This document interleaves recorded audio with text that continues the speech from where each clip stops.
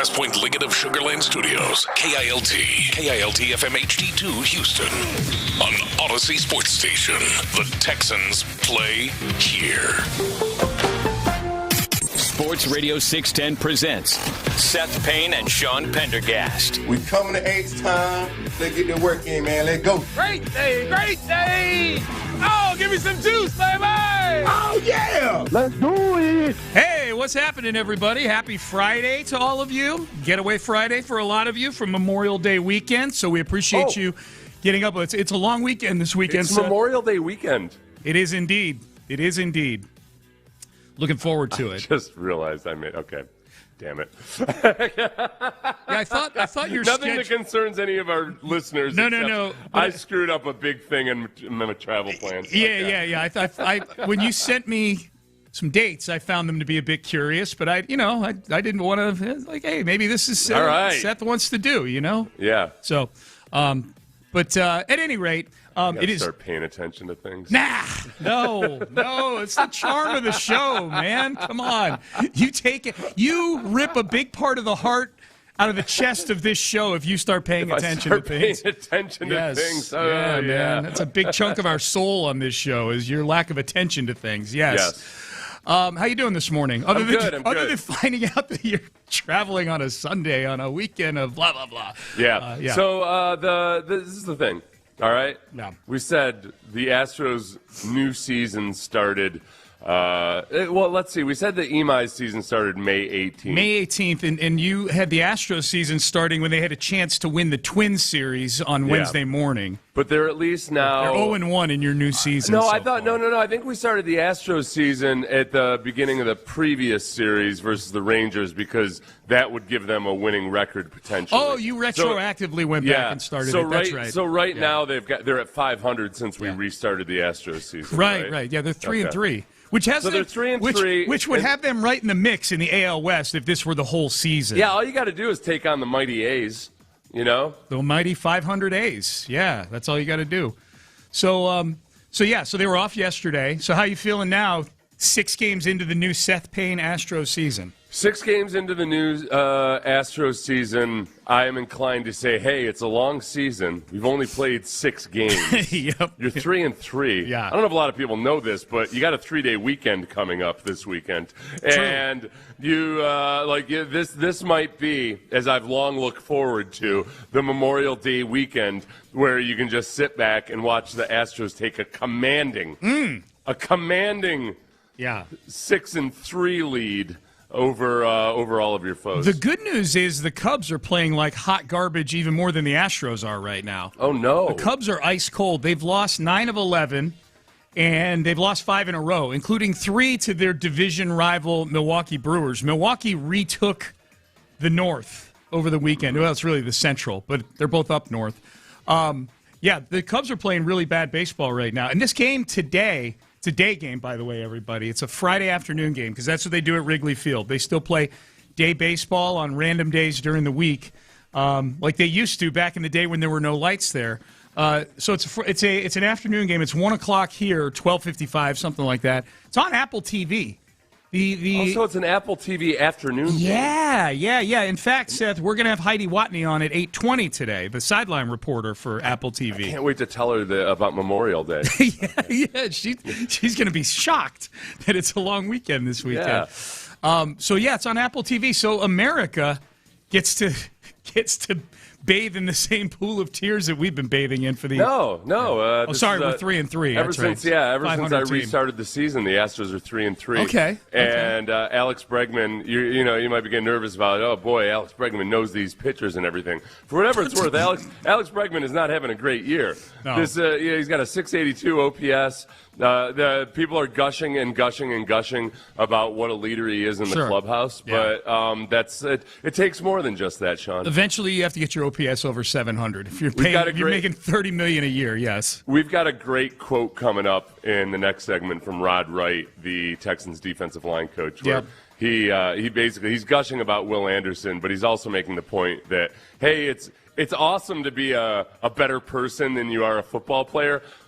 but you better be a pretty good damn football player if that's your calling card. Finally, somebody said it. Yes. He said it about, he's saying with Will, it's really hard to be a better person than football player when you're Will Anderson. Yes. But if you're anybody else and you're thinking, boy, this is a swell organization, and the Texans are going to appreciate that I'm a good fella. No. Yeah, no. You gotta hit the prerequisite of being a really good football player. You better go get 14 sacks if that's going to be the case. Yeah. So I'm looking forward to I haven't listened to any of the Rod Wright that you sent because I wanted to listen to it fresh. I wanted to listen to it cold. You know what? And it's like a month-old interview that they did on Texans All Access, but it was right before the draft, and it kind of got lost in the shuffle. So I'm glad Texans Jacob, one of our listeners, had tweeted out a clip from it yesterday, and it made me go back and watch the whole interview. We got some good curators in our Texans audience. I will say that between Texans Jacob and Garrett from Stressens, they serve a purpose out there, man, for guys like you and me, just kind of. Well, especially this time of the year when there's not all that much actual news got going OTAs on. next week, Seth. We got the schedule for OTAs. You and I will be allowed to be out there on Thursday next week. Thursday, we're allowed on Thursday. So they're out there on Wednesday, and then we're allowed on Thursday? Yep. Okay. Thursday's the one day the media are going to be out at OTAs. So, so we'll be out there, and then they got some OTAs the next week, and they got minicamp. I'm more looking forward to the press conferences than I am the actual OTAs themselves. There are things at OTAs I'm looking forward to. I'm looking forward because they'll trot some walkthrough, skeleton depth chart stuff out there. They'll be just walking through some things. I'll be anxious to see who the first 5 group of offensive linemen are out there for sure. See where they've got Keelan Rutledge lined up and things like that. And then, we'll always talk about how you don't read too much into that, which is true. They shuffle guys around and everything, and sometimes during training camp we go way overboard and saying, oh my gosh, such and such started at left guard today. What's it all mean? And it doesn't mean anything. But over time, when you start seeing guys, rookies especially, work with the ones a lot more frequently, then that means something. Yeah, well, and they've shown they're not afraid to work the rookies with the with the ones really quickly with Kamari Lassiter a few years ago. So we'll see if Keelan Rutledge gets that treatment or not. At the center position especially. Right. If there might come a point where all of a sudden Keelan Rutledge is always out there working at center with the ones, and it's okay to read into that. Yep. We'll talk. We'll hear from Rod Wright in the next segment. Back to the Astros for a second. So they're in Chicago. They've got the Cubs this weekend at Wrigley. The Cubs, even with the bad stretch of baseball they're on, they're still a playoff team in the National League. They'd be a wild card. They'd be the second wild card team right now. They're 29 and 21 on the season, which feels like the promised land, even for the new Astros. Seth, 29 and 21 feels pretty good for a 3-3 baseball team right now. Yeah, Arrighetti, Tang, and Lambert are your 3 starters this weekend. So these are the 3 guys that have been your best starters over this recent stretch of the pitching staff starting to get it together. And that's probably the most frustrating thing for people with the Astros, Seth, is early in the season, the Astros are hitting at a pace and walking at a pace and being disciplined at the plate in a place where they were at the top of the league, and the pitching was historically bad. Like 1 earned run worse than every other team in baseball.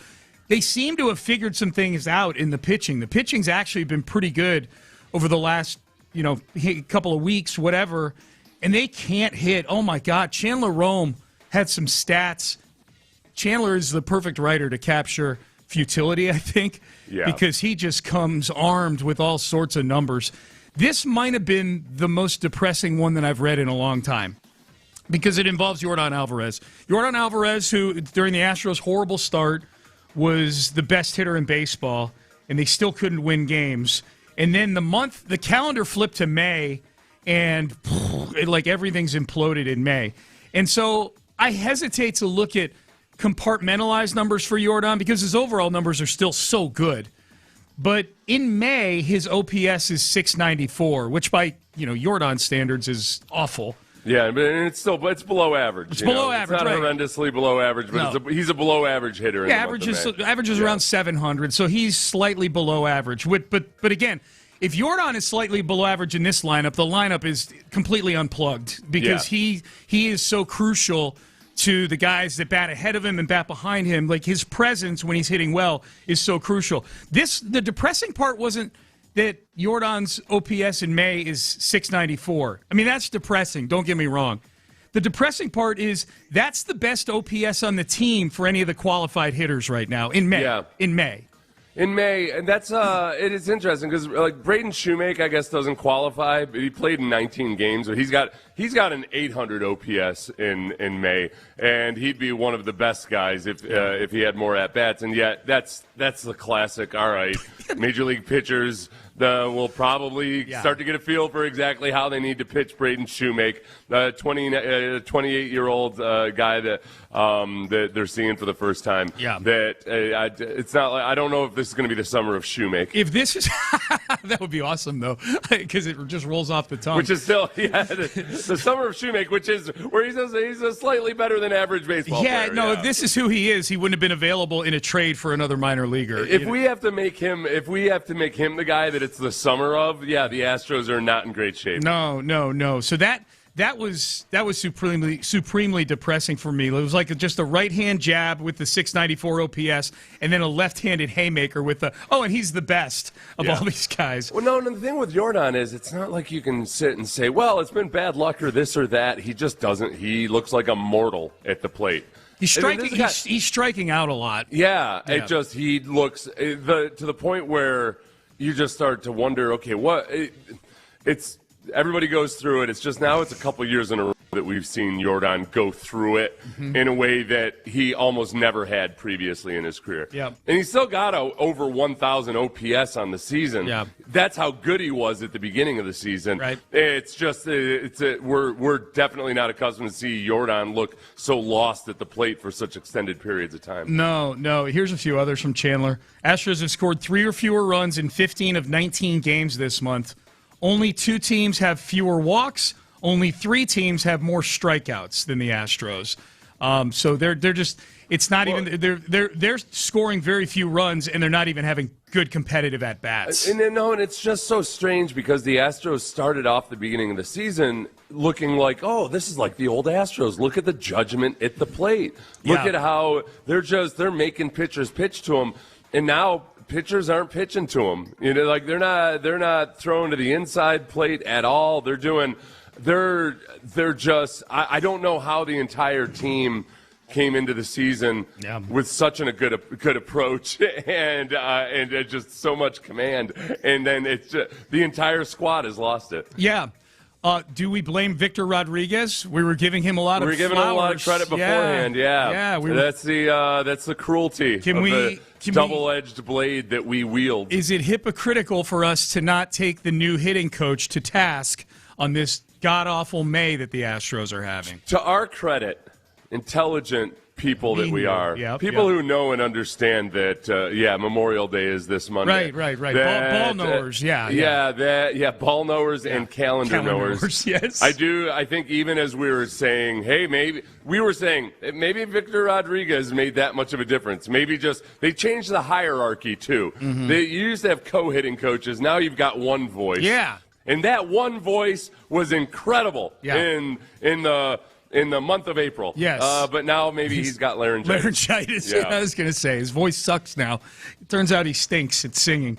One scout, this is more from Chandler, one scout looked at the Sugarland team and basically said there's no MLB position players on this roster right now. Yeah. To be fair, it's because a lot of them are up in the majors. So that's true. Yeah, that's true. Hey, our AAA team is currently playing Major League Baseball games, But that's the thing, too, though. I don't even know how many of these guys that are playing for the Astros. Are bona fide pros. They're here out of necessity. They're not here because they earned it. Right. And so I don't even know. That's the big thing for me. And I saw Chandler and Tyler Stafford on their podcast. And I think they were – I can't remember the 2 of them were talking about this or if they had Reddick on talking about this with them, Josh Reddick. But they were saying something that you and I were saying the other day, which is the scary thing about this is you're injured guys. I know Correa's done for the year and Altuve's got an oblique, but you're starting to get guys back now. And it's not like Altuve was hitting all that well before he suffered this oblique injury. Like a lot of these guys had plummeted into the toilet after a really hot start.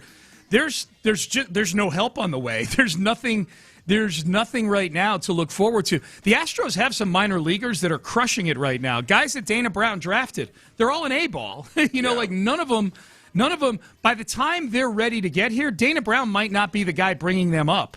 He might be gone by the time they're in fact, if I had to bet, I bet he would be gone because none of them are coming up this year. And do you think Dana Brown, if it keeps going like this, do you think if it keeps going like this, Seth, they're on pace, what are they, 20 and 30, something like that right now. So they won 40% of their games. You win 40% of your games in a 162-game season, you're one of the worst teams in baseball. It's a 65-win season. There's no way Joe Espada and Dana Brown survive a 65-win season when neither of them have a contract after this year. No, and especially when Dana Brown was supposed to be the guy that came in and restocked the farm system. And then you're reading about how the Astros don't have any viable options in their minor league system. Right. Right. Like that part of it is, I think that you had retweeted somebody yesterday who said that there was a lack of accountability from the leadership of the Astros. I did? I thought you did. Ooh, I don't know. Maybe that was an older one that just came on my timeline. Yeah.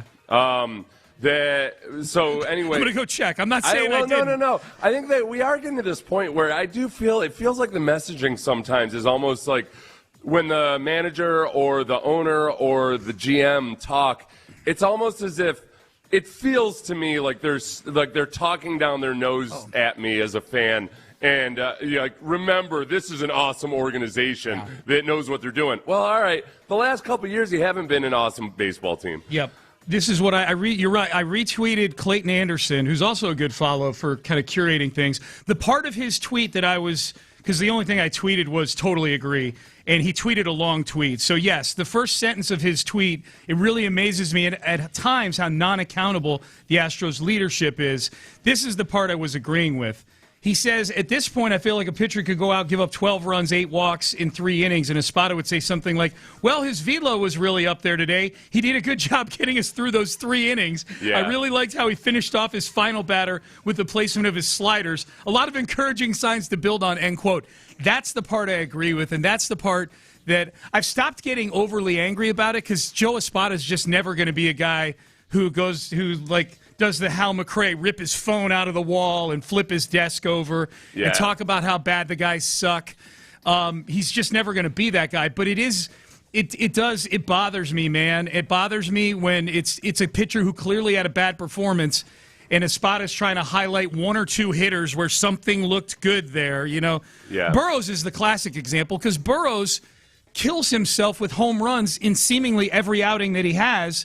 And it ultimately turns into Espada saying, it's just those 2 pitches. It's just, okay, well, what about the guys that were on base for the home run? Right. Like it was, Yeah, right. It's just one bad pitch. We're not going to crush them for that. It's a 3-run homer. We're that old because when you go through a rough stretch and you're a genuinely good baseball team and you're going to ALCSs regularly, it does make sense. That old baseball, keeping an even keel mentality and everything, it all does make sense. But now we're pushing, 3 years of this now of them talking like it's still that same organization. Right. And you start to worry about, all right, what level of the rat poison did they consume to where they just feel like, well, hey, we're the Astros. It's this all works out. We take no-name pitchers and turn them into something special. No. We're going to get the very best performances out of these 35-year-olds. Yeah. It's not that simple when you're not winning playoff games. It is not, for sure. All right. For series. Yep.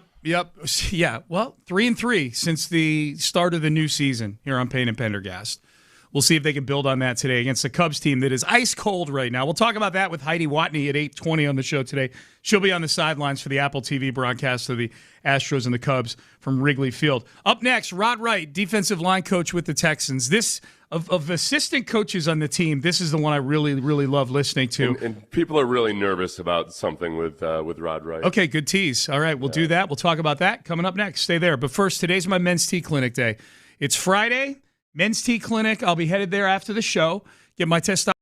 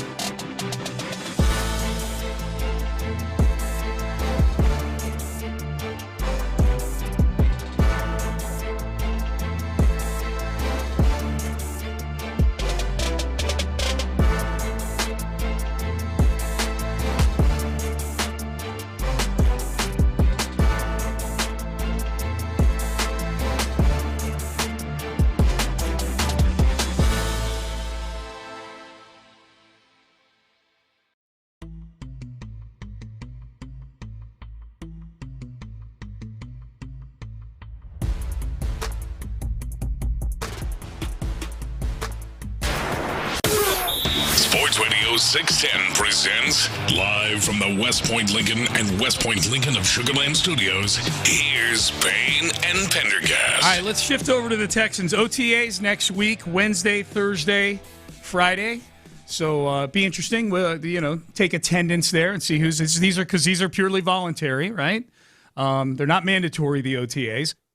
But I would imagine the Texans have better attendance than most teams at theirs. They seem to have a lot of guys that enjoy things like playing football and practicing the football and things like that. Yeah, they do. It's pretty cool. Like, I don't think D'Amico, coaches always kind of talk carefully about these voluntary activities because they can get hit with fines if they make it seem like it's mandatory. But it's relatively rare for a Texans veteran to not be at these things. Yeah, even Stephon Diggs, when he wasn't there, it was he had just signed relatively recently. And it's a non-story usually. Yep.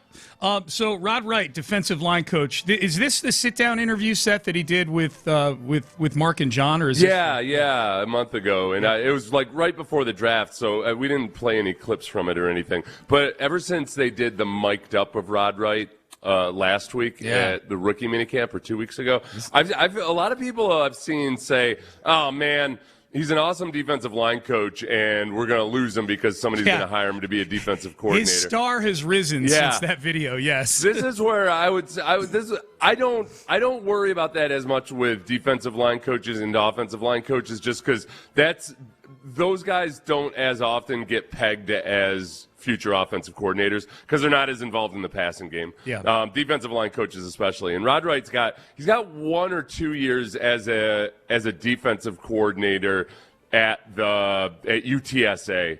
I think just 1 year as a co-defensive coordinator at UTSA. Okay. He's been a defensive line coach his entire career. So I think that with Rod Wright, as long as the Texans pay him a competitive salary, what you hope is that he might end up becoming kind of like the Texans defensive line version of what Jeff Stoutland was for so many years for the offensive line up in Philadelphia. Dude, and he's there. He's a lifer. He's a really good. There's a bunch of really good defensive line coaches and offensive line coaches that just build their reputation as just that. And the reason they have extreme attention to detail, and they're not worrying about the passing game and coverages and everything because they're working on the nuts and the bolts of playing defensive line. Dude, if that's what Rod Wright is, and we'll get to the audio here, I promise. But if that's what Rod Wright is on the defensive side of the ball, and if that's what Cole Popovich is on the offensive side, and the other coach, D'Amico Ryans and Nick Caserio, they talk about Cole Popovich in glowing terms.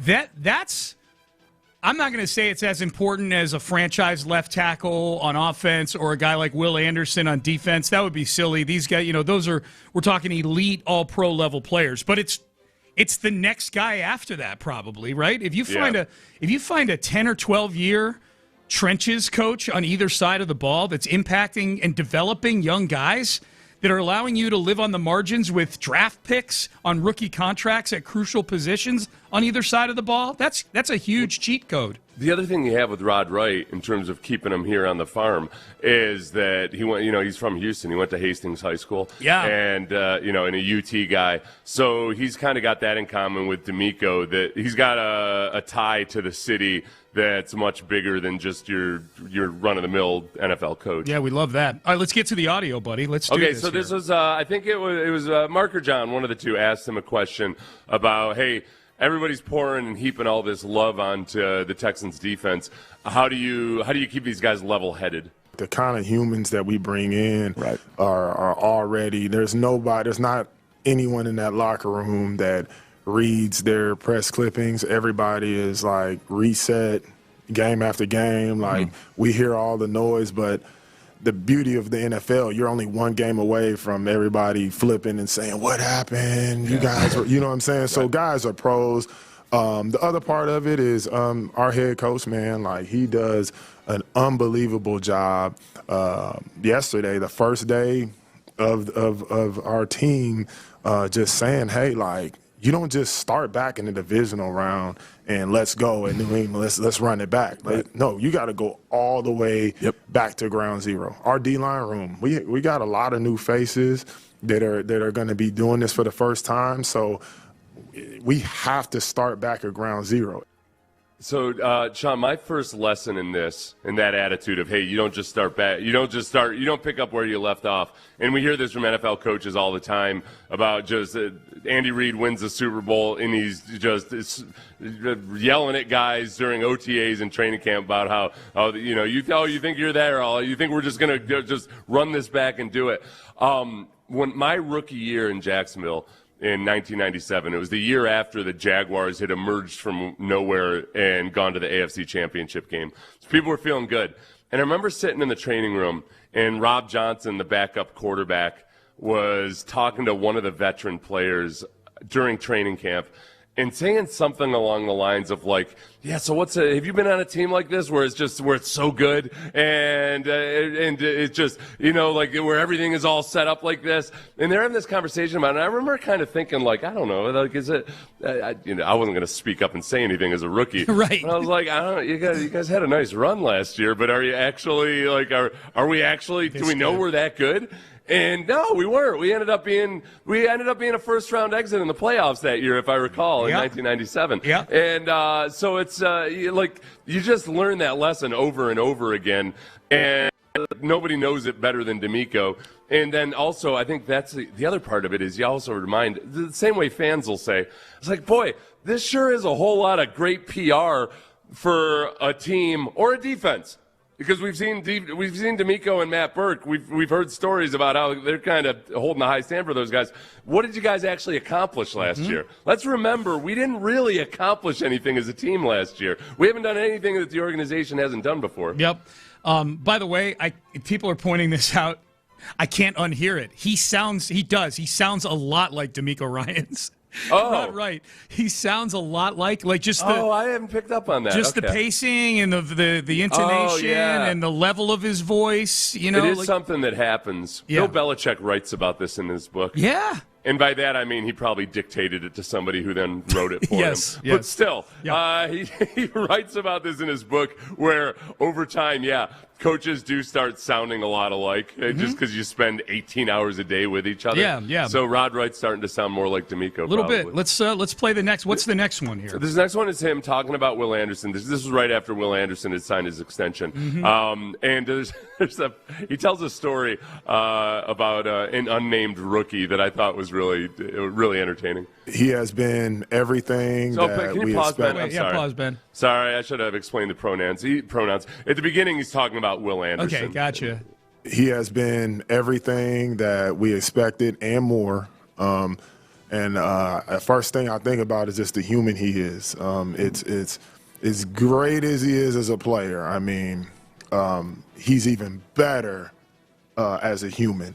And I remember we had a young guy as a rookie talk about he's a better person than he is a player. And one thing I told him, I said, well, you better be pretty good, really good as a player, because it's easy to be a better person than you are a player if you're not a good player. You know what I'm saying? So I said, if you say that, you better be pretty doggone good. And Will is great. And for me to say he's a better person, I mean, y'all see him on the field as a person, even better. And he cares about that, and that's why he is what he is, man. He's a leader. He's somebody that always wants to get better, and that's why he continues to evolve every year. I love hearing that. I need to know who this player is. I want to know. I need to know who this defensive lineman was, this rookie. Said it was a rookie. Who said, I'm a better person than I am as a player. And Rod Wright was like, cool, bro. Yeah. Hey, listen. Yeah. You know who else? We're not giving you the Humanitarian of the Year award here. Okay, well, we're not going to give you a guaranteed contract because you're a swell fella. You know who else is a better person than he is a football player? Yeah. Sean Pendergast. Yeah, that's right. Yep. And yet you're not qualified to play for the Houston Texans. My phone has not rang yet to be an undrafted free agent. They've not called me yet. So yeah. I don't know who that would be other than I was looking through some of the D-line draft picks at least. So I don't know. Was it Marcus Harris? Was it Keontae Hamilton? I don't know. Oh, okay. So you think it could have been a rookie like from a previous year. Okay, I was thinking. Yeah. I don't know if you would have told the story if it was. Well, this was Yeah, who knows? Maybe it was one of the rookies from this year. Yeah, it could have been. Yeah, it could. Yeah, it could be anything. If that's the case, then it makes it very ezy to speculate. But I'm not going to do that. Well, no, because you got the undrafted rookie free agents. That's true. Too. Yeah, that's true. You have those guys. Do we want to hit this last one here, Seth? This was. Do we have to? Let's see. What's this? We got about 30 seconds. 30 seconds or so. You want to save it? Yeah, we'll save it for later. Save it. Yeah. I like Rod Wright. I like listening to him. It does. It feels like I'm listening to D'Amico Ryans a little bit. Like multiple texts from different people. He sounds just like D'Amico Ryans.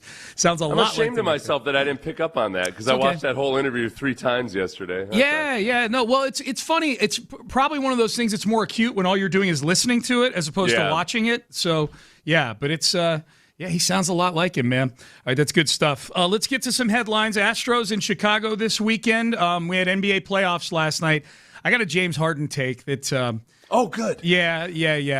We'll see if the people agree with me on this one, but they lost again last night. We'll talk about that. And we got some NFL news as well, including a contract extension for a quarterback. I think this is interesting if you're a Texans fan to take a look at the contract that got extended yesterday. We'll do all that in headlines. We'll do it coming up next. This show is sponsored by BetterHelp.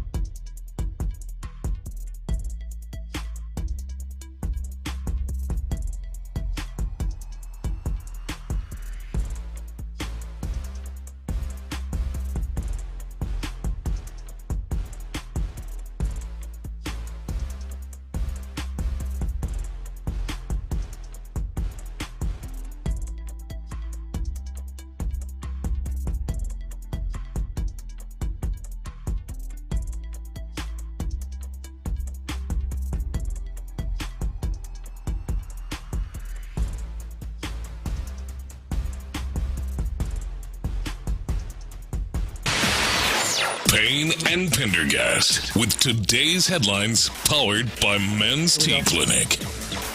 All right, let's get to headlines powered by the Men's Tea Clinic. We'll start with the Astros. They were off yesterday. They are back at it this afternoon. A 1 o'clock start at Wrigley Field on a Friday afternoon.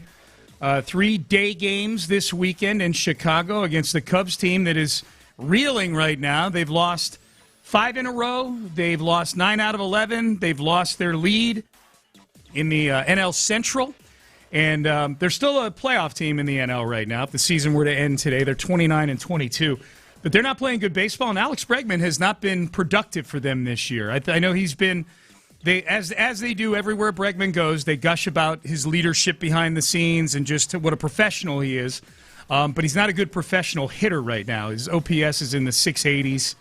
But this will be the first chance for Astros fans to get a look at Bregman in a Cubs uniform today.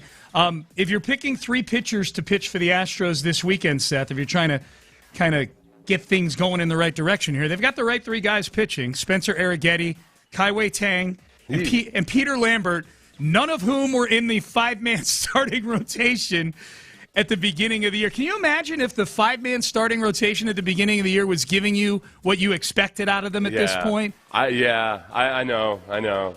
But instead, it's the Arrighetti, Tang, Lambert, hammer gauntlet right there. I guess, okay, so I didn't know if you were saying it facetiously or not, because Lambert's done some really good things, but the last couple outings have been kind of... I feel like, this is what I'm annoyed by. I feel like we're heaping credit on guys simply for going, if they go 7 innings, we act like they're a Cy Young winner. Yeah. I mean, he's given up 8 earned runs in his last 2 outings. Yeah. So I didn't know if you were being sarcastic. No. He's been their 3rd most solid pitcher lately, behind Arrighetti and Tang, probably. I mean, he's been... Yeah. Burrows is worse. Imai is definitely worse. And the other than that, they do a bunch of bullpen games. Right. No. Yeah. I'm just a little bit nervous that Lambert, maybe the roses off the bloom. Yeah, no. He's got to come back and reel me back in. I share those same concerns. No, yeah. My point is he's been pitching above his head in the aggregate. Yeah, he's been pitching above his head. But Arrighetti, look, the Astros don't have many must-see things right now. Yeah. Arrighetti on Apple TV today, at least the nation is going to be getting a good look at probably the Astros, other than Jordan, the best chance to get a guy into the All-Star game on the Astros this year. And then we'll probably see Imai on Monday. Is that the most likely scenario? I would guess so. Yeah, not in this series. He would have been up on Saturday with his normal extra day of rest. Yeah. Right? So, but they got so many good pitchers right now. How do you cram them all in? He pitched on Monday this past week. So, he's not starting in this series. So, I would guess we'll see him on Monday when this Cubs series is over. So that's this weekend. NBA playoffs last night.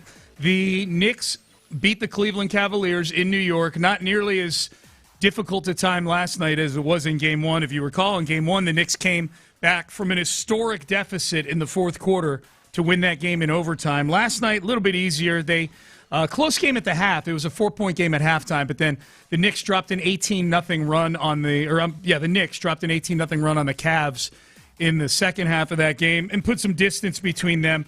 This is my take on James Harden, Seth, and we've had our fun with James Harden. I know I have for sure. He's just old now. Yeah. He's just old. This is when you're 28 years old and you're getting beat on defense than the way he used to at times. Then you could attribute it to effort because you're still in your heyday athletically. He's just a non-factor out there in a 7-game series against a good team like this. Yeah. Couldn't shoot the basketball, didn't turn the ball over at all in the game. Largely because he was just a big zero out there. They weren't running anything through him. I mean, he put up 15 shots in the game, and he went 3 for 7 from 3-point range. But he's just not impactful anymore. And on defense, he's a liability.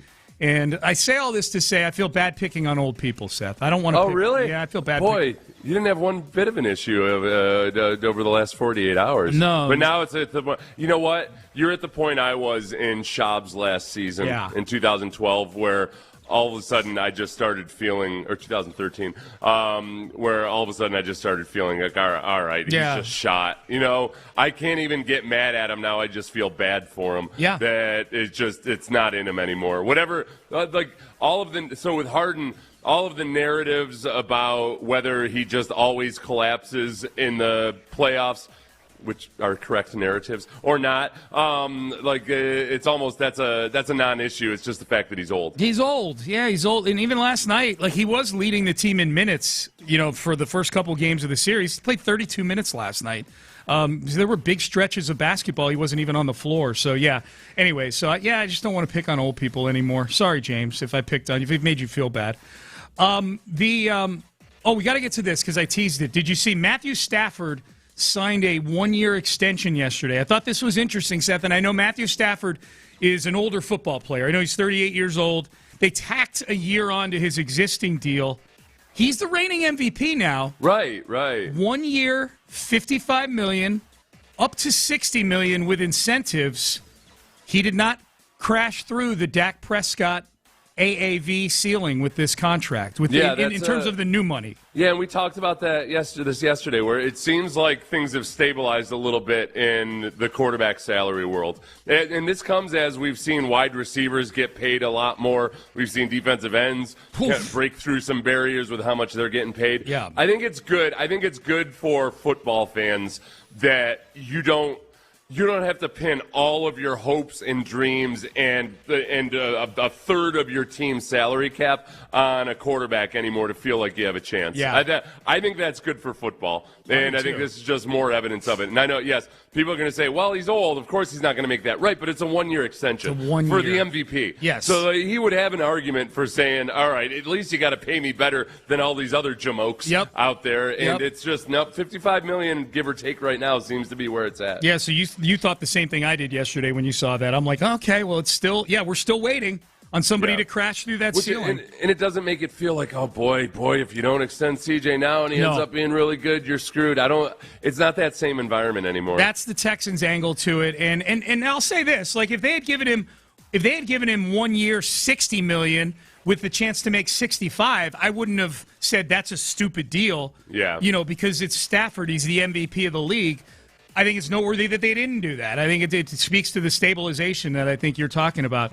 I don't know what to make of Joe Schoen getting an extension in New York. Joe Schoen, the GM of the Giants. I have no idea what to make of this. Everybody, a multi-year extension. And by the way, so in a quick 30 seconds on the Giants, I'm starting to get annoyed a little bit because it feels like every article I read that involves the Giants, people are talking about the Giants like they just pulled off the coup of the century by hiring John Harbaugh, and that now everything is awesome in New York. Meanwhile, Malik Neighbors, according to John Harbaugh, has kind of a finicky situation going on with his surgically repaired knee right now, and they don't know when he's going to be back. It's not your normal run-of-the-mill knee injury, he claims. And, so I'm starting to get annoyed with the Giants. I look forward to facing the Giants this year because I've started to hate them already. Me too. Yeah. Joe Schoen they're 13-38 the last 3 seasons, gets a multi-year extension. I think, probably a lot of say in that? John Harbaugh. And John Harbaugh probably looks at Joe Schoen like, all right, this is a guy who's not going to fight me on anything. He just likes having his job. I can control. Yeah, absolutely. Yeah. I think that's in play. I think it's absolutely in play. It's not like the guy's done a good job as a GM, All right, Payne and Pendergast with you. Those are your headlines for today, brought to you by the Men's Tea Clinic. Bill Barnwell had the best move and the worst move for all 32 NFL teams. What did he have for the Texans? A little surprised by one of these. So I went ahead, Seth, and I power ranked my 9 best moves for the Texans this offseason. I sat down and I did the Barnwell exercise in detail yesterday. We'll see if you agree with these. We'll rapid fire these in the next segment, coming up next. Hey, you work hard. You deserve extended financial.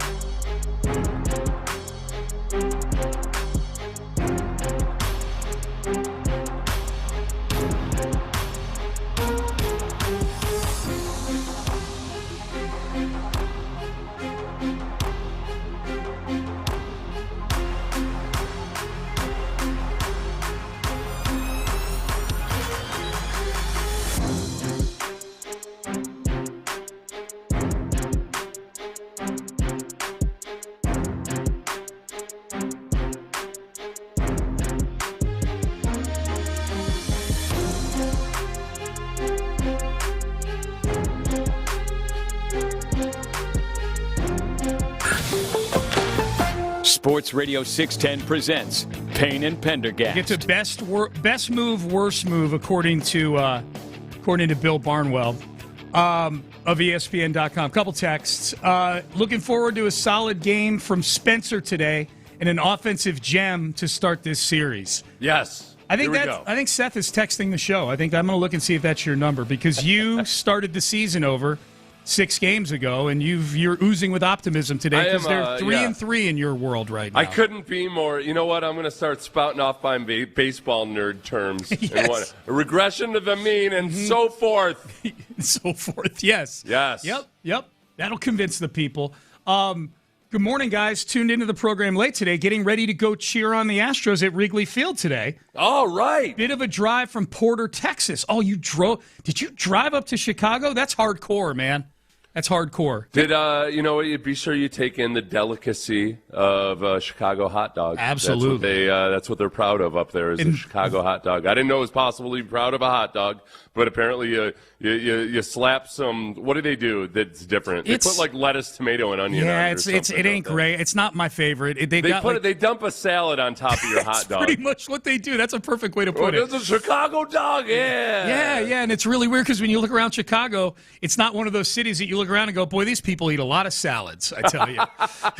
Well, they eat salads on top of hot dogs. On top of hot dogs. That's how they get their veggies. They put them on their hot dogs. Yes. Every time I fly through Chicago, I do try to get a Chicago hot dog if I have the time, just because because I love America.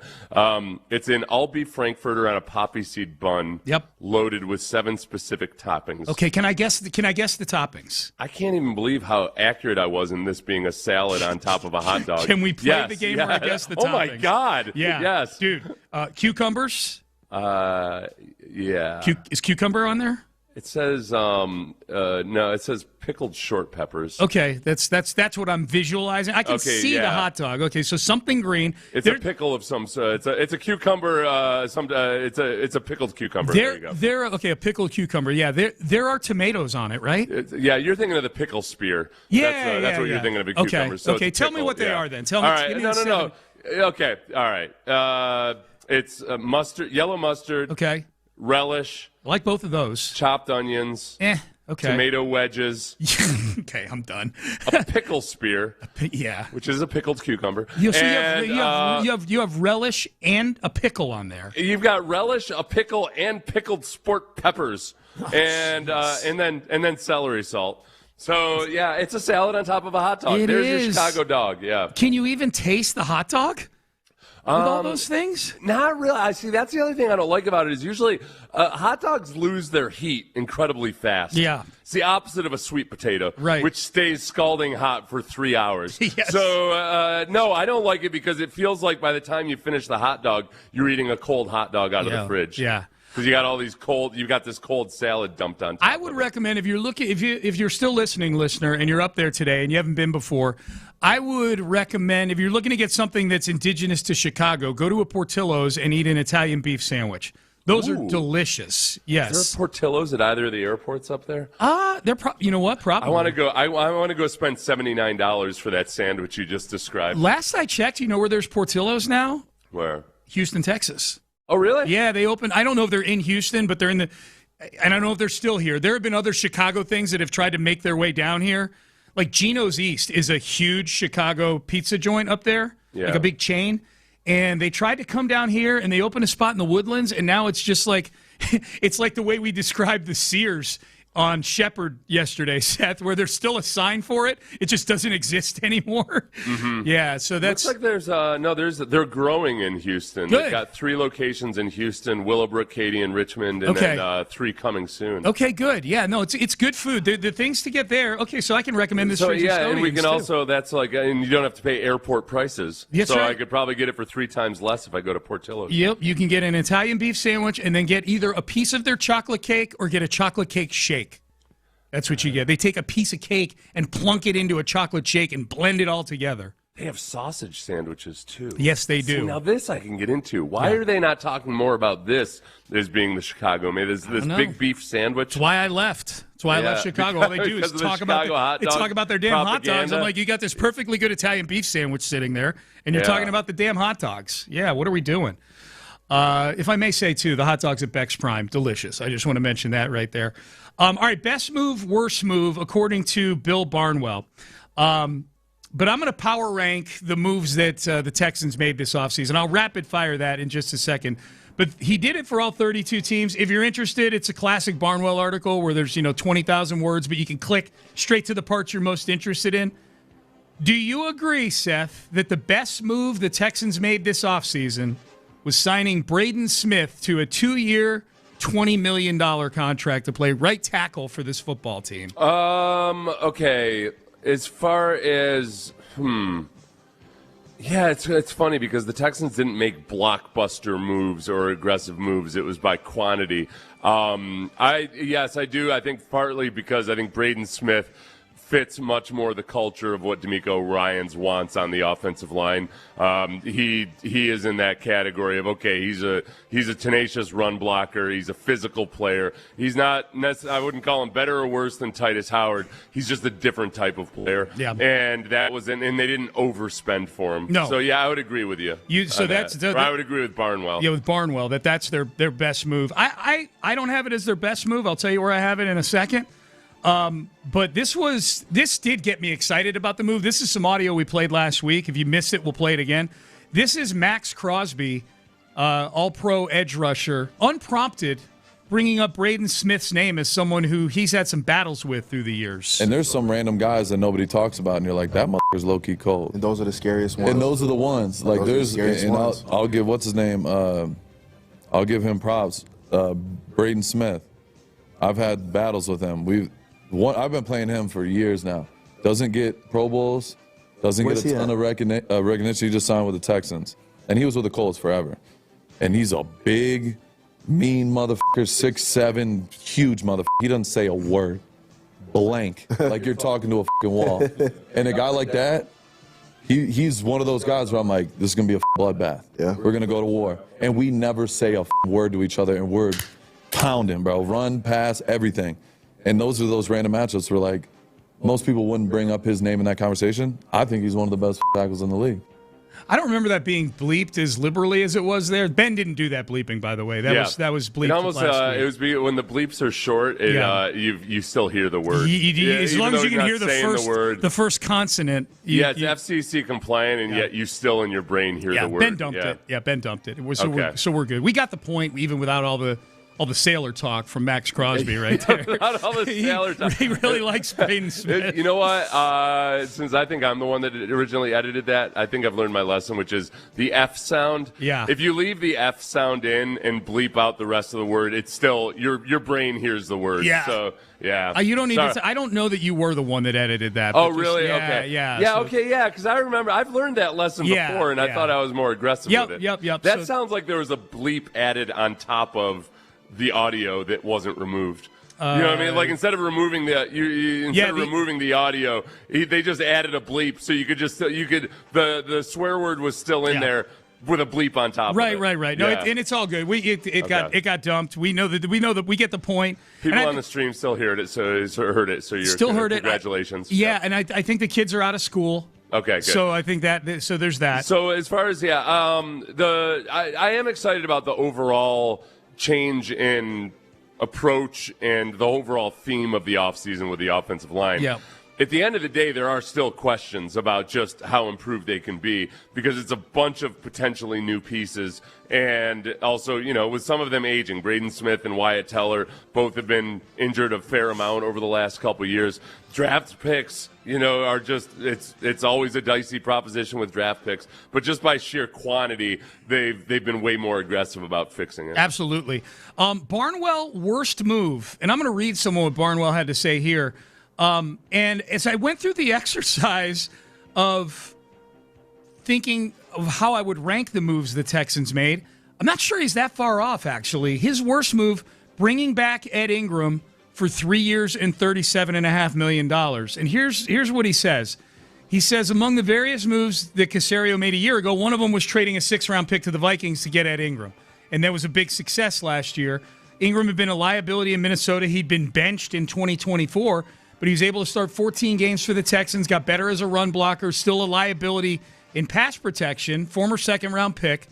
there's a price for which bringing Ingram back would make sense, but on this deal, Ingram is making $15 million in 2026, and half of his salary in 2027 is fully guaranteed. Yeah. So Barnwell doesn't mind them bringing back Ed Ingram. He's got an issue bringing him back at $13.5 million a year. I have an issue with the way he framed that, and just put the biggest number he could there. It's a $12.5 million contract per year. If I remember correctly. Yeah. So I think that honestly, that's where guards and centers are getting paid more now. They're starting to catch up to the tackles somewhat. I thought that was a very fair price for Ed Ingram. Everything he said about, he's a better run blocker than he is a pass protector, that is true. Yeah. But in fitting with the theme of what the Texans are trying to do, it's that they've focused really heavily on run blocking, and Ed Ingram is one of the best run blockers in the league. The thing about that philosophy, because I know you should be skeptical of it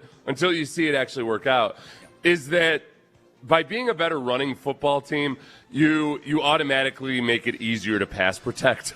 Just by defenses needing to respect both elements of your game by making the play action as effective as possible. But the actual pass protection, it's Ingram's, I think it's sometimes overstated because of some of Ingram's bad losses. I think it's overstated sometimes the criticism of his pass protection. Yeah. He's got to clean some things up, but some of his bad losses are kind of tied to his overall aggressive attitude. Sometimes he gets overly aggressive in pass protection and goes on the attack when he needs to be more passive, and that's the price you pay for having a guy that's super aggressive in the run blocking. That's something I hope Colt Popovich can kind of iron out of his game this year. It's funny, as I was trying to kind of power rank these moves that the Texans, I've got 10 moves they made that I sort of power ranked here, and we'll go through them quickly. We won't dig into all of them deep.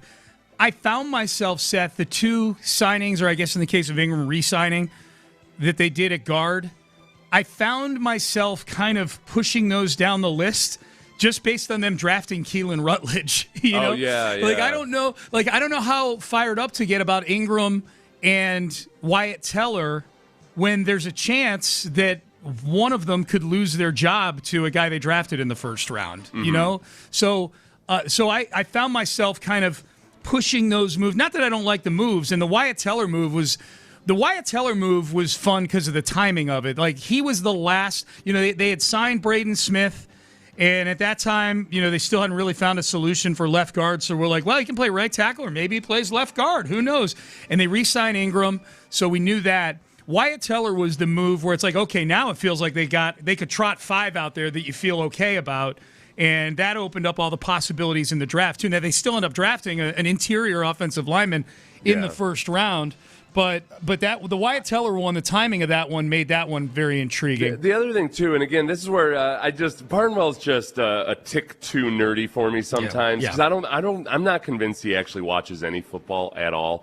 And I'm like, that's his niche. But, man, he's the 20th highest paid guard based on this contract, where he was a free agent, an actual free agent this year. So there's a really good chance if he had gone out in free agency, just whether you love him or hate him as a player, like he was one of the more viable guards in free agency. He'd probably be higher than the 20th paid guard. So I can't knock the Texans on doing that. That thing that's hard to do, which is to bring a guy back into the fold before he hits free agency, when he's just a couple of weeks away from potentially really big money. Yeah. So for a guy that's the 20th highest paid guard now, by the end of next offseason, it'll probably be the 30th or 35th highest paid guard. I thought it was a really reasonable contract. And it tells me that whatever his process was behind the scenes for the season that he was a Texan is a sound process. They like the way he works. Otherwise, they wouldn't have brought him back. They had a year of intel on him. They were able to evaluate him. And they liked him, and they've got a pretty good eye for these kind of things, So here are mine. I'm going to rapid fire these. I've got 10 here. If I were doing this thing, instead of doing Barnwell best move, worst move style, if I were doing Pendergast power ranking style, number 10, Foster Moreau signing. Fortifying that tight end room, finding a tight end who actually likes blocking. It seems like, right? Dalton likes it. He's just not as good as he'd like to be. Likes it and is good at it. Fair point. I think he's better. When he's healthy, I think he's better than we give him credit for. Probably so. But I think Foster Moreau, that made, it's 10th. So that made some sense. Actually, the next two, 9 and 8, are the two guard signings we were just talking about. I have bringing back Ed Ingram, 9. I've got signing Wyatt Teller, 8. And again, part of that, as I just mentioned, part of that is that I was going through this process because I took all the moves and I put them on a just randomly list and then I ranked them all. I just found myself getting less excited about those knowing they drafted a guard in the first round. Like, who could lose their job here, or is Keelan Rutledge going to be the center? And if that's the case, I'm a little nervous about that. So there's just some trepidation about the whole sequence of the guard. I like that they got all these bodies in there, but if I'm individualizing the moves, that's where they are for me. I have number 7, bringing back Trent Brown. I actually have that above the signings of the 2 guards, like bringing Trent Brown back as a piece. Yeah. Who right now is probably a depth piece, but I think it'll be competitive with him and Braden Smith at right tackle. I think that Leger Doable, however his name is. Duzable. I thought he made a really good point that I haven't heard a lot of people talk about nationally, which is just simply the overall depth of the offensive line. Yeah. Where, Nick had mentioned, you're going to have to play 8, 9, 10 guys during the season at some point. And that's exactly what did the Texans in last year, was when Trent Brown went down, the offensive line changes completely when you go into that Patriots game without Trent Brown. It's like they clearly didn't have enough quality depth last year. I think they've got a much better chance of having quality depth this year. Yeah, and that line played well when Trent Brown was out there last year. I think bringing him back on a 1-year, $7 million deal, and especially it sounds like he's got a heightened level of focus on making sure he's head-to-toe healthy coming into the season. I don't know what that looks like, but he's at least acknowledging that health has been an issue for him over the past few years. Over his entire career. Right.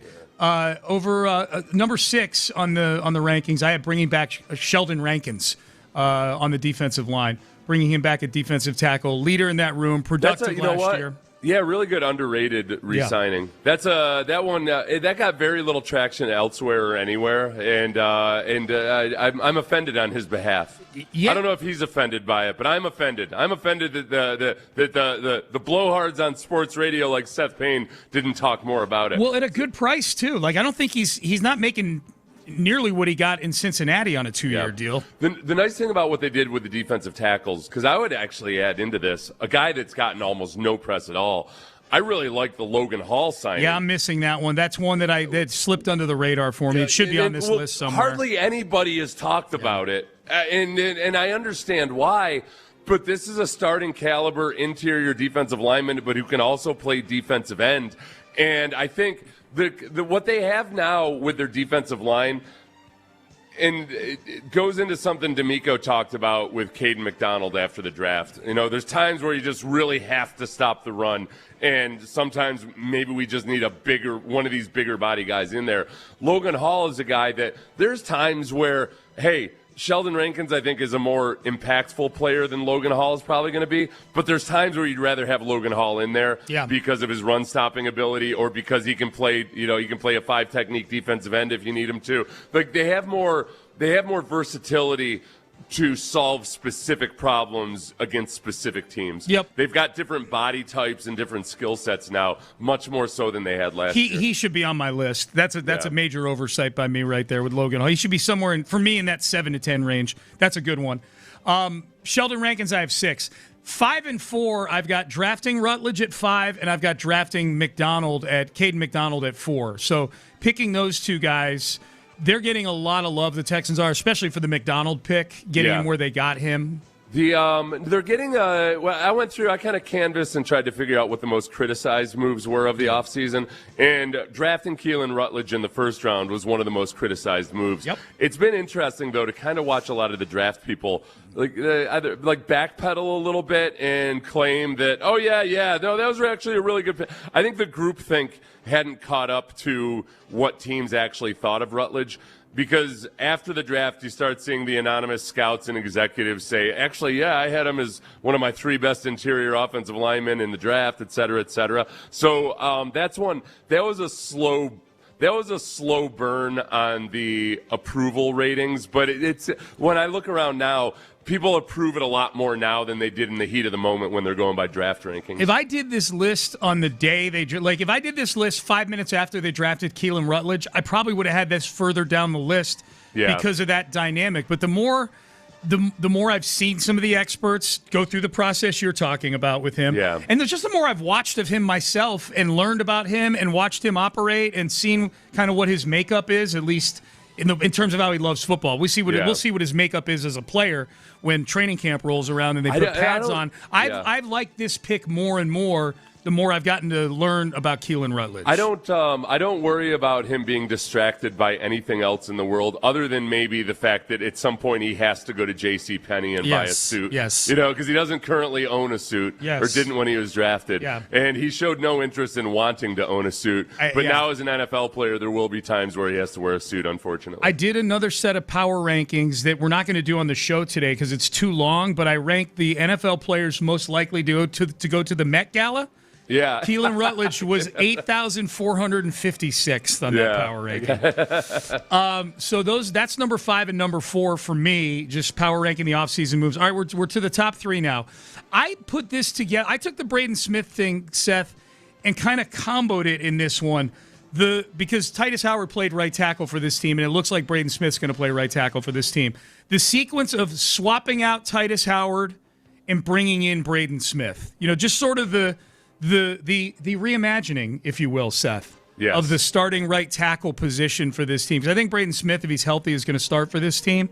And because of the makeup part of it, we like Titus personally. Like I like Titus personally. Titus, though, was not what Max Crosby described in that cut we played, that curse-laden cut that we played 12 minutes ago. Look, he's not nasty. And I thought he's just fine as a right tackle. A lot of times, a lot of people got mad at me because I would insist he's fine. He's not awesome. He's not awful.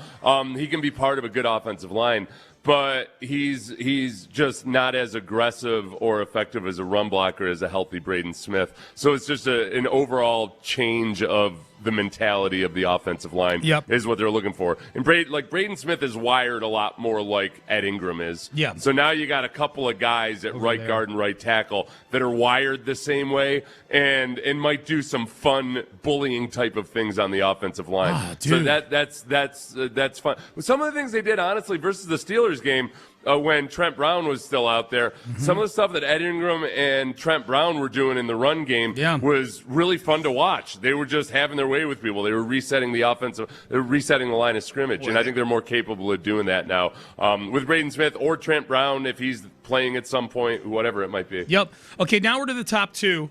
Number 2, I have the trade for David Montgomery, fortifying the running back position, because I think that part of getting David Montgomery, Seth, is getting a better version of Woody Marks. Yeah. I almost feel like when you traded for David Montgomery, you were trading for 1.5 players, not just David Montgomery. That's where, and it's funny because initially last year when they drafted Woody Marks and we didn't know that Joe Mixon was going to have some mysterious malady, we would talk about how, hey, boy, what you hope for is you get one of these dynamics like they have up in Detroit with David Montgomery and Jahmyr Gibbs. And, fully acknowledging that, look, Jahmyr Gibbs is a special dude. He's elite. I wasn't saying that Woody Marks is going to be as good as Jahmyr Gibbs, but you want to have that dynamic. You've got one of a bone crushing type dude, then a guy that's a little bit more of an in-space receiving threat type of athlete. They do have that now. Yep. One of the guys is actually David Montgomery. Yep. But it's also you shouldn't look at it and say, oh yeah, it's definitely going to be as good as when those two were both really humming. Yep. So I like that trade. Number 1 for me, and I don't know if this would be number 1 for everybody, but I the signing of Reed Blankenship for $8 million a year over 3 years, to me, you have very few weaknesses on that defense. One of them was safety last year. And I'm not saying Reed Blankenship is the next coming of Ed Reed or anything like that. The good Ed Reed, not the Texans version. But even though they call him Ed Reed Blankenship up in Philadelphia, I just feel like he is a solid NFL safety that all of a sudden now, if I'm opposing offensive coordinators, I'm like, okay, well, there went the one area to attack on that defense. Between that and drafting Caden McDonald, the Texans really addressed some things that they were lacking on that defense. So that was my favorite one, in part because the offense, all the moves they made on offense, there's still so much of a wait-and-see element overall with the offense that I can't get overly excited about a slew of those. Even though 2 of the top 3 I have are on that side of the ball. The Reed Blankenship one for me, because I'm like, this defense is already good, and now they got a guy that can make some plays on the back end to go with Petrie and Bullock and the 2 corners. Wow. So that's number 1 for me. The Reed Blankenship is interesting because that was another one that I saw as one of the most criticized, or that I could find some criticism of the Texans, but it was still kind of a hemming and hawing criticism just based on that Reed Blankenship wasn't coming off of his best year. Yeah. And there's a lot of reasons. Like Eagles fans themselves would say, look, all right, there was a lot going on last year. It wasn't necessarily that Reed Blankenship had a down year. It was a lot harder for him to perform the way he had in the past. So I'm not worried about that. Like, I don't think they were buying high or anything. That's the other part of it. If they paid a boatload of money for Reed Blankenship, and despite him coming off of a bad year, then it might raise some eyebrows. I think they probably looked at it as like, boy, he's coming off of a bad year, but we really believe in the best version of him, and we feel like this is a pretty good price for him. Yeah, text in. I'm curious what the listeners think. Best move, worst move. Text in 713-572-4610. The biggest, when it comes to the David Montgomery trade, the biggest criticism about that was just simply the price tag on it. Like, how much did you pay for? It's funny because when people start arguing that the Texans traded too much, they way overestimate Juice Scruggs' value. I knew what you were going to say. By the points, by the Jimmy Johnson chart, it's equivalent to about a late 4th-round pick, which I'm totally cool with. Yeah. Depending on how much you think that Juice Scruggs could have gotten traded for, that's where, you might, like some people say, no, it's like a late 3rd-round pick. No. Like, Juice Scruggs was going to be, he would have gotten traded for a 6th or a 7th-round pick at best. At best. He would have been one of those. There's a really good chance he was just going to get released. Yeah, released or Juice in a 7th for a 6th, one of those deals. Yeah. So that's my ranking right there. I'm curious. Text in. I'm curious what the listeners think. 713-572-4610. A little audio we played yesterday. Let's play it here, and I'll tell you why in a second. This was Trent Brown talking about his decision to come to the Texans and play for DeMeco Ryans. As a head coach, as a leader, is he the guy that can get this team across the finish line to the Super Bowl? Because you've done there, you've been there, you've seen it. You know what I mean? Like, and I strongly believe in him. I'm a fan of DeMeco Ryans, but how strongly do you feel about him as a head coach? Bro, last offseason when we first started communicating about me coming to the Texans or signing with the Texans, bro, I told him that I was a fan from afar, and I'll be glad to go to war with him. You know what I mean? I do think he's the coach to get us to the finish line, bro. The energy, the way he shows up to work every day. You know what I mean? The accountability, he holds everybody accountable. It don't look like Bill Belichick, but he holds everybody accountable. And from coaches on down, you know what I mean? Like nobody is above reprimanding. And so I think without a doubt, bro, he's the man for the job. You know what I mean? Hell, he even getting drills, like offensive drills. He getting in, like, you know what I mean? You could do a screen drill, you do stuff on air, like he'll get over there and give us a look. And bro, he work out every day. He's still in shape. He still look like he could play. You know what I mean? So I think, bro, without a doubt, he's the man for the job, bro. The interesting thing about just teams in general, not just NFL teams, is they tend to take on the personality of their head coach, and that's where I think, in conjunction with Caserio understanding and identifying, like basically, I think Caserio, he might just have one little less checklist on his process. Where at the very end he says, "Okay, is this guy a lot like DeMeco Ryans? How much is he like DeMeco? Yeah. Is he an offensive line version of DeMeco Ryans? Is he a wide receiver version of DeMeco Ryans?" And I think it's almost as simple as that. We should ask. You gotta look at your metrics, and you gotta take the opinion of your scouts and everything. But I think a lot of it boils down to, all right, is this guy basically DeMeco Ryans? We need or to some ask version him. of DeMeco Ryans? We'll get Nick on again before the summertime, before they leave for the summer. I think that's a fair question to ask. Like it'd be funny. I think he'd give a good answer. Drafting DeMeco Ryans. Yeah. Is this Nick? You're not even really putting that much work in anymore, are you? Yeah, I don't think he'd be giving up trade secrets by saying yes to that. You know. I think we get a good answer from him on that. That was from the Teron Armstead podcast, by the way. Audio courtesy of that. We played this yesterday and got into a brief conversation about that last part, Seth, about Trent Brown saying DeMeco still works out every day. He's in great shape. And you hypothesize, like, man, I don't think there's a lot of NFL head coaches who are out of shape these days. Yeah. It feels like it's almost a prerequisite for the job to be in some. To the point, I mean, and with famously guys like Rex Ryan and others they've gotten bariatric surgery. Right. Nowadays, I'm sure a lot of candidates for head coaching jobs are on the Ozempic. Yes. It's just, the standards are different than they used to be. And the optics seem to matter in this day and age where everything is so visual. So I, in addition to power ranking all the Texans offseason moves, Seth, I sat down yesterday and went through the very important work with my wife at the table with me. We had the iPad out with the standings there. I put all the 32 NFL head coaches into 4 buckets. Yeah. Okay? Sounds like you're looking at the buckets right now. No, I just, yeah. The 4 buckets are elite specimens, 5K demons. So guys that could look like you go out and run a 5K and right put in a respectable time. Yeah. Dad bod nation. Mm-hmm. And then tubs of lard. Yeah. Okay. Maybe a little harsh, but we need to distinguish between a dad bod and a fatso. Hey, okay? these guys have no. They don't hesitate to criticize others. So they criticize guys' body types all day long as part of their job. Right. Now I'm not going to go. We don't have time to go through all 32. So I think what we do is do the focus on the tubs of lard. The tubs of there's only 2 of those. Ironic. I think it supports your hypothesis. Yeah. The guys are in better shape nowadays. Both in the AFC, which speaks to the weakness of the AFC right now. A little bit. The only 2 tubs of lard that I had are Mike McCarthy of Pittsburgh, and then Andy Reid, who's actually lighter than he used to be. He's almost like a tub of lard emeritus. Yeah, Andy Reid, if Andy Reid had been a leaner guy in his youth, we might give him more of a pass right now. Because now because he's a big guy, too. Well, he's a big guy. He is. Now you got me telling people to go Google Andy Reid youth. Yeah.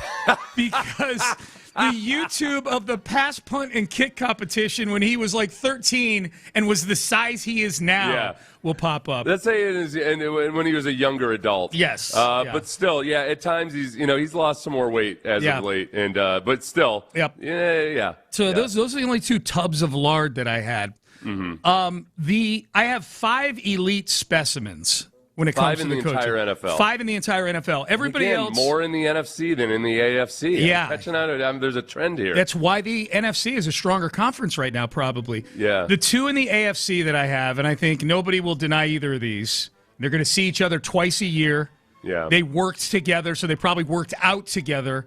DeMeco Ryans, Houston Texans. Robert Saleh, Tennessee Titans. Yeah, guys where you look at him and you think immediately, they can whoop ass. Did that guy play in the NFL? Like Saleh, you'd look at him and he didn't play in the NFL, but you'd look at him and you're like, is he a former player? Right. Because they still look like they could. They look like they could play in the NFL Absolutely. right now. They look like they got 10 snaps. They look like they're currently NFL players. Yes. Just with maybe a couple of crow's feet. Except for DeMeco, who has the skin of a 17-year-old. Oh, it's unbelievable, this guy. Yeah. All right, the other 3 elite specimens that I have, Dan Campbell, Detroit. Yeah. Sean McVay, Rams. Yeah, you know what? Sean's I might not have put him there, but I saw him in that interview with Bussin' with the Boys. Yeah. He's pretty yoked. He wears those dry fit long sleeve shirts, and it just suits him to a T. He looks like a Dick's mannequin. A little bit. He does, including his face. He's got kind of a mannequin face going on. Yeah.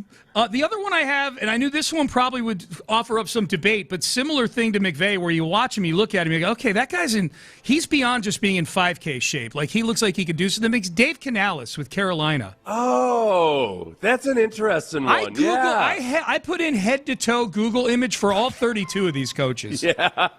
So there was intense research that went on into this. He does. You know what helps with him, too? Yeah. He's got, very good posture. And a lot of his pictures, he's like standing in a power pose with his, with his hands on his hips. Yeah. So it gives him a little bit more alpha to him. Yeah.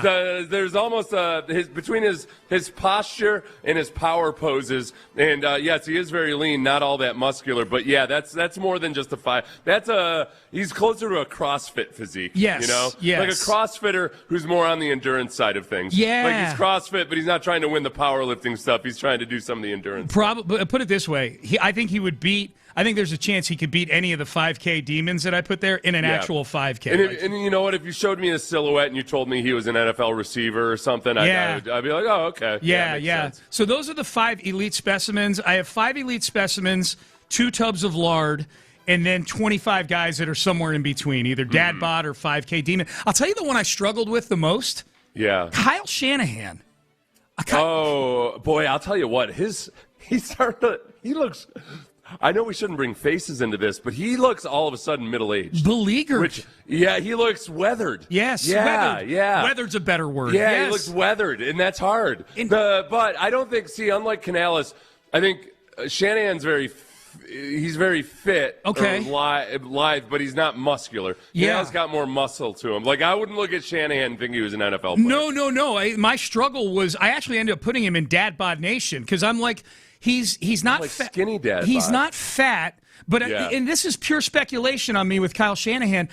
He looks so overworked that I feel like there's nothing cardio that the guy does. I feel like he's drawing up ball plays and stressing about things all day. If I asked you what's more likely, if you didn't know anything about Kyle Shanahan, didn't know what his job was, and you'd say, does this guy stay thin by working out regularly and watching his diet, or by smoking 2 packs of cigarettes a day? It's not even a debate. He's a cigarette guy. He's on the cigarette weight loss plan. 100%, and that's kind of a skinny cigarette body is in a way kind of a dad bod.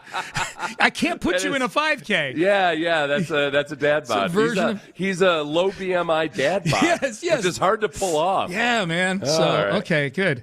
I'm glad I did this work yesterday. I'm glad this was the Lord's work I was putting in yesterday. The dad bods, you know what? I get a little bit depressed, because I start looking at myself. Yeah. When I look at the dad bod nation, with a lot of those guys, it's unfortunate because they could totally be in the elite specimen category if they just, if they dialed, like Vrabel. If Vrabel lost 20 pounds, he'd probably be in that elite. He would look like an NFL player. His silhouette would look like an NFL player. Dan Quinn. I was a little surprised. He would be Dan Quinn. Yeah. Because I think Quinn, if he worked out. He still works out. Oh, did Dan Quinn surprise you? Did you expect going into this exercise that he was going to be dad bod? No, I expect he's in dad bod. I expect him to be elite, but I thought you put him in elite. No. Did he gain some weight this year? The pictures I saw, definitely not elite. All right. I hadn't moved down to the NFC. Dan Quinn. Dan Quinn, yeah. All right, I was thinking of Dan. I was thinking of Dan Campbell. Dan Campbell. No, Dan Campbell's elite. Yeah, Dan Campbell's elite. Dan Quinn, dad bod. Yeah. Dan Quinn with Washington. Yeah. Sorry about that. That's okay. Yeah, Dan. Like a lot of the former NFL players, obviously, those are guys that they're in the dad bod category, but would be easily if they just maybe lifted a little bit more and ate a little bit less. That's exactly right. It's not hard. The solution's not hard. Then we'll give away the tickets in the next segment. We just need to do it in the 7 o'clock hour. So be listening. No, we need to spend the rest of the show on this. I don't worry. I could.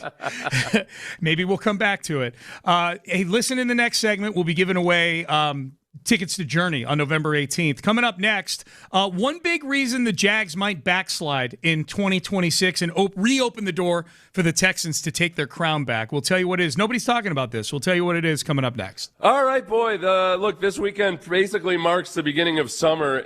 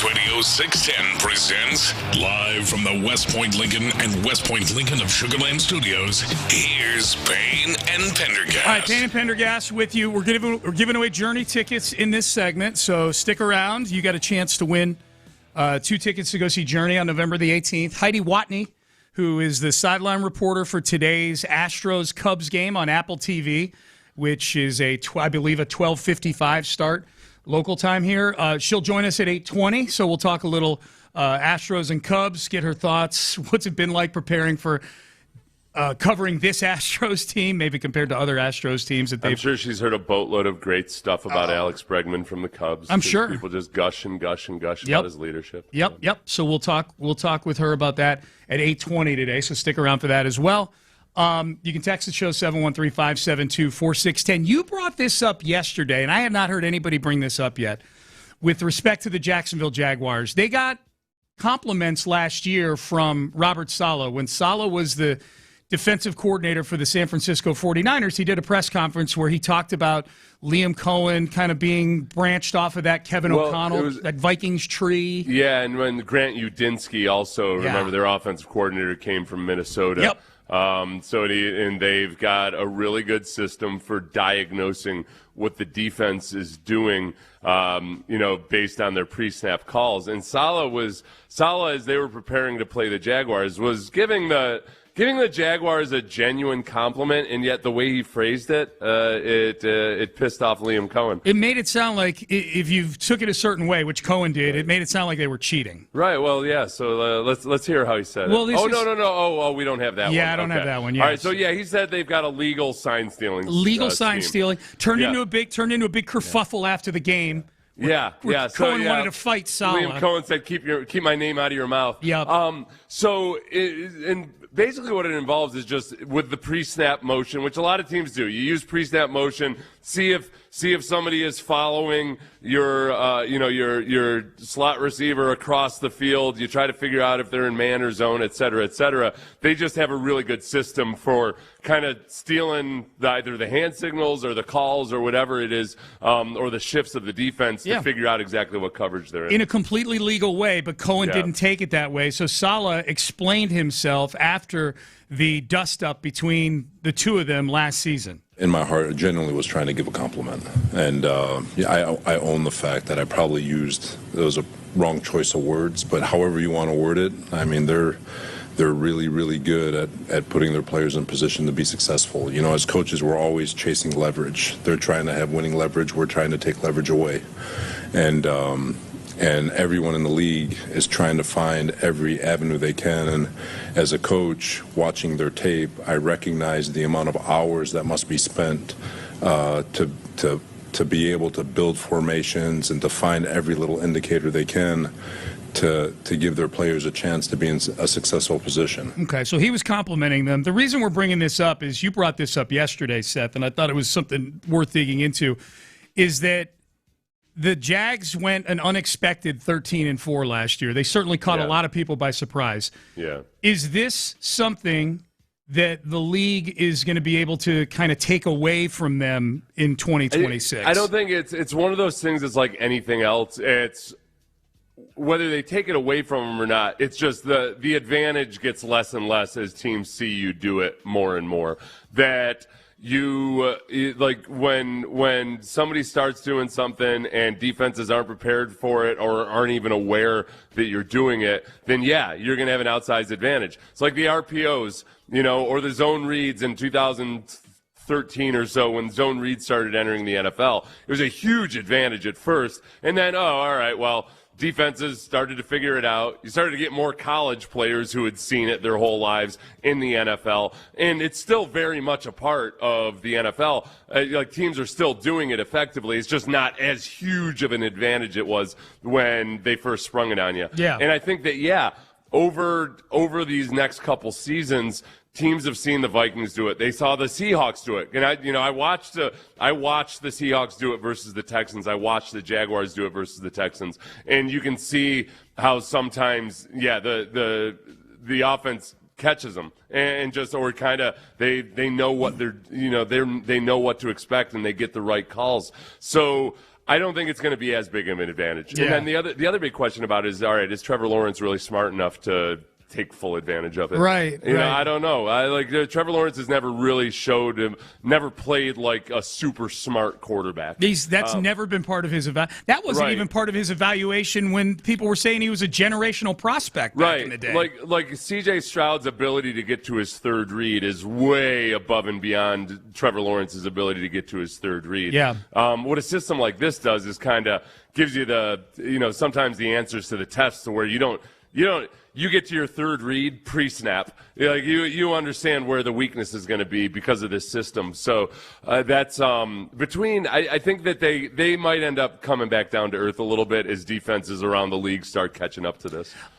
So yeah, it'll be interesting to watch for sure.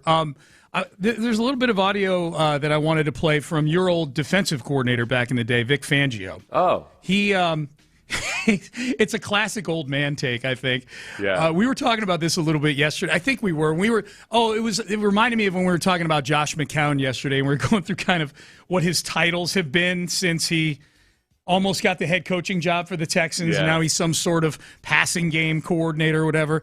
Vic Fangio, not a big fan of all these highfalutin titles floating around the NFL right now. Defensive pass game coordinator? You know, all these titles you guys see around the league, pass game coordinators, run game coordinators, and there's many more. Assistant head coach, associate head coach, this, that, and the other. You know what those titles mean?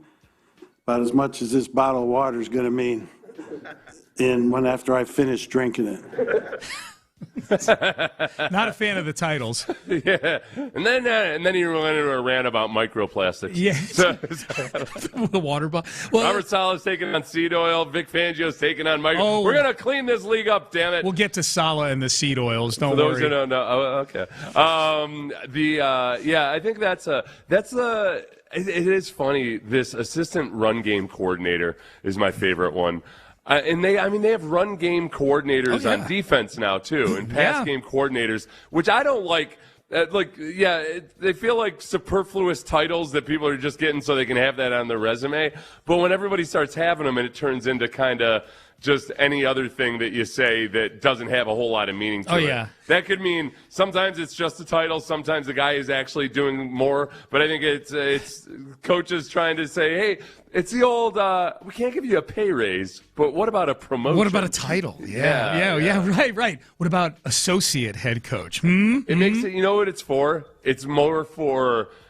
it's good for owners, because when they hire somebody, their fans will go and look on the new coach's Wikipedia and say, "Oh, he's been a coordinator of some sort for the past 19 years. He's been an assistant head coach." Wait a second. How come everybody is just not mentioning that David Culley was the passing game coordinator for the Ravens? Yeah, the year that they had the worst wide receiver. Let's just give away these Journey tickets. Why did you do that? This is let's give away tickets to Journey. This is your last chance. Don't stop believing, even if you don't win. But there will only be one winner. It's your last chance to win Journey tickets. Call now, 713-572-4610. Caller number 5 wins a pair of tickets to see Journey Final Frontier Tour 2026 at Toyota Center on November the 18th. That's caller number 5, 713-572-4610. You guys know the number. Win them right here on Houston Sports Leader, Sports Radio 610. Each NFL team's next Hall of Famer. It's an easy answer for the Texans. Some of the answers for other teams pissed me off, and we know who it is for the Texans. Who's the one after that, though? We'll get to that coming up next. Heidi Watney joins us at 8:20 to preview the Astros and the Cubs today. She'll be on sidelines for Apple TV. I want to tell you guys about West Point Lincoln of Sugar Land and Ruben Mendoza right now. If you're looking for something to do this Memorial Day weekend,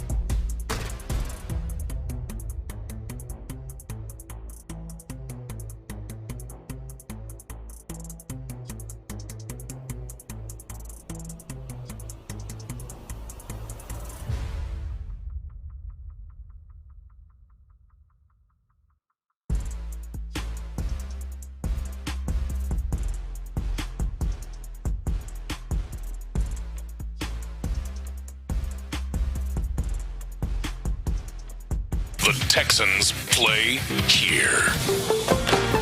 Sports Radio 610 presents Payne and Pendergast. All right, people texting in. We asked about best move, worst move earlier. We did that with Bill Barnwell. A lot of people texting in their best move, worst move. One of the Texans' best moves, theoretical, offensive guard Wyatt Teller, offensive guard Evan Brown, offensive tackle Braden Smith. So just the plethora of guys. People like the collection of guys that the Texans brought in on the offensive line. I like it too. The offensive line stuff, really anything on the offense until I can put it at the very top of the list of moves. I got to see how it all looks before I get that amped about it. Well, I think I'm a fan of quantity over. I don't want to say quantity over quality.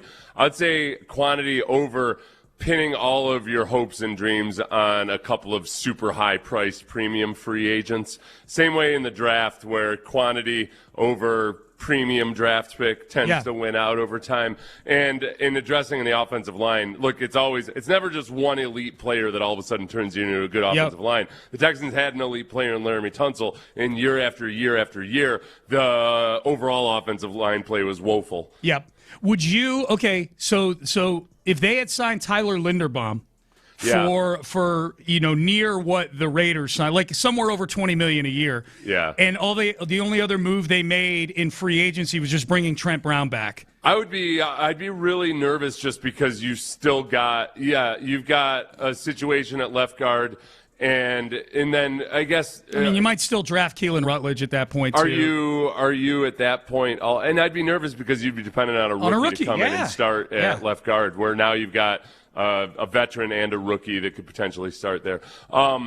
Is Titus Howard still here, or is he traded away? No, he's traded away. Yeah. Oh, he's traded away. Then I'd be nervous. Trent Brown would be your starting right tackle in this scenario. Yeah, I'd be nervous there. Yep. I was excited about potentially getting Tyler Linderbaum. Look, there are some questions about whether or not he was even necessarily the right guy for what they want to do. I think that I wouldn't worry as much about the scheme fit when it's a guy like Tyler Linderbaum. Sure. I do think, in hindsight, even though I was part of the fervor and people that liked the idea of Tyler Linderbaum here, it is funny to me when you sit back and look at it. I feel like, man, people are really going hog wild over how much a center might impact you as an offense, or in Baltimore, how are you going to replace Tyler Linderbaum? All right, well, he's a really nice thing to have, but he's not. It's not like you have to have an all-pro center to have an awesome offense. Correct. Yep, that's right. On NFL.com, I think it was NFL. Yeah, it was NFL.com. They had an article. Eric Edholm does a good job on there. Who is the next Hall of Famer for each of the 32 NFL teams? And there wasn't a lot of suspense in looking at this article through a Texans lens. Unless something crazy happens, J.J. Watt will go into the Hall of Fame the first chance he gets in 2028, I would imagine. Yeah. So that was an easy one for the Texans. I guess the more interesting question would be, who's the next Texan after J.J. Watt to go into the Hall of Fame? Is there one right now? Is it on this team? Is it DeAndre Hopkins? What's the scuttlebutt about DeAndre Hopkins? Has he been enough of a compiler to get there? He's been. I long thought when he was a Texan, he was on a similar track to Andre Johnson, and obviously since he left the Texans, he hasn't been as productive as he was. He was good his first couple of years in Arizona. I think he was a Pro Bowler, an All-Pro again his first year in Arizona. I just think receiver. He was a 3-time first-team All-Pro. And I think he was second team at least one, if not two other times. That many All-Pros will at least get you into conversations. Mm-hmm. You're in that Reggie Wayne. You're not only you're in the Reggie Wayne, Torrey Holt category, and with DeAndre, it's doing it with a slew of quarterbacks, kind of like Andre back in the day. Where Andre Johnson never had Peyton Manning or Kurt Warner throwing him the ball. Actual Hall of Famers. I think if this is the one that I think people right now, if you asked, is Danielle Hunter a Hall of Famer? That's a good one. Around the league, people are going to say, oh, I got to think about that. Let me think about that for a minute, because he's just never gotten a whole lot of attention, despite being very prolific, very fun to watch, all of those things. Yeah. Whether it's just the fact that he's kind of playing in the national media doesn't like to pay a whole lot of attention to the Vikings.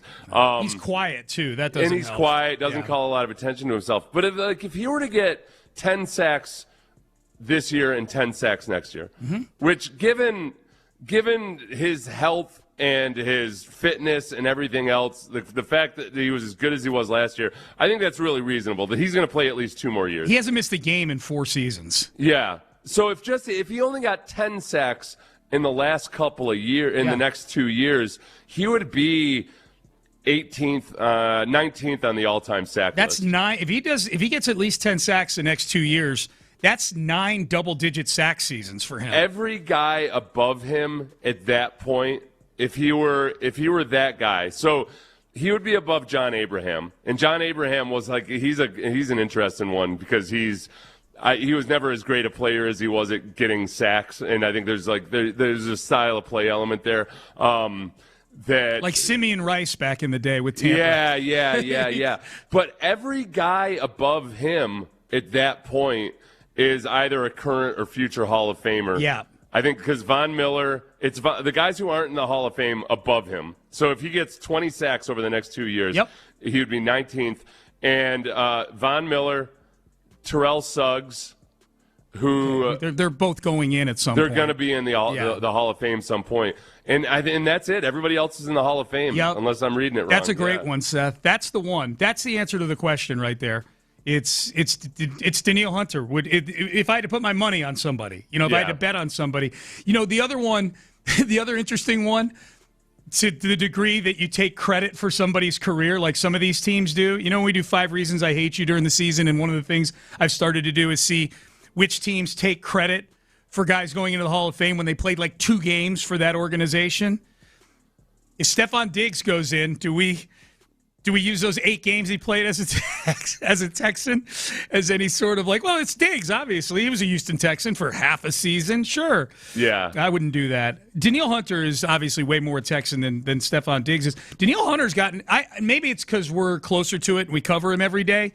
It feels like Danielle Hunter's gotten more attention the last 2 years as a Texan than he did the previous 5 years as a Minnesota Viking. Yeah. Because of this defense that he's playing on. And honestly, too, I think in Minnesota there was also a little bit of they blitz a lot. Okay, so how often is he having to beat one-on-one how often is he really just winning versus taking advantage of being part of one of the 5 or 6 guys that rush in the passer? Yeah. With Houston, yes, he gets the benefit of having Will Anderson on the side of him, but Will Anderson also gets the benefit of having Danielle Hunter on the other side of him. The eye test is crazy here. And when you're on a defense that's as good as they are, and when the driving force, as opposed to Minnesota, where a lot of times it was more of a blitz-based scheme. Yeah. Here it's more, the defensive line is the driving force of it, and they'll talk a lot about Will Anderson and Danielle Hunter, obviously. Yep. The other AFC South ones are interesting. Again, this is an Eric Edholm article, who's the next Hall of Famer for all 32 teams. I looked at all of them. Some of them it's kind of depressing if you're fans of some of these teams. We don't have any. We have nobody to look forward to. In the division, Indianapolis, Reggie Wayne, who Andre Johnson has kept out of the Hall of Fame for by getting in. It was Reggie Wayne, Torrey Holt, and Andre Johnson for the 3 years that Andre was eligible before he got in. And Andre gets in before both of those guys. Reggie Wayne, a former teammate of his at Miami. I want to bring this up, Seth, because the Jacksonville one is Fred Taylor, who was a teammate of yours. Yeah. Fred Taylor feels like he's near the top of that best player not in the Hall of Fame list right now. Yeah, and I think with Fred, it's I think one of the things that hurt him was that when he was in his prime on good teams, that's when he was getting injured all the time. Yeah. And but then he ended up putting really respectable numbers after that, and ended up, for a guy that was so injury prone early in his year, was kind of a compiler for a long time as a guy that was part of tandem committees or a backup. He was with the Patriots for at least 1 year, wasn't he? Yes. Yeah. Yep. Where does he stack up on all-time rushing and all he's in the teens somewhere, but this I know. that Fred Taylor is the all-time leading rusher who's either not in the Hall of Fame or will soon be in the Hall of Fame. You know what I mean? Like, everybody ahead of him. No, that's where, if you go again, he's for all-time rushing leaders. He's like 17th. 18th. He's okay. 18th. Yep. And every guy above him is in the Hall of Fame except for Adrian Peterson. Yep. And Frank Gore. And Frank Gore, yeah. And Frank Gore is the ultimate compiler. I don't think Frank Gore was never, the problem with Frank Gore is he was never at any given point in his career one of the very best running backs in the league. No. You know, again, he was on some good teams and he was impressive and everything. You know, and Adrian Peterson is eligible this year. Is this? I'm not sure. It's coming up. He was 2021 was his last year. Okay, yeah. So it's coming up. It's either it's usually 5 years. So maybe. So this that's year. where Fred is. Fred's right at that dividing line. Yeah. But then you go down below Fred, and in terms of especially modern running backs, Fred Taylor's not in. Steven Jackson's not in. John Riggins is in. Yeah. But then you keep Corey Dillon is not in. O.J. Simpson. Still in because they don't factor in off the field stuff. Yeah, no, and so both John Riggins and O.J. Simpson are from a bygone era. Right. Like Fred Taylor is the cutoff. Thurman Thomas is in. Yeah. He's right above Fred Taylor in all-time rushing yards. Then it's Fred Taylor and there's 10 modern era players below him who aren't in the Hall of Fame. Yeah, and you bring up Thurman Thomas right above him too. It accentuates the fact that Fred Taylor to my knowledge, didn't play in a Super Bowl. You know, I don't know if the Patriots team he was on went or not, but it wasn't a factor in a Super Bowl. It also speaks to just how much less shine or importance is attached to the running back position anymore. That those guys, it used to be back in the day, there are a lot of drafts where you might have 5 running backs drafted in the first round and maybe 1 quarterback. Mm-hmm. It was like that's who people wanted. That's who were the engine of your team. And a lot of these guys from the modern era, even though they've amassed a bunch of yardage, I guess they're not viewed as impactful or as Hall of Fame worthy anymore. No, yeah. Back in the day, Earl Campbell was the first overall pick in the draft, and everybody thought he should be the first overall pick in the draft back in the day. Different time, for sure. The other one in the division that we didn't get to, and we're going to break it a little early here because Heidi Watney's calling in at 8:20 to talk about the Astros and the Cubs. But Tennessee, Bud Adams. Bud Adams, contributor. Yes. So would he would go in based especially on being part of the old merger. Yeah. He was a co-founder of the AFL. Critical to the AFL-NFL merger. He owned the Oilers franchise / Titans for 54 years, 21 playoff teams. The lack of a Super Bowl title has hurt his cause, and Adams has often been overshadowed by Lamar Hunt in terms of credit for the AFL, but recent momentum suggests Adam could break through in the coming years. I know McClain has said for a long time that Bud Adams should be in the Hall of Fame, much to the chagrin of everybody here in Houston. Yeah. Because McClain has knowledge and is intimately aware of that portion of history that Bud Adams was part of back in the day. Part of the pioneer in terms of playing in an enclosed stadium as well. Indeed. Yeah. I don't know if you know about history of the Astrodome, Sean. Tell me more. Were you aware that it's still in existence? Painfully so, yes. Big time. If you want to visit it, you can go look at it. I'm aware. Anytime you want. You can drive right up to it. I know. Just get that hazmat suit on and run inside and hang around with all the feral cats. It's great. Didn't they catch some kids in there a while back? Yes, they did. I think they were content generators. I think they were like TikTokers or something like that. I don't remember the exact story, but they did. Yeah. Good stuff. Idiots. Good stuff. All right, we're going to break it a little early here. Heidi Watney is the sideline reporter for today's game between the Cubs and the Astros. The game is on Apple TV. Make a note. Game is on Apple TV. We'll talk to Heidi about the Astros and Alex Bregman and the storylines with this game coming up later on today. Stay there. You're listening to Payne and Pendergast. Somehow, someway, the Astros' injury woes just keep getting worse. Lance McCullers Jr. is headed to the IL with a shoulder issue he's been pitching through for a while. Hey, baseball gods, can you cut us a break, please? Houston's sports leader, Sports Radio 610.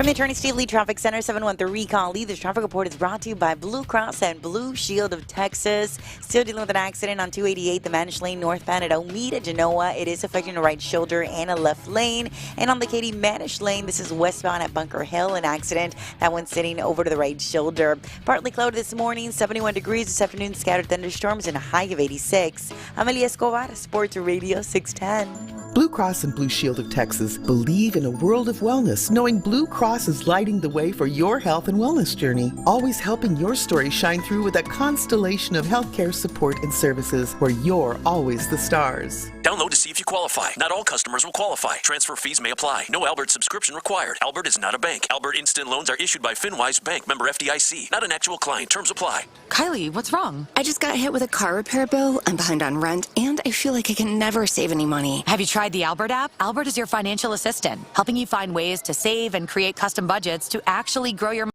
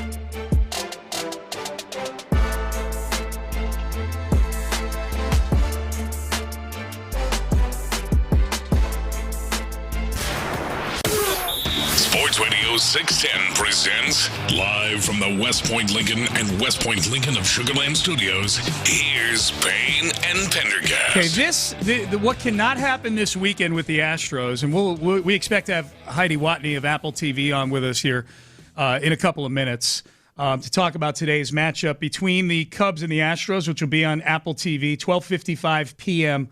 start today, local time here in Houston and in Chicago. What this cannot be, Seth, is it can't be what the Astros can't be to the Cubs what they were to the Mariners at the start of the season. Remember, the Mariners got off to an abysmal start. And what happened? They swept the Astros in a 4-game series. The Astros I remember that. The Astros were their get-right team. Yeah. The Cubs stink right now. They've lost 9 of 11. They've lost 5 in a row. And Alex Bregman, if we're just taking it down to a micro level, he's not had a good season statistically for the Cubs. This cannot be a get-right series for the Chicago Cubs. Right. We got to further their misery and drag them into the same place the Astros are right now, which is out of the playoff picture. Now, it's going to be impossible to get a team that's 7 games above 500 down to 11 games below 500 in one weekend. But at least let's extend their misery a little bit. We've got Spencer Arrighetti, who is currently the Astros ace. And he is feeling very good about Spencer Arrighetti. Yeah. As of right now, he hasn't pitched enough innings to be in the leaderboard for a lot of things, for ERA and whatnot. So there's still a chance that if we want to take anything from this potentially doomed season, as long as he stays pitching and getting deep into games, hopefully, then maybe there's a chance he makes the All-Star team. That would be fun. Yeah. He's just got to get his innings up, and beyond that, Kai Tang and the ongoing experiment of whether or not he's gonna be a starter or not this year, and then Peter Lambert, who's done good things by and large on the season, but his last couple outings have been kind of disappointing. Discouraging. The last one was real good until it all of a sudden wasn't. Yeah, and then I forget who came in after him, but Lambert left a couple guys on base, and whoever came in after him allowed those guys to score.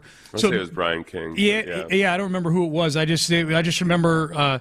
Oh crap! Lambert's gonna say he gave up 4 runs now, which by baseball rules he did. They were his guys on base, but yeah, Lambert had been encouraging. But these are the 3 guys that have been pitching the best out of any of their starters lately. So we'll see what happens. Arrighetti's that'll be fun. Arrighetti, it was fun last week. We played that audio, I think, during the Pettycast on Tuesday of the guys up in Dallas, our sister station up there, the guys who do the morning up there, RJ Choppy and Sean Sharif. And they were like, man, the Rangers got beat. They couldn't hit against the worst pitching staff in baseball. They have a 5.5 ERA. And I'm like, man, whoa, slow down.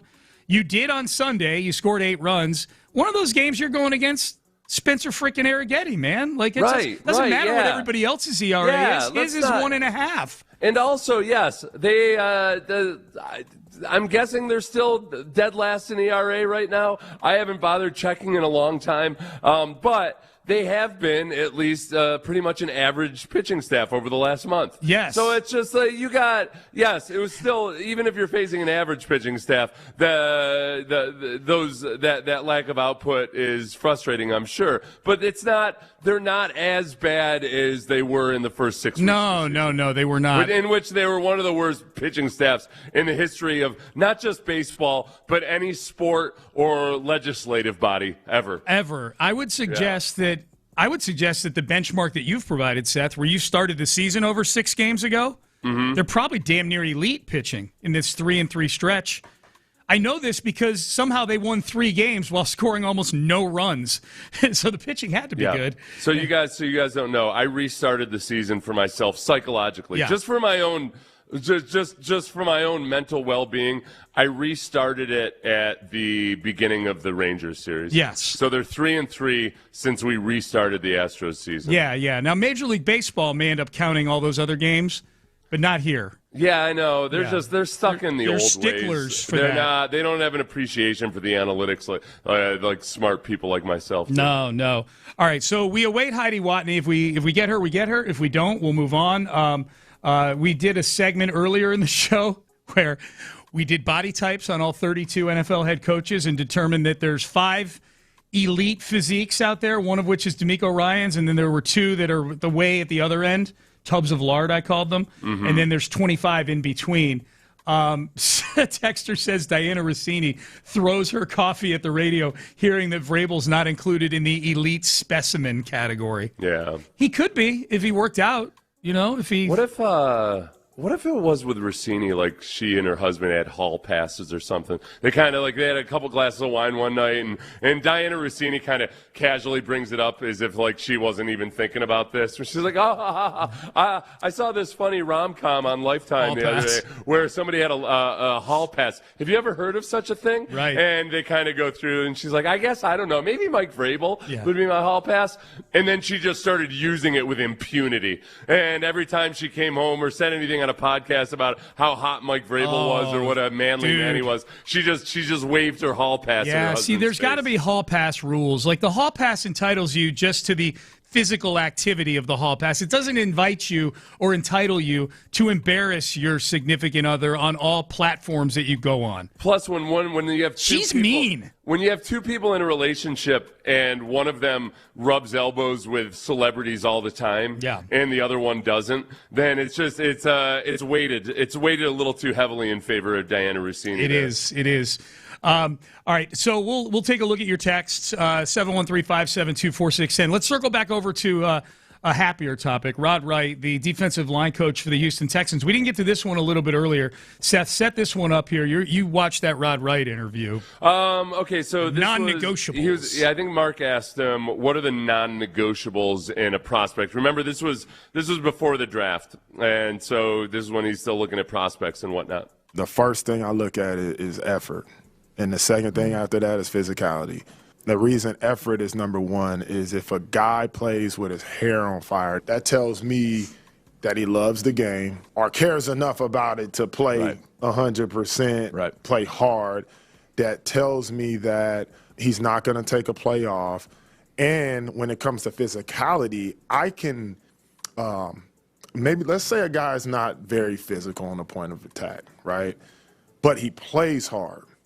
Okay. I can get him to the point of being physical, in my opinion, because at the end of the day, if you're playing hard and being physical are in the same family. Some guys, so you can look at a guy and be like, man, that guy plays hard. And then you can look at another guy and say, man, that guy's physical.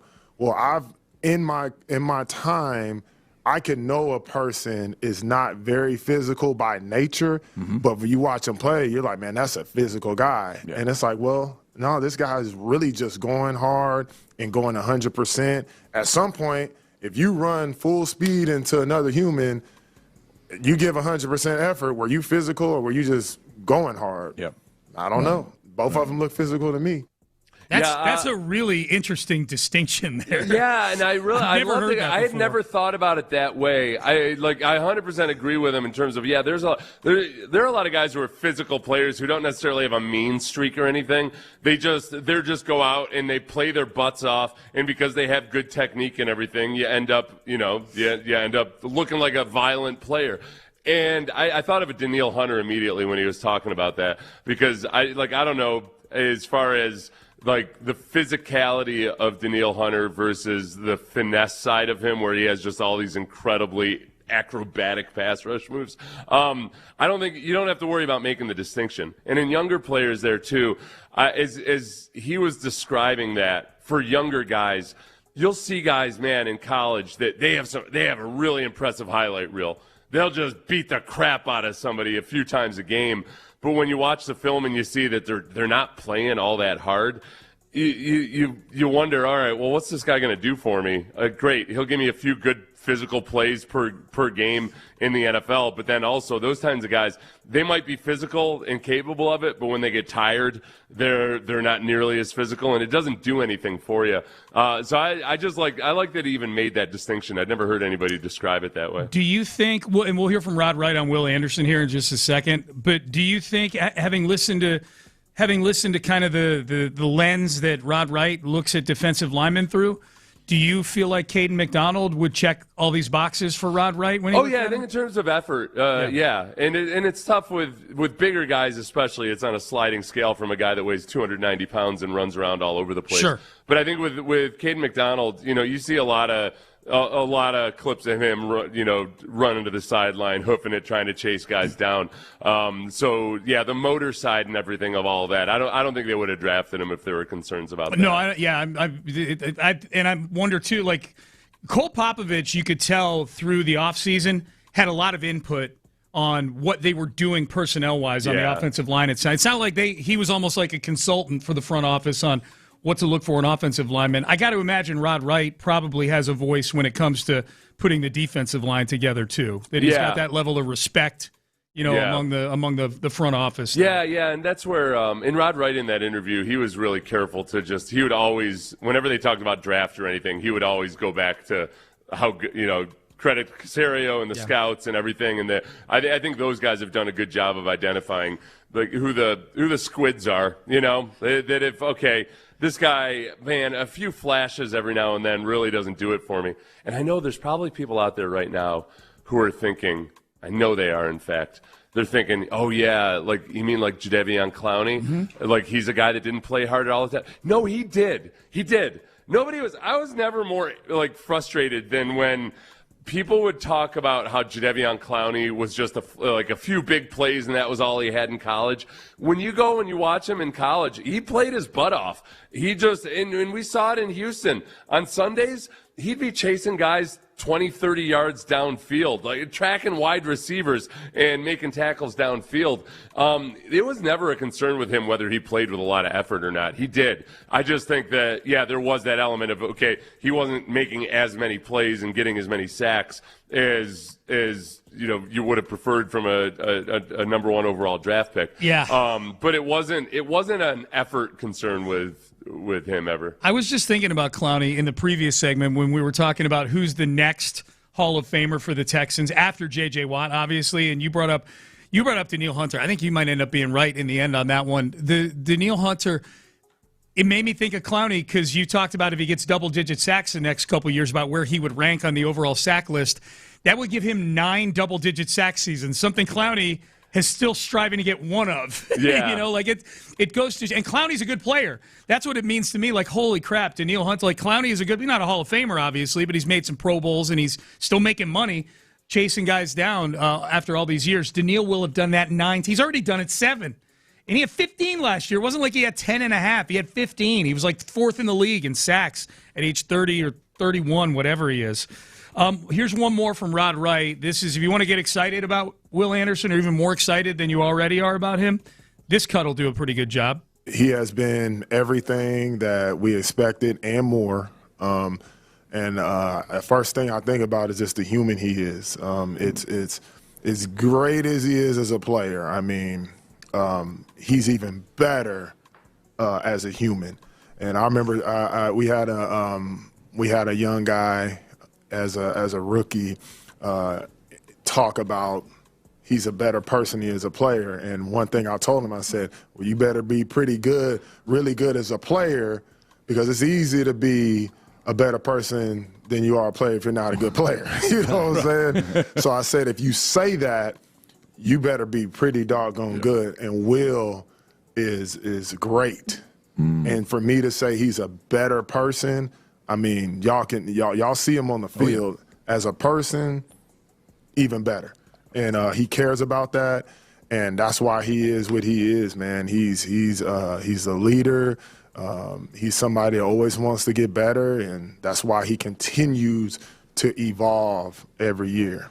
I think you're right. I think that was a rookie from a previous year he was referring to, because he said had. He said we had a rookie. Some guy, I just got this vision of some kid just thinking that, like you're bragging about how he's a better person than he is a player. Yeah, and dude. I'm like, all right, are you making an excuse for your poor play? Are you like, what are we even doing here? Well, why are we having this conversation? I am your football coach. Right.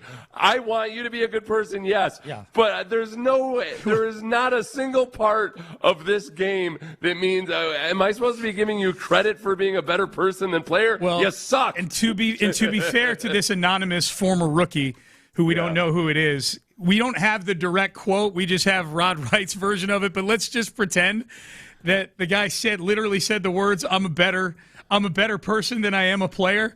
Yeah. Sounds a little braggadocious. I don't know. Like, really? Because this is a little off-putting right now. How great a person are you? Are you even aware that I was an Eagle Scout coach?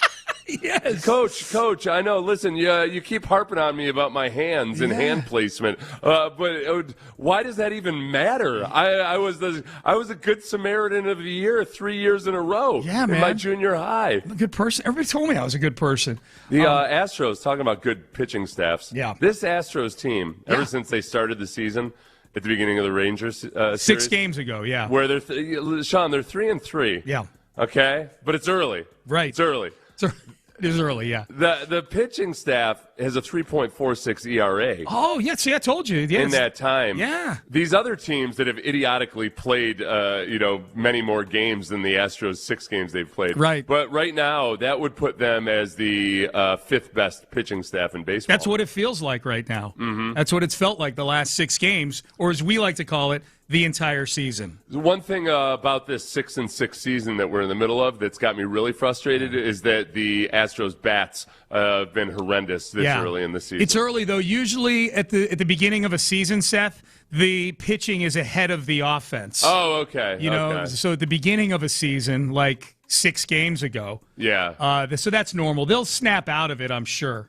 I'm sure they'll snap out of this offensive funk that they're in right now. Are you looking up their OPS right now? You've got that. I'm looking. I don't want to have to sort it through I don't want to have to sort through the last 6 games and everything. I have a hard time finding it. Yeah. All right, Payne and Pendergast with you. Hey, Take-a-Mania at the top of the hour. The worst takes of the week. Try to take down the champ from last week. Stephen A. Smith saying the Timberwolves wanted Wemby to play as the defending champ. We've got a few entries. And we won't have Heidi Watney on, apparently. It doesn't look like we will. Heidi is Watt needed. She's Heidi Watney is Watt needed. Dad joke nation right here. Yes. That's right. She's missed out. That's it. It doesn't look like we're going to have her, so no big deal. You and I have not talked about this yet because you were out the day after the schedule release last week at that graduation. The Cushing schedule release video is still getting some attention this week, in part because they had J.J. Watt watching it. They filmed J.J. watching his brother-in-law get psychotic on a video. You and I have not talked about this. I'm curious where you are, and the audience, I'm sure, will weigh in as well on how the Texans did with that. We'll have Take-a-Mania coming up at the top of the hour. A whole lot more to get to here on a Friday, a getaway Friday for a lot of you, on Houston sports leader, Sports Radio 610. Stay there. What was PC's immediate reaction on Area 45 when the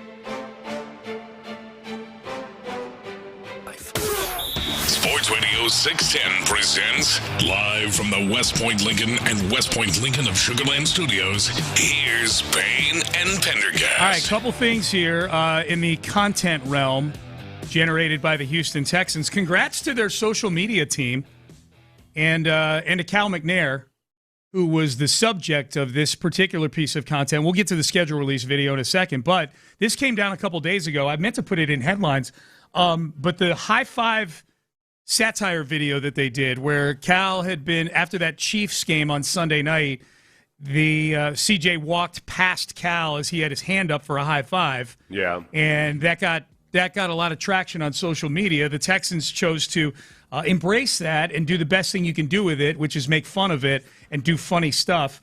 And they did the video where Cal was walking around not letting anybody high-five him because that high-five was saved for C.J. Stroud.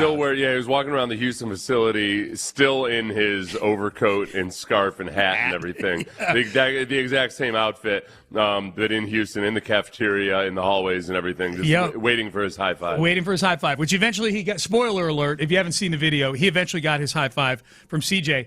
That won an award this week. It won a Shorty Award for, I guess. A Shorty?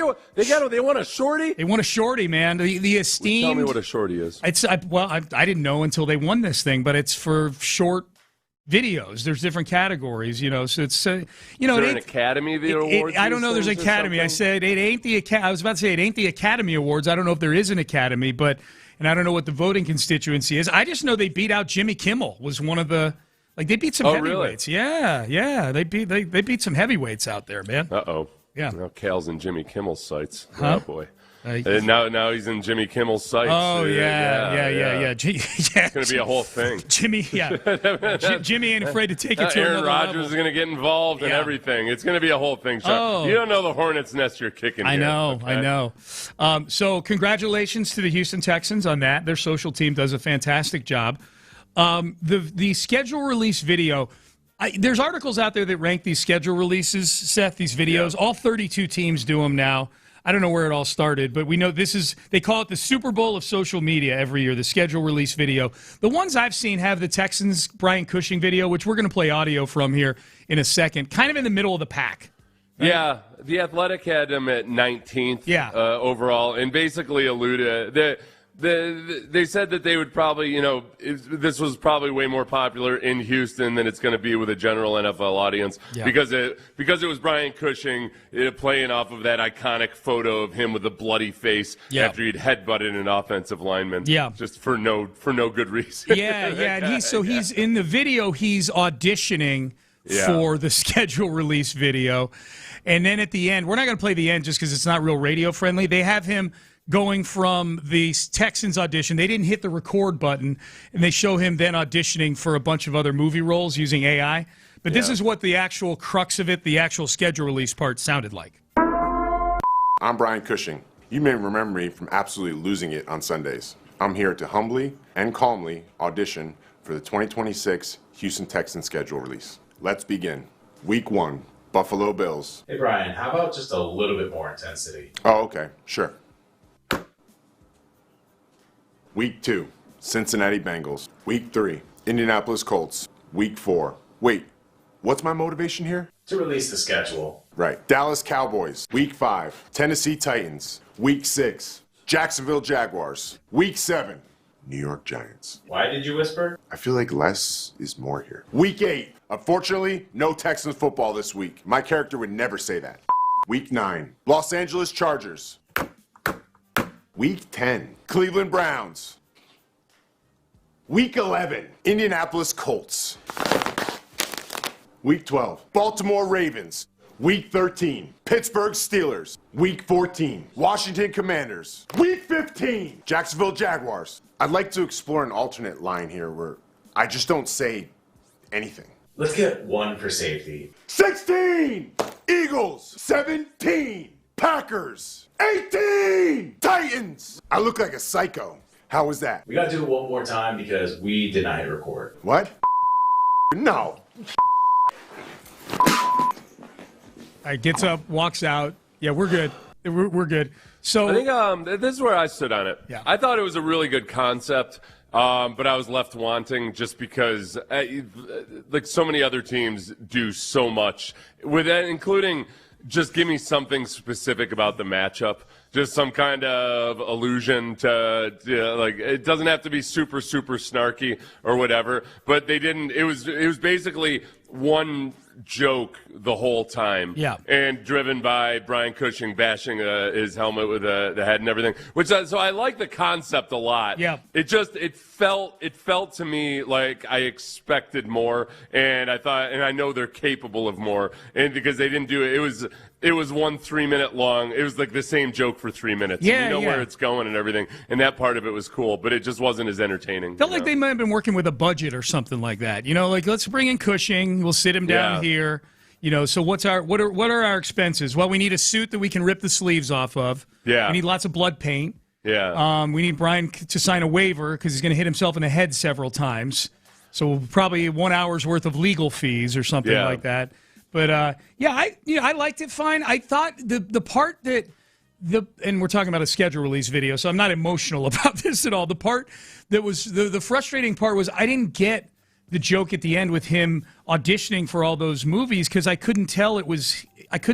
You couldn't tell it was him? I couldn't tell. At first, I couldn't. Until like the third one, I didn't get the joke because I couldn't tell it was him. Yeah, and I guess, and those, and it wasn't even like he was auditioning. It was just, they just put his face in those movies in AI and used his voice. Yeah, it just felt, it was almost like, it was like the shorts, it was the outtakes that you see at the end of a movie or something. I needed more, and maybe it's me. I just needed more of an explanation as to what was going on there at the end. That's all. Yeah, and this could be a Sean problem. And I'm sure the text page will tell me that it's a Sean problem. No. I think most people, for the most part, were like, okay, that was clever, that was cool. Yeah, that wasn't, but it wasn't necessarily like, take that, Colts. Did you? I would like the Texans social media department to have more free license to be snarky because that's what teams do these days. Yeah. Like, just make fun of the Colts. Yeah. And like, have Brian Cushing,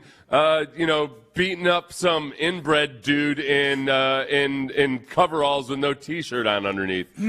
Just something simple like that. Not super edgy. No. Just bashing his face in with your helmet. Well, how about instead of hitting his own face with the helmet, Brian Cushing goes around beating the snot out of the mascots of other teams. That would be bloodying them. Yeah, that would be hacking them up with a chainsaw. Yeah. Texas Chainsaw Massacre. Anybody? Oh, yes. Good call. Seth. Well, and the good thing about using the inbred hillbilly for the Colts is that all you need to do is use AI to change the logo on his overalls to a Titans logo. Right. Yeah. And just change his hair color with AI, and you can use it for the Titans as well. No, it would just be his cousin uncle from Tennessee. Right. Yeah. Right. Multi-purpose. So yeah. That was good. The Chargers, as usual. I think the Texans. I feel like. To me, it feels like the Texans had a restrictor plate on them. The Texans social media team had a restrictor plate on them, and they were thinking like, oh, we're about to go to a Netflix roast, and I get to perform in a Netflix roast, and right before they go on, somebody says, hey, we don't want you to make fun of anybody, okay? Right. Nothing about their physical appearance, especially, okay? And you're like, oh, all right, I'll go up and do knock-knock jokes. Yeah, a bit, I guess. Maybe the social media team's like, man, I'm being held back by the system right now. I thought it was an awesome concept. I thought Cushing did a great job. I felt like they could have. I know they're capable of more. Did you see the video of JJ watching it? No, I didn't. It was pretty funny. Did he bash himself in the head? He did not bash himself in the head. No. He went through that stretch where his nose kept getting bloody from when your helmet slides down onto the bridge of your nose. Yeah, his big comment was, I can't believe you got Brian in a suit. Yeah. Because he sees him every day. In a suit. Cushing is sometimes super muscular dudes don't look all that good in suits, but Cushing is actually one of those pulls guys it off. Yeah, he looks really good in a suit. Yeah, he pulls it off. You're not gonna. He looks like he is a freaking brick crap house, man. Yeah. That dude is scary. He looks scarier now than when he was a player. He does. Just because he doesn't have to have a little bit of extra body fat just to as an athlete compared to a guy that's just doing nothing but his MMA training and taking care of his kids. Yes. Yeah. Someone said, you're not going to like this. Las Vegas had a good schedule release video. No, it was awful. It was awful. Again, that was just a concept. It was like, hey, let's have Kirk Cousins and Fernando Mendoza's drop Step Brothers references. Yeah. Okay, cool, they did it, but they didn't, like, neither of them were doing it well. Yeah. And the timing and the editing of the video sucked. This is no, and I will not. As part of the generation that got criticized for making way too many Seinfeld references about everything all the time, listen to a bunch of millennials tell me that something was good just because they made a bunch of Step Brothers references. They were the ones insulting us about the Seinfeld stuff back in the day. It was a good concept, but at the end of the day, it was a couple of the dorkiest dudes making Step Brothers references because they don't have an actual sense of humor. Maybe the two dorkiest players in the NFL. Yeah. Like, I would take... if you said the dorky, however you measure dorkiness, and you say, Sean, you have to have the two dorkiest players in the NFL in your field of selections, you can either have Kirk Cousins and Fernando Mendoza, just those two, or the field. Yeah. Give me those two. I'll take my chances that those two are dorkier than any other two players in the rest of the NFL. You know who's cooler than those two guys? Who? Brennan and Dale, the Step Brothers. The actual Step Brothers. Yeah, John C. Reilly and Will Ferrell's characters in Step Brothers. Those guys are way cooler than Kirk Cousins and Fernando Mendoza. Hell yeah, they are.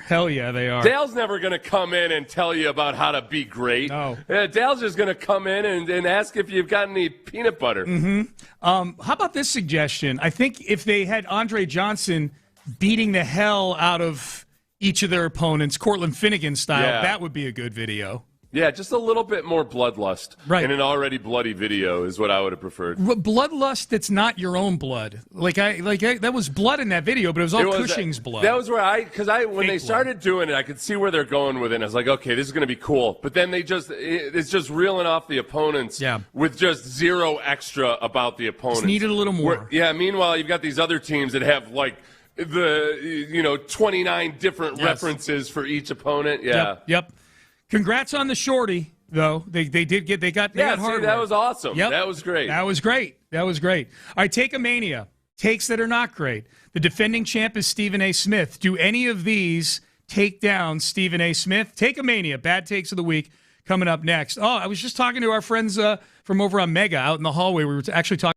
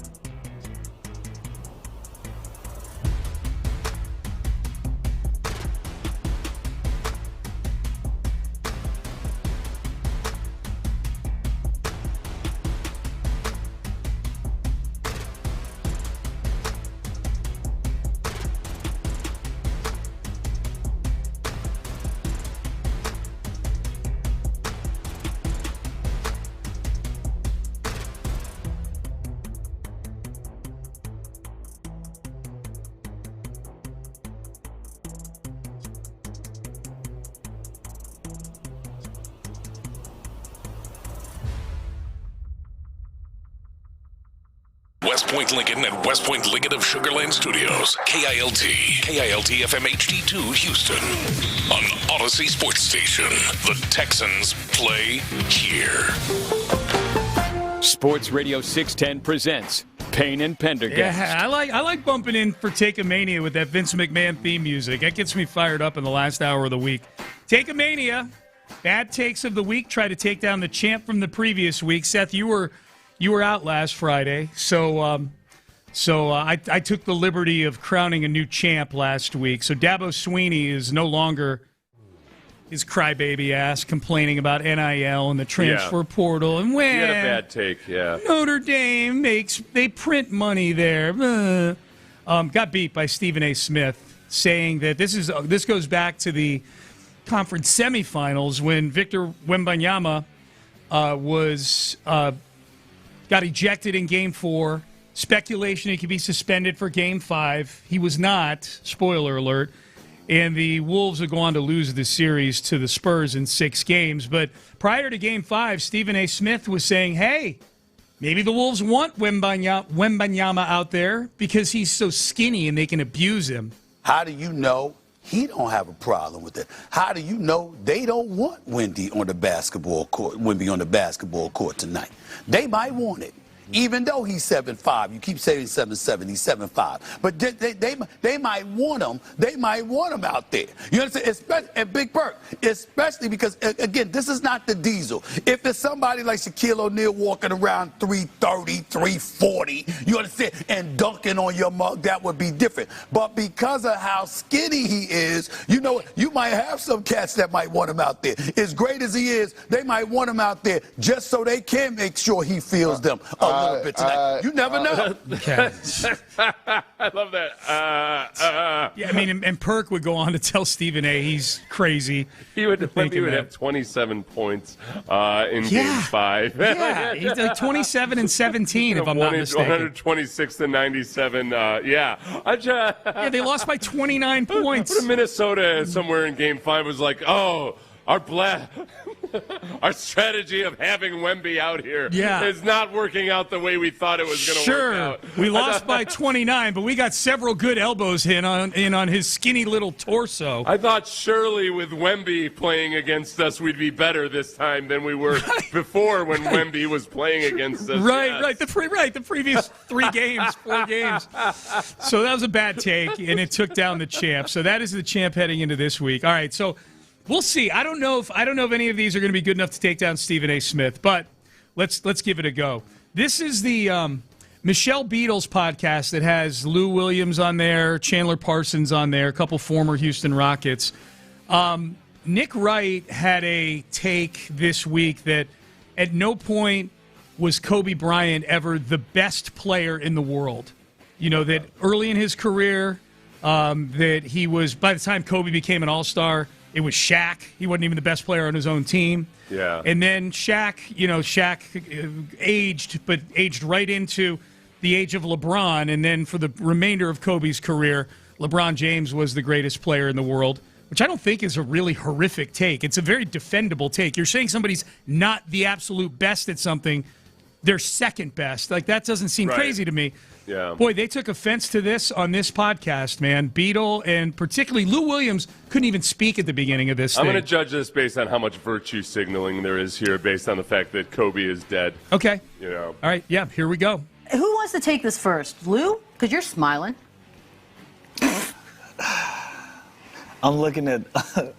Listen, man. You go, Chandler. Oh, boy. I will say Shaq on these teams, I would think, were the best player on those Lakers teams. Shaq 2001, Shaq, I think, is like the greatest player of all time. I think that's the most dominant player of all time. That being said, Kobe Bryant was... I got it. I'm sorry. I got it. Got your thoughts together? In 09, that's not where we were going with it. In 09, when he won the MVP, and then he came back the next year in 2010 and 11, and he won a championship with guys that they said that they wouldn't be able to compete at that level. Kobe Bryant was the best player in the world that year. I don't care what the stats said, any of that. From a standpoint of putting fear in guys and making the most of a roster that he had and was able to go out and get a championship with that. Now, granted, he had talent on there. 6th man of the year. He had power with him. Kobe Bryant was the best player in the world, 2010, 2011. And you can make a case for a lot of years like that, whether you like him or not. So all this Kobe Bryant rewrite history stuff. What's happening? I'm sorry for cutting you off. What is happening? Why are we doing this? I didn't have anything positive to say at first. I took a deep breath, and you did a good job. Okay. All right. Okay. So this is the thing. Okay, there's and I don't want to get into this argument about whether it was whether Nick's take was even right or not. I mean, when Kobe won that MVP, it was sandwiched by the 2 previous years, LeBron winning the MVP, and the next 2 years after that. Well, let me LeBron point out too, MVP. real quick, he was off on his data. Like he was off by a year on all of it. Yeah. Kobe won the MVP in 08 and then the title in 09 and 10. If you're going to come in with an argument like that Kobe Bryant's the best, like you're coming in with, have your years right, man. That's not why it's Wait, I thought he was talking about 10-11. Okay, gotcha. Yeah, he's just off on all those years. So anyway, no, it's not like that was they were acting like it was the biggest insult in the world to say that LeBron James is better than Kobe Bryant. Like, all right, now what are we even doing here? Beetle literally said at the end of it, you could hear her go, "What are we doing here?" Like, and yet there's too many moving parts here, given that they're having a bad take in response to a perceived bad take, which probably wasn't all that bad a Does take, not even win. if you disagree with it, so it doesn't win. Doesn't win. Okay. Doesn't win. I just want to stick up for Nick Wright a little bit. They're acting like it was the dopiest take ever, that LeBron was better than Kobe. Like, I don't think they probably didn't like they didn't like Nick's tone of voice and the way he framed it more so than anything. There was commentary at the very beginning that I didn't put in there just for expediency's sake, where Beetle said, "Boy, Nick Wright must have a new PR person because he sure has a lot of hot takes out here these days." Yeah, as opposed to back before when he was just a wallflower. Right. Exactly. All right. So, okay, this next one, I don't think this one's going to win. But here's Robert Saleh. You don't know the hornet's nest you're kicking here, Sean. Okay. Okay. Okay. Here's Robert Saleh, Tennessee Titans head coach, commenting about what's changed in the building, and he said that he's gotten rid of the seed oils in the cafeteria. Yeah, no, well, 100%. I thought one of the first things I think we did here is get rid of all the seed oils in the building, and which I think the players appreciate. I know Miss Amy has allowed us to attack the budget and get the players better variety. I think I'll put our staff, and I mean that I've been in 6 different buildings, and I'd put this staff up there with the best of them. I mean, the product they put out in the cafeteria daily is outstanding. Okay. I don't give a crap about your seed oils, man. Yeah. I don't care. Well, somebody asked him a question about the seed oil. That was, and he got rid of it. Was the question specifically about the seed oil? Yeah, I think so. Oh, okay. It sounded like somebody asked, like, "Hey, we heard you got rid of the seed oil or something." Oh, okay. Yeah. Okay, I thought he volunteered that. Yeah, no, and the whole thing about seed oil is that it's one of those deals that it's just an annoying topic to talk about. Where like there's a lot of outsized opinions on TikTok or from the medical community that are just like sometimes there's just you got to have a nuanced discussion about all of this. And I feel like yes, there's good reasons to get rid of seed oil. There's some that are overstated, but I don't want to touch it. The topic, and B, it's that polarizing, huh? Oh yeah. Okay. I have no idea. I'm just like. Oh yeah, I know. Yeah, I didn't know what seed oils were until yesterday. Yeah, I don't want to get it. Look, I'm not well versed enough. I've looked into it myself because I see the stuff on on TikTok where everybody tells you what the medical establishment doesn't want to tell you is something that your doctor actually did tell you last week, but still, I don't, because I get curated Danhausen videos to me on TikTok. I live in a great little world where everything's Danhausen on TikTok. No, it's a big old thing, man. It's a big old thing. I'll take your word for it. Yeah, does not win, I guess. No, and the whole thing is that if a lot of players are like, look, if you get rid of seed oil in your diet, whether you probably get rid of a lot of other stuff too, like genuinely bona fide bad stuff. Yep. So I appreciate that if his players are concerned about it, then those guys are paying attention to what they're eating, and it's probably a good move whether he thinks it's all that urgent or not. Okay, so that does not win. Yeah. Not surprised. This next one is Colin Cowherd, who claims that the NFL is punishing Sean Payton, his good friend and Denver head coach, by giving them a very difficult first 6 games. They've got, I think, 6 playoff teams in their first 6 games of the year. Here's Cowherd. Now it's interesting. Who are they punishing? And I believe this. I'm not a conspiracy guy, but I believe this. I think Sean Payton has a mixed relationship with the league office. He's taking shots at quarterbacks. He's taking Russell Wilson. He's taking shots at coaches. NFL does not like friendly fire. Zip it. Look at Denver's schedule. They're punishing them. The first 6 games, that's the toughest 6-game schedule I have ever seen in my life, and I'm a geek on this stuff. I am a nerd on schedules. I've never seen anything like that. At Chiefs, Jags, Rams, at Niners, at Chargers, at Seahawks. They could have thrown an Arizona game in there, a Panthers game in there. They could have thrown that Steeler game in there, the Raider game in there. Nope. Front heavy with Bo Nix coming off a surgery. I believe, and again, I'm not a conspiracy guy, but I think Sean Payton has irked a few people. He's been outspoken, a little friendly fire sometimes in the league. If I had a dime for every time Cowherd prefaced his takes that seemed like conspiracy takes by saying, I'm not a conspiracy guy. Oh, really? Does he have a lot of them? I'm not a conspiracy guy, but here's a conspiracy. Here's the conspiracy theory of the day. I'm going to go look that up today. I'm going to search on Cowherd Conspiracy on Twitter. Sponsored by big tinfoil hat. Yes, sponsored by Reynolds Wrap. Yes. Yeah. I think that, okay, this is where he lost me, is honestly... What is he talking about in terms of Sean Payton irking people in the league? Like Nathaniel Ratliff, or not? What was the name? What was Nathaniel Hackett? Hackett. Nathaniel Hackett. I was like, that's the most notable one I can remember. Like he's other than Bountygate, which goes back a long ways. That if the league wanted to exact vengeance on Sean Payton for Bountygate, you know what they did? They suspended him for a big chunk of time. Yeah. He's like, what are we even talking about here? Yep. This is what Cowherd always does. He sneaks a really big part of the argument.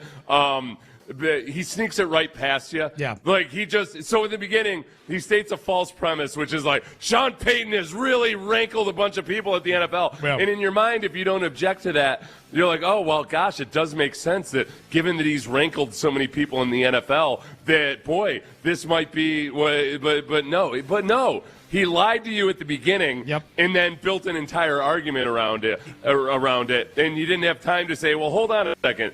Is Sean Payton known as a guy who's reviled in league circles because he's always castigating so many people? Is this worse than Stephen A. saying the Timberwolves wish that Wemby was on the floor for a game? No, that was just one of the most god-awful, horrendously bad things everybody. All right. I get so tired of Colin Cowherd's rhetoric. Yeah, no, you know why? Because it's the same thing politicians and political commentators do to dupe people. Yeah. And I hate that it's so effective. I hate that it makes him so successful by just lying to people. Yes. All right, I want to make sure we get this one in. We don't get a lot of bad baseball takes. This was the MLB TV crew, Robert Flores, Mark DeRosa, Dan O'Dowd, a former executive, Robert Flores, obviously the host, and they were talking about the Astros earlier this week. So this is kind of in 2 chunks here. I feel like it sets up better this way. This is the crew saying, hey, not a total rebuild. Don't be late to the party, Astros. Few small moves, and you can get right back in this thing. I'm looking at the basement dwellers right now, and I'm saying to myself, okay, Rockies. Rebuild. Yeah. Angels, I don't know what they're going to do. Right. And then you're looking at the Houston Astros, and I'm saying to myself, if they did a reimagining, they have big-time star-type players. They could redo this thing with 2 or 3 trades and bring in a completely new haul. Yeah, I think pause right there because DeRosa is the main culprit in this thing. So DeRosa is saying, hey, they got a couple star players. They make a couple of moves, and they can kind of get right back to where they were. When I initially heard that, Seth, I thought, okay, they have some star players that they can still build a team around by making some moves on the margins. That's what I was expecting. What we got from DeRosa when he was asked, like, okay, so what are the moves, was this. Yeah, I think it's imperative. You could put deals together with Yordan Alvarez and you start to imagine. I was sitting there last night, like, you imagine Yordan in the Yankee lineup? How dare you? You imagine Jeremy Pena. Robert, you watch him on a nightly. What's your take? I think Hunter Brown and someone else. Okay, that's enough right there. After he says Hunter Brown.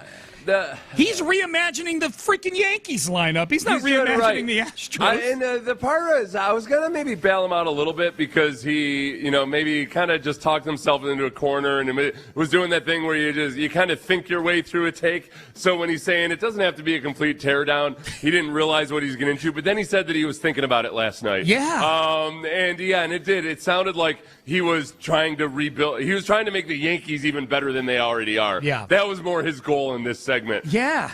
And if he had cut it at one player, if he had said Jordan, even if he had said Hunter Brown, but if it was just one player, then maybe I could have I could have seen how that wasn't a teardown. But when you start off with Jordan and Pena, and he's still screaming Hunter Brown while guys are talking. And he's saying, and Hunter Brown. Yeah, that's not. This is the problem. Yeah. This is the problem. Yeah. Stephen A. Smith said that the Minnesota Timberwolves might prefer having Wemby on the floor because they can push him around. Right. It's a horrible take. Yeah. I don't know if anybody's ever going to beat that. Yeah. The only thing that's going to save Stephen A. at some point is that he didn't deliver it with his classic Stephen A. panache. Yeah. So it's not as scintillating. But no, this does not defeat Stephen A. this week. All right. I got one left. This is a quick one. This was Kenny Atkinson, the head coach of the Cleveland Cavaliers. This is after Game 1, after James Harden got cooked for 15 points in the fourth quarter by Jalen Brunson. Thing about James, I'll just defend him. He's a good isolation defender. Okay, that's the whole take.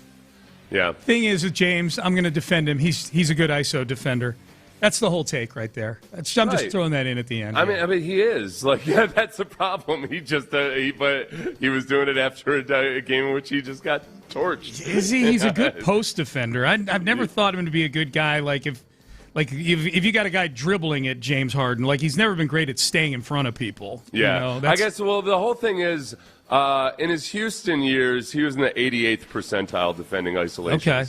But with him, it's always with James. There's just more to the story, and it's like the lapses when he's not a good defender. He's a really bad defender. Right. But when he is a good defender, he's actually he's a really good defender. Yeah. That game the other night, he was not a good ice. That was not a great time to say that after the game, I would say. Yeah, so. But not a. So I understand where he's coming from, and so I don't. Definitely doesn't and win. It's coach defending his player. Yep. All right, Stephen A. Smith remains the champ. Take-a-Mania. DeRosa made a run at it, man. Made a run at it, saying it's not you can just reimagine this thing by trading away their 3 best players. Yeah, thanks, dude. Last time we did that, they averaged 56 wins a season for the next 3 years. Thanks. Yeah. Good rec. All right, that was Take-a-Mania. We do it each and every week. I do want to bring up something. We just heard Kobe Bryant's name. There's times in these post-game press conferences that I wish Kobe Bryant was still around playing basketball. And I'll play an example as to why coming up next. But first, West Point Lincoln, Katy Freeway exit Kirkwood, Triple Crown Award winner, one of only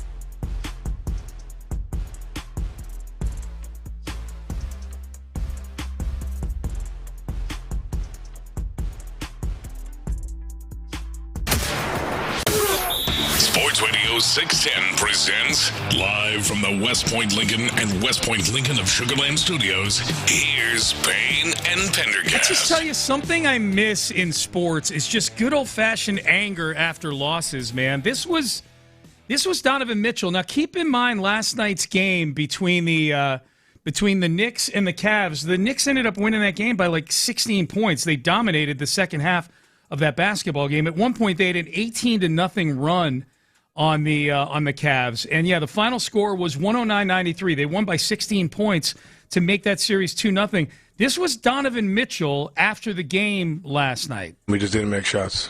I loved everything about the looks we got. And some days you just miss the open ones. We got great looks. Sometimes we're in and out. Sometimes they're short. Offensively, I'm not worried at all. We did a really good job getting to the paint, trying to find guys, and I mean that's why our assist total was low. It's just because we couldn't make shots, and it was everybody. So nothing to hang our head about. They protected home court, and we've seen this before, so we gotta go get game 3. You guys have obviously played a lot of basketball over the last month. How much do you think we just We're not tired.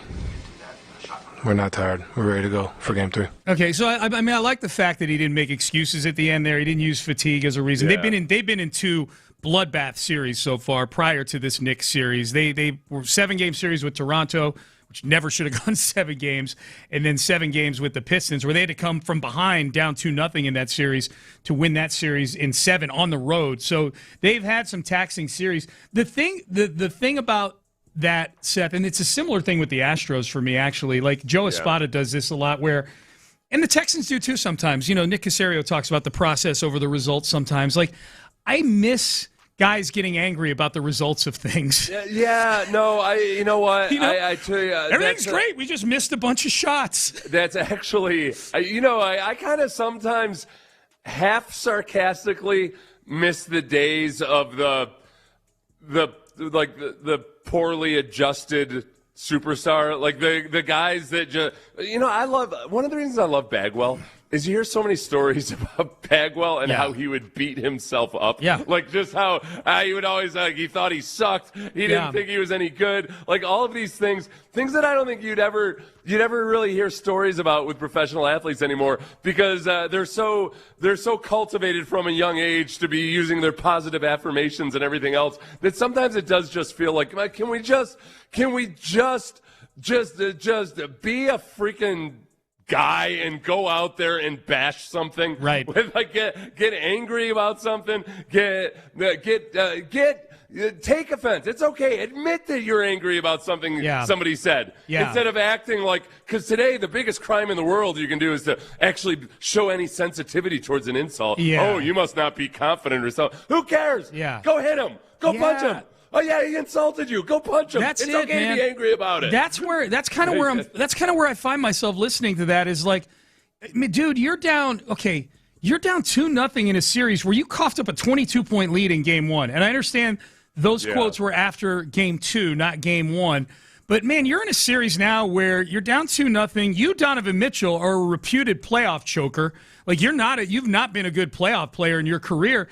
And you're sitting at a microphone just saying, like, "Hey, man, everything on offense was fine. We just didn't make the shots." And that's where, and I think what happens is that there's a certain part of the analytics that's just seeped into the mindset where players understand that sometimes it is just randomness, sometimes it's bad luck, but in any given game, you're taking something that's true in general. That, sometimes you're the victim of bad luck. Sometimes you're, sometimes you're better because of luck, and that's great over the course of over the course of 80 plus games in the playoffs. Yes, that's going to happen. But in one specific game, all right, your shots aren't falling. How the hell are you making up for it? Find another way to win. You can do when the shots aren't falling. Yeah, like. Defense, rebounding, all of these things, getting easier shots, attacking the rim, like all of that stuff, it feels like a lot of athletes have kind of succumbed to they've succumbed to the siren song of like, hey, sometimes it just doesn't go your way. Yeah. Where in one night, when you got to win a game, you got to forget all that crap. You do. You know? Find a way, man. You got to find a way. That's exactly right. That is an answer to a press conference in the middle of February in a loss to Memphis or something like that. You know what it is? It's something that you should. It's something that you should fight to accept and come to terms with 3 weeks after you're out of the playoffs. Right. You know, because you've hated yourself for 3 weeks. Yeah. And finally you're like, you know what? It's just, all right. Sometimes it's just, the shots weren't falling or it's bad luck. I'll accept that grudgingly. Yep. You don't want it to be the immediate bomb right afterwards. Right. Yeah. Yeah, you're down. There are 4 teams left in this thing. There are 4 teams. Theoretically, you're a really good team because you're one of the 4 that's left. You're in a class of team right now that finds some other way to win a game when your shot isn't falling. You can't go to a press conference afterwards and just say, well, the shots weren't falling. Find a way to have Jalen Brunson not get 19 points and 14 assists on your ass. So this that's is one of my favorite stories in sports. I've told you this before, but I don't know if you remember it because there's no reason you should have tried to remember it. But there was the best American cyclist before Lance Armstrong was Greg LeMond, who had won. He was the previous American that could win the Tour de France. Right. I don't know if you remember one or multiple, but. He came down to one Tour de France where the final event was a time trial, and it was like almost impossible. People were thinking it was like physiologically impossible. I remember for him to overcome Laurent Fignon, I think his name was, the French cyclist. And the French cyclist who had the lead and just had to retain this lead was going to get all this information fed to him the whole time. He was going to know exactly where Lance Armstrong was and how what numbers he needed to hit and everything.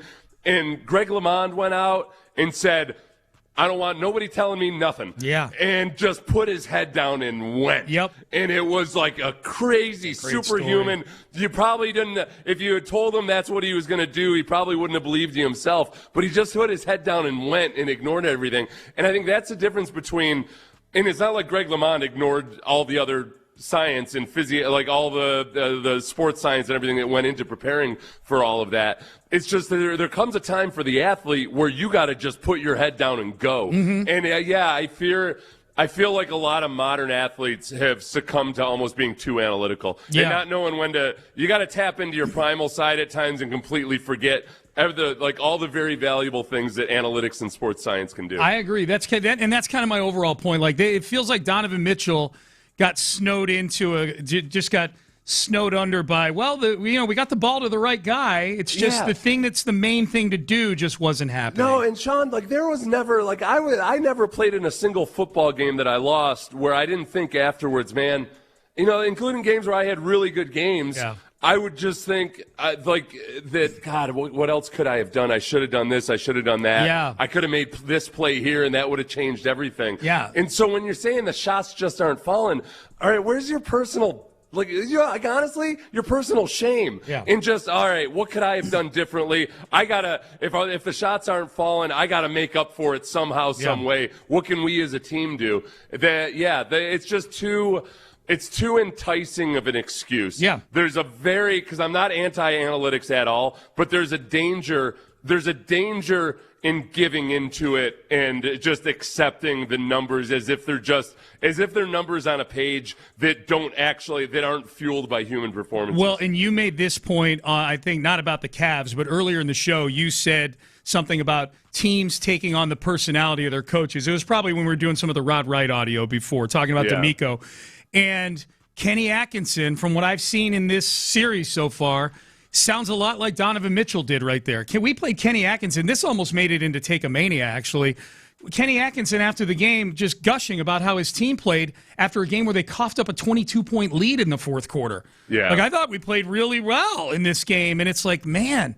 And so that's the message you're getting on that team from the top down is like, hey, I know we lost. I know we did something that 663 teams, literally, in the same situation before us did not do, which was lose the game. But he's like all, flowery about things. And so I don't know. I think sometimes it's not. Sometimes the analytics just lie to you about how you should feel about things. No, and that's the danger too, and especially people who write about analytics, is they don't understand analytics the way the people in the building typically understand. They've got more humility about what the analytics cannot do. That's where I think sometimes when people get upset about analytics, sometimes it's because you're reading people who think they're smarter than everybody else talk about how simple and straightforward it is. Most of the people who actually work in the sport and are good at it, they understand that there's a limitation and that there's a lot of you need to know what the real world athletes are telling you and try to temper it and just have some humility about it. Yeah. But I do think, I think especially in basketball and baseball, there's times where guys are just they just succumb to it. Yeah. It's too easy an excuse at times when you just chalk things up to randomness. Yeah, it makes you almost dispassionate about what's going on with your team. Yeah. You know? It's crazy. Yeah, there's an overarching. I worry about it in football just because with all the body tracking. Yes. There's something about, it's great to not overtrain. It's great to be sure guys are rested and everything. And there's a lot of value in a lot of the things that they do.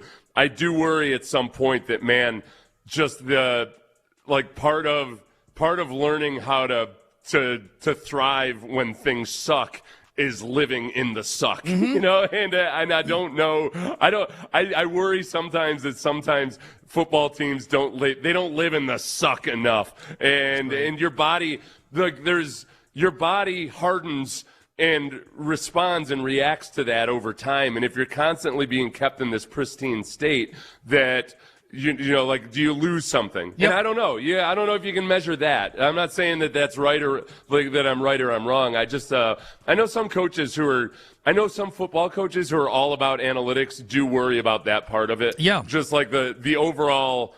All right. Just at the end of the day, are we actually tough enough, or are we just creating guys who perform best when circumstances are pristine? And because it doesn't always work that way. Right. So the solution is do what the Texans do on defense and just find a bunch of psychopaths. Right. Yeah. Well, whatever they're doing with the Texans, defensively, at least last year, very small sample size, but they're a very tough team. But they were also a very healthy team on defense. Yep. And that's hopefully, maybe they've got that right mix. That's why I like, just as it was with the Astros, you had A.J. Hinch, who was a former player and had a respect for the analytical side, but he counterbalances some of where the analytics might take it too far. Yep. I think D'Amico has a lot of respect for the analytics, but I think he might be a good counterbalance to taking it too far one way or the other. That's a good way to put it. Yep. We got a text for Seth that I want to read in the next segment. It's asking him a question that I'm very curious the answer to. And also, best move, worst move for the Houston Texans this offseason. Bill Barnwell did that. What are the moves that are getting the most criticized among the Texans' moves right now? We'll do that in the final segment, find out what the guys got going on In the Loop coming up next. But I'm guessing this Memorial Day weekend, there's a lot of you out.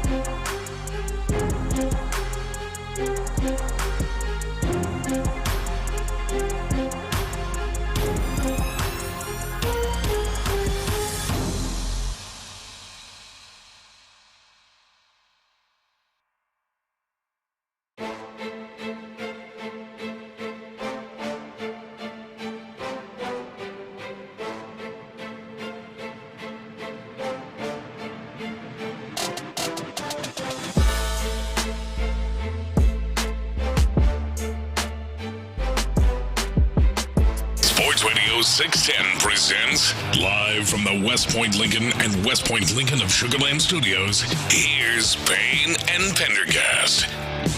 All right, Payne and Pendergast with you. Best move, worst move, according to Bill Barnwell, that the Texans have made. And then what are the ones that are falling under the umbrella of worst moves for a lot of people? Barnwell says, Bill Barnwell of ESPN says, best move for the Texans was the Braden Smith 2-year, $20 million signing at right tackle.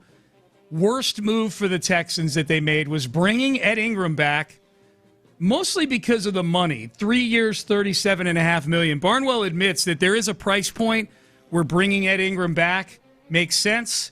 He just doesn't think it makes sense, Seth, at $12.5 million a year. You know, the weird thing about that, now, you know, I got annoyed about this because the way Barnwell presented it in his blurb, he made it look as expensive as possible. He called it a basically pointed out he's making $15 million this year, which he's making $12.5 million per year in this contract, and which is the 20th highest paid contract for guards. And he was going to be a free agent, so there's a really good chance he would have gotten more of that if he had hit free agency. Maybe he would have gotten less. Who knows? We'll never know. But I think that to call that out and based on the contract they gave him, I'm not buying that. I think that Ed Ingram is a pass protector. He had some rough patches and had some rough plays last year, but I think he's better than maybe what a lot of people think he is or whatever his PFF grade is. And some of his issues in pass protection are kind of tied to the thing he does best, which is his run blocking. Because he's super aggressive as a run blocker. Sometimes he gets a little too aggressive as a pass protector. And there's times where it looks like he just wants to absolutely dominate somebody when he needs to be a little bit more passive. And that's something that I think Cole Popovich can work on him with. But I didn't like the projected contract for Ed Ingram from the various sites that do that type of stuff. If I recall correctly, they were more along the lines of $15 or $16 million a year. Well, the one guy who was not in that 15, some of the articles were. You're right. Yeah. Barnwell just doesn't like Ingram, I think. He doesn't, yeah. Remember Barnwell had those tiers of free agents for each position? Yeah. And Ingram was not even he didn't view Ingram as a starter. He had him in $4 million a year or something like that. Yeah. No. So I just don't think he likes the player very much. Right. And I think with Barnwell, he's heavily based on just various rankings and everything and all that. The contract was fine for me. Yeah. I think, honestly, for where the Texans – the thing I like about it is you always have to look at these in context, too, of, okay, what are they trying to accomplish? What does it look like they're trying to do? And the entire strategy this year on offense, both in the draft and free agency, was we need to be a more we need to be a more physical, tough, aggressive offense. Yeah. And they brought in players to a T that's either their scouting report or that's the way they played in the NFL. And that's when especially, okay, maybe you think they paid Ingram too much. He's a known quantity, and he's the exact type of guy that you want on that offense. So you can go ahead and, all right, say we're going to let him walk because he's too expensive. Yeah. All right, well, then it's an unknown quantity that you're bringing in here to this offense and to this offensive line. So it made a lot of sense for me. Ed Ingram's re-signing was not anywhere near my most concerning signings. What would yours be if you were doing this exercise Barnwell is doing, best and worst? What would you what would you have in that category I would instead? say I'm gonna raise an eyebrow at the Marlon Klein draft pick, just because if it's a perceived reach, ultimately we find out whether it was a reach or not, or whether the Texans should have taken him higher there. But anytime my team does something that's perceived to be way outside the box, you always have to look at it and say, okay, well, I hope we're right on this. I'm not going to sit and castigate them and say that they're dumb or anything. But like that's the one that raised my eyebrow the most. Yeah. And if Marlon Klein does work out, I'll be extra excited just because it's proof of process. That's all right. Cool. That's we went best available here. That's what our board told us. Yeah, I know. And honestly, I spent time thinking about this morning, and I guess the only thing I can't think of anything that I'm criticizing them for this offseason. I've been really pleased with the way they've been going about it. I guess my biggest question will just be, all right, I love that they've got this theme of saying we're going to fix the rushing offense somehow, some way. Yeah. We got to give CJ the benefit of it, at the very least, having a credible rushing attack.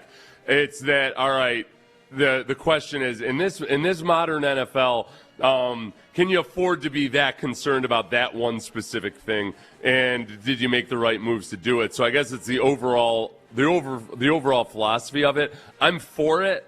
But it's also, that's a little bit against the grain. Yeah. This is the one thing I wouldn't have told you whether or not they should have drafted Marlon Klein. I'm not enough of a draft dude to have been 10 deep on the tight ends. Yeah. When it comes to this strategy that they followed this offseason, this is what I would have preferred to do. This is what I would have said, yeah, go whole hog on changing the culture of the offense. Let's do this. And by and large, they did it in the way that I think is a smart way to do it. But now let's see if that's actually the smart thing to do. Yeah, they got more tough. They got more physical. How does it look like when they go execute now? And we'll find out. We'll find out in a couple of months. OTAs next week, minicamp a couple weeks after that. So we're getting to it, man. It'll be here before we know it. Text message. I promised this in the tease. This is a message for Seth. Seth. If you could write a book, what topic would you write about, and what do you think you could teach the rest of the world? That's from Chuck in Denver. What can I teach the rest of the world? Oh, I can't wait to hear this. I'm very flattered. Yeah.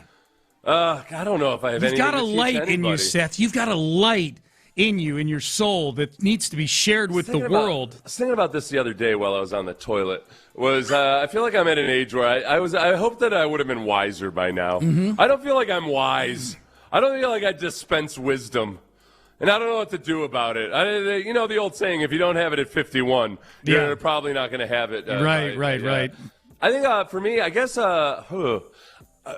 if it's related to sports, I think my biggest thing is probably that I was never really a good athlete, and I figured out a way to play 10 years in the NFL. Oh, that's good. That's a good one. Yeah, I ended up being a really good football player my junior and senior year in high school, but not really until my senior year in high school. That was the first time I was like a really good football player. Yeah. And then I was pretty good in college, but then I was like, okay, I think I was really good by my senior year in college.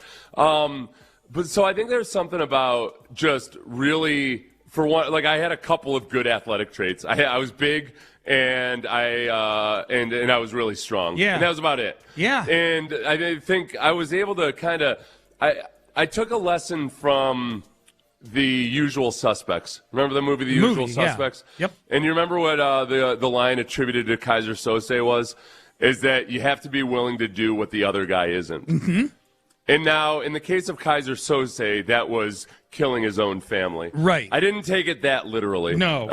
But I always felt like I kind of, every step along the way, I tried to identify, all right, what are the things that we know make you better, but people really just don't like doing them. Yeah. And in football, it's easy to identify a lot of those, So I kind of just always like went. that. So like whenever I had anything new to do, I always try to be like, all right, what's the thing that's going to help me out the most, but that people really hate doing? Mm-hmm. So I became maniacal on my leg workouts. Yeah. Everybody hates leg days. Yep. Like visualization. It's like sitting down and really just visualizing football. like putting myself, like closing my eyes for 2 hours and working through different plays that I was going to see each week, or when I was watching film, just like closing my eyes, and if I saw a play on film, I would watch myself like go through exactly how I had to make that play over and over again to a degree that I know very few people are willing or capable of doing. So like I focused on that type of stuff enough that I was able to overcome a lot of the other stuff. Yeah. It's my Kaiser Sose model of performance. That's really interesting. Did you? Was there when you were doing this? Was like when you were doing it in high school? Was it with the idea of I'm going to play in college? When you were doing it in college, was it with the idea of I'm going to go play in the NFL, or were you just trying to get better every day? No, I always just really enjoyed, I just enjoyed playing football, and I wanted to be better at it. Yeah. So it was always that. I never knew I was going to play in college until after my senior season in high school. Mm-hmm. I didn't know I was going to play in the NFL until, I didn't even really have a clue that I might play in the NFL until about midway through my senior season in college. So it was more, it's just more like it was one of those things that I wanted to be really good at. I just liked it, and I wanted to be really good at it. And so I found, I'd read an article about visualization when I was in high school, and I started doing that my junior year, and all of a sudden I took off. That's cool. Because I got to the point where I could see the game differently and better than a lot of other people. That's really neat. That is cool. I would like to do a book. I've thought about this. Amy and I like to travel a lot. I would like to do a book on all the various halls of fame around the country. Oh. Everything from like big time halls of fame to like the kind of like when Clay Travis did that. Didn't he go to a bunch of all the SEC stadiums or something? Dixieland Delight is the name of the book. Yeah, he wrote it like 20 years ago. That's the first I'd ever heard of him was when he wrote that book. He went to all the SEC stadiums. Yeah, I would love to do something like that. That'd be fun. Yeah, you'd have a good time. Chronicling you could do like an oral history too, or do a podcast series with it. Yeah, that's something I thought about doing because we like just traveling to random places in the United States. My wife and I do. So. Anytime you got an excuse to go to Canton. Hell yeah. I've never been to the Pro Football Hall of Fame. Oh, no, just Canton in general. Oh, it's a beautiful town. I've been to baseball. I've been to basketball. I've not been to the Pro Football one. You might have to take a, what's it called? A sabbatical for that one. I know. You might have to take a full 6 months off or something. Dude, yeah. Oh, to do that for the book. Yeah, for sure. That's, probably a post-career thing. All right, Payne and Pendergast. It is time. Well, it's you're listening to KLTAM, KLTFM HD2, Houston and Odyssey Sports Station. Time for Crosstalk. Quick, yeah. Time for Crosstalk. Brought to you by D&M Auto Leasing. John Lopez, Luke Morrow in for the traveling the world, not just the United States. He's traveling the globe. He's on the Odyssey app right now. Reggie Atatula, I know. He can't get away. He's on the Odyssey He can't get away. Luke Morrow in for Reggie Atatula. Gentlemen, how we feeling? Great. Yeah? Fantastic. That's good. You got me thinking about the similar books that I have in my back pocket. How many books have you written? 5. 5 books. Well, 5 published. 5. Yeah, but I've got some others that I've been working on, a couple of others, but it's just a matter of getting some time to do them. So you've got almost a drafts folder for books. I want you to write a book where you take down some kind of syndicate. Yes. I think you'd be passionate about that, John. I want you to do you have the gonads, John, to write a book that gets you death threats or not? No, I do not. You know? Simple answer. Yeah. I have so much respect for somebody who's got like multiple books that they're just sort of workshopping ideas right now. here and there, and you got me thinking about one idea, but 2 that I've started. It's just a matter of I got a lot going on, so I want to be able to maybe get a sabbatical at some point and go ahead and finish them. But the one you got me thinking of, it's right along those same lines. It's been an idea. I haven't even touched my laptop on this one. It's just an idea. Okay. Final cut. In other words, you know how you always get the final cut at the major league level or the transaction wire, basically. Yeah. And go and find all the guys in various sports that were the last cut and do their stories.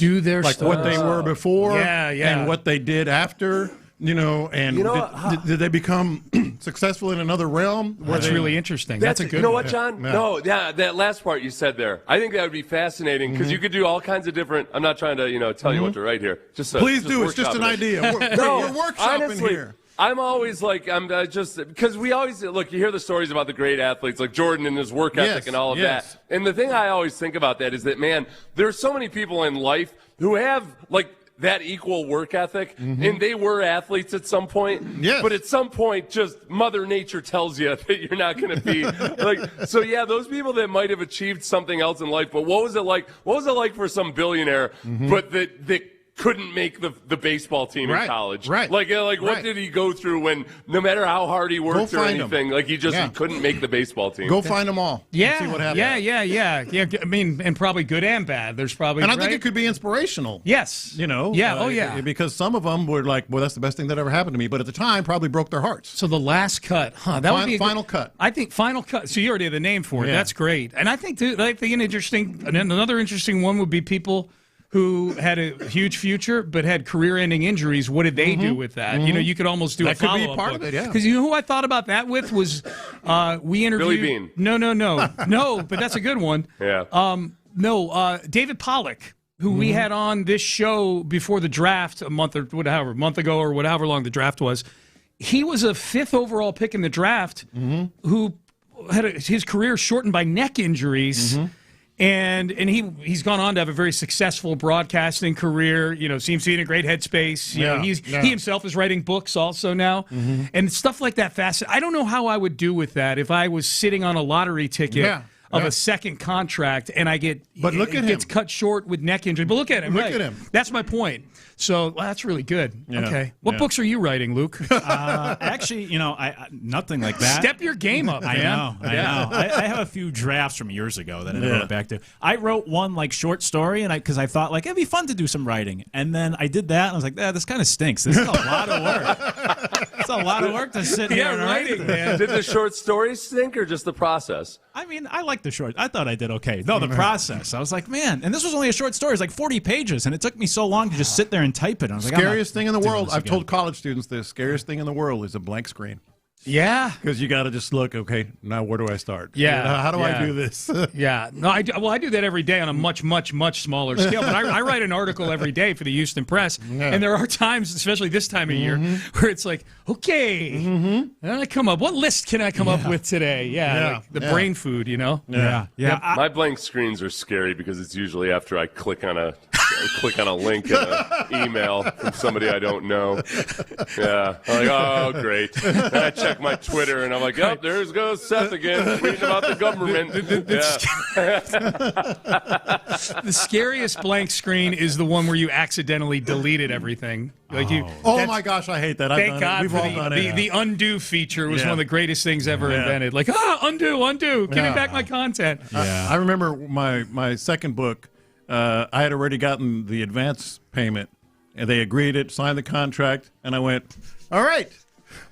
Oh my God! Oh, that's intimidating. I already had the money in the bank. Oh, dude, I get such sympathetic stress over that every time I'm watching a movie where it's a writer who's got writer's block, and like the publisher is calling because they've already advanced the money. Oh, you could not. I would rather owe $1 billion to people who would kill me than to have taken a $2,000 advance on something that I have to then write creatively about. It was the worst. That sucks, because they already paid you for it. You got nothing. Which book was it? Do you remember? It was the golf book I did. They paid me, and it was a club here, and it was a book that has been released only to the members of that golf club. I remember you writing that. It's a very prestigious golf club. Yeah. And they said, all right, here's your check. And I went, sweet. Oh. Now what? A bunch of rich golf people. They didn't miss the money. They're felt like you were scamming them, didn't you? Did the book turn out okay? Yeah, good. Absolutely. Yeah, good. I thought it was quite good. In fact, Jack Nicklaus became a part of it. Really? Yeah, I interviewed him on his plane for about an hour and a half. Oh, you've told that story before, too. That's great. Okay. I did the FCC disclaimer. So what is the question of the day, fellas? Are you familiar with seed oils? Oh, boy. By the way, I looked this up. It wasn't like a deep dive, but I went to Google and AI, and I said, what's the real thing about seed oil? They're not bad for you. You're stressing Seth out right now. Doctors and medical psychologists, scientists have said seed oils are only bad like in processed foods and fast foods and stuff. Like if you cook with them, they say, no, it's fine. It's good for you. But Robert Saleh. Right. No, we played it in Take-a-Mania. Has eliminated seed oils. What's the weirdest, craziest thing you've ever had or seen a coach do? Okay. Because I had, and just while you guys are thinking, I remember I went on a recruiting trip to actually Sam Houston State back in the day. And because back then they didn't have camps and stuff, so they circumvented the rules by inviting you on a quote unquote, recruiting trip, but it was really just workouts. Yeah. It's just a workout. Yep. And there was a coach there, the weight strength coach said, I only sleep 4 hours a day. You don't need, science tells us that you don't need more than 4 hours of sleep a day. One of Seth's favorites. When science tells us. Well, no, it's coaches who are sleeping 4 hours and they got their decision making they got to make. So like the stupid teenager that I was thinking I could play football, at the next level, I went a month on only 4 hours of sleep a night. Because you were mirroring that guy. I thought that, he was all cut and, big, and he coached at Sam Houston State. Right. Cocaine was a lot cheaper back then. Yeah. And if we're being honest, he probably slept more than 4 hours. He was just being a that fake part of it, too, A month in, I said, that lion SOB. I couldn't function. But anyway, the weirdest things coaches have ever done. Okay. Seth, you've had more coaches than I have. Do you have any really weird stories? I thought of a bunch of stories it popped into my head immediately from but oh boy. How about Tom Herman's P chart? That's a good one. Tom Herman's P chart is a good one. P chart's not that uncommon. Really? That's pretty common. It's just the way they phrased it, the championship hydration or whatever. Oh yeah. But the P chart was really, when that came out and people were making such a fervor over it, I was like, no, that's really, they show you that all the time because it's a good way to, if you got that dark yellow pea during training camp, you better go hydrate. Yeah. Can I just say, as somebody who's had very few coaches in my life, but I've observed and covered many coaches, can I just have my answer be everything David Culley ever said or did tied for first? Can I just have all of them tied for first? That's why I said declining a penalty for the right to punt the football, that kind of thing. That's why I said seen or experience. Yeah, not everybody is experienced. Yeah. Luke, I know you're thinking of one. Yeah, in my time in baseball, I was a former big leaguer, but he was managing in minor league baseball. He lived in the clubhouse throughout the season, unbeknownst to anyone, because he didn't want to pay for an apartment. Hell yeah! He had an air mattress in one of the closets that he'd blow up at night, and he would snuck around the stadium so that nobody would know. And I was like, you played in the big leagues for 12 years. How do you not? I guess he was just more frugal. He didn't want to get an apartment for the summer. But yeah, that was kind of a weird one. We'd be there late. You walk into the clubhouse. He's walking around in his boxers. I'm like, what are you still doing here? Go home. Oh, I love like that guy. Yeah. Okay. No, the weird. Boy, this one is. This isn't a fun, lighthearted one, but just the dumbest thing I ever saw a coach do was when we had a youth football coach who we were about to go play a team from the city, and our team had a couple black guys on our team, and the guy just out of nowhere, we're a bunch of 12-year-old kids at this point. The guy says he just started spewing racial slurs about the team we're about to play. And everybody's looking at each other what the hell's going on? I think he might have gotten fired by halftime. It was, I don't know what happened. John, you got to write a book about this guy. I remember looking at my friend Malcolm, and he's looking at me this is the thing that still sticks with me. Yeah. Is I turned to my friend Malcolm, black kid, and I was looking at him in total shock and horror. And the look of Malcolm being yeah, that's what happens. That part, I'm still depressed to this day. That it was more of a shock to me than it was to him. It was he was just kind of it's what you get sometimes. Yep. And yeah. Oh man, that was the dumbest thing I've ever seen a coach do, and the most evil by far. Yeah. That's gonna be my new line. Instead of in Arrested Development, Carl Weathers would say, "Make a stew out of it." Anytime there's an interesting story, I'll tell you to write a book about it. Write a book. Yeah. Text John. Yes. All right. Well, everybody out there, have a great long weekend, especially you fellas, Luke and John. Appreciate you guys. And Figgy Fig, Seth, antibodies to you. Have a great weekend as well. Antibodies, and I will never tell the story of all your racial slurs. Yeah, please keep that to yourself. All right. Good advice. Yeah. Thank you. I owe that to you. Preach, King. Yeah. Thanks. All right. We are done. We are out of time. Reggie Atatula is listening in Italy. Yeah, on his way to Italy. Today, substitute Luke Morrow in for Reggie Atatula. Yeah, so Luke in for Reggie. John Lopez, Figgy Fig, they are in the loop. They start now. Have a great weekend, everybody. Yeah, happy Friday. Happy holiday weekend. Happy to be with you for the next few hours. That's right. Reggie goes to Italy, so instead they replace him with the obnoxious Italian. Yeah, who's wearing an Italian shirt. So obnoxious that I even wear the shirt just to drive the point home. Look at this, Mama Luke. That's right. Hey, you can join the conversation throughout the next 4 hours, 713-572-4610. Get to us on the YouTube and Twitch chats as well. Got a lot to do. As you heard, Figgy Fig's here. Of course, I'm in for Reggie. Lopez is in. Let's start, though, with what we saw last night. Eastern Conference Finals, Game 2. The Knicks go up 2-0. Last night, a little bit easier than Game 1. Good game in the first half. Knicks went on like an 18-0 run there in the third quarter to put it away. And the fans at least were able to breathe a little easier on the way to the victory. So they're up 2-0. On the game itself, and then I want to get to something that you brought up, but on the actual game itself, I thought, yesterday I was in with B. Scott on the drive, and one of T. Mill's best bets was Jalen Brunson's under in points. Oh, wow. And I said I like that one because I think everyone's going to be running to bet his over after what you saw in Game 1. But last night, there's going to be some adjustments. He'll be more of a distributor, and that was exactly the case. He had, 13 assists? Yeah. And it was the other guys for the Knicks. Still, for the James Harden haters, when Brunson needed a basket, he went at Harden in the fourth quarter and scored 10 points in that quarter and made it look easy. Yeah. So he still got his when he wanted to. Harden only had 6 points in the second half, by the way.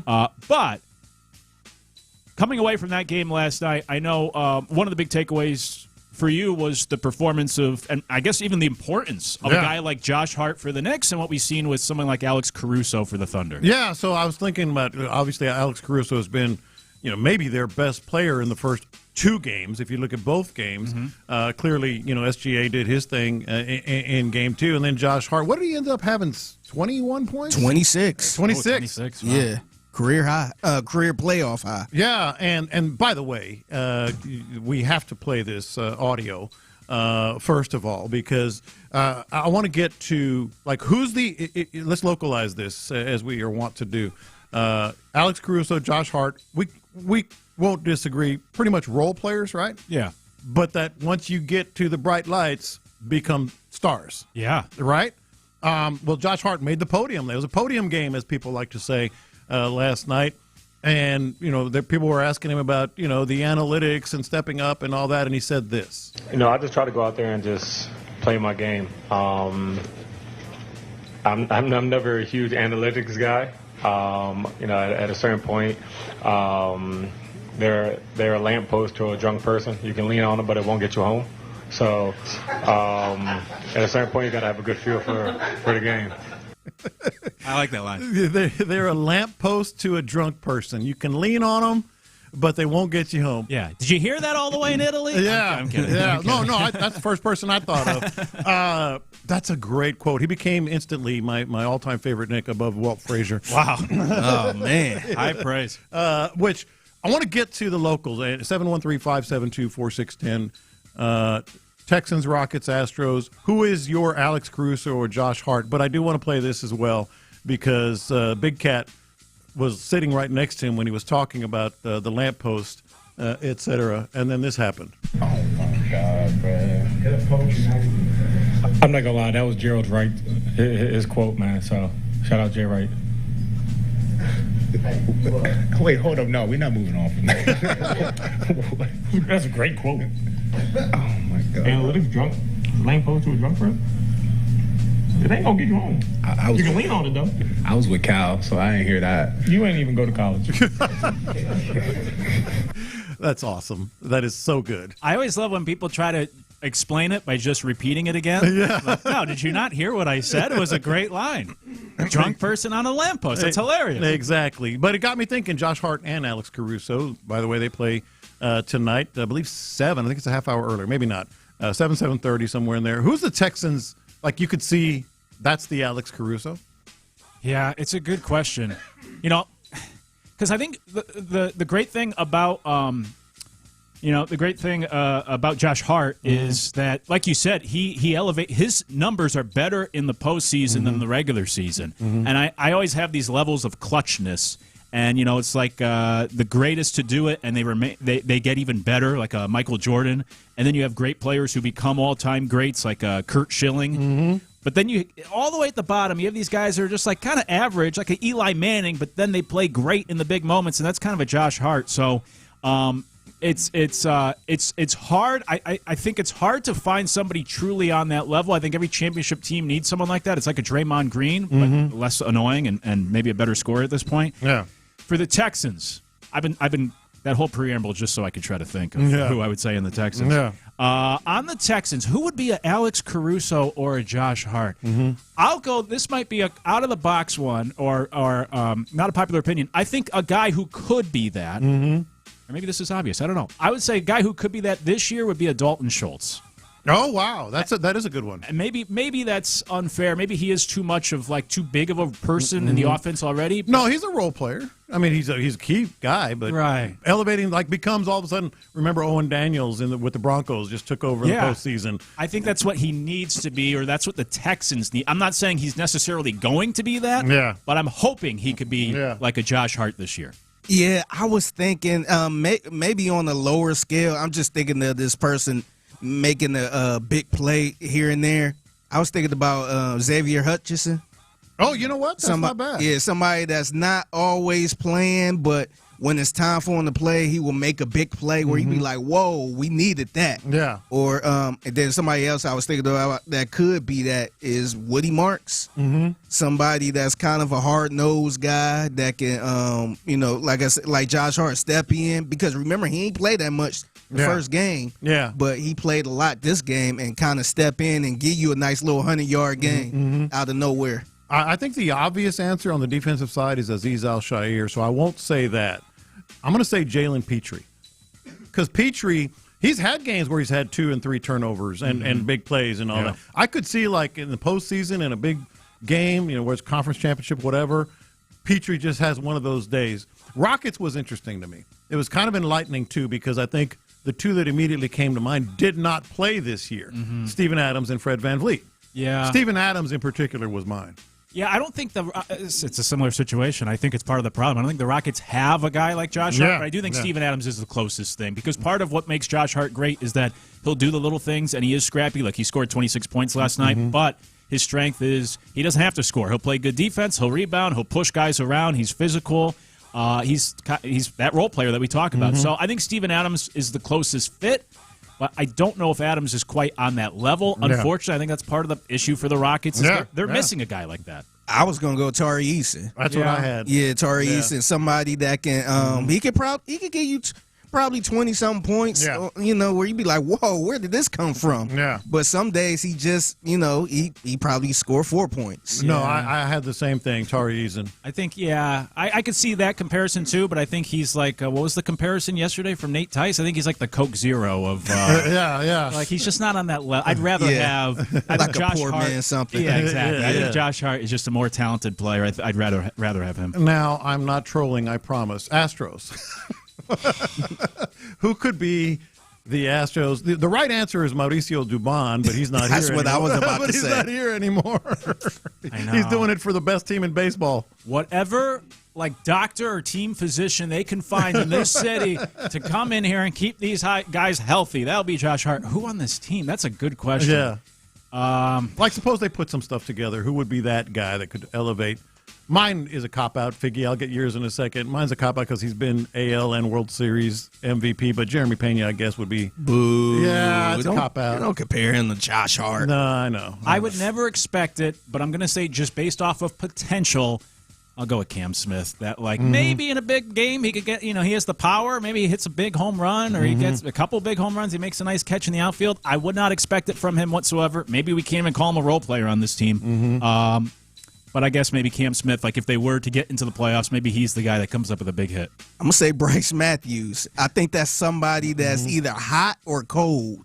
And it seemed like all year he either had like a good old 3-game hit or a 3-hit game.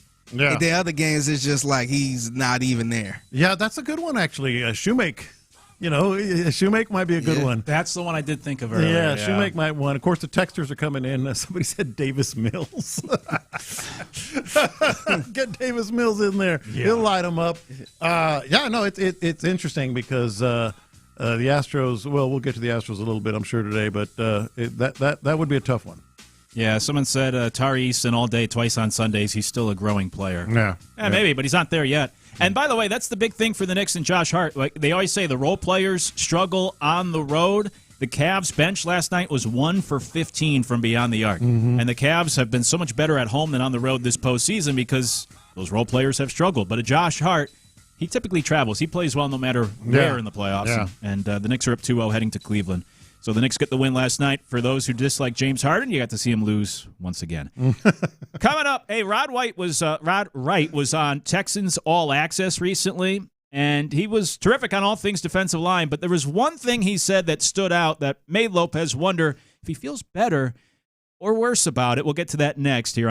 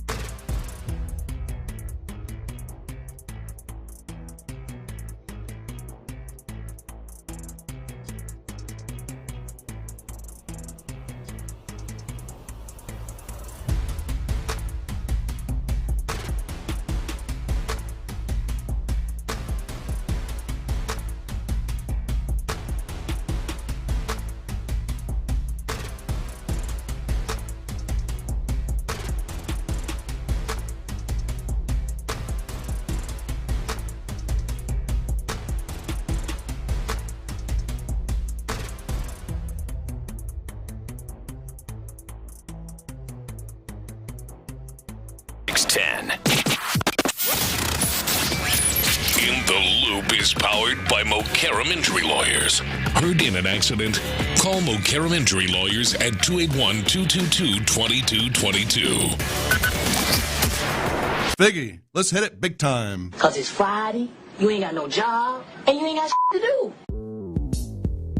Houston, let's get in the loop. You better get ready because we're going to show up and show out. With John Lopez and Reggie Atatula. Always live, always local. Coming up next, what happened? Nothing, man. Continue. Hey, man. AB conversation. That's right. And see your way out of it. Okay, all right. You know what? I'm ready to be done with the show, and that means that coming up next. You're in the loop on Houston Sports Leader, Sports Radio 610. Well, he's taking a little break for a few days. He's done with the show. I had to get away from you guys. Reggie's out today. I'm Luke Morrow in alongside John Lopez, Figgy Fig on the steel wheels, and you as well. Appreciate you kicking off your holiday weekend with us in some ways. Text the show throughout 713-572-4610. Also, it can get to us on the YouTube and Twitch chats as well. Rod Wright. I keep wanting to leave out that second R. Rod Wright is the defensive line coach for the Texans. He's entering his third year as the defensive line coach. He was the assistant D-line coach the year before that. He was on Texans All Access, and it's been making the round some of the audio, but he was talking all things defensive line, and he said one thing that perked up the ears of one John Lopez that, you don't know if you feel better about it or maybe feel worse coming away from it. But this is what Rod Wright had to say on Texans All Access. You don't want to wear Will and Daniil out. Because I know if I was a fan, I'm like, why in the heck is Will not in the game, right? Well, you don't want him to be exhausted in 2 minutes. And I learned from that my first year here. I mean, I remember the game like it was yesterday. It's Atlanta. We're having a heck of a game. Man, we're stopping the run. They're great. We're stopping the Bijani, best running back that you've ever seen. And, we put all of the efforts into stopping him. Well, we get into 2 minutes, and Will is gassed. And then I remember watching that game, and I'm like, man, I got to save him. Yeah. And and then the other part of it, our backups are pretty freaking good too, right? Yeah. So the Dylan Hortons, Derek Barnett last year, they come in and they do their job as well. So a lot of times, you may, let's save Will for third down, let's save Daniil for third down, let maybe save Rank, and you kind of, what do these guys do best? So these guys are in on a base down maybe where they can stop the run, and then it's starting along, we throw our guys in there. And so that's probably good, Figgy, because that's where the whole time, Luke, I'm listening to that, I'm like, yes, this is, first of all, Rod Wright, that guy is going to be a very rapid riser. He's one of those guys that players love him, coaches love him, clearly, very, cerebral in the game. I think he's going to be that's neither here nor there for this discussion. But I'm listening to him, and I'm like, yeah, cool. This is what we want, because you want to be able to keep these guys doing what they do best when they can change the game completely, being Will Anderson Jr. and Daniil Hunter. So I felt really, really good. Then you heard there at the end he was talking about Sheldon Rankins, that they want to do something similar with him. So I started thinking, well, they did get someone to be able to help Sheldon Rankins in Caden McDonald, for the first and second down. So that the plan is working there in terms of the depth chart. And I started looking, and I'm like, well, what have they done on the outside then to do the same thing with Will Anderson and Daniil Hunter? So my answer is, do you feel really good about it, or maybe not so good? My answer is yes, because you look at the depth chart. Dylan Horton, yes, we're all in on that. Derek Barnett still isn't here, and that's one that we feel as if they're going to maybe bring in and help the outside. But you see what I'm saying? It's like you're still. He talked about Bijan Robinson. Well, hell, you got some running backs you're going to face this year. Obviously Jonathan Taylor and Travis Etienne. Then you got Saquon Barkley, on the schedule this year. You've got guys like James Cook to open the season. So if other teams are going to try to do similar things, right, how does it make you feel? Yeah, it's a fair point. It's one of those things that because of how good you are at the top end, you don't worry about the depth behind. Yeah. Because you have such two good starters on the outside. But I just looked at the depth chart, and the 5 names that are listed on there as the backups have a combined 11 years of NFL experience and a career of 5 sacks amongst the 5 of them. Man. So if you want to talk about just the pass rushing, if you were to take these guys out here and there to try to keep them fresh, and it goes back to what I've been talking about with the wide receiver room, or if you want to compare it to like the Astros outfield where there's some questions there. Maybe one of those guys develops, maybe one of those guys pops, but that could also be a big what if. Or you don't have a whole lot behind those two. And so it's kind of that double-edged sword of it. It'd be great to keep them fresh and keep them sharp all season long so they can continue to give you your best effort. But in order to do that, you're going to have to take them out, and it might be a big drop-off. Yeah. To the rest of those guys. So, yeah, I get it. It's a good premise. It's a good idea. But do they have the pieces that you can give those guys enough of a break and not lose too much on the field? I think it's a reasonable concern. And there's not a ton of concerns, obviously, with this defense because of how good it is. But that's where you start to look is those secondary pieces, the depth. And at that position, I think it is lacking. And, heaven forbid, knock on wood, an injury. Absolutely. I don't want to say it, but yeah. We're all thinking it. Yeah. We're all thinking it because then let's say one or the other, I'm not going to mention a name because I really don't want to put any hexes on anybody, but let's say one of these guys, even just for 2 games, very important 2 games when your floor is maybe 12 wins and that'll get you, a bye in the first round of the playoffs. Yeah. Let's say one of these 2 dudes, even just a couple of games is missing, then you got to start Dylan Horton. You got to start, I don't know about all the depth charts, but our lads, which I use a lot, has Dominique Robinson as the backup behind Danielle Hunter. I don't know about that. I don't know about that. So this defense, as overwhelming as it is, and clearly the calling card, for the team at large, I just started thinking, I was like, good for Rod Wright. That's what we want. But can you?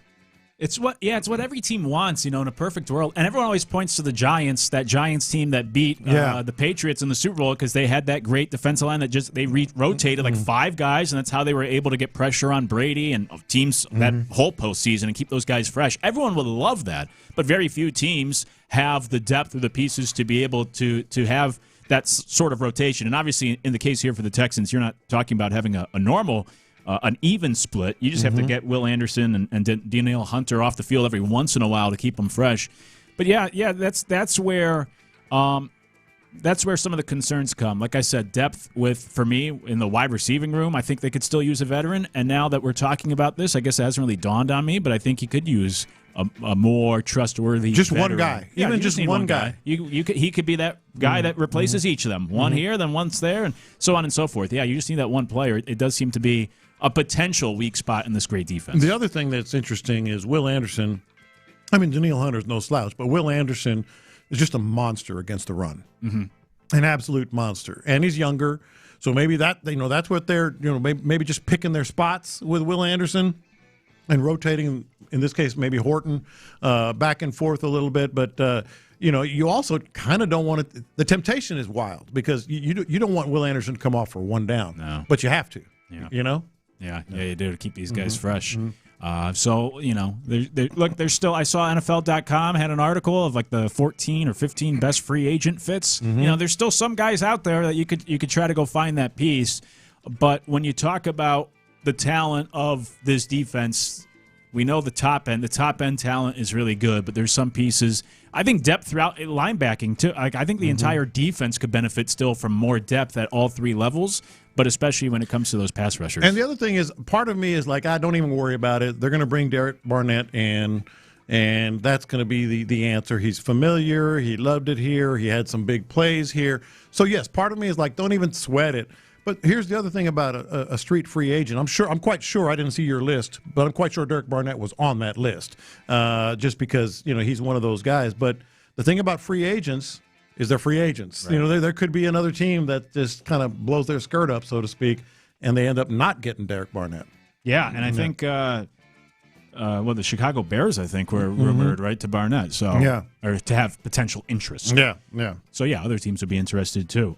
If they're good enough, they're not going to remain out there. So, those are the areas where the Texans might still benefit from adding a piece to. And you could go find there's other clips floating around from Rod Wright. He was really good. And by the way, I said Etienne, and he's not with the Jaguars anymore. But you're going to face some big time running backs this year, and you could absolutely face similar circumstances in the last 2-minute drills, because the other thing is you're going to be playing close games, right? Presumably, yeah, right. Yeah. That would be ideal. I'm just scrolling through the schedule here, looking at some of these teams. I just mentioned the ones off the top of my head. Yeah. Derrick Henry. I don't know if you mentioned that one, but yeah, it's there's some good ones on there. So for the Texans, that's an area. I'll add it to the list. I've been saying wide receiver. Go out and get a veteran for the wide receiver room. Now I'm saying defensive end as well. Go add a veteran there. Hey, coming up, it's the time for question of the day, and we're asking, what's the weirdest thing you ever had or seen a coach do? Let us know. 713-572-4610, and we'll get to those responses next in the loop. The Drive with Stoerner and Hughley.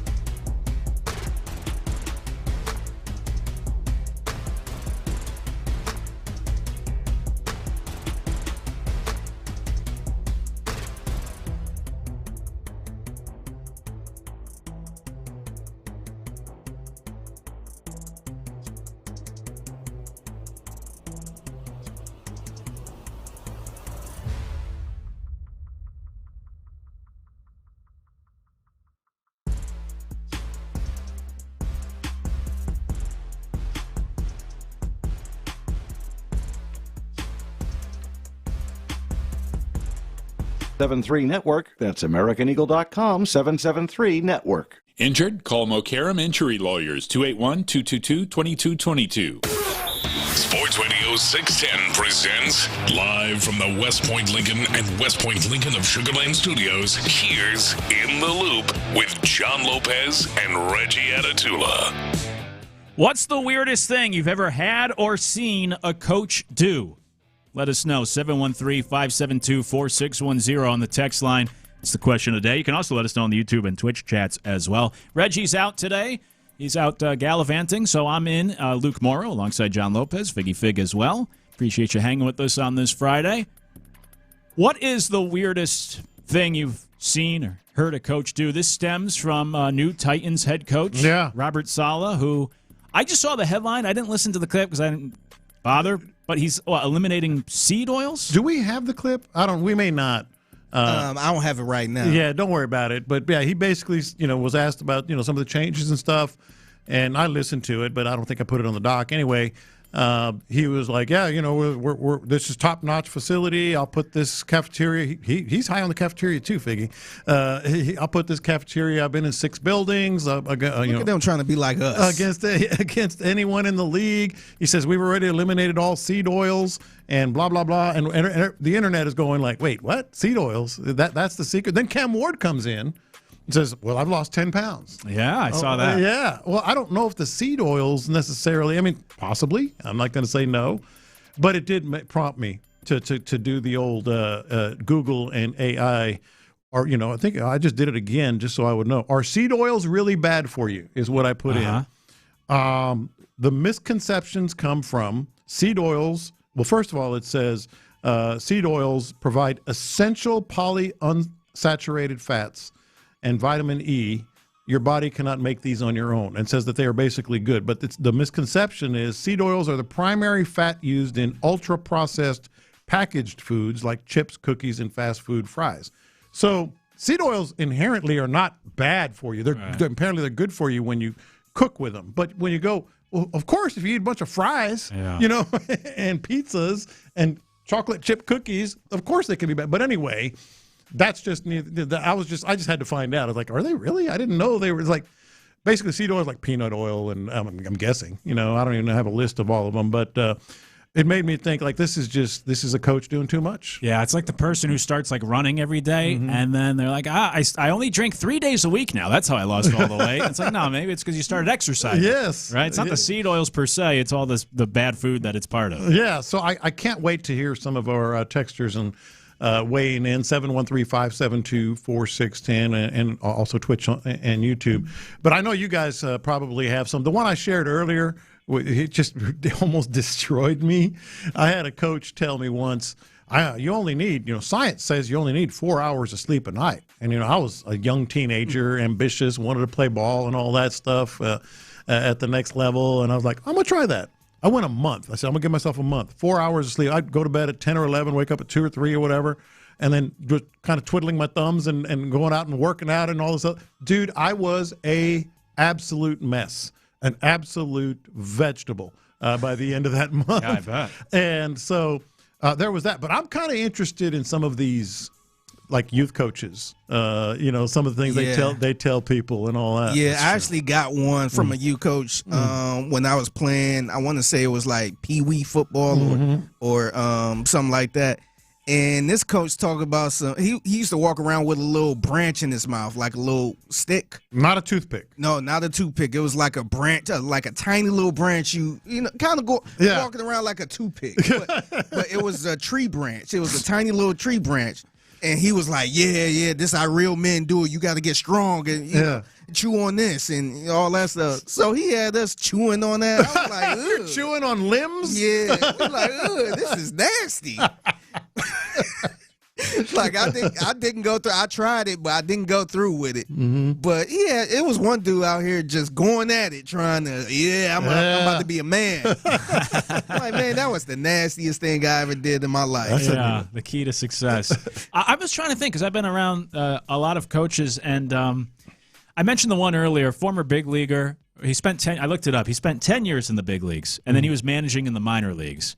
And granted, like, they don't get paid a ton of money, but I figure, like, you spend 10 Got years. 10 years of MLB money. Yeah, you should be doing pretty well. Anyways, he secretly, no one really knew except a few of us, but he was secretly living in the clubhouse because you do have a kitchen in there and you have the players' lounge. Yeah, It's not a bad area, but he would sleep on an air mattress in one of the closets that he'd blow up at night, and he'd just hang around. We'd be there late at night. At the end of every homestand, we would it'd be almost like be a kegger. You just let loose. Yeah. And he would come out of the clubhouse like at midnight or whatever, like in his underwear, and like, what are you still doing here? And he'd hang out with us and drink with us.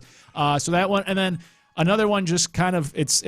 There's so many examples of coaches being high maintenance, but a college basketball coach who was not very successful would only drink Fiji water. And so anytime we got to a road city, he would send the manager out to like go to the local Walmart and get him a case of Fiji water for the trip. That was the only water he would drink from.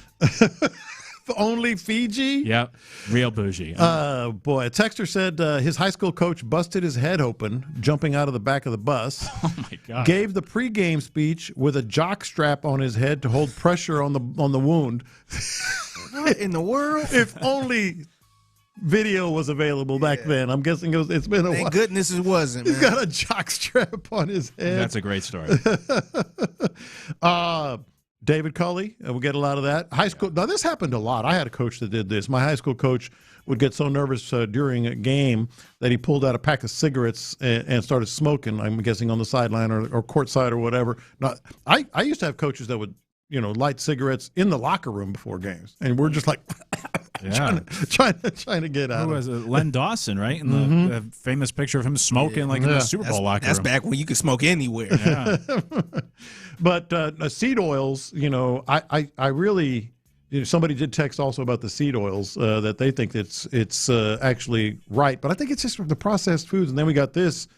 Lopez, I did the 4-hour regimen in college as well. It is effective, only works if you break up the sleeping with power naps throughout the day. I could have used that information. I thought it was just like 4 hours. That's not 4 hours. That's more than 4 hours. That's like 8 hours just spread apart. Yeah, it's still tough trying to do 4 hours. 4 hours. I did it for an entire month. I was just like, what is this guy? He was lying. Coaches lie about stuff like that, too. Absolutely. And plus, that make you sound a little more tougher, too. Yeah, exactly. All you need is 4 hours of sleep. That's it. Yeah, it's like Kramer and Seinfeld was only going to sleep in a series of 20-minute naps, and then he passed out on his girlfriend, and they thought he was dead. They threw him in the river. Yeah. I don't think it's I actually liked the idea, but somewhat similar to that. My friend growing up, his dad coached high school football, and we grew up in the Northeast, so we had all 4 seasons. So when it was hot out, he would wear all long clothes, and when it was cold out, he would be in shorts and a T-shirt so that the players couldn't complain about the weather because they're like, hey, look at me. Yeah. But I actually I didn't think that was weird. I liked that move. I thought it was a good move. I used to hate when it was, and of course I grew up in Texas, and we would have those 2 and 3 a day. Oh, I forgot about this. They used to give us salt tablets. Like, you remember those? Maybe you don't, but they were around. Not only not hydrating, they give you salt to suck out some of that hydration as well. They used to think salt tablets, like, here's by the handful. You just pop them, just throw them down your throat. I remember some coaches giving us chocolate back in the day just to kind of get us going. Yeah. Just give us chocolate, and then it was one time instead, at halftime they give you some water or Gatorade or something like that. Yeah. Gave us Coca-Cola. Not zero, Coke Zero, Coca-Cola. Halftime. I'm like, man, what are we doing? Drinking at a sugar high. But anyway, so I used to hate when those coaches so brutally hot and south, and we would have 2 practices, sometimes 3 practices a day, and they'd be out there all excited. Hey, great day for practice, and we're all like, shut the hell up. It's hotter than hell out here. Feels great out here. No, it doesn't. You are lying through your teeth. Right. I just remembered I had a high school basketball coach. This might actually be a good thing. Maybe this is good advice for everyone. Anytime someone got hit in the groin, and that's very painful for us men, he would have you sit in this weird position. Well, I guess you'd sit on your butt, and you'd have your knees up and your arms around your knees, and he'd come and give you like a bear hug and pick you up and drop you on the ground. Like just What? a few inches. Yeah, and he'd do it a few times. And he'd pick you up and he'd drop you and he'd pick you up. And it was supposedly supposed to make the pain go away. And it was always weird in the middle of practice. Someone would get hit. And they'd get on the floor and he'd come over, this coach. And he was a center. Like he was like 6'7". He'd come over and he'd bear hug him. He'd pick him up and drop him. I was like, what is going on? So maybe it works. I don't know. Try it next time you get hit in the groin. Have your friend do it for you or something. But yeah, that was part of our basketball team. Somebody also said the salt aids in hydration, but you have to drink water with it. Yes. Yes. That's not what they did. They was just like, here, have a bunch of these. You don't need any water. Oh, boy. Donna says Les Miles eating grass. That's a good one. Oh, yeah. Les Miles eating grass. Yeah. And Figgy eating sticks. Yeah. No, but some of these coaches do some absolutely nuts, things that are just absolutely nuts. Tom Herman. And Seth said that it's not as uncommon as you think, but he had that P chart. Remember that? And they had the best thing about it had the different colors. Yeah. It had pictures with it. If your P looks like this, you need this much. We had one of those in our locker room in high school. Yeah. Like in the bathroom. Yeah. There was a good one this year in Major League Baseball when the Reds were on a losing streak and Terry Francona wore like a Speedo, might have been like a thong, but with his face like plastered all over it, the manager of the Reds, and he wore that, and they won, and then he kept wearing it until they lost again. So there's a lot of those superstitions in professional sports. But yeah, the Tito while wearing his face on a Speedo. Look, what about Dusty Baker wearing the surgical gloves?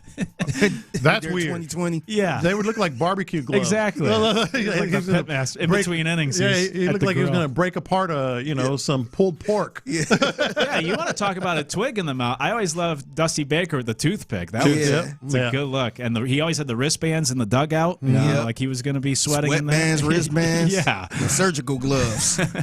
Man, he's a character. Well, Dusty all of a sudden is people missing Dusty. Yes. People are. Remember all the criticism he got? Yeah. I was asking you during the break about the Astros. It's the excitement level, man.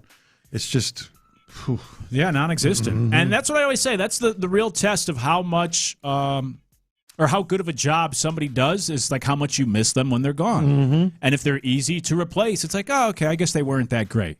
But since Dusty, I think there's been an even greater appreciation of like, oh, man, wish we had that guy still here. Maybe things would be a little different. At least they'd be a little more entertaining. Because that's all I want. If you're going to be bad, at least entertain us as well. And the Astros have not done that. They're hard to watch. They're boring. There's not a whole lot of excitement. We'll actually spend more time on the Astros just over an hour from now and talk about it. But keep sending those in 713-572-4610. Also on YouTube, Twitch as well. Question of the day, what's the weirdest thing you've ever had or seen a coach do? Of course, a lot of references to David Culley. Poor guy. It gets brought up, all the stupid slogans and everything. Oh, and the other one I did want to mention was Kevin Gilbride getting punched. Oh, yeah. That's a good one. Well, that was more of a Buddy Ryan thing. Yeah. I was at that game. Monday Night Football. Oh, I can only imagine. Fun press conference afterward. I bet. What a scene. If we got to go 3 and out and punt it, we're good. We're good. Poor guy. Hey, coming up, it's time to go around the NFL. B. Scott will join us, of course, for the next hour as well. What about somebody in the NFL doing so bad he actually got rewarded for it? We'll tell you who that is next on In the Loop. Ready?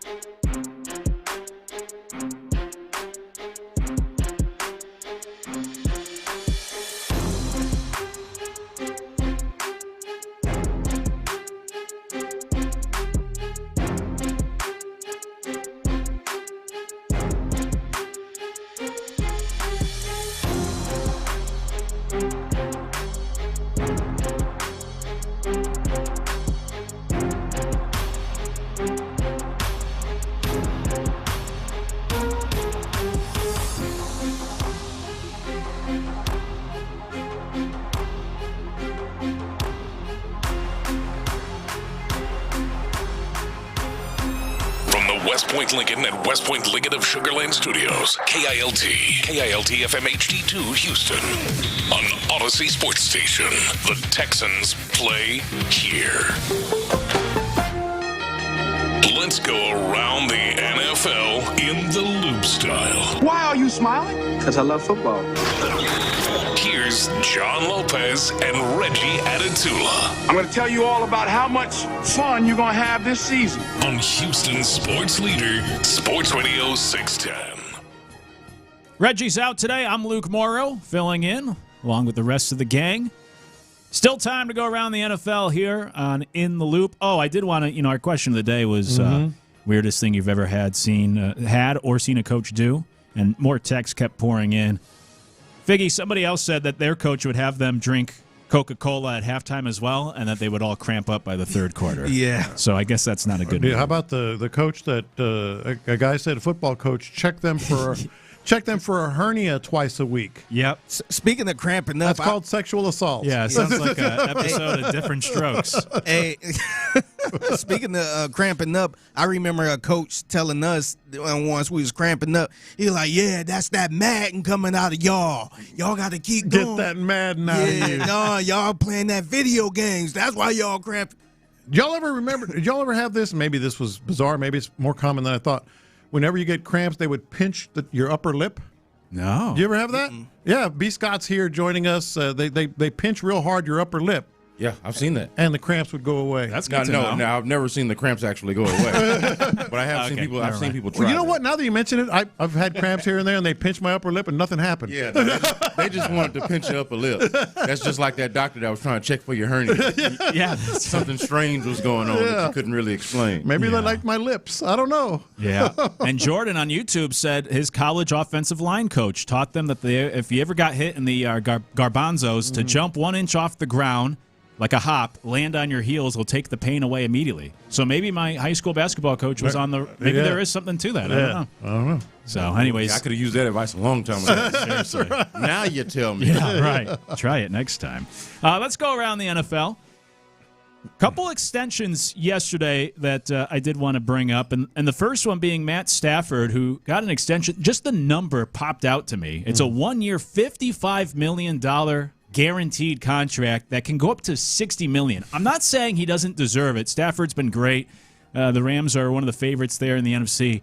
It just seems crazy to me that we've gotten to this point where, what is he, a 38-year-old quarterback as well? He's going to be making potentially $60 million. I mean, I know I sound like an old man, but $60 million for one season just seems crazy to me. That's Super Bowl or bust right there. Yeah, that's what Super Bowls and MVPs can buy you. Yeah, right. Goodwill can buy you a lot. Is he worth $50 or $60 million at this point? If they pay it, if they pay it, absolutely. And look, the Rams do have Super Bowl aspirations, right? So they're a legitimate team. He's a legitimate quarterback still at this age. It feels like an overpay, but what did they say back when they won the first Super Bowl? F them picks. Now it's F that money. Yeah. Matthew Stafford's a legend there now, MVP, Super Bowl. So, yeah, this is kind of one of those, I don't know, it feels like he's getting paid for just as much as what he's done. Right. Yes. What he is going to do. Yeah. But it'd be like that sometimes. I call them, and you see them all the time, lifetime achievement contracts. Yeah, I like that. Yep. The old lifetime achievement contract. But he's a little bit better than that. Yeah, it's not like Bagwell's last contract, all due respect. That was a lifetime achievement contract, and he never finished it out, but he got paid. Yeah, it happens a lot in baseball. Altuve, happens a lot in baseball, especially. If you were a Rams fan, though, like I'm trying to internalize this as a fan. I have no dog in the fight, obviously. So good for Matthew Stafford. Yeah, great for you and your family. But if I was a Rams fan, I'd be like, man, couldn't you couldn't take 35 so we could do so? I don't know what their caps is. I don't know anything about their finances or anything like that. But if I was a fan, I'd be like, man, I feel like in the twilight years, you've made a bleep ton of money already in your career. I mean, you can't take a little bit of a discount. Yeah, I get that, and it's and the answer is no. Of course. More than fair to think that. But if I were a Rams fan, I wouldn't care. You got Matt Stafford again. You know?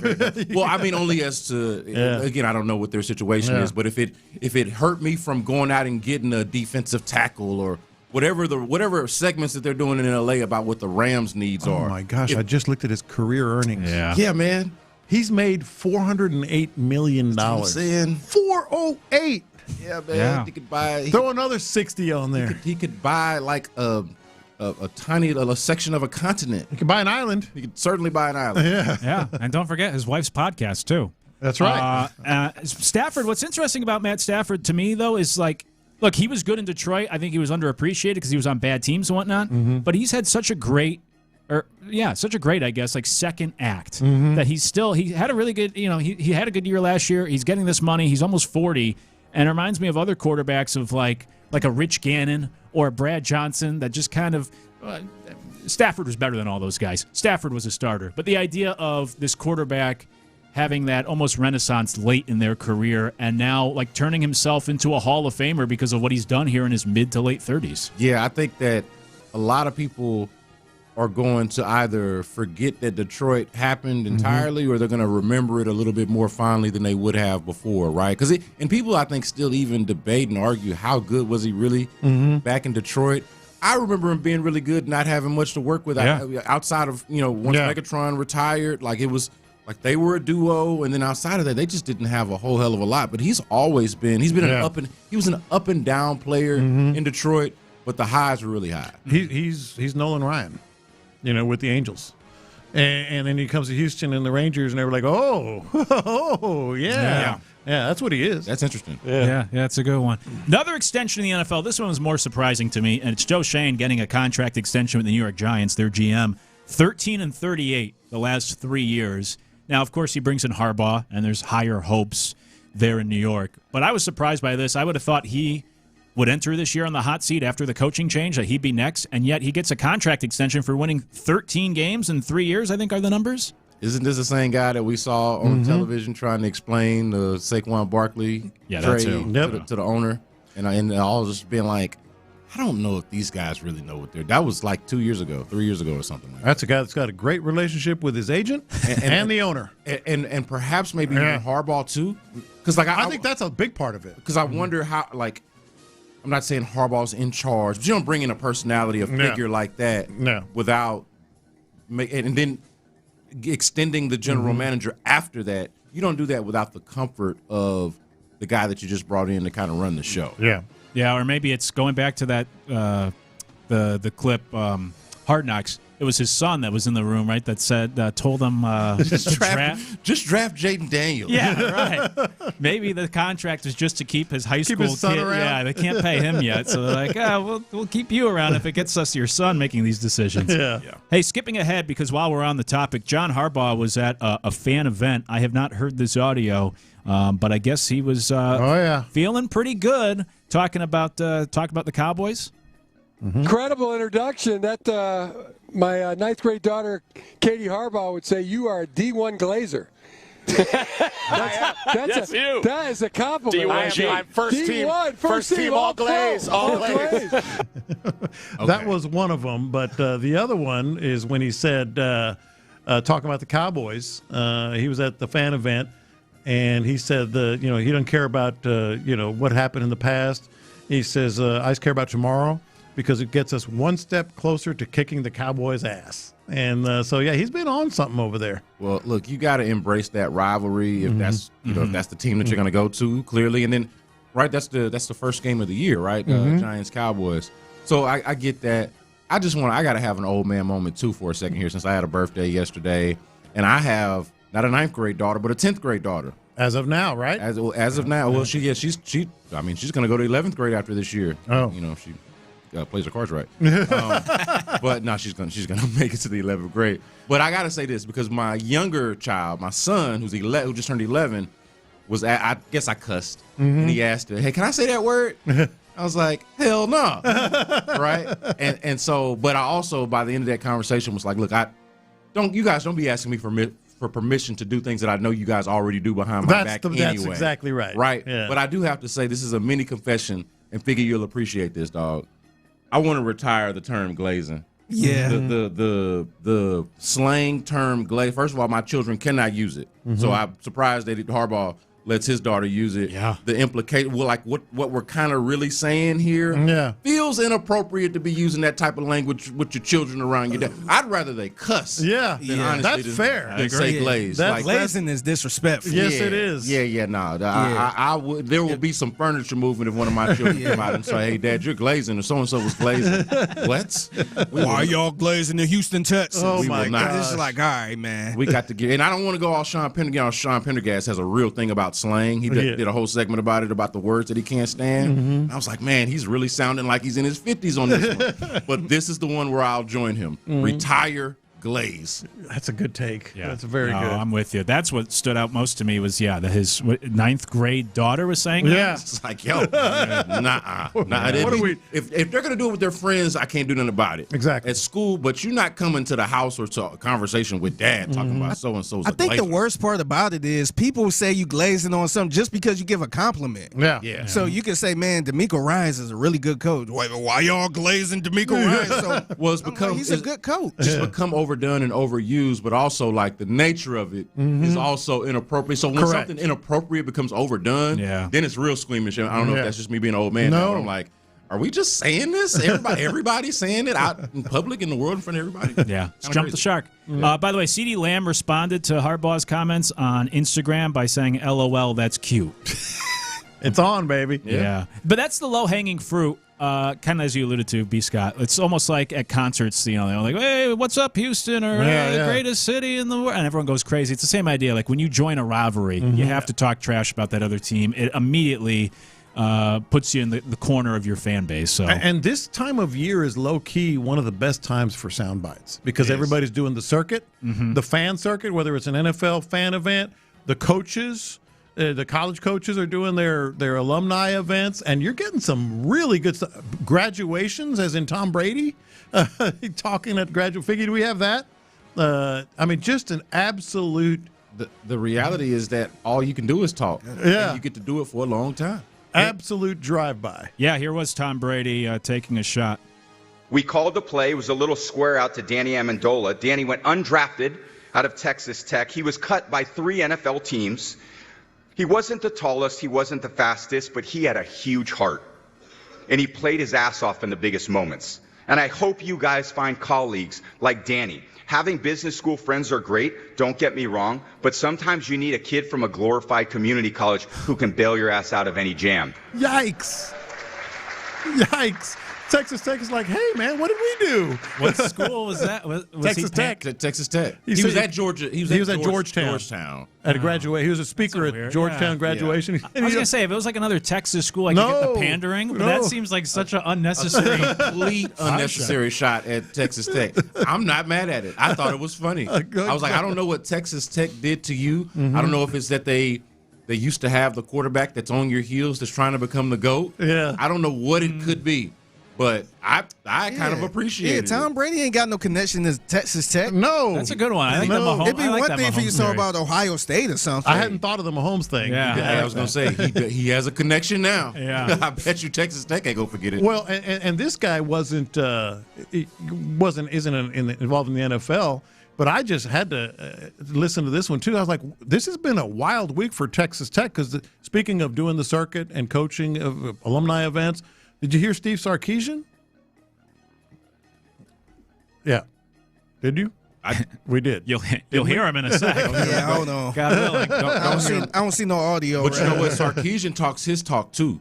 Like, I saw him at least on a podcast not that long ago, it really just kind of explaining the difficulty of managing the money, the NIL era, how you allocate the resources and all of that kind of stuff. Yeah. And the false promises that come with it for a lot of kids. It's like, it's a really difficult and different type of recruiting game that they're playing now. But Steve Sarkisian will talk his talk. Well, what he said, we don't need the audio.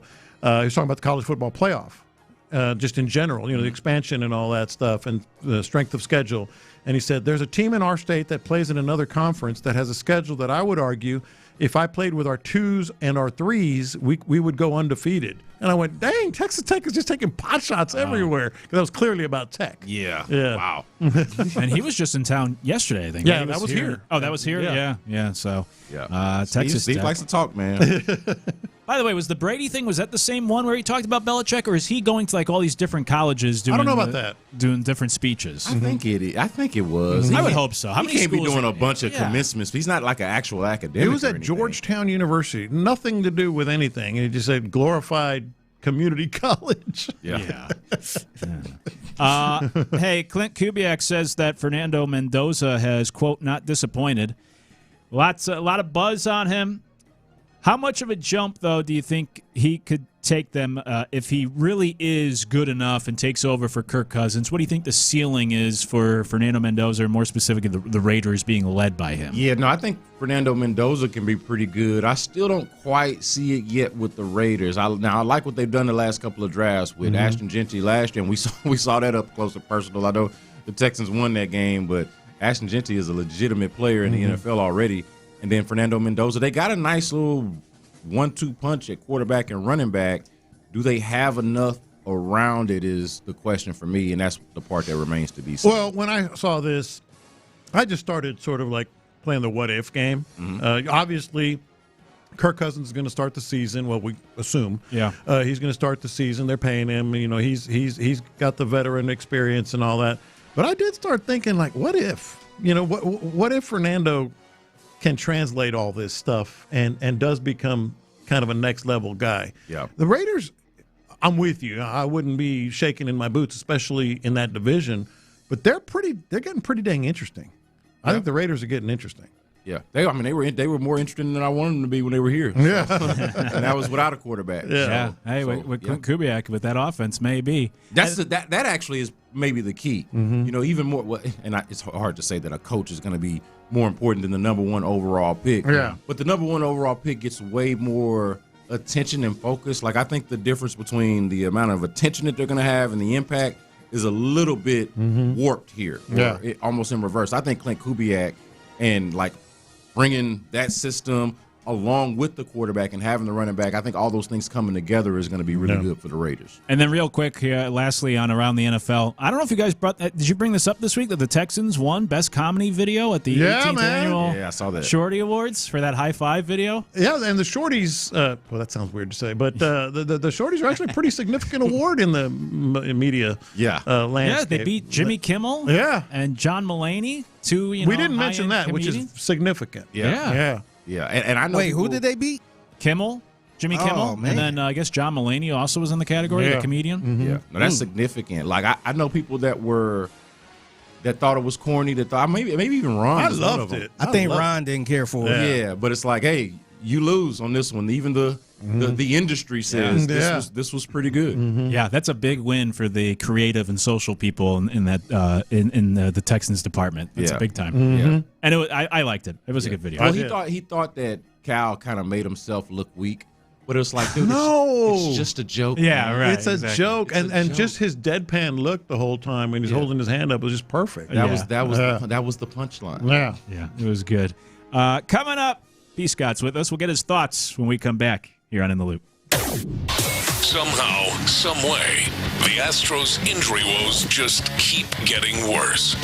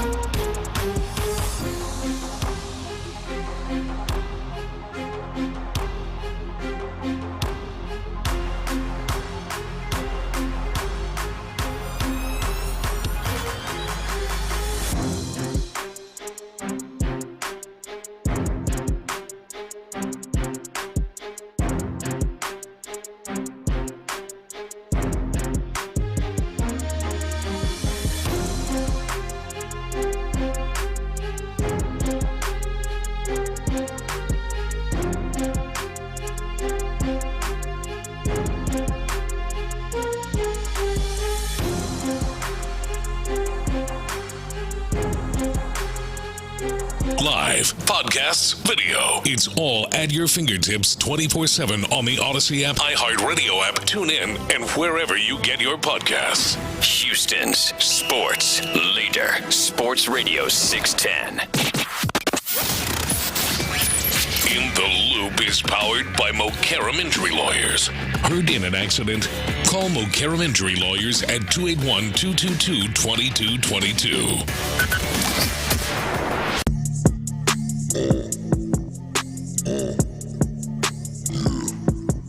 It's going down. H-Town, Howard Clark, B-Scott. B-Scott from Hiram Clark, B-Scott from Hiram Clark, B-Scott from Hiram Clark, B-Scott from Hiram Clark. That's right, B. Scott's in with us, as always, here on these Fridays on In the Loop. I'm Luke Morrow, filling in for Reggie, but the rest of the gang's here. You can always join the conversation on the text line, 713-572-4610. Had the pleasure of spending 4 hours here on these airwaves with B. Scott yesterday. It was fun. Absolutely, always is. And there was one thing you said you wanted to bring back. And, his thoughts. Yeah, that's right. Yeah. And it was about birthday cookie cakes. No, I'm kidding. What happened to those, by the way? We have any left? That's a good question. I haven't wandered back. No, I'm sure Bijani devoured them. Yeah, I'm sure. Did Tyler write on the cookie? I'm assuming he had whoever he ordered it from, a Great American Cookie. Yeah, but he wrote ski. Yeah, I think Tyler wrote it because it's crooked, too. Oh, he did it himself? Yeah. Oh, well, then that would make sense. Yeah. We got to find that out because I like very great sentiment. I'm not criticizing. Yeah, no, Tyler, one of the more thoughtful guys we got. Yeah, but I was like, I was turning my head. Yeah. Yeah, it was good though. It was good. It was right on time. Yeah. Well, while you guys talk, I might dip back there and see if there's still some left. Man, that was good. No, but more than that, one of the many things we were talking about yesterday, and if you ever miss anything from these airwaves, you can always find the podcast, go back on the YouTube stream, in the Odyssey app, use the rewind feature. But one thing that stood out, you mentioned yesterday, what you believe could be the missing piece for this Texans defense. Yeah, so first of all, I want to say that I'm getting more and more excited about this rookie class. Mm-hmm. Not that they're going to be necessarily superstars, but I see a handful or at least a few potential immediate impact players. I almost need to be talked off the ledge. And we were talking earlier about this time of year. It's great for quotes. Mm-hmm. It's also great for what Reg calls hopium. Yeah. Right? It's great for optimism. It's great for selling yourself on a dream or on an idea. Mm-hmm. And I'll be damned if I haven't done it yet, right? After, we're almost a month out from the draft now, away from having had the draft, and I've had time to think about the players and how they're going to fit in. And I just view one specific one, right? We kind of look at all of them in a vacuum, where they're going to play, how much are they going to play, how good are they going to be as a rookie. But I look at one specifically within the context of the team as the missing piece, and that's Caden McDonald. Yeah. I really think that not only is he at a position of need, we talk about that a lot going into a draft, need versus best player available, all of that. Not only is he somebody that they drafted at a specific position of need, but I do think he can be much better than just a high-level replacement player. Yeah. I think that Caden McDonald, within the context of what a nose tackle can be, right? He could be a star. I'm not predicting Aaron Donald or anything like that, or even like a Dexter Lawrence. But how close can he get to that is what I'm really curious about.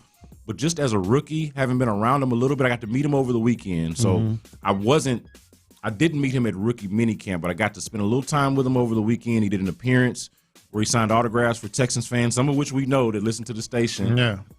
And it was at an autograph memorabilia place. And while we were there, he reiterated a lot of the things that we've already talked about with him on Zooms and since he's been drafted. But maybe think about it today, listening to all the Rod Wright audio. Yeah, so you heard that. Rod Wright is going to get his hands on Caden McDonald, and Caden McDonald, from the brief interaction, seems really coachable. He's definitely a young kid, like a big kid, right? And I think he's just going to be a sponge and soak it all in on top of what he's already bringing to the table. So I'm really excited about that. The idea of Caden McDonald, instant impact player, and I think the missing piece on a defense that's already really damn good. No, man, I'm with you. I think we're in the business of talking about, analyzing, whatever the draft picks and all that. First of all, as we all found out, despite all the pre-draft noise, they did end up going and getting need at all their top picks. They did. We should have kept it simple and just gone with our first instinct. But the fact that they could wait, to get him with their second pick, I think we're going to look back at that in a couple of years and go, wow, that was brilliant. Yeah. That was brilliant. Like, Luke, if I given you like a mock draft before, like here's the Texans mock draft the day before the draft, and I said, hey, here's the players that the Texans are going to end up with, you might have wanted to even flip-flop. I did. Caden McDonald and Keelan Rutledge. It's true. So just the fact that they were able to pull that off, I thought was impressive. No, it was very impressive. But I'm actually, and maybe Luke's not, but I'm actually with you 100%, in terms of what they absolutely positively need. You heard the Rod Wright audio. I know you guys listened to it yesterday as well. Just the break he's going to give Sheldon Rankins and some others inside is going to be huge. And just the fact that he does one thing really, we think, really, really, really well. Yeah, I really like the pick, and I think it's that potential of what he can do. And if I was like the rest of the league, I would be annoyed. I mean, he was still available, I guess, maybe for a reason for some of these teams. But it's like, man, that defense is already that good, and then they also got him because it is viewed as, a steal. And I referenced this yesterday, but I think the Vikings did them a big favor by taking Caleb Banks, who is coming off 2 broken feet, and they took him in the first round at that position instead. Where it almost could have been flip-flops. Yeah. And then you're having a different conversation of, like, if the Texans, if they were to be a team that would be bold enough to draft Banks at that point, it's like, oh, this guy, hell of a talent, but is he going to stay healthy instead of what we're talking about now of the missing piece, or could be that guy that takes this defense to even another level? You know what it felt like or kind of feels like and reminds me of, but it hopefully it doesn't work out the way it has for them because it just hasn't. But y'all remember a couple of years ago when the league allowed the Chiefs to draft Xavier Worthy, and everybody was like, oh man, how does Xavier Worthy end up with the Chiefs? Now the Chiefs have not been able to maximize that, and Xavier Worthy is still kind of a work in progress over there. Yeah. But it kind of feels like that's like, man, does Patrick Mahomes really need a speed demon like that? Like, is the world not kind enough to him already? It feels like that on the opposite side of the ball. It's like, man, they've got these all-pro level edge rushers, all-pro cornerback, another cornerback who's a Pro Bowler who could be an all-pro, certainly has the potential to be one, and now they just stick there. They got the Pro Bowl linebacker in Aziz Al-Shaair, and now they just stick a high-level prospect right there in the middle. Like, I think that this is a steal and going to have a tremendous impact, not just the player himself, but the impact that it's going to have on the team. I think it's different than any other one. And you can't draft guys like that, 3 or 4 guys in the second round like that, because obviously you only get the one unless you have multiple picks. But it got me thinking to ask you, like, he feels a real need and a void at that interior defensive tackle. But we were talking about the ends. I keep waiting for Derek Barnett to drop, so to speak, and bolster the end position. I'm hoping, and I don't have any intel on this, but I'm hoping there's just like a wink deal. Like they've already discussed, his representation. They've already discussed the figure. Derek Barnett's a veteran now. Hey, we're just lay low. You have a home. You can always come home. You have a home here type of thing. I'm hoping that there's like a gentleman's agreement or a wink arrangement of some type to where, like, you know what I mean? Because if not, if not, then it's like, okay, well, what is the contingency plan? 'Cause that just seems like the easy answer. So, but I'm worried about that too. All right, when you hear Rod Wright talk about Will Anderson and not having them be gassed, and part of the issue there is that high motor that Will Anderson plays with comes at a cost. He is after all a human being. So like he's gonna go full speed, but at some point you're gonna have to give him his rest. But again, with the Caden McDonald thing, I think like another thing that I think about with the impact is that learning. We were talking about this yesterday. Is how that learning curve is almost non-existent. They're not. I don't know. Like they're gonna coach him up, but functionally or like. As far as it's important, I don't know if they're going to have to teach him anything. I compare it to like an NBA prospect coming in. Just find the one characteristic that they do really well, and we can teach you the rest. And I think that's what, like, the one, you're right, they are going to coach him up. He is going to get better. There are going to be things that he needs to tweak. Subtleties. But the one thing he does, we're good. You know? Be big, play with your hair on fire, attack. Yeah. Like, just attack. Don't think, he talked about this on his first night as soon as he was drafted when he talked to us, was like, they don't want me to think. They just want me to attack. Mm-hmm. And then you see that bad boy in person. You're like, yeah, that's probably a good idea. Well, before anybody else can think, here's this big sun gun right in the quarterback's lap. So I'm really excited about that. Another rookie, since we're on it, because I know you talked about it, Lopez. Lewis Bond. I know I feel like you were the one who was a Lewis Bond guy. I was just liking the possibility that they brought him in, yeah. So, look, I'm not going to try to oversell you on Lewis Bond. But when we talk about sure-handedness, he's not explosive. I don't think he's going to be a starter or anything He's like moved that. the chains. Move the chains, possession guy. Yeah. And look, we talked about this yesterday, Luke. I don't love the offense. If I were ranking the issues with the Texans, I said that C.J. Stroud would not be in the top 3. Just offensively. He would not be in the top 3. It would be the offense itself. Then it was, of course, the offensive line and the running game overall. And then the weapons, right? Yeah. But I do think this is going to be one for like Caden McDonald just seems like obvious. Like, man, that guy, plug and play, immediate impact.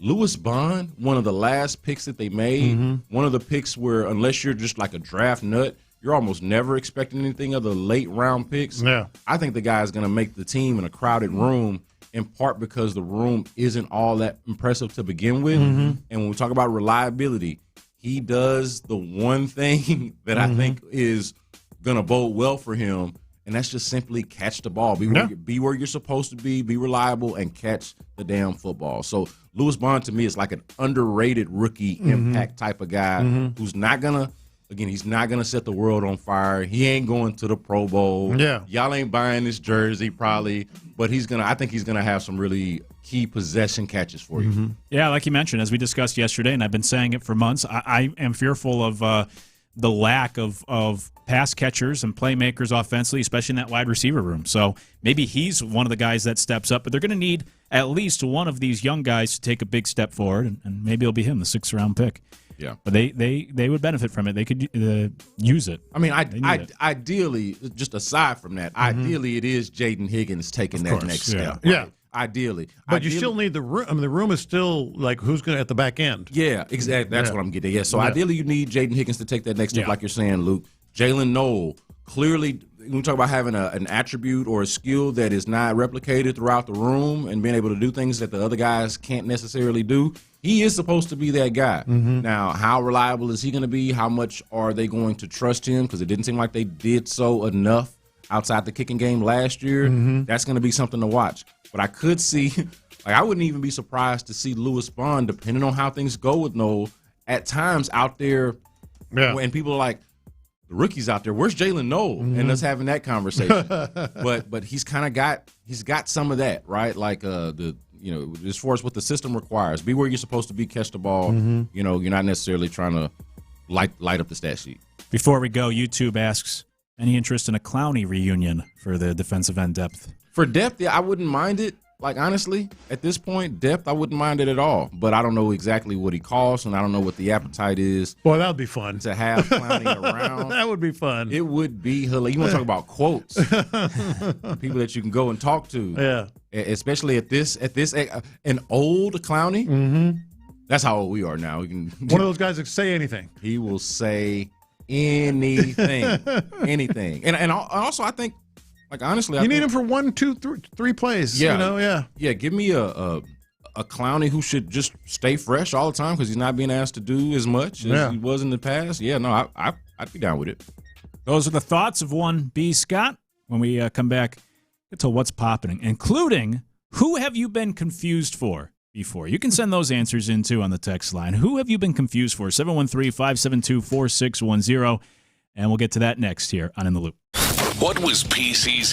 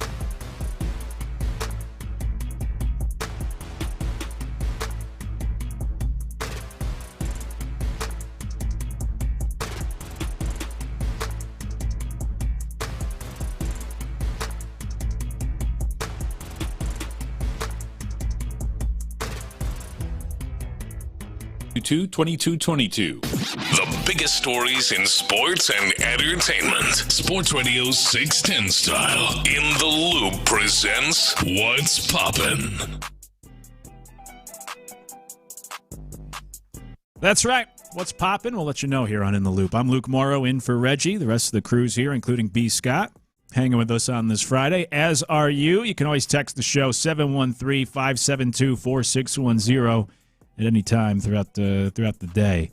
It almost feels I don't know, wrong or backwards to start What's Poppin' with this sad news, but we got the sad breaking news yesterday, actually, when B. Scott and I were on the air yesterday during the drive. But Kyle Busch. Oh, I didn't know that. Yeah. I didn't put that together. Yeah. Mm-hmm. Kyle Busch passed away suddenly at the age of 41, as announced yesterday.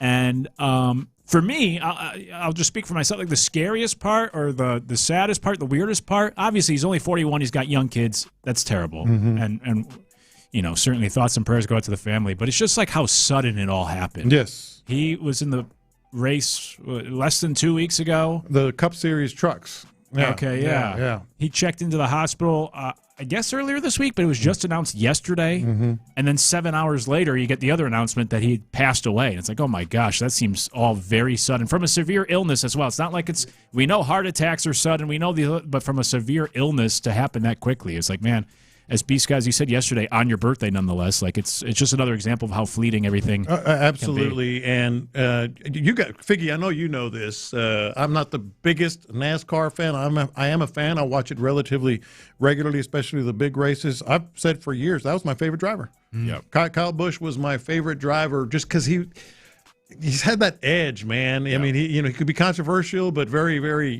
kind as well, and just fierce driver. Yep. But to your point, Luke, the way this kind of sends a chill up your spine, in the NASCAR race, I'm sure you guys have heard the audio, he actually just started feeling something last week. And a bow in front of the fans that are all on their feet down here at the Monster Mile. And Michael Waltrip said earlier in the race that a confident Kyle Busch is a dangerous Kyle Busch. Your 69th victory in this series, your 5th right here. Why do these moments never get old, Kyle? Because you never know when the last one is. Man. Yo. Man. That's tough, man. But that's also real. Like, just the fragility of life, man. This is just a very sad example of it, but it's real. Like, whatever severity of the illness was that he had, like, sometimes you just don't know. Like, it can creep up on you between checkups, right? Like, just life is just unpredictable, very fragile, and just a very, very, very sad story. And it happened so fast. I didn't put this audio in, but in the actual Cup, that was after the Truck Series race that he won. But on Sunday he raced in the Dover, race, and toward the end of the race, he actually called his crew on the radio and said, "Hey, can you have a doctor meet me?" So from that moment to yesterday, 6 days, 5 days? Yeah. I'm trying, and we haven't seen what we don't know. Obviously, he probably needs an autopsy and all that. We probably don't know. And it's a very, very difficult time for his family. Yeah. So it's not like we're not demanding answers or anything ridiculous like that. But I am curious of what ended up happening to him, because it's very clear that he had, without being a doctor, it seems very clear that he had something well before he ever knew about it. Because it's not like whatever it was just killed him that quick. He clearly started to feel the effects of it when it was far too late. Yeah, because like I said, you don't get that often where the first announcement is, hey, he's not racing this weekend, he had to go to the hospital, and then 7 hours later, he passed away. It's like, whoa, I was not expecting that. Yeah. So, of course, thoughts and prayers go out to his friends, family, the NASCAR community. He had 2 kids, I think, both under the age of 12, so it's a terrible thing. Yeah. Only 41 years old. And I've been there. I know what that looks like. Losing a spouse or losing a parent. My kids are going to live their entire lives without their mother. Like, that is very, very, very difficult. I'm thinking about his family. Yeah, certainly. To try to add some levity and turn it around here, who have you been confused for? Send those texts in, because I always love the whole celebrity look-alike idea and whatnot. I don't know if it was to this degree, though, if it has ever been to this degree for you. This audio comes from CBS. Yeah, CBS Sports. When they thought They were recapping the win last night, game last night. Yeah. And they were talking about a particular celebrity that was in attendance. Brunson does it himself, takes it the length of the floor and lays it in. John McEnroe right there. Cedric the Entertainer is in the building. They're all loving it. That was Bernard King. At MSG, too. At MSG. It was definitely John McEnroe. So he was half right. Hey, that is I almost wish that was like intentional. It wasn't. Because I understand that he's mistaken him, but it would have been so much better if he knew exactly who it was, but was like, damn, Bernard King that got big. He looked like Cedric the Entertainer. You know what I mean? Like that would be even funnier. Mm-hmm. This is just one of those got my overweight black guys mixed up. Oh, he did it with confidence, man. Oh, Cedric the Entertainer is here. Cedric the Entertainer. 100%. No, it's Bernard King. Never mind the fact that Bernard King is probably like a foot taller than Cedric the Entertainer. I'm sure he was sitting down. But like those things are not the same at all. So the other thing is, Bernard King is actually getting a lot of flack as well because he's put on some LBs. He's put on some LBs. But the only reason he had a hat on like Cedric the Entertainer likes to wear. Yeah. And it's like, well, black guy in a hat like that, it's got to be said. But this is the thing about a lot of black guys wear that hat, man. Every Figgy, am I lying? The hat and the suit. And the suit. Yeah. Every one of us know another one of us that's that size and wears a hat like that. Yeah. I mean, unfortunately, Cedric the Entertainer is kind of the trademark of it. Right. Yeah. But no, it's a lot of black dudes that dress just like that. Yeah. Who do you get? Yeah, he's more of a symbol than he is an outlier. Yes. Cedric the Entertainer in that case. So I actually get, especially if I'm at NRG or, around somewhere where they're expected to see football players, I always get it confused with some kind of defensive back, whatever defensive back has dreadlocks on the team. Yeah, because of your hair. Because I'm around about 6 feet tall. Yeah. And I always tell them, like, I'm about 40 pounds too light to play in the NFL. Like, I need to hit the weights. But I can kind of understand. They're just assuming that I'm somebody that must play on the team, and I ain't. I love this text on the text line. They said, we got Little John and Pete Davidson in the same studio. I get Pete Davidson a lot. I can see Pete Davidson. It's the only one that I could see. I don't think I agree with it. I've always gotten such random ones. Ray Romano, John Cusack, Paul Rudd. I was like, I don't look like any of these people. Yeah. Pete Davidson's the only one that I've gotten a bunch that I was like, okay, I could kind of see it, but I don't really agree either. Figgy? I haven't really got any celebrities. I was interested in yours. Yeah. No, I've never been like, oh, you look like so. The most I got was, hey, you look like my grandson or something like that. That's a very common black people thing too. It's like, don't he favor so and so? Yeah. Yep. Yes. Back when I was covering the NBA, we traveled with the teams, like on the buses and on the planes and everything. That's back in the day.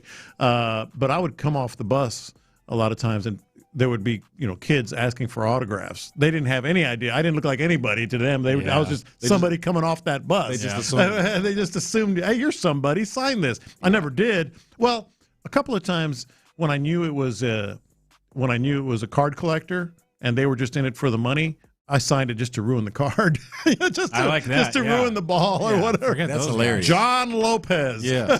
Who the hell is that? Yeah, I would say the same thing to the kids. Like, it's going to ruin that baseball. You don't want me to sign it. Yeah. When I worked in baseball. But the collectors, Yeah. And you would just mess with them. Yeah, no, I love that. I hate those people. Whoever had me as Lil Jon got the wrong rapper. Yeah. Who do you get? The rapper that I actually have gotten before, fortunately, it's 2 Chainz. And I gotta say, I get it. I understand what's happening. I've gotten Benicio del Toro. Oh, okay. I've gotten Benicio del Toro a couple of times. Yeah, pretty good. In my age now, but back when I was younger, for some reason, and I never saw it ever. Like, I don't even think it's close. I used to get Mark Price. The old Cavaliers guard. Really? Yeah. Really? Yeah, I used to get Mark. I got more than once. One. More than once. Pretty good. Yeah, I got Mark Price. That's interesting. On the text line, someone says, I was confused for Ron Jeremy. If I was naked, that's one thing, but I wasn't. No, he's saying that. I knew where he was going with that. I absolutely did. No, if you're fully clothed and you're being mistaken for Ron Jeremy, that's I've been mistaken for Mr. Marcus a couple times. fully clothed, the mistaken for Ron Jeremy would be Stan Van Gundy. Right? I mean, they could be. He looks more like his brother than Jeff does. Yeah. But, That's a good one.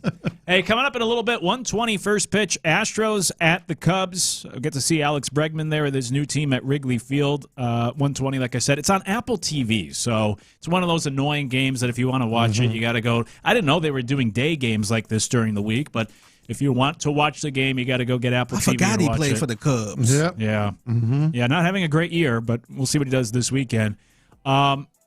We talked about this yesterday, though. I love day baseball because it gets it out of the way when the team's not very good. And also, I'm going to watch the game regardless if it's during the day. I have the ability, fortunately. I'm lucky enough with with our careers that I can sit at home and watch a baseball game during the day. So I love it, 1:20. I don't love Apple TV. I hate all this stuff, but it is what it is. Astros at the Cubs. Cubs have lost 5 in a row. They're probably licking their chops thinking like, okay, here's our Get Right series. We have the Astros coming to town. Yeah, 5 in a row and 8 of their last 10. So if you look at their record, they're one of the better teams overall in the National League, but they've been struggling. And as Luke said, the Astros are now the get right team. Yeah. Right? The get right game. Oh, okay, we're struggling.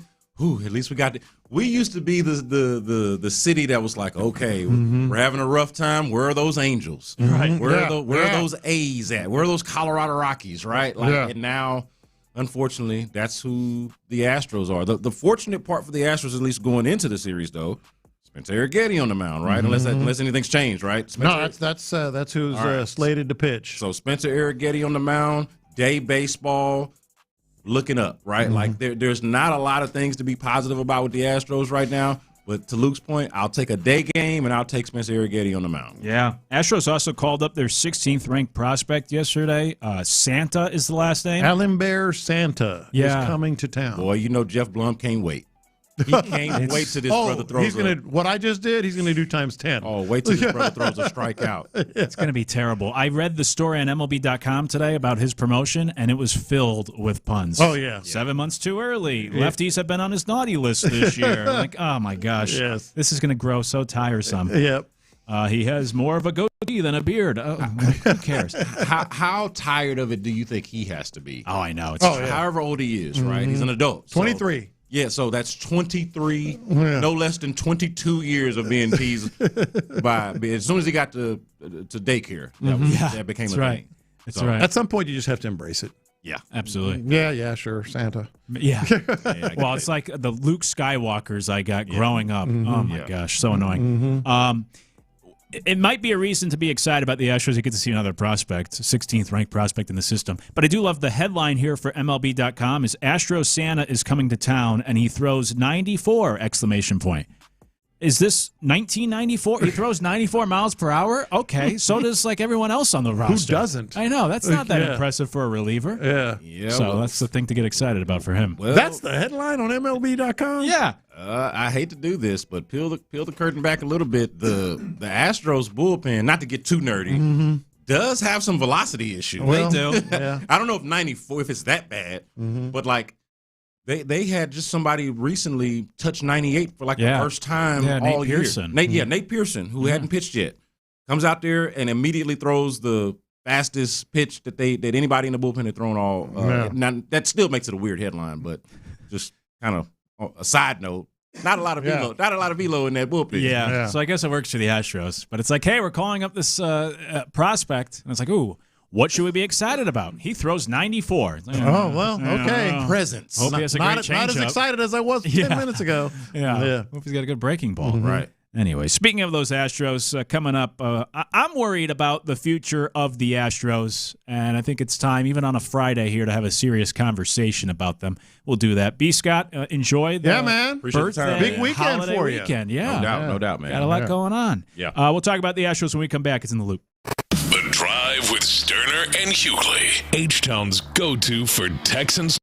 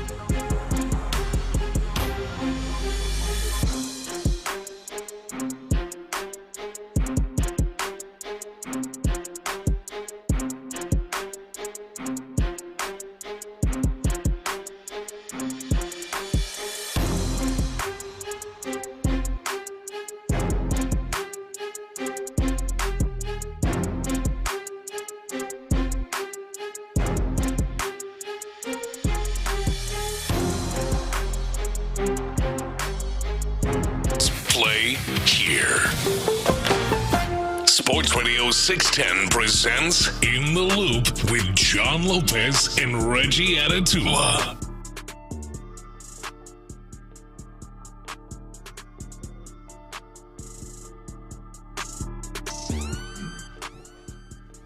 I think it's time to have serious conversation about the Astros. Man, you got me nervous there for a second. Their future. when your girl says, "Hey, we need to have a serious conversation." Hey, we need to talk. Oh God, yeah. I got like a shiver up my spine. Why'd you start the segment like that? To draw you in, to make it relatable. Everyone knows that feeling. But I think that's where we are with these Astros. It's we need to concerning. have a talk. Yeah, about the future of the franchise and the direction they're going in, and what to expect as an Astro fan here in the future. Oh, the next say decade. Mm-hmm. By the way, I'm Luke Morrow in for Reggie. Obviously, you hear Lopez, Figgy Figs in, and you can text the show 713-572-4610. The Astros get underway today. 1:20 first pitch at Wrigley Field. It's on Apple TV.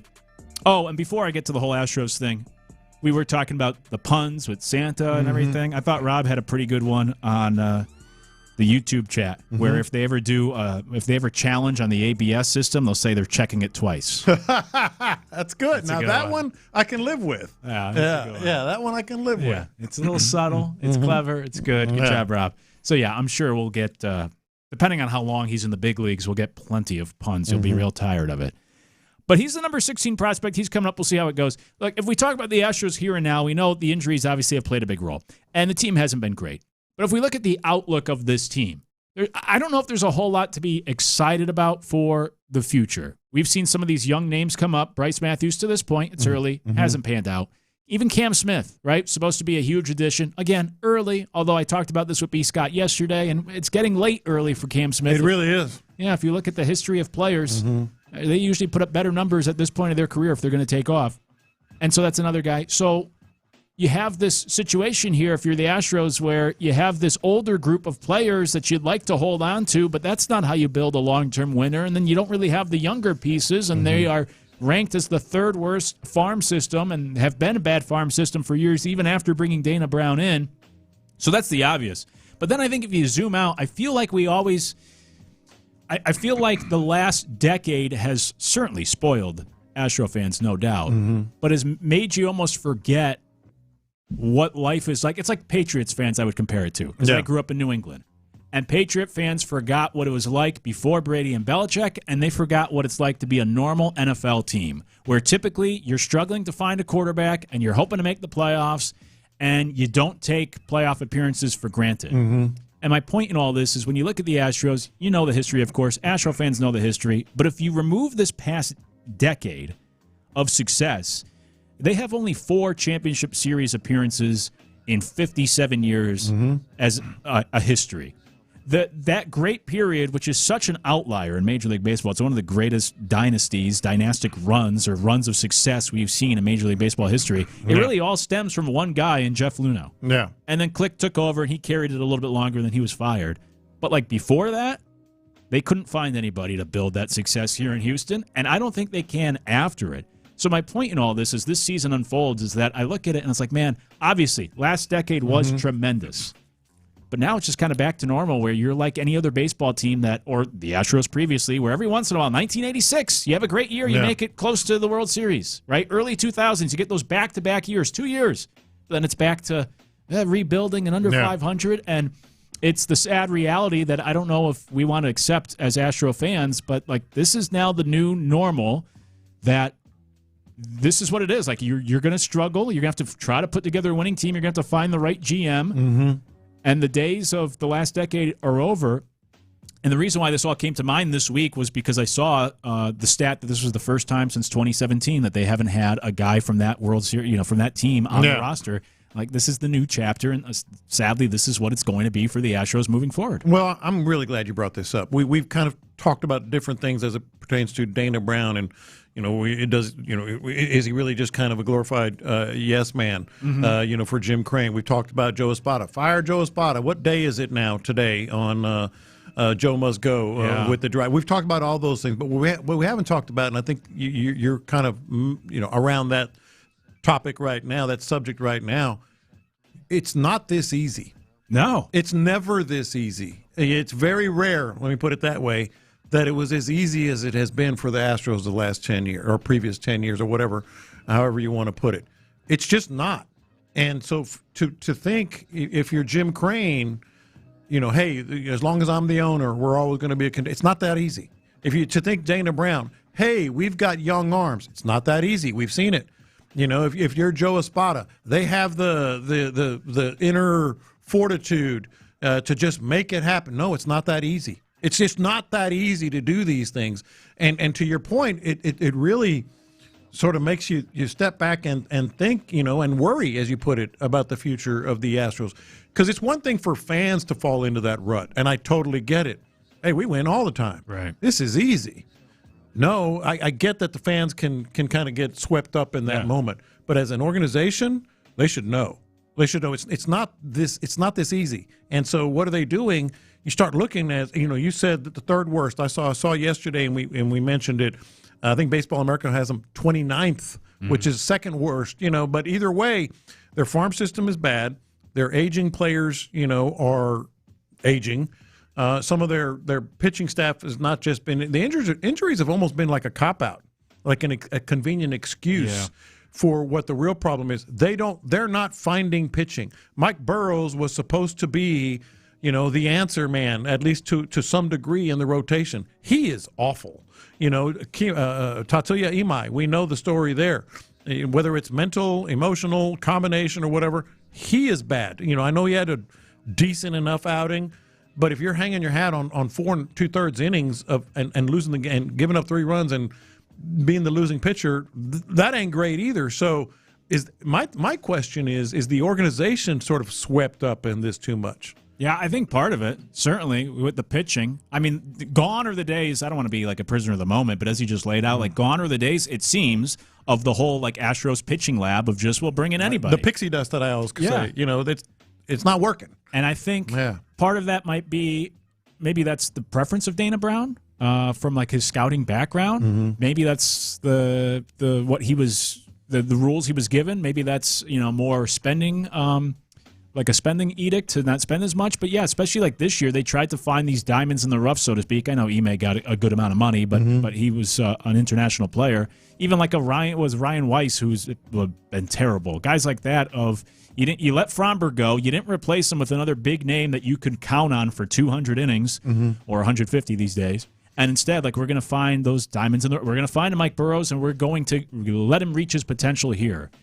Even Lambert, a former first-round pick, and he's pitched well this year. That one has sort of worked out, but, former first-round pick, had to deal with Colorado. Yeah. If we get him out of Coors Field, he could have success here.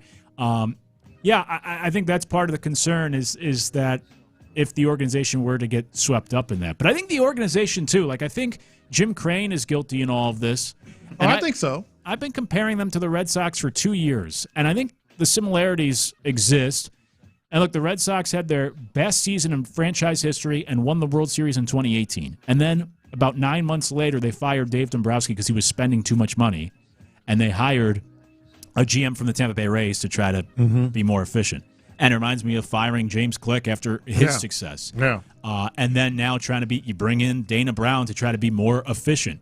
And if you look at the payroll, they've gone from, I think it was 3rd to then 7th to 11th in the league this year. They're spending plenty of money, don't get me wrong, but they're moving in the wrong direction and trying to cut salary. That's why Mauricio Dubon is not here, which should never be a situation for the Houston Astros that you make a trade solely just to save money. Yeah. I don't like that move. And so that's another part of my concern is we see it sometimes with owners where a Jerry Jones has that early success and then he just kind of rides those coattails. Of course. And I don't know if Jerry Jones cares about winning Super Bowls anymore. The Steinbrenners, the kids now in New York. They don't care. Yeah, I don't think they care. No. We got our Not like he did. We're the Yankees. We built the brand, or the brand was built before them. We have our championships. We're the Yankees. Let's just collect the money and whatnot. It was, I think, the Dallas Stars owner 15 years ago was similar. The Red Sox, as I compare them to, are like that now. They broke the curse. They got their World Series. Red Sox owners don't care. They just want to make the money, and they have Liverpool, and they have the Pittsburgh Penguins. And all this. So that's part of my concern, too, is that you conquered what you wanted to. You brought a World Series here. You brought more than one, and now it's kind of if we could win while spending less money, that would be ideal because we've already won. We're not as desperate. Yeah. So let's spend a little less money and still try to be competitive. And that's a concern for the future of this franchise for me. What gets you excited? And I'm talking to everyone here. What gets you excited about the Astros' future right now? Is it the prospects? No. Is it the manager? No. Is it the proven stalwarts of this team, Altuve and such? You love him, but no. Is it the owner? I don't know on that one. I don't know exactly where he stands. Is it the general manager? No. What gets you excited about the future of the Astros? Yeah, that's a good question. I know. Because we could go back, and we were all here. I don't know if you were, but I was here. Back to the three consecutive, the infamous, famous 3 consecutive 100-loss seasons. There were things to be excited about. We saw it. We saw the young Altuve. We saw the cover of Sports Illustrated. We saw young pitchers. We saw, the pieces starting to get here. It was easy to be excited.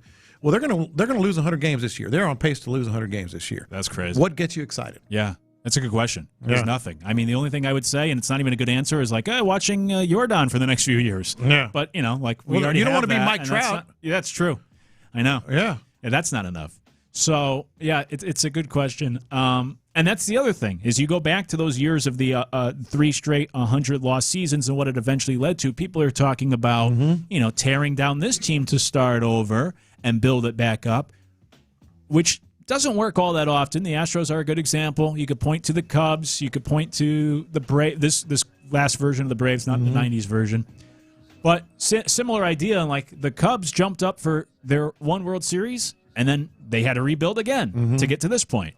What the Astros did was so out of it's a credit to them. It's so out of the norm and the ordinary that it just can't be expected that, this is now. Even if they were to tear it down, there's no guarantee it would work. Look at the Washington Nationals, and then it's going to take 5 years of losing, and you hope after those 5 years that it pans out for a couple years. And what the Astros did with that 8-year run, like I said, is like no other we've seen in the last, at least like 45 years. You have to go back to the Yankees back in the day. But it's just this is the new reality that there's nothing to be excited about.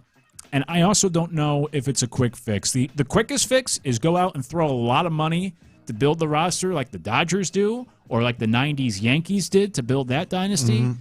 But as we just laid out, I don't think that's in the ownership or the Astro plans either to just throw money at this thing. It really is. And I'm interested, your thoughts on this. You've been around baseball a long, long time and seen every version of an owner.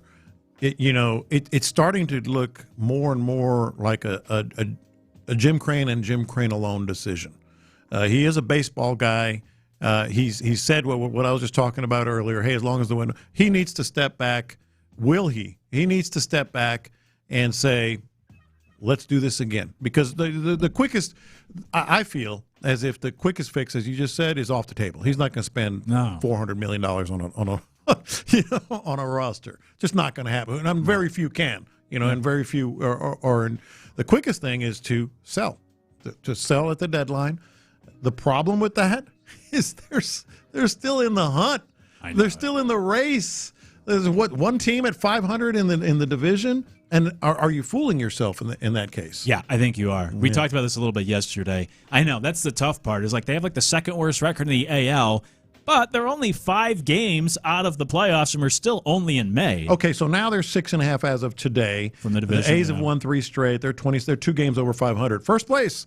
They're 2 games over 500. First place A's. First place A's. But you're right. They have the second worst record in the entire American League, and I think that's kind of fool's gold. It is. Yeah. It would be silly to, the goal needs to be, you need to be realistic that the goal isn't just to sneak into the playoffs. And by the way, I was looking this up the other day. I was reading an article. This is the worst season of Major League Baseball teams based off of winning percentages. See the batting averages? It's terrible. Yeah. Yeah. The league average is down to like 230 now. 230 something. Yeah. It's unbelievable. Because I am an old school guy. But this is the worst season for Major League Baseball based off of teams' records, how many good teams there are since 2006. It's the worst year in 20 years. We have fewer good teams than any other season in 20 years. But you'd be fooling yourself if making the playoffs in that season felt like a real accomplishment. As I said yesterday, it'd be like the smartest kid in summer school. Like, okay, congratulations, but it's still not great. I like that. You still had to go to summer school. Yeah. So, you were better than all the other idiots, but you're still not that bright yourself. And it'd be similar this year for the Astros. So I know that's the tough part is some people can probably talk themselves into, like, we need to buy. We're only 5 games out. But you're also 20-31 right now. Yeah. Let's be realistic. This is not a championship-winning team right now. And to use your summer school analogy, there is no greater motivation in life than if you don't finish this class or get this project done, you're going to have to go to summer school. Hell, I'm finishing it. I'm going to do everything I can. So, yeah, they need to realize you're the summer school kid. You got to make a big decision. Yeah. But even if they do sell, if we go down that road, which they should, I think sell to a point. I wouldn't do a complete fire sale. I would keep Jordan, but I think there's other pieces you can move. As I said a moment ago, like even those teardowns and build-ups, I mean, we saw it here in Houston. It took almost a decade to truly get to where they wanted to be. It hasn't worked everywhere. It hasn't worked in Washington yet. I mean, the Red Sox are kind of spinning their tires for a few years now. So even that is not a guarantee. And if it does work, that takes a while. You're signing up for a number of seasons of uncompetitive baseball, which is obviously just a stark contrast to what we got used to here in the past decade. How do you think Jordan really feels? And Hunter Brown? Like forget, obviously they're getting paid. Well, Hunter Brown might be a big issue now in terms of him getting paid. But in their heart of hearts, I mean, they know. How do you think they feel about, well, they're probably going to keep me around and try to rebuild elsewhere? That stinks. It might feel worse for somebody like Jordan who experienced the success during that time, and now it's like, man, what are we doing at this point? Like, are we a contender or no? Yeah. I mean, I would not like it. No, it would stink. Yeah. And the trade rumors going to start buzzing even more now. So. And you can get the most return. Yeah, from Hunter Brown and so and some of the big dogs going to be trying to trade for him. The Yankees, probably Dodgers, probably going to be in the conversation. It's going to be a whole bunch of teams that's out here trying to make noise. Yeah. On the text line, somebody said, if there is anything that gets you excited about this team, hold on, more texts are coming and I lost it. If there is anything that gets you excited about the Astros, just wait. Because they're probably going to be gone soon due to the owner. So, yeah, if there is a player that you do like you're saying, Jordan or whoever's Hunter Brown, for all we know, they might be moved here in the near future. Someone else pointed to that blueprint of the early 2010s. Trade Cam, trade Jordan, trade Pena, trade Hunter Brown, get a bunch of first-rounders. Problem is, it's different nowadays. Major League Baseball has changed the rules. It's not as easy to just be bad and get all the first-round picks. They're trying to eliminate that.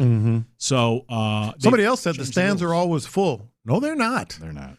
That might be the biggest attention getter of all. Because the days of doesn't matter, it's going to be full. Have y'all been watching the games? Yeah, and see the thing is with the Astros when they're good, the stands be pretty much full, but it be sometimes where it's not as full. Yeah. But when they're bad, it is bad out there. I went to a game when they faced the Mariners. They won in extra innings for those Astro fans that remember that game about 2 weeks ago. Oh, my gosh. It wasn't even half full. Yeah. I mean, it was maybe a third. That might be the biggest attention getter there is. It is. Because the other owner I was going to compare him to is James Dolan of the Knicks, where, granted, they're about to go to the NBA Finals. But historically, he hasn't cared because they sell out and they have the most expensive ticket. And he's like, I don't need to spend any money. We're making so much money. Yeah. But that's what people have always said. You have to affect them in the pocketbook before they actually care.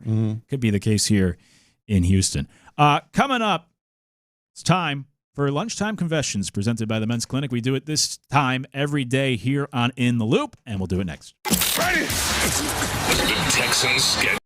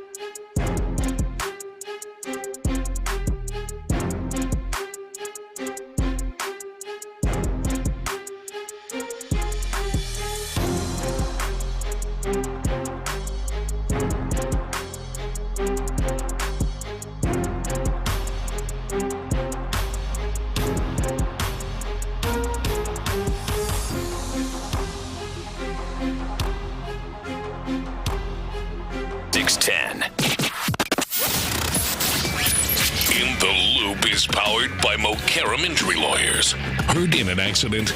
Call Mokaram Injury Lawyers at 281-222-2222. Sometimes it's sports, sometimes it's not. Whatever it is, Reggie and John are keeping it real. It's In the Loop's Lunchtime Confessions on Sports Radio 610. Watch this. These are my confessions. Yeah, back on Sports Radio 610. My first confession has to do with you, young man. Uh-oh. I'm looking at you, Luke. Luke.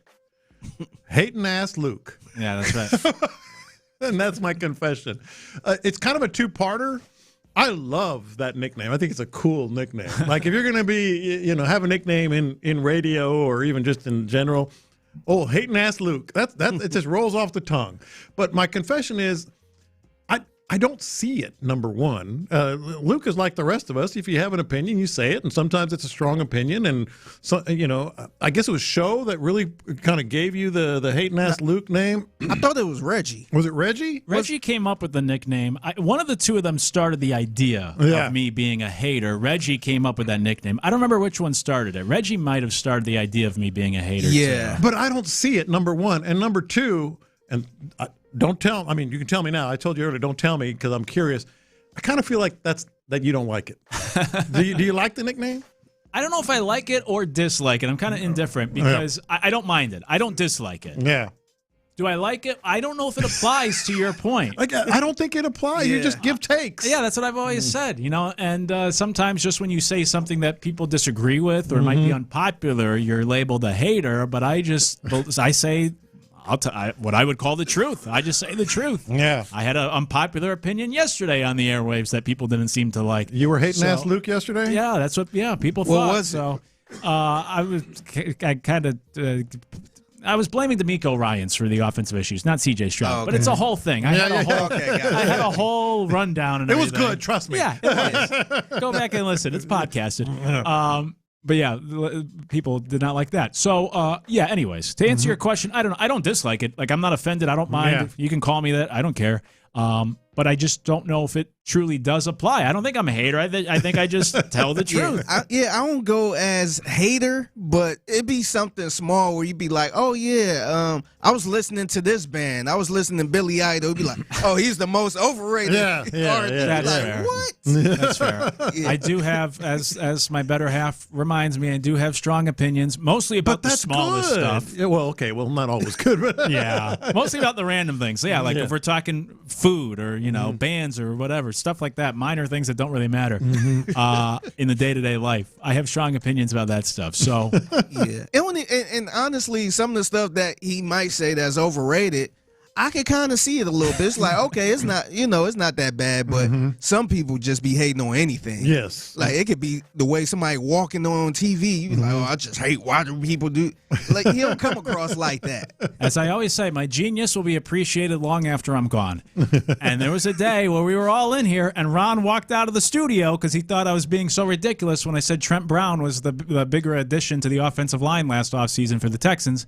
And then, how'd that work out? I think I was proven right. So just hating ass Show. That's right. I think you was somebody. I think you mentioned who was it? Cam Robinson. You felt like that was a bad sign. Yeah, exactly. And everybody. I mean, we all was kind of gushing about it. Yeah, it was on this show. You and I talked about that. Yeah. So I might seem like a hater at first, but just let it, let the take simmer a little bit. It don't seem like forced hate. It's just been kind of in the back of my mind. I'm like, I wonder if he likes that.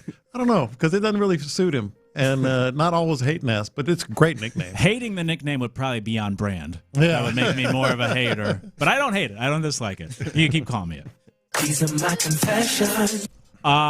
Maybe this will be in line with that idea, too. We threw on the other night, the missus and I threw on Netflix now they have this like pop culture Jeopardy. Mm-hmm. Which I think is right. That's great. I don't care about the normal Jeopardy. I don't know any of that stuff. No. But the pop culture stuff's fun. And we were watching it, and I got like the first 3 questions fairly easily. And, and it's, and then some other ones are harder, but you can actually watch it and compete. Mm-hmm. My take on Jeopardy in general And she didn't agree. She said, that's a hot take. So I said, all right, let me take it to air and see what people think. My take on Jeopardy is I am no more impressed with those people that go on Jeopardy and perform well than I am with you or Figgy or anyone else that has a bunch of sports knowledge. They have a lot of knowledge just in different areas. Yeah. We know a lot of things about sports. We might not know geography or history, whatever they're doing. I don't know. But we know a lot of other stuff where they just like study or they know or they're passionate about those certain areas that whenever sports questions come up on Jeopardy, those people look like such idiots. And we're all sitting at home. Videos and stuff, and we're sitting at home like that's so obvious. Yeah. So my point is, I'm not impressed with the people that do well on Jeopardy. They know a lot of information, but in a specific area. And then there's a lot of people like us who know a lot about music or know a lot about sports, and we would look just as smart if it was a Jeopardy for just sports or just music. They would be sitting at home thinking like, wow, how do they know all this stuff? So Jeopardy winners, not impressed. I don't mind that take. I thought there was a hot take. Yeah. There ain't no hot take. Yeah. Okay. Good. I don't mind it. I personally have a hot take about Jeopardy. I think Jeopardy is an anomaly because let me explain it. Most game shows, you want the people watching them to have most of the answers or to call you stupid for not knowing that and to be able to relate like I can do Plinko. It's like being in an arena where you put the questions up there and the crowd like, hey. Most game shows are successful because everybody either relates or they can do it or it doesn't take any knowledge. It's just pure luck. Jeopardy, very few obviously, can relate to the people that win it. Like they get everything, right. It's like it's an anomaly. It's incredibly successful, but I don't know how because I'm watching it sometimes, and I think most of us are relatively smart, and I'm like, I have no idea. They hit you with it in 1765. Yeah, and I'm like, this president wore these color underwear. Yeah, like what? I'm like, how do they know these things? And they move so quick through them too. Like I didn't even finish reading the question yet. Like, I don't know what's going on. I honestly don't know how it's so successful. It's true. It's a good point. Yeah, that's why I never like Jeopardy, but I like this version because I can actually play along. These are my confessions. I guess y'all got to call me hating ass Figgy. Hating ass Figgy. Yeah, because I got to confess, as much as John Lopez liked Josh Hart, I can't stand that dude. Wow, man. I can't stand him. He had the quote of the century. Yeah, that was cool. And I appreciate the quote. But, man, he is one of those players that just so dramatic on the court every time he get hurt. Yeah. Every single time he got hurt. I think he rolled his ankle last night. And he was just so dramatic with it to the point I'm like, is he going to have to go off the court? And then, of course, he went up there and shot the free throw or whatever he was doing. But this ain't the first time he did this, man. He been doing this all his career where to the point he had me shedding a tear at one point where I thought they was going to have to carry him out on some Paul Pierce type stuff. Yeah. And then he just get right back up and then just shoot the free throw. I'm like, man, why is you limping like that, man? So you're saying he should be playing soccer? Yes. Throwing his body all over the place. He act just like a soccer player, man. Just all like he got shot. Yeah, man. He do that every single time. And then last night when I saw it, I'm like, man, why is he acting like this? He gonna go right up there and shoot the free throw and do a full sprint. He was just stopping and taking the knee and all this other stuff. I'm like, what are you doing, man? I can't stand that dude. Hating ass Figgy. Yeah, I like him, but I do get that, and I dislike that with most people. By the way, sort of on subject, did you guys see the video of Dylan Brooks playing? Yes. The Operation. That's great. Well, his version of Operation. Yeah. What was it called? I forget what it was like pretty much stop or don't foul or something like that. It was SGA. It was a little Operation board game of SGA. Yeah. Oh, you can't touch that. You guys tried to steal the ball from him. Yeah. Right. And every time you touch, that's a foul. That's a good bet. That was great from him. Oh, for sure. It'll sell too. Underdog sponsored it. Yeah. Unethical hoops. Yes. It was called Unethical Hoops. He's having as good of a postseason as anyone, sitting under the hoop for like LeBron's exit. Yeah. This now, and I think the funny part about that is they both Canadians, so I'm sure they're on the same national team. Yeah, I'm sure they probably cool with each other. Yeah, but I'm like, man, when you see a money making opportunity, I don't know how cool they are. These are my confessions. Jeff Van Gundy is hell, he may be in town. He lives here. He's a big-time listener. He's been on our show multiple times. He's big Bucky's fan. He's been in studio. Big Bucky's fan. I love Jeff Van Gundy so very much. So I say this from the bottom of my heart, Jeff, if you're listening. Don't take that Portland job, man. Please don't. Please don't. I know coach is coach. There's not a lot of opportunities. But if you didn't see, Jeff Van Gundy apparently is he's a Clippers assistant now, and is a finalist to get the Portland Trailblazers head coaching job. Which I get it. Don't do that. You'll get another one. Don't do that. We all know. Is it Dundon? The Blazers. And they had more cuts the day before yesterday, like 50 people. Yeah. He's just slashing. They wouldn't even take some of the players, on road trips. Fire their PR director. He is a cheap ass owner. Just an absolute. You can't fix an ignorant, cheap ass owner. Coaches like to think, I can fix this player, or I can make that relationship work, or we'll get along and we'll win games. Can't do it. It'll never happen. That guy is going to run that organization into the ground. I kind of wish he was still in the booth, man. Yeah, for sure. I miss hearing him in the booth. Yeah, he was so good. So much better than currently. They with Tim Legler and Richard Jefferson. It just doesn't feel like a big game like Mark Jackson and Jeff Van Gundy. Yeah, I wouldn't go there either. It's one of the worst things in sports is a cheap owner, and this guy stinks. And he's the same guy that ruined that took over and then drove into the ground that AAF, which was like the first of these spring football leagues, this Thomas Dundon. Yeah. But yeah, it's lousy. I remember the movie Blackberry. I would recommend. It's really good. It's on one of the streaming services now.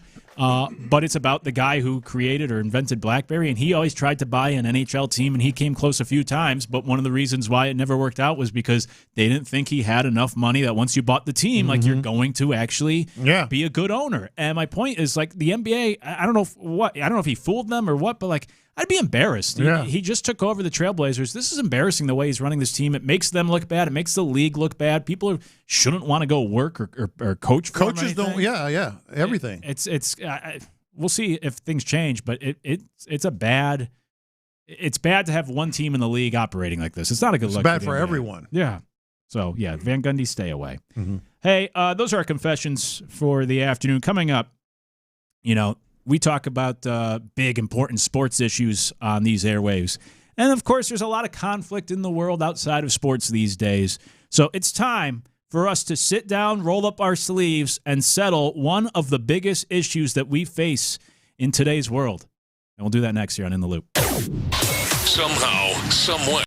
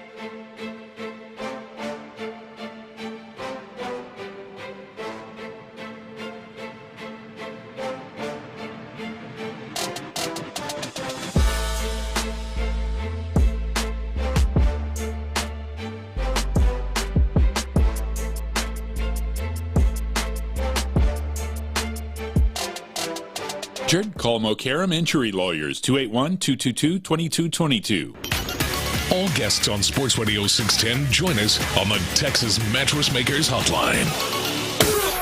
Sports Radio 610 presents, live from the West Point Lincoln and West Point Lincoln of Sugar Land Studios, here's In the Loop with John Lopez and Reggie Atatula. It's time to help settle and decide one of the biggest issues that we face in the world today. I'm Luke Morrow in for Reggie, alongside John Lopez, Figgy Fig on the steel wheels, and you as well here on this Friday afternoon. 713-572-4610 to text the show. Ocho said, I'm guessing this big world issue that you're going to be talking about is why restaurants or salad bars don't carry blue cheese dressing. More important. Exactly. Much more important. More important than that. Nah, and they cooking already. Yeah. They don't need it. You know, in today's geopolitical landscape, a lot of people don't want to go there. Let's go there. Mm-hmm. All right. It can it can be a little dicey, here and there in terms of if everybody's going to be on board with the conversation or not. I'm about to switch the music. Well, you're going to miss some good stuff. So yesterday, just organically, wasn't it, Figgy? We started talking about. I guess it was during the toss at first, and then it kind of carried throughout the show, talking about the little supermarket, middle of the rack on Walmart pastries, like Twinkies and such. This morning, I don't know why, just sheer luck, Bro Bible, which you used the Bro Bible. Yeah, I did. That's when we talked about the condiments. Yeah. Well, Bro Bible posted ranking the 16 best and worst Little Debbie snacks. And I went, I'll be dog. Then I went ahead and just looked. All right, well, the two main ones are Little Debbie and Hostess. So we have to decide which is better, Little Debbie or Hostess.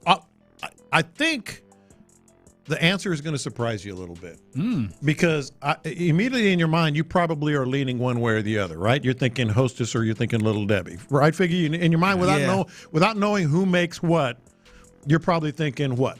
Little Debbie or Hostess? Probably Little Debbie. Oh, interesting. I would say Hostess for me. I would have thought Hostess as well, and maybe by the end of this exercise, when we do solve this issue, I'll still be there. But I did look at both lists, and I had no idea, because sometimes you just grab them. They both have the blue and white packaging. Sometimes you can't tell the difference. You can't tell which is Hostess and which is Little Debbie. I did realize as I'm looking at this list that Hostess is probably top heavy. Has some of the better they don't have a lot of depth. Yeah. Right. So to speak. Yeah, Hostess got Twinkies. They got, I think they got some of those. They got the honey buns. Yeah, the cupcakes. Although they both have honey buns. Yeah. So let me just go through some of these that are at Ho-Hos. Yep. Let me go through some of these on Hostess, and then we'll go to Little Debbie because I was surprised at, who makes. One of my favorite that we didn't mention yesterday is the Hostess coffee cakes. Oh, absolutely. Those are you so kidding? freaking good. I had those I'm not a breakfast eater. I'm still not. Yeah. Every day of high school, I had a coffee cake. I would take it with me to go, the packaged coffee cakes. And that was my breakfast for 4 years. So much so that I don't think I've had one since. Yeah. But those things, those are the best. If I asked you, Figgy, is this a Little Debbie product or a Hostess product, what would you say if I said ding dongs? Do you even know? No, I don't know. I would take a guess, and that's probably a Hostess. It is. Is it? Okay. And they are awesome. I didn't realize. Oh yeah, that is Hostess. Ding dongs are great. So they're top heavy. They got ding dongs. They have obviously the regular cupcake, which we talked about yesterday. The coffee cake. They have the donuts, the chocolate covered donuts. Yep. Solid. And then they have the cinnamon rolls, the little squirrely. There's 3 in a package. Throw a little butter on those and put them in the microwave. Hell yeah. They have those are good. They have the honey buns. Love a honey bun. And then they have Twinkies, our Hostess. And then they have a little bit of a fall off. Well, they have those. They're called zingers, those ones with the strawberry that we were talking about, Figgy. So that's the top group. Then they have things called pecan spins, which I have no idea what those are. They have brownies, triple chocolate brownies. Oh, yeah. Snowballs, which are awful. Yeah, I heard you guys put down snowballs. That's a shame. I love anything with coconut. I'm all in on. Do you know what a crispy mini is? No, I don't think so. They're top 15 on Hostess. The Mega Muffin, which is just one of those packaged muffins. And then they have the cream cheese Danish, which I'm okay with that. Yeah, I feel like that's underrating the Danish. A little bit. But they're very top heavy. On the other hand, Little Debbie has depth. Maybe not the very top. I was looking. Yeah, you're looking at those banana marshmallow pies. They got them 16th, and they're delicious. Basically, they're like moon pies. They have the fudge brownies, Little Debbie, which every mom has given their kids those fudge brownies. I'm not a big fan of the fig bars, but they're okay. The glazed donuts is a Little Debbie product. Yeah, those are good. Yeah, those are you talking about the donuts? Yeah. Oh, okay, I'm thinking the honey buns. Well, they have the glazed honey buns, which I'm not. It's too much. That the ones that are covered in white sugar. Yeah. Are those Little Debbie's? Those are Little Debbie's. Okay, because Little Debbie's got the honey buns that I used to buy as a kid, the ones that be at the store. Yeah. Zebra. Go ahead. Oh yeah, I like those better than the other ones. Zebra cakes. I do love zebra cakes. Zebra cakes are good. Yep. Powdered donuts. Oatmeal cream pies. Oatmeal cream pies. You beat me to it. Those are good too. Yeah. I mean, the Swiss rolls, the ones that are the chocolate, the little twirl or whatever. Yep. They do have the honey buns you talked about. Star Crunch, which we talked about. So they got some depth. The strawberry shortcake rolls that you like. I love those. That's my favorite one. Yeah, Nutty Buddy I didn't realize was Little Debbie's. I love a Nutty Buddy. Mm-hmm. Those are good too. Birthday cakes are solid on Little Debbie's. Mm-hmm. It's tough. Well, yeah. Little Debbie or Hostess? I think Little Debbie killing it right now, man. I think I'm leaning back to Little Debbie. I might be. Hostess just has such a strangle from like just brand name. For me. The donuts, the actual Twinkies. Mm-hmm. Yeah, Twinkies is huge. Twinkies is probably like the biggest. I'm not saying it's the best, but it's probably the most superstar. That's the most well known for both sides. Yeah, that's their franchise player. Now here's the thing with these the honey buns, they both have them, and I don't exactly know which ones I usually grab. I had to look it up. I usually grab the Little Debbie one. Debbie? Because now that I think about it, whenever I used to go to the corner store, I guess they had a whole section full of Little Debbie stuff. So I remember the zebra cakes being there, the Nutty Buddies, and then the honey bun. So I used to grab those honey buns more. Yeah, I do the Little Debbie's too. I don't know why. To me, they just look better in the packaging. Like at gas stations or whatever, I go with those. And then to your point, the Cosmic Brownies. Mm-hmm. We talk about Twinkies. I mean, what percentage of kids ate Cosmic Brownies growing up? Yeah, that's a Little Debbie's. Yeah, I mean that's they only have it ranked 13 on this list. I think that's vastly underrated. Ding Dongs is Hostess. Ding Dongs are strong. Those are basically the cupcake that's coated glazed chocolate. Those are strong. Yeah. Let me ask y'all this. Let's do a little head-to-head matchup. All right. Oatmeal cream pie versus Twinkies. Oatmeal cream. I'm gonna go oatmeal cream pie. Me too. Sure. Me too. No doubt. Swiss cake rolls versus ho-ho. Oh boy, I like them both. I'm gonna go ho-hos. I think I do ho-hos. Who does ho-hos? Swiss cake rolls. Who does the ho-hos? I want to say is Hostess. That's Hostess? Yeah, that's Hostess. Mm-hmm. Zebra cakes versus Zingers. Zingers are the strawberry ones? I'm not sure what. I'm gonna go Zingers. I think that's what they call them. Zebra cakes for me. Yeah, me too. Me too. Mm-hmm. Cosmic brownies versus cupcakes. See, the cupcakes are the weakest link for both of them. Yeah, the cupcakes. I think the Hostess cupcakes. I think it's a big old cupcake with filling in it, like a chocolate cupcake with filling in it. Yeah. So I think that's what it is. I'm gonna go with the Cosmic brownie. That's what I am too. You gotta. Yeah, Star Crunch versus Ding Dongs. I'm a Ding Dong guy. There's been some great drops today. Yeah, for Lopez, by the way. I'm talking about ho-hos. Yeah. I'm gonna roll with Star Crunch on this one. Oh yeah. So I think we're tied. I'm keeping score in my head. Okay, I ain't picked nothing from Hostess yet. Nutty Buddy versus Snowball.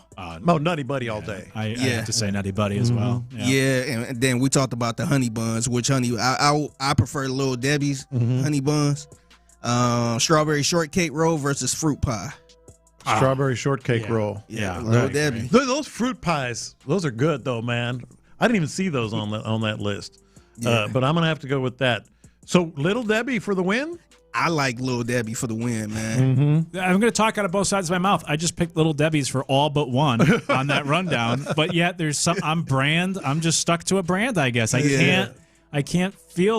can't put Little Debbie's over Hostess. Just about to make me go to the store right now. I know, seriously. I would have bet money that if we said what do you like best, we would have thought they were all Hostess. Yeah, or most all. Yeah, most all Hostess. Yeah, I wonder what they numbers looking like. I wonder who's leading who. It's a good question. Great question. I wonder. I still don't know what some of these pecan spins and all this other stuff is here. And then it's probably a different category. I don't think we can compare it. Mm-hmm. But I'll tell you what, Entenmann's. Oh, I looked that up too. Entenmann's are really good. So good. Tasty cakes. Yeah. And their cookies are solid. I typically don't like just store-bought cookies that are sitting in there. I like fresh cookies. Their cookies are solid. And the donuts, when you get the chocolate donuts, they're more like cake just covered with chocolate frosting. And you put them in the fridge and make them a little cold. You get a nice snap on them. Mm-hmm. Those are the best donuts. I like them more than a donut shop. Texter said Twinkies are Jordan and the rest of Hostess is the current Astros team. That's good. That's the thing. You got to give them credit. They have they have Babe Ruth. You know, they got Twinkies. So that's going to be, kind of giving them some extra points. Twinkies are good, man. Yeah, you can't go wrong with You just can't go wrong. Text line also says Little Debbie has a chokehold on holiday cupcakes. So that's big. Mm-hmm. Hostess donuts are subpar. A lot of people talking about me being a ding-dong guy. Tanya, a lot of great chops in there. Would you rather be a ding-dong guy or a nutty buddy? Oh, ding-dong guy all day long. Ding-dong guy all day long. Those that's what the texter said. Those cinnamon pecan swirls, oh, man, they're so good. I don't know what they put them in. Must be crack.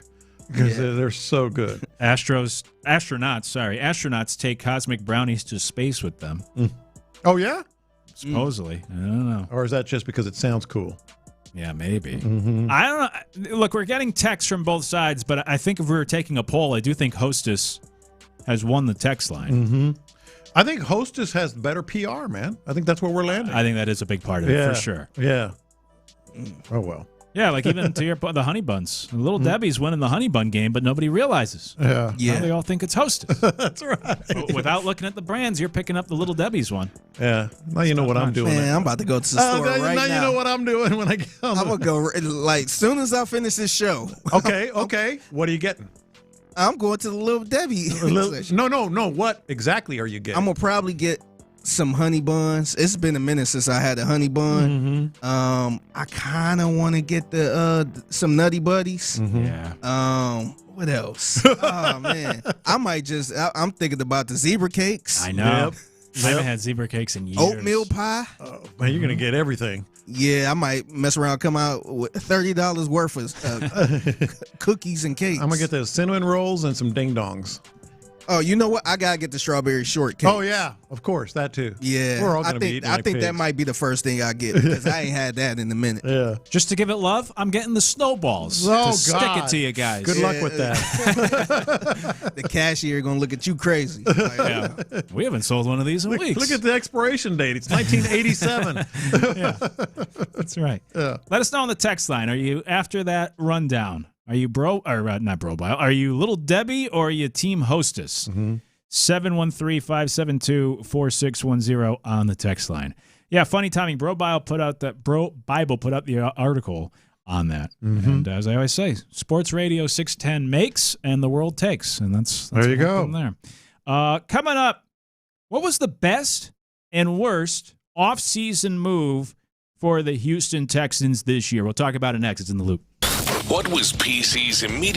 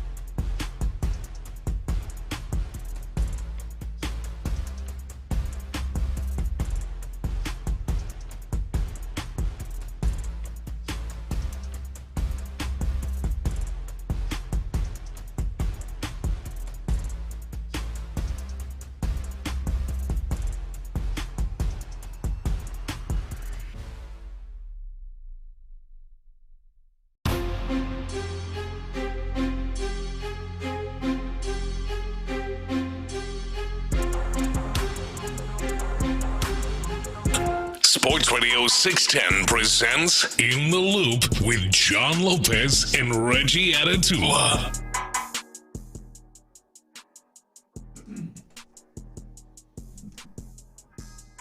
What was the best and worst move of the Texans offseason this year? We'll get to that here on In the Loop. I'm Luke Morrow in for Reggie alongside John Lopez, Figgy Fig on the steel wheels. You can always join the conversation, as many of you have.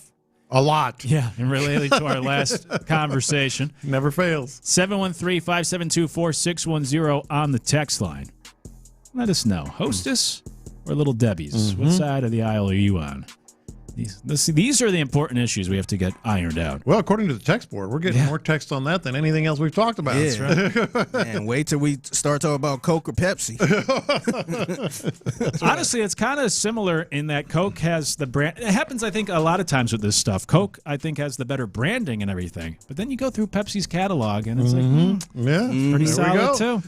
Put a pin in that. That's right. Yeah. We'll do that next week. That's right.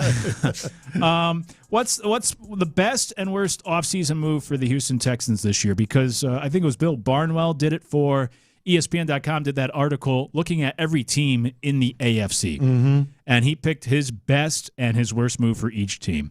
And so we can look at his and give our own and see what you think of Bill Barnwell's selections. But for the Texans, let's start on the good side. For Barnwell, he put the best move for the Texans this offseason was signing Braden Smith to that 2-year contract. Mm-hmm. And then, of course, he provides a couple of paragraphs explaining why, but we all know why. The offensive line seemed to be the biggest issue. He had some data in there about his low pressure rate allowed. Yeah. Getting a veteran who projects to be a solid right tackle for only $11 million also seems to be a bargain. Helps with Trent Brown assurance and whatnot. So that was the move that was the best move made by the Texans this offseason, according to Bill Barnwell. Ahead of draft picks. Are they included? I think so. Yeah. I think so. Yeah, I believe so. And I'm just curious for future reference as we move through this topic, because I would agree with them. I would agree with them. I think it might have been a little arguable until I heard Max Crosby talking about Braden Smith. Did you hear that audio back about 2 weeks ago? Someone was asking him, and at some point we played it, but just about the dudes that are the toughest, that he's faced. And he said, I'm going to say somebody that a lot of people wouldn't think. And he said Braden Smith. He says, in essence, yeah, that guy kicks your butt. Yeah, and he don't say anything. Yeah, he says just totally quiet. Just like that. Just goes to work, starts beating on you. That's what you need around here. And it's weird. Context matters, because that's Max Crosby. That was a guy that's a guy. Yeah. And so that kind of tipped the scales for me, because I've been a big fan of the first round pick, of course, Keelan Rutledge. I've also been all of these are offensive linemen, but Wyatt Teller, he has some good PR. I shouldn't say PR, reputation. As a nasty interior lineman, and they needed some big-time interior help. So I think any three of those, for me, would be on the list. But Braden Smith, once I heard Crosby, I mean, even the look on his face was like, dude. I actually got it right here. Oh, you do? Play. Yeah. Let's hear that. And there's some random guys that nobody talks about, and you're like, that motherfucker's low-key cold. And those are the scariest ones. And those are the ones. Like, ones. I'll give, what's his name? I'll give him props. Braden Smith. I've had battles with him. I've been playing him for years now. Doesn't get Pro Bowls, doesn't get a ton of recognition. He just signed with the Texans. And he was with the Colts forever. And he's a big, mean motherfucker, 6'7", huge motherfucker. He doesn't say a word. Blank. Like you're talking to a fucking wall. And a guy like that, he's one of those guys where I'm like, this is going to be a bloodbath. Yeah. We're going to go to war. And we never say a word to each other, and we're pounding, bro. Run, pass, everything. And those are those random matchups where, like, most people wouldn't bring up his name in that conversation. I think he's one of the best tackles in the league. Dude, that did it for me. Yeah, that's high praise. That really put it over the top. It's obviously it's a good signing, or it appears to be. I like the signing. It's crucial to address the offensive line. So I like it. For me, I would say, though, I think number one on my list, the one I like the most, is actually David Montgomery. Well, yeah, because we're talking offseason moves. I was thinking free agency. Offseason moves. David Montgomery, for me, I think I would put slightly ahead of it because we've talked so much about this offense, and I know on these airwaves the clip's been played of like Benjamin Solak and everyone pointing to second worst rushing attack based off of the metrics the last 2 years. And C.J. Stroud has faced more third and longs than anybody in the league last year. And just how important that running attack will be. And I think Montgomery can be, hopefully will be, an upgrade over what they had last year. And then more than that, it's also the red zone where Texans running backs, since C.J. Stroud has come into the league, have 20 touchdowns in the red zone. In that same span, David Montgomery has 29. So I think that's a big boost, too, because that's somewhere, an area that they need to improve is in the red zone. Yeah. And hopefully Montgomery can be that missing piece there. So I like what they did in the offensive line. I like the Braden Smith move, but I think I would put David Montgomery first. Now I just hope he actually pans out and plays well and, fits well into this offense this year. Well, that you just threw out there is pretty incredible. As a team, 20 red zone touchdowns. As a person, 29. Yeah, exactly. That's pretty strong. Hopefully he fixes what ails them there. On the other side of things, the worst move. Now, I'll preface this just with my own opinion. Honestly, I like all the moves that the Texans actually did make. So I feel like almost by default, you'd pick a worse move. And if we're going off the moves that were made, I can kind of agree with this one. But for Bill Barnwell, on this article at ESPN.com, he said that the worst move the Texans made this offseason was bringing back Ed Ingram for 3 years, $38 million. I don't think it's necessarily bringing him back, but it's also that commitment, giving him $37 million. And as Barnwell points out, Barnwell still has questions about him. He was a liability in Minnesota. He was benched. He was available for a reason. Yes, he had a better year at the Texans last year, but it was more so run blocking as opposed to pass protection. And then also, as Barnwell points out, just the contract. He's getting $15 million this year. $9 million was owed guaranteed at signing. So he just thought it was a little bit of an overspend on Ed Ingram as well. So that was Barnwell's worst move of the offseason. I don't think that's a bad pick because I think most of these moves, you're always going to you're going to lean toward positivity, toward optimism, and so that's a fair one right there. And as much as I'm leaning toward optimism on this other one that I thought of, I think, it's fair to say, I don't know about that, man, and that's Marlon Klein, the tight end. A second-round tight end, never really productive as a receiver, but he has all the measurables, and it's okay to be optimistic, and we are. And there's been some good, early returns on how he's looked and everything. But the fact remains, by and large, even if he was high on your board, the NFL at large doesn't looks at that as more of a reach. Yeah, that's fair. If I had to pick a move that was actually made, I think I would lean towards the Ed Ingram one. 3 years, $38 million does seem like a big commitment. I still want to see more from him. And honestly, just part of my concern is leaning into that whole idea of he is a good run blocker. It still needs to improve in pass protection. And I think that's a concern for a few of the guys on the offensive line, that it might be a very good run-blocking offensive line, but more importantly, can they pass protect? And as I was always told, it's easier to move forward than it is to back up. So, that's the easier part. How good can they be actually protecting the quarterback? That remains to be seen. So I get that, but I'm also going to give a kind of a lame answer here, that my true answer would be a move they didn't make.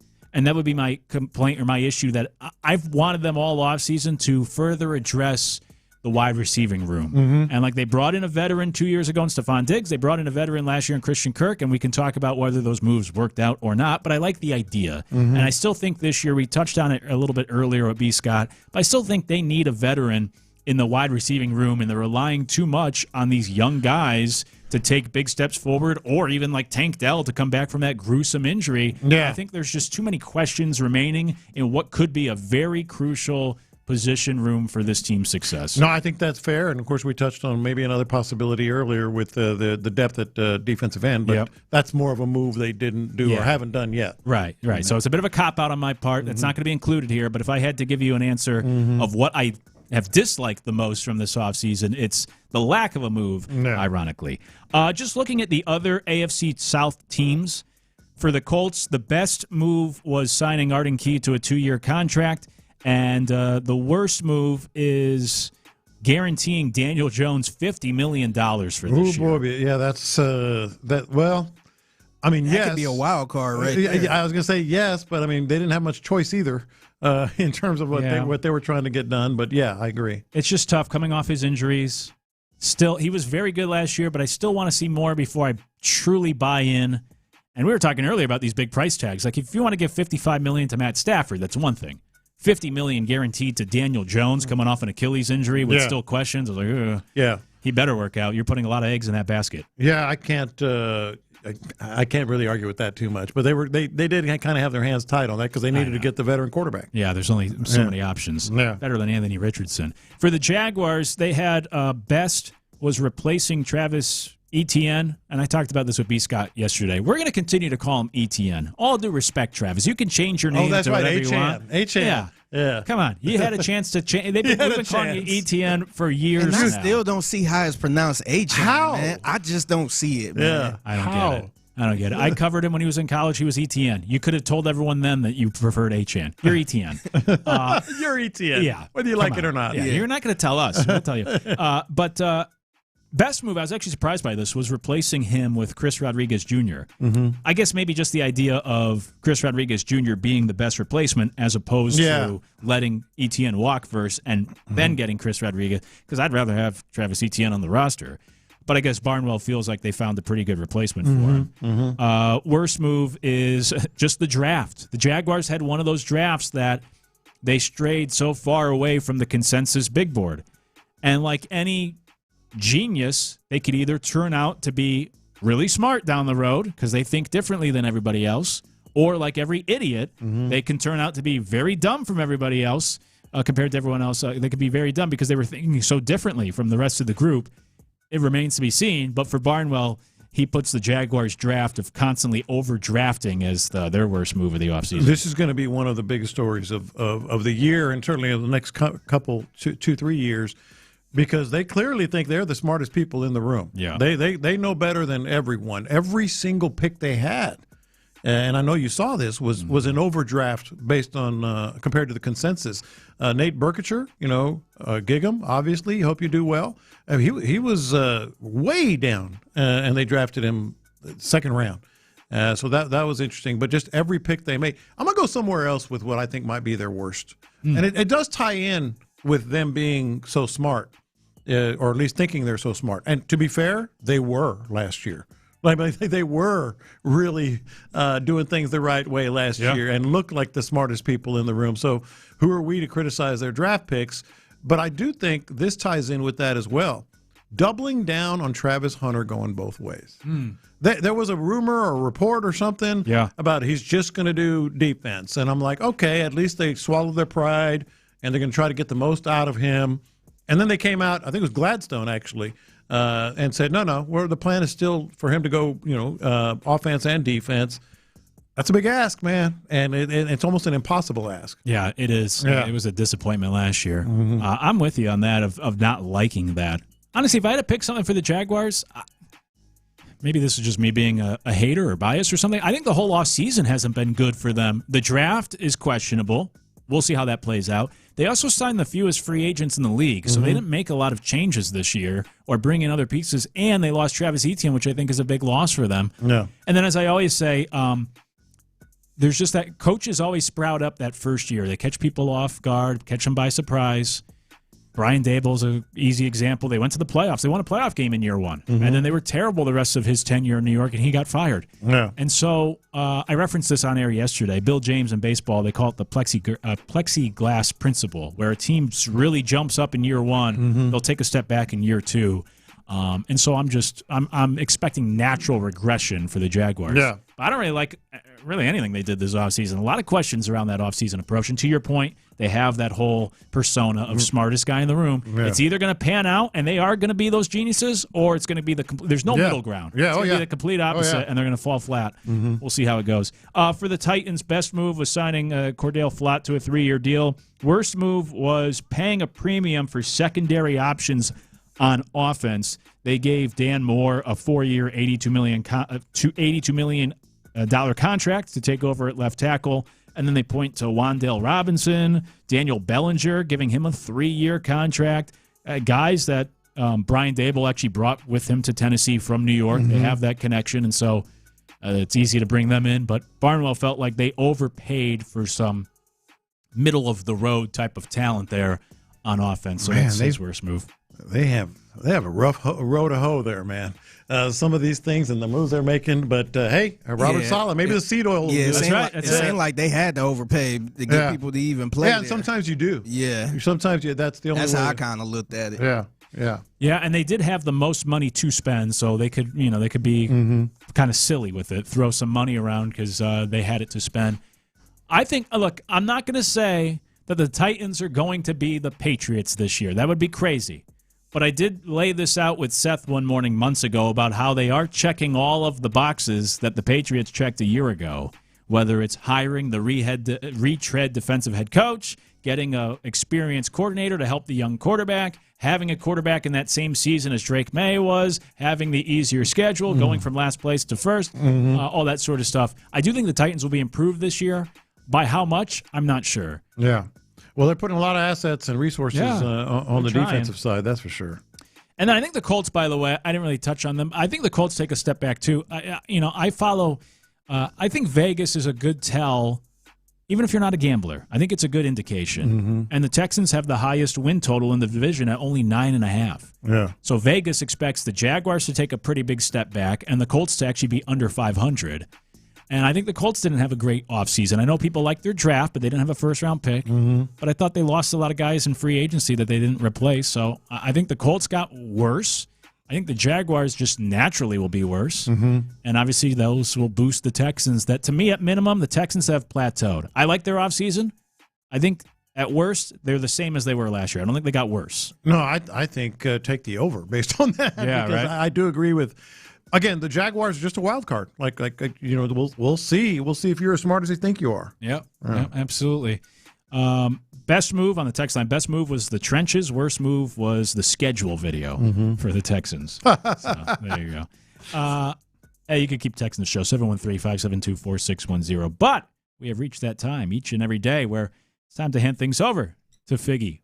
What do you got going on today? Man, so got to talk about a serious situation that happened in 3rd Ward. And, man, I ain't going to lie, these reporters don't be serious at times. Also, movie cliches that never happened in real life. 713-572-4610. I got a list of them. What do you got? I love that one. We'll do it next. It's in the loop.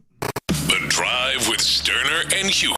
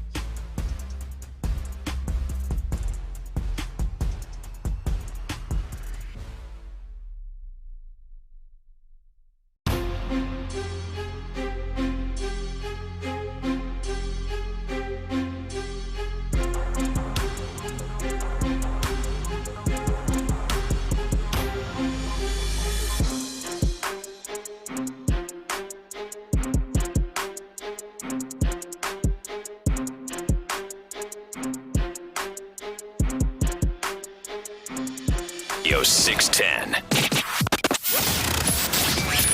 In the Loop is powered by Mokaram Injury Lawyers. Heard in an accident? Call Mokaram Injury Lawyers at 281-222-2222. Pass the aux cord and crank up the volume. Figgy Fig's in the driver's seat. Sit back, relax, and enjoy the ride. It's time for Figgy's Mixtape on Sports Radio 610. Yes, it is the Mixtape in the Loop, Sports Radio 610. It's your man, Figgy Fig, holding it down on a Friday. Happy Friday to everyone out there. Movie cliches that never happened in real life. 713-572-4610. Be thinking about them. I'm going to get to that in a second, but I want to say it was a day or two ago. It was this week for sure. It was a shooting outside Burger King off of Scott Street in 3rd Ward. It's right across from U of H. Yeah. So everybody know where that Burger King is. It was a shooting involving some juveniles. Now here is ABC 13 with the story. And ABC 13, y'all be knowing who the hell to interview, don't y'all? A man handcuffed, both hands wrapped in Burger King bags, as police question him about the shooting that left 2 16-year-old boys injured. We're blurring his face as police say he may be a juvenile. Those shots fired here in the parking lot of this Burger King on Scott Street, right across the street from U of H, and right around the corner from Jack Yates High School. You know, I was trying to charge my phone. As soon as I got in the building, I hear blocka, blocka, blocka, blocka, blocka. I say, man, I thought it was somebody trying to come spin a blocker on me. Police say the shooter, believed to be in his teens, opened fire on 2 teenage acquaintances. We believe they have some kind of an ongoing argument. An argument that spilled out into the parking lot of a popular restaurant along a busy street in the middle of the day. I saw one of the victims. He was holding his leg like this, so he got a little bullet hole right here. You know what I'm saying? Hopefully you make it prayers to him. Both victims survived, but the accused shooter's escape short-lived. Police watched as the suspect boarded a Metro bus, then arrested him when he got off at a stop blocks away. Officers later recovering 2 weapons at the Burger King, but on a routine Friday in a bustling part of town, potentially in the crossfire. I done this myself. I thought bullets gonna come fly through there. They be knowing who to pick the interview, don't they? They absolutely do. Like, y'all, come on, why y'all doing this, man? This is supposed to be a serious story, I'm over here laughing. It's almost like they get, what do you say? Blocka, blocka, blocka. Yeah, put that in your next song. That's great. And then the funniest part to me was not even related to them, obviously, choosing this person as a witness for a reason, because they're looking for, obviously engagement. But the best part is like, I got to get out of here. I think I'm going to get on the bus. I never understood that, man. They got on the bus? And he is not the first person that did this, man. Numerous criminals always get into it somehow. Yeah. They always jump on the bus thinking they What about are you to get thinking? Away. No, they will be waiting at you at the next bus stop. They make stops. Yes. They make stops. I never understood that. And every single one of them never get away. The cops think they'll blend in or something. Yes. The cops will pull over the bus. Yes. Or they'll wait to the next stop. They'll wait at the next stop. I never understood I'm going to get on the bus. I got to get out of here. What? Just imagine him sitting there. Woo, I got away. Yeah. Right at the next stop. Right, yeah. What are we stopping for? Yep. What's happening here? Cops step on the bus. Yeah. Get your ass. Come here, man. Where do you think you going? Why are you stopping at the railroad track? I hear blocka, blocka, blocka, blocka, blocka. I say, man, I thought it was somebody trying to come spin the block on me. Spin the block on me. Ain't nobody trying to spin the block on your ass, man. Come on now. Oh, they did that with intention. Yeah, y'all knew what y'all was doing, man. Salute to ABC 13 for that story as I continue on. The Mixtape in the Loop, Sports Radio 610. Movie cliches that never happened in real life. Send them in 713-572-4610. I got a couple of them on this list. I want to see if y'all agree with this. Getting a parking spot right in front of the business in a major city in the middle of the Oh, day. yes. I wasn't thinking of that one. Yeah. Yeah, you just pull up in New York City, in Manhattan, and you park right there. Yeah, right in here. Yeah. Like, come on now. Yeah. The next one, turning on the TV and is magically on the news, which is delivering the exact information Oh, boy. the character needs right away. Happens especially like they go, turn on the TV, and they turn on the TV and it pops right up. That's a the good story. Yeah, in the same vein, I always hate that anytime someone gets in a car, in like 95% of the movies, the song, they turn the radio on and then the song becomes like the sound. It's the beginning of a song. Yeah. Every once in a while, the movies will get it right, and it'll just be the middle of a song. And I was like, okay, that's accurate. But yeah, that's a good one too. This one is on the list as well. People not saying goodbye before hanging up the phone. I think I kind of do that a lot. You just hang up? I don't really say goodbye. I say, all right then. All right, man. I'll do that too, yeah. I think that's kind of a modern day, or not even goodbye or whatever.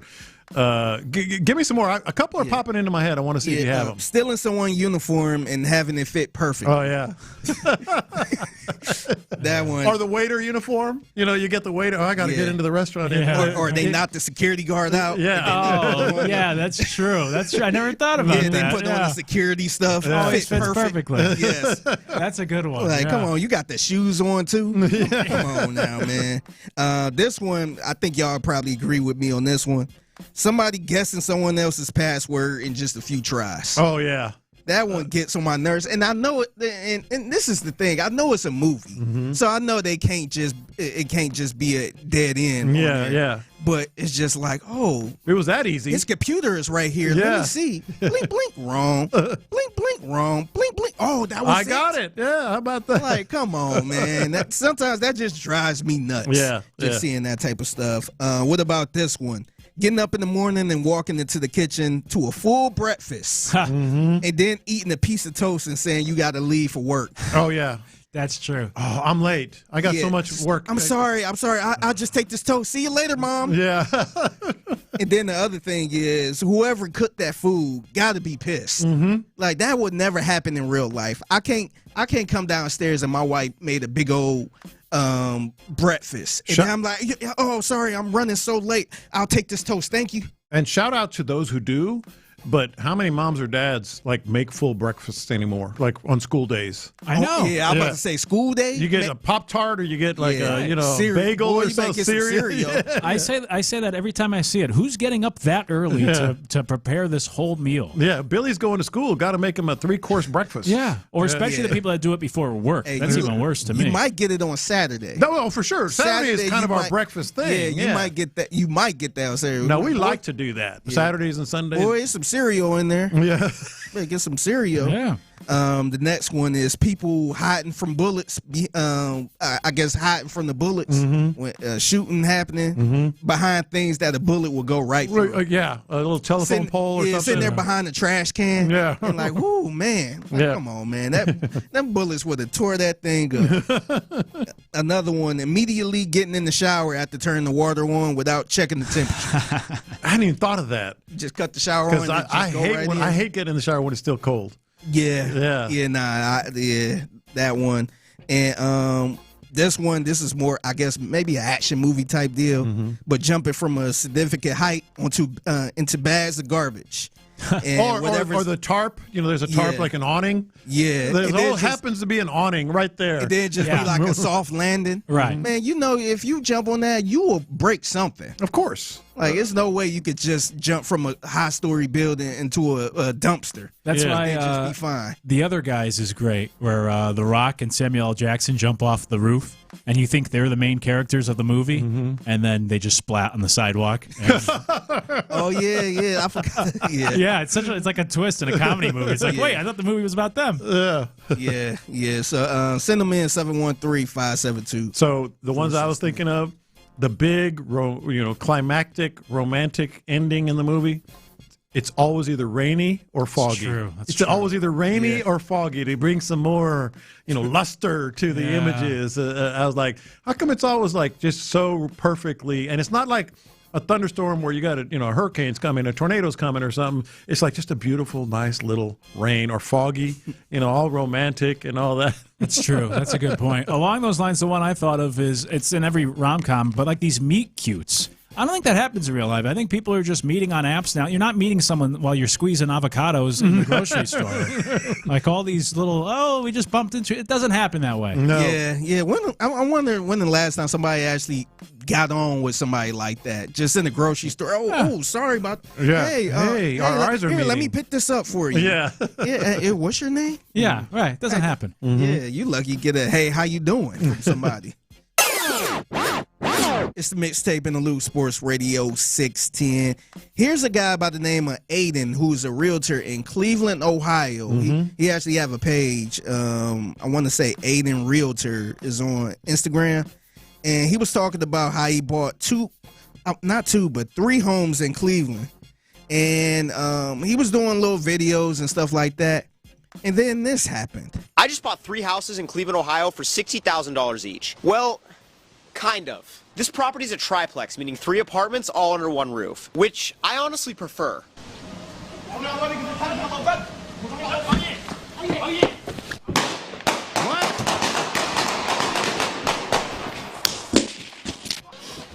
Call 911. Cleveland 911, dispatcher Medina, do you need police, fire, or EMS? Police.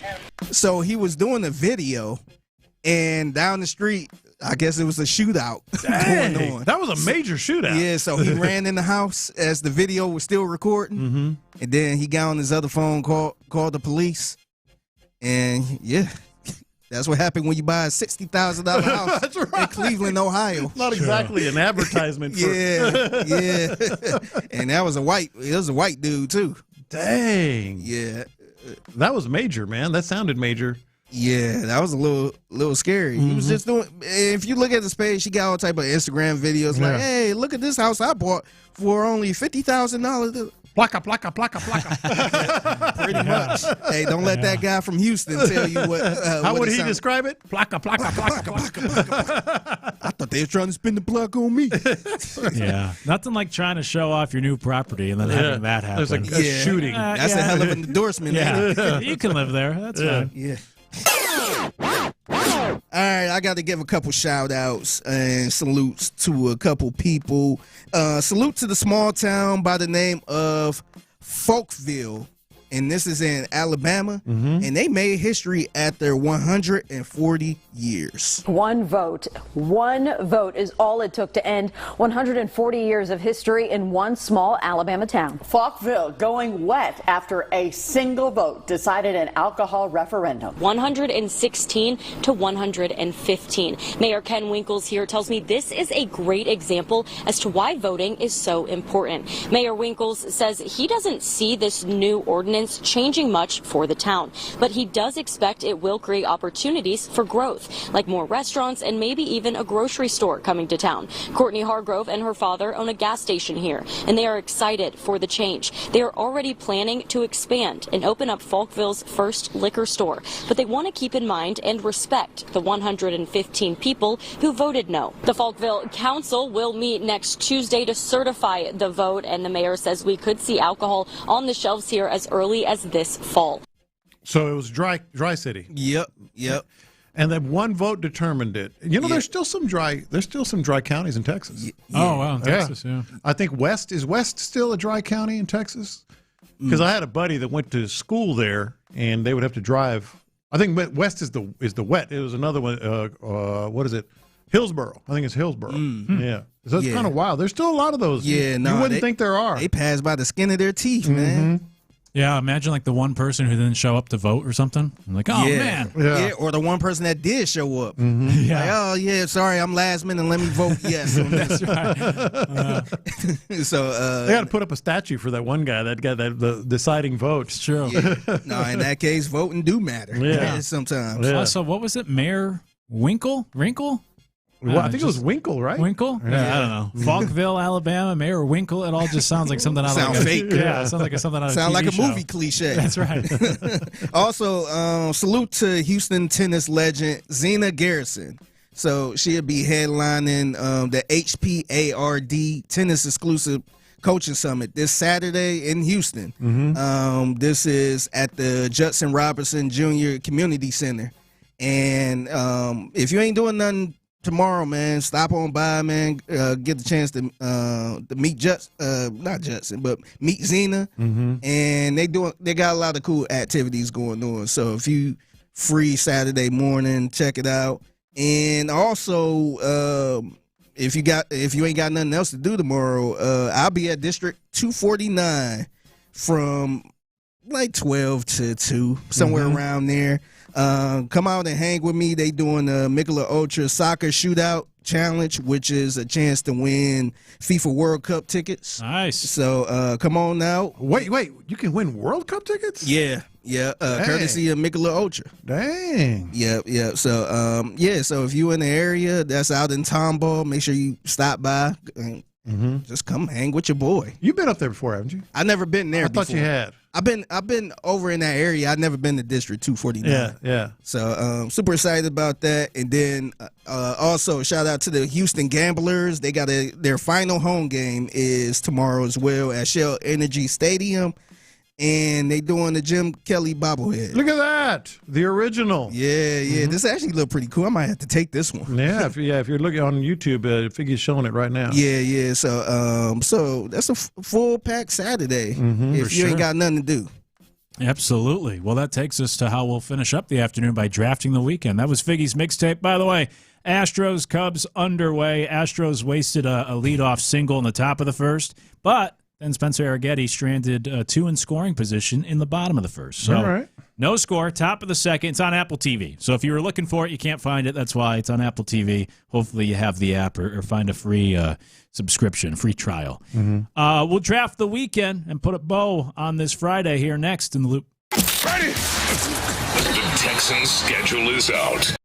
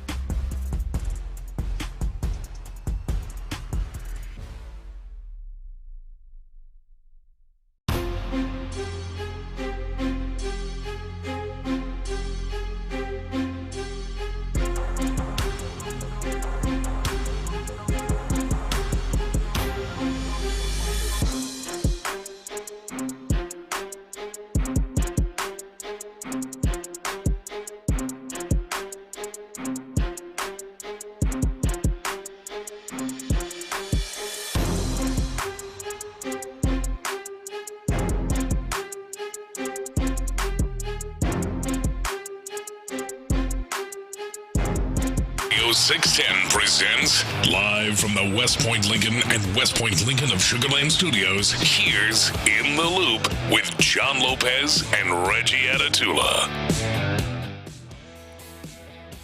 We'll draft the weekend, a long holiday weekend. Catch up with the fellas from the Drive as well, who are up in Michigan, broadcasting live from the Treetops Resort. We'll link up with them here in a few minutes, see what they got going on. I'm Luke Morrow in for Reggie, alongside John Lopez, Figgy Fig as well. And we'll get to our weekend draft in just a moment. I saw this headline, and I thought, oh, no. Mm-hmm. It said Michael Keaton, a famed actor, has passed away. And I thought, man. And then I looked into it, and it's Michael Keating with a G at the end. A British actor passed away. I mean, all due respect and thoughts and prayers. Yeah, but, exactly. Michael, Mr. Mom? Yeah, right. Yeah. Yeah. Batman, yeah. And so then I was like, oh, Michael Keating? Oh, okay. Moving on with my day. I can deal with that. Yeah. So, yeah. Sad to say. Rest in peace to that guy. But we almost lost a good one. Missed one. Right. Dodged it. What's that Denzel Washington meme where he in the car where he's like, woof, Yeah. put his hand on his chest like, woo. So, yeah. Thoughts and prayers to Michael Well, Keating. now we're all going to hell. On scholarship. Yeah. Time to draft the weekend here to finish out the week. By the way, it's a holiday weekend. Should be a fun time. I got this National Weather Service advisory earlier. Yeah. And it was for area flood watch, and I thought, oh, man. Mm-hmm. And then I looked at the date, and it said until May 25th, 7 p.m. I said, wait a minute. Today's only the 22nd. Mm-hmm. So for the next, 4 days, we have flood watch. So happy Memorial Day weekend. See, I was right, Figgy. I said Tuesday it's going to rain for 6 straight days. Crazy. Yeah. It's going to be on and off. But, hey, you can still have a good time on Memorial Day weekend. And that's why we got to draft the weekend, because if you're stuck inside – let's hope not. But if you are, you might need some stuff to watch. Mm-hmm. So I'm the guest. I'll let you guys go first. That means you got the first pick. Okay. We'll give you the first pick. If you say so. Unless you want it, Figgy. No, we can let Luke have it. What are you going? What's really going to be getting your attention this weekend? Yeah, well, normally it would be the Knicks because I do come from a family of Knicks fans. But I have to go with Game 3 tonight, Thunder Spurs, because it is the better series. They're the two better teams. This is the NBA Finals, unfortunately, in the conference finals. Mm-hmm. And Game 3, whenever these series are tied, Game 3, Game 5, those are always the big ones. So it's been fun basketball. It should be fun again tonight. So certainly, I'm going with probably the low-hanging fruit, Spurs Thunder. Where do you fall on this series after Game 2? There are two schools of thought. One is, okay, SGA looked like an MVP again. Thunder are back in it. They're certainly capable of winning on the road as they have a lot this year. And then the other school of thought is, man, the Spurs lost two guards, their starting guard and their backup guard. By the way, he's questionable for tonight. We'll find out. He being Dylan Harper. And they, there was a very loosely called game, a lot of grabbing and stuff. So the Spurs there's another school of thought of the Spurs are still in a very good spot. Which one of those are you in? Yeah, it's a good question. I think they are in a good spot, but I don't think good enough. I would still pick the Thunder to win the series, and I would pick them to win it in 6. I don't think it goes 7. I think the Thunder are the better team, and I think a lot of times when you get that Game 1 win, it would have happened if the Cavs held on, but a lot of times teams do give away. Teams that ultimately win the series do let that first game slide. We see it a lot in the first round, and it gives you that false sense of promise or hope, even as a fan. Spurs, if Spurs won Game 1, this is going to be a series. I think it will be a good series, but I still don't think the Spurs are there yet. And then usually there's levels to it, too. It's like tipping over a vending machine. You don't just show up if you're the Spurs and go all the way and win the NBA Finals. That is the long-held belief, right? And I believe it. Yeah, so I think that you have to get there a couple times before you can really win it. Exactly. But they do have the freak. Yeah, they do. They do have the freak. I think it'll be a good series, but I'll take the Thunder in 6 still currently. Figgy? I gotta go with I was gonna go with the Knicks and Cavs, but I'm not too confident in that now. Yeah. But I want to watch the LA Galaxy versus the Houston Dynamo, just because of the way they're gonna be shooting the whole. Dude, you stole my thunder. Really? Wow. You saw this, didn't you? No. The entire game is going to be broadcast. Oh, this is the one. Using iPhones. I just want to see what it looks like. Me too. Man. Me too. From the studio shots to the booth shots to the game sideline, everything's going to be shot on an iPhone.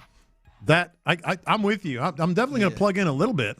Yeah, is this a home? This ain't at home. the Galaxy. Yeah, man, I wish they did it here Mhm. because I actually want to be in the building and just look at it. I just want to see it. Yeah. Just as a content creator, I just want to see it. Mm-hmm. I'm not going to pick Knicks and Cavs either. I'm not. I mentioned earlier, I'm a very casual NASCAR fan, but I am a fan. I do plug in. And obviously, we spoke about Kyle Busch passing, just in a remarkable story of feeling ill and telling his team that they needed to see a doctor after the race, finishing the race, seeing the doctor in his trailer, then getting hospitalized. What was it, Tuesday? Something like that. Yeah, I don't even know when. And dying yesterday. Yeah. Just an incredible story. So I do want to mention. I do want to mention that. Mm-hmm. I got to watch the Indianapolis 500 though, not the Coca-Cola 600. Although it's worth plugging in because they both are on the same day. But Sunday, it's just a tradition. I watch one open wheel race a year, and it's the Indy 500. It's a big one. Yeah. That's fair. I will then take. I'll take the. And you got Knicks. them both. Yeah, I'll take both. I'll take the two low-hanging fruits. But the reason, though, being, well, for one, maybe you want to continue to hate watch James Harden, and that's fine. But also, there's, I as a degenerate myself, I always love betting on home teams coming off a loss in the NBA playoffs and the NHL playoffs. So my point being, the Cavs head home coming off a loss. They're down 2-0. I mean, this is essentially their season. So I think you get a great effort from the Cavs, and I think Game 3 should be more fun than even last night's game. What's the number on that? I didn't look. It's a good question. Cavaliers. How you feeling about the Cavaliers and Knicks? Honestly, I think they're gonna make it a series, man. They play really good at home. I think the game last night, they just had a really bad shooting night, man. And they rarely had bad shooting nights like that. So I think it could be similar to the Detroit series, where maybe they could go 7. But yeah, I'm not sure though, man.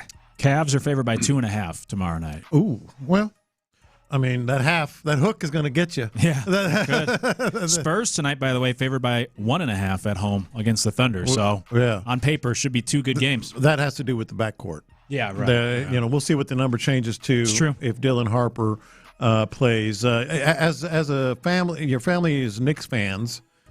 One thing about the Knicks that I think it's a great story. It's been so long. We talked about it a little bit yesterday.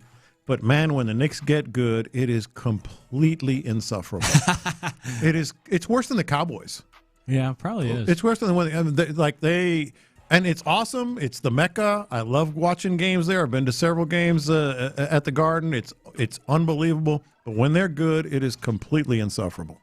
I dislike. I won't push back on that. I see that. Mm-hmm. But what I dislike the most is all the celebrities come out of the woodwork and they're at all the games and they show them on TV and it's like, where you been all year? You're just showing up for the conference finals. And we had those rumors of like Kylie Jenner and Timothée Chalamet splitting, and apparently I don't know if they're true or not. He was at the game by himself alone. But I was thinking, man, this is the wrong time for you to break up with him. Because you got tickets. Yeah, you got courtside seats. NBA playoffs. Wait till after the finals, then you can break up. You wouldn't be the first person to do that. No, come on. You want to go to Vegas? Sure. Yeah. I'm gonna break up with you when we're done. But yeah, that's right. Yeah. Absolutely, it's a smart move. We got the fellas. We working on it right now. Okay. Well, hell, let's just keep going. We haven't mentioned the Astros. Oh, I'm taking your pick, Figgy. That was your pick. They're good to go. They're good to go. All right. Yeah, I don't know if you'd want to take the Astros anyways. That's right. The guys can bail us out. Crosstalk sponsored by D&M Auto Leasing. As we say hello to the fellas of the drive, Clint and Ron, they're up at the Treetops Resort in Gaylord, Michigan. Fellas, how's it going up there? Hey, man, it's been a good time. It's been a great time, and listen, this is our second year in a row that we've come to Northern Michigan, and it has been a treat, and we hope they have us back because we enjoy it. Now, Luke and OG, we played 18 today. How'd you hit them? Well, hey, listen. Often? Hey, hit them suckers. Hey, I got my steps in. Yeah, there you go. Mm-hmm. Now, I didn't break a club, but somebody broke a club. That happened again? You got one in the tree last time? No, I tossed one, and I'm proud of myself. I did not lose my mind this year. I did not let it get the best of me. I was leaking oil, but I did not mention it. And Ed, listen, I had a good time. Better day yesterday. We played a par 3, 9 holes par 3 course, and it was a good time. I had a couple of shots, man. I got a little hot on 6 and 7. Back-to-back greens, man. Hey, now. I got a little hot, but no, yeah. Today, listen, hey, man, small victories. A club was broken.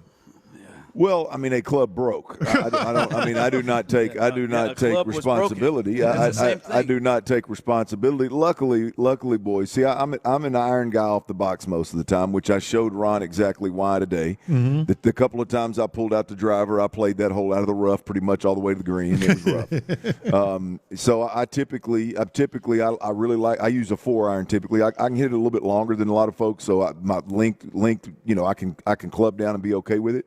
Get away with it. Well, this bag had a 5-iron, was as low as, I guess, as high or however you want to couch it as it went. Man. So I was teeing off several times with my 5-iron, and I got up there today, boys. It was a pretty tight little fairway between some sand hazards down there and sand traps down there, and man, I swing perfect. Hit it, teed up a little bit, on which, by the way, we got to talk about folks. A couple of these folks we're playing with that don't tee up balls on tee boxes. Ooh. I mean, that is anytime somebody lets you tee the ball up, you should tee the ball up. Yes. Period. Yes. All right. But so I swing, and I catch it clean. I mean, it's I don't know, 200 right down the gut, and the club head flies about 50 to 60 down the fairway. I mean, there wasn't a divot. I picked it clean. I mean, it was. Luckily, the group that was playing behind us pulled up and said, "Hey, if you need any witnesses, we got you." I thought they was going to make him pay for that thing. They didn't? I did. I thought they was. Mm-hmm. Nah, I mean, I walked in there, I sat them down. I said, "Boys, we got a little bit of a problem." They said, "Well, what happened?" So I explained it just as I did, and I said, "And the guys that were playing behind us, they are waiting in the parking lot right now. If you need witness." Mm-hmm.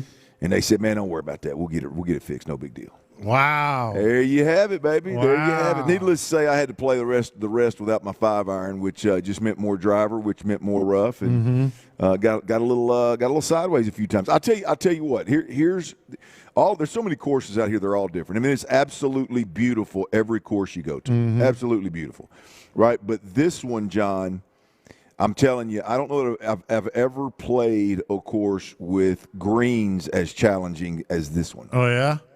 The greens, even at the par 3 that we played yesterday, and the 18 we played today. I mean, the greens are challenging. Mm-hmm. Which I mean, it's a good thing. It makes you work, makes you think, and it is a challenging sucker. So, it's fun, man. It was a good time. Did anybody walk home with some money? Well, I won a little bit yesterday. I played that par 3 pretty good. Yeah. And then I don't know that I don't even know really what went on today. I don't even know if anything was on the table today. That's right. To be honest with you. Hey, I didn't bet no money and I didn't lose no money. Mm-hmm. I just my game is not situated in a space for me to be betting. I think I picked up your glove, by the way, in the truck. I think you got the little one though. I think that's the medium. I tried to get my wife. I tried to get my wife a glove, and you. That's the one I wore today. That's a large. When you guys go out, is it competitive? Are you within the same playing range, or is there a difference in the skill level, if you will? Well, listen, I'm in a place of my own in the skill level department. The last time I picked up the clubs was the last time we were here last year, and so I'm in a skill level of my own. But I will say, I wasn't the worst all the time. Oh yeah. I go put nobody else out there. Oh, I know who you're putting out there. I wasn't the worst all the time. Yeah. Just say that. I know who you're putting out there. Hey, Christian Vasquez with a home run, a little 1-0 lead. There you go. That I just Yeah, I got to put it on Apple TV for it though. Yeah. Good luck with that. Get to the 5th inning, hope for some rain, and get out of there with a win. Is that where you are? Is that where you are? Yep, that's right. 1-0. All right, let's hope the skies open up and we get out of there. And I don't know if he put his head down and thought it was gone on accident, or he thought he hit it out because he put his head down like he thought he flied out, and that ball just kept carrying. I didn't see it. I just was looking at my game tracker. Yeah, it just kept carrying, and I don't know if he knew he got all of it. But he did. He did. Looks like that wind is carrying over on Sheffield. That's right. Well, we'll see how the Astros do. The fellas will keep you up to date throughout. They got that 1-0 lead in the third. In the meantime, Hey, Luke, hang on, man. Yeah. It's good to hear your voice, bub. Oh, I appreciate it. It's good to hear your voice, man. We've been golfing, of course. We've been real busy this morning, hard at work, and I hadn't had a chance to listen, so I didn't know who was in for Ridge, man. It's always good to hear your voice, brother. Well, Hayden ass Luke. That. Yeah, that's right. Something like that. Oh, how? He said Hayden ass Luke. Yeah. He said it hard. Please. What Luke hate on today? Oh, nothing. We've definitely talked about it, though. I love that nickname. I'm not sure that it's necessarily appropriate. I think he just has good takes. That's right. But I love Hayden ass Luke as a nickname. Yeah. Yeah, he does have hating tendencies. It's hating on Jeopardy earlier. Yeah. Hey, you're listening to KILT AM, KILT FM, HD2 Houston, and Odyssey Sports Station. And from the Treetops Resort in Gaylord, Michigan, The Drive is now live. That's right, The Drive is live. And we are live here, as you heard Luke say, Gaylord, Michigan, northern Michigan, and we are at Treetops Resort, and we've been here since yesterday, and they have taken great care of us. And I'm telling you, it's coming up soon. You can get down here. I'm telling you, you ain't even got to have connections. It is a one-stop, bam, from Houston out there at Intercontinental Airport. You can go right there, get that flight to United, and get right here. Get off and get right to the tee box. I'm telling you, it is, and we know a lot of people did it last year. We know a lot of people came out and enjoyed themselves, and you should do that again. We've enjoyed ourselves here. We're at a different spot than we were last year, and it's just as good. And you should come on out to Treetops because they've got everything you need out. Well, to your initial point, I mean, look, you said we're in a different spot right here. Number one, they got options out here in northern Michigan. But to Ron's point, you can catch a direct flight from IAH to TVC, and you can go any direction you want once you land here to several different courses. I got guys right now that clearly played a round of golf this morning, sitting on the back patio on the field below, the field, not the field, but the little sitting area below me, playing a little country music, talking a little smack, drinking some cold beer. So there's obviously some fellas out here that are making some guys trips, gals trips, couples trips. Again, there's so many options out here in northern Michigan. And here's what we're doing right now is we are all enjoying probably the most beautiful thing. Tyler Milner, you'll appreciate this. I mean, I'll be honest with you. I looked at the temps this morning, and it said in them 40s, and I thought, I was a little nervous. That's a little chilly for me, boys. To be honest with you, that temperature, that high 40s, low 50s in northern Michigan's a little different than it is back home, Ron. I didn't get chilly one time. I got to put my sleeves on, put my golf sleeves on. I almost had to take mine off a couple times. But here's the deal: the truth of the matter is, the weather is absolutely beautiful. So you'll get them cooler temps along with the longer days. I know when I got sideways in my bed last night, I think the sun was still out a little bit. I mean, I think the sun was still out. So you got long days, gets dark, 9-something, maybe even 10, and it's cool temps. So this is a spot, and it's easy to get here, no doubt. No, it is, and we would urge that you, if you came out last year, come on out again, get you another golf trip out here, get you another. I mean, there's just so much to do out here. There are wineries, distilleries, all kinds of things. A great trip. We've seen female groups that have had good times out here and having parties and playing golf and doing other things around here. So it's. I mean, you can come couples. You can come bring your wife, your family. It is a sneaky destination spot that you would never really, especially in Houston, you would never think of. I think you need to start thinking about that and making that a part of your summer. I'm telling you, boy, you get off that plane, woo, that 60, 65, 70, that's a different feel than what's kicking your butt right now as soon as you open up the door. I do got to be honest about a couple of things here. I think Clinton Tyler. I think my knee is back, man. I don't think I need to go and have any further things looked at. I'm just saying, like, the climbing that I did. I forgot about that. I'm surprised you're out there playing all that golf. Listen, Clint did ask me a couple of times about, hey, how's your knee? It's good. Listen, I got my ball stuck in several places, golf ball stuck in several places, and it involved me having to run down hills, climb up hills, and walk off hanger, and I put a lot of pressure on my knee, Tyler, and I'm telling you, baby, I'm good. I'm good, man. By 18, man. I'm going to tell you, Tyler. I think he's trying to sell you a bill of goods. I'm just saying. I think the Lord is gimping around that golf course. He definitely needs to get that. I'm not gimping around the golf course. No, to hell. It's a normal. If it's a normal guy, I just think we're in the clear now, Tyler. I really do. He's trying to save money. That makes one of us. You're too old for this. I think so. I think we're in the clear. I'm good. Look at this thing, man. I'm ready to go. I can jump this table. I mean, hey, Tyler. I'm just telling you, Tyler. It is. The rental car, now the knee surgery. He's trying to save money. Every step of the way, he's trying to save money. And every move he makes, yeah. I mean, every move. You should have seen him when they dropped that $8.50 Red Bull on his ass last night. I mean, Tyler, would you blink? Would you? Two of them? Would you blink a little bit? My man said $8.50. Ron said who? Listen, I paid for it.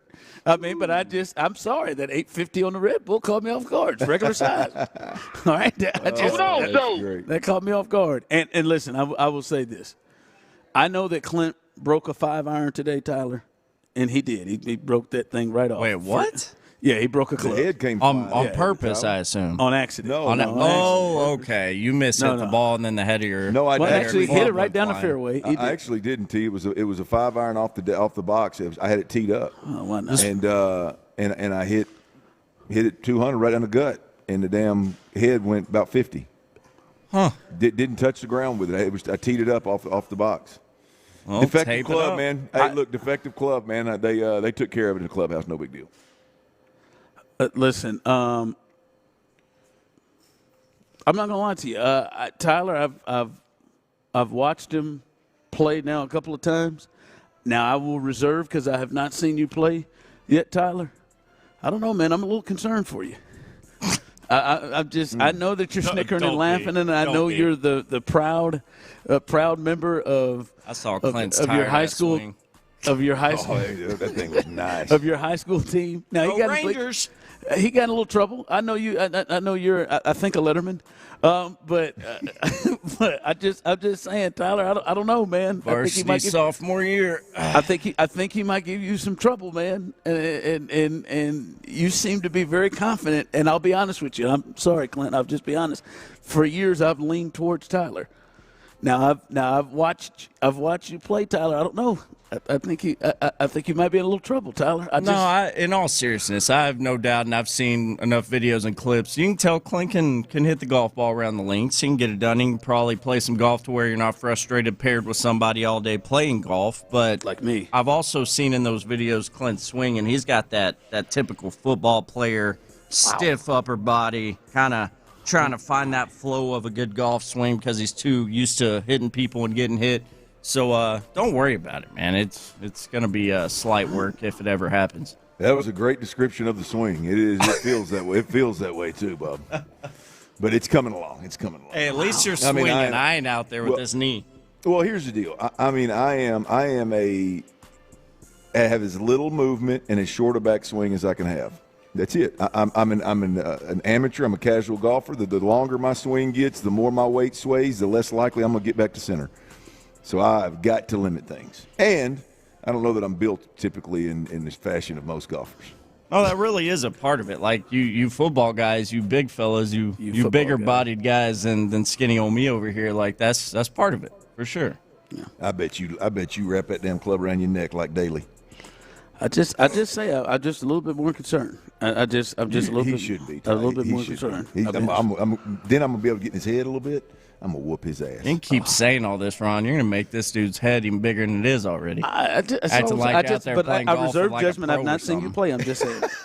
All right. As we continue, the Astros, they are playing a little day baseball in Chicago. They're in Wrigley. They lead 1-0 on a Christian Vasquez, or some people call him Christian.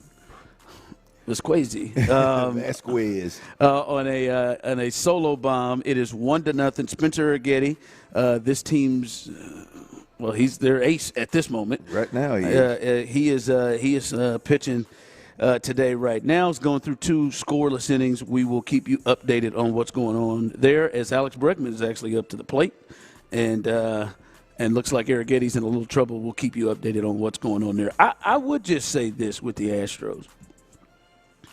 Like, if you all reached the point where, like, do you?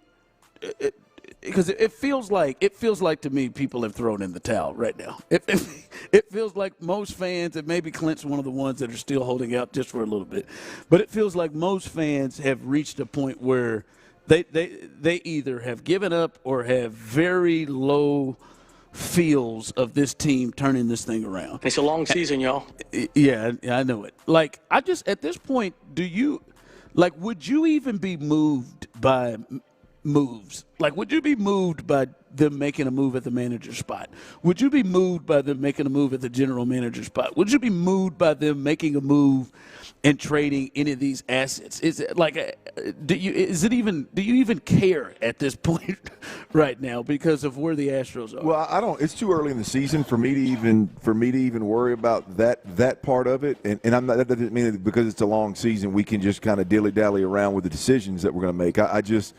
Right now, if you start making moves at manager or general manager, the only rationale behind that would be, boy, they're fixing to clean house and start trading some guys, and they want whoever they trust the most in there to make those particular decisions.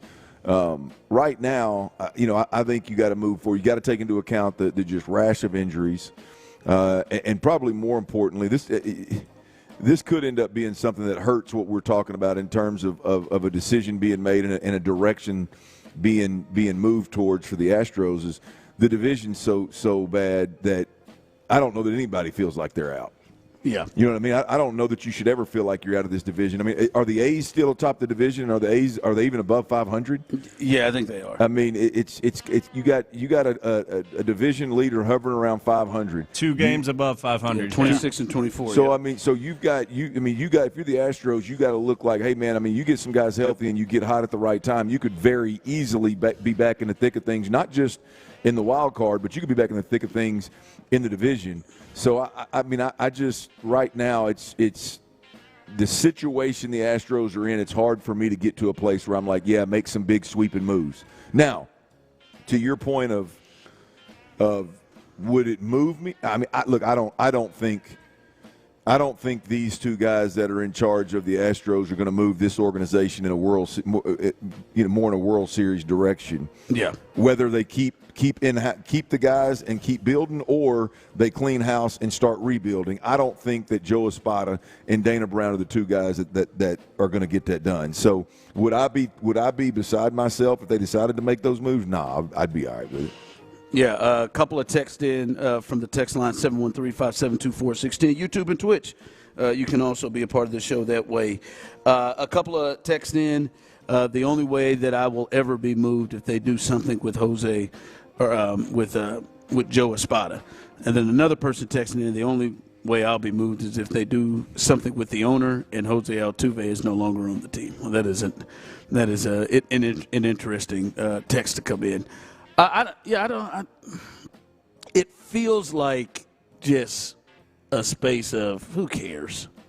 Like, it feels like that is where people are with the fan base and with the Astros. Who cares, man? Who gives a rip? I don't even care, man. Fire Dana, fire Jose. Like fire Joe Espada. It doesn't matter. Like it's not like. It's almost just like this. It doesn't even matter. No matter what happens, you look up and it just feels like it's just lost. I don't know that it matters or not, but I don't think as an organization, or hell, even as a fan, I don't want my organization acting as if it doesn't matter. Like if you're gonna do those things, then you do them for a reason, and the only reason is you're fixing to move a bunch of players and change course here.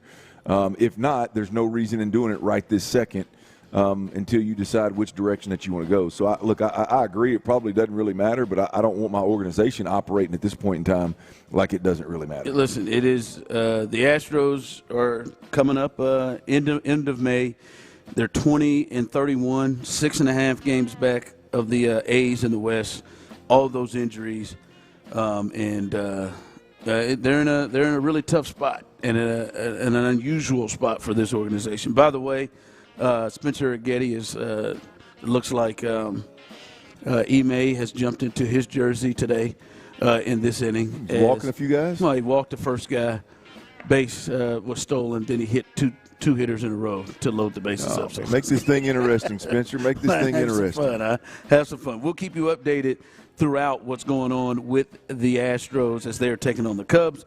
Coming up, one question. This group that you can see the team has put a ton of influence and impact on. We'll see. How good do they have to be? How good does this group have to be for this team to get where they want to get to? We'll discuss that coming up next. Hey, look, if you're one of them fellas out there that you're dealing with a hair loss issue, I need you to listen up one time. Whether it's just a receding hairline or it's balding or thinning up top, I've got the solution, right? And don't act like it's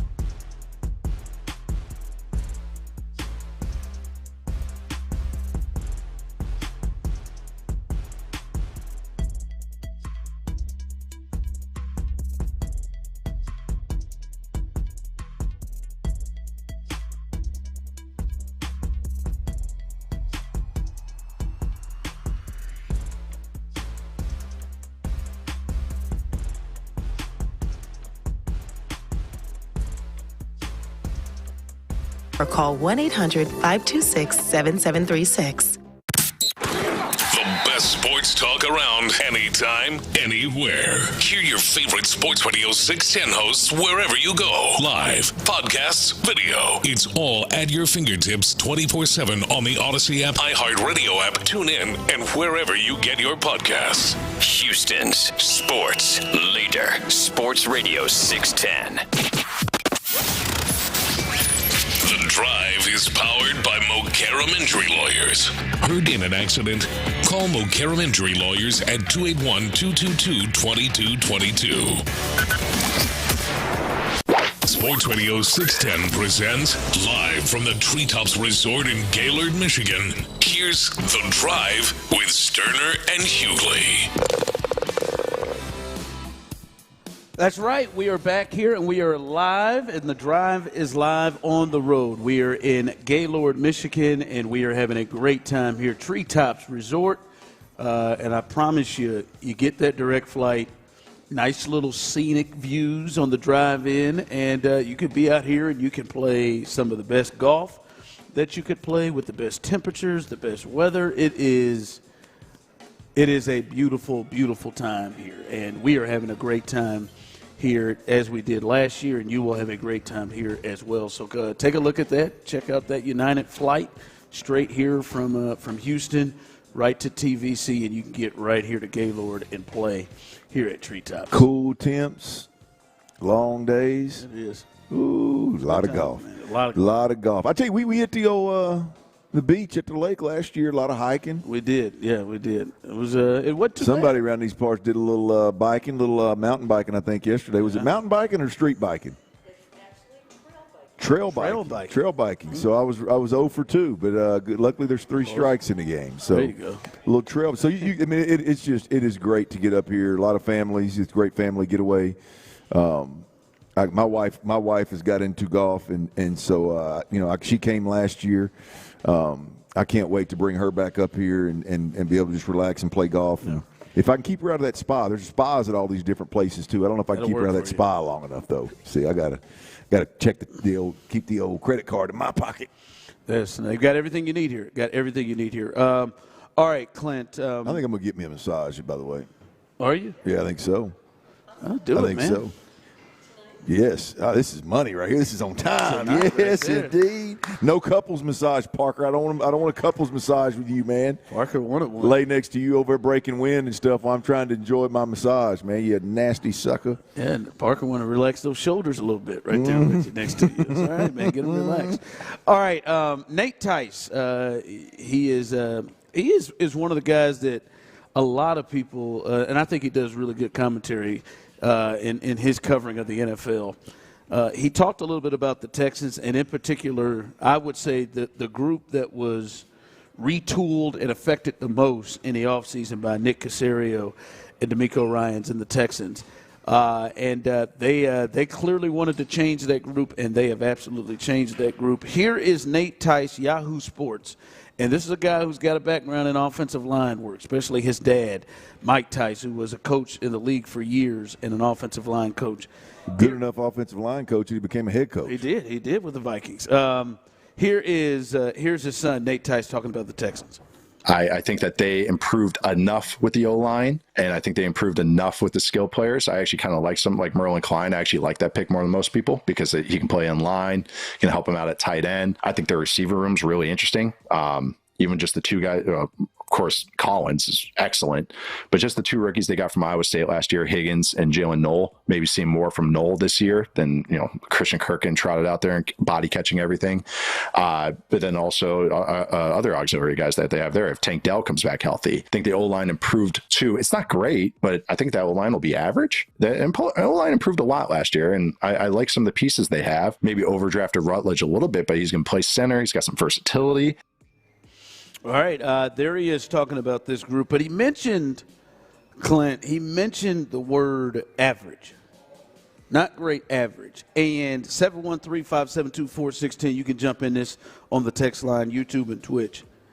Average. Do you think this team moving to average will be good enough for the Texans? This offensive line group that they have retooled, brought in and addressed through the draft, through free agency, and spent money and kept some of the guys that are like, is average good enough for this team? Well, boy, you can define average in so many different ways, and there's such an emphasis on the run game with this offensive line, with David Montgomery coming in, that I just don't know that average is going to get it. He talked about they did enough with the O-line. It was improved, not great. They're going to be average, overdrafting Rutledge. Like, if all of those things are true, I think the Texans are probably on the offensive line and in the run game probably going to fall short of the bar, what I think is necessary for them to get beyond the second round of the playoffs. I think it's probably a little much. They're going to need to be better than average.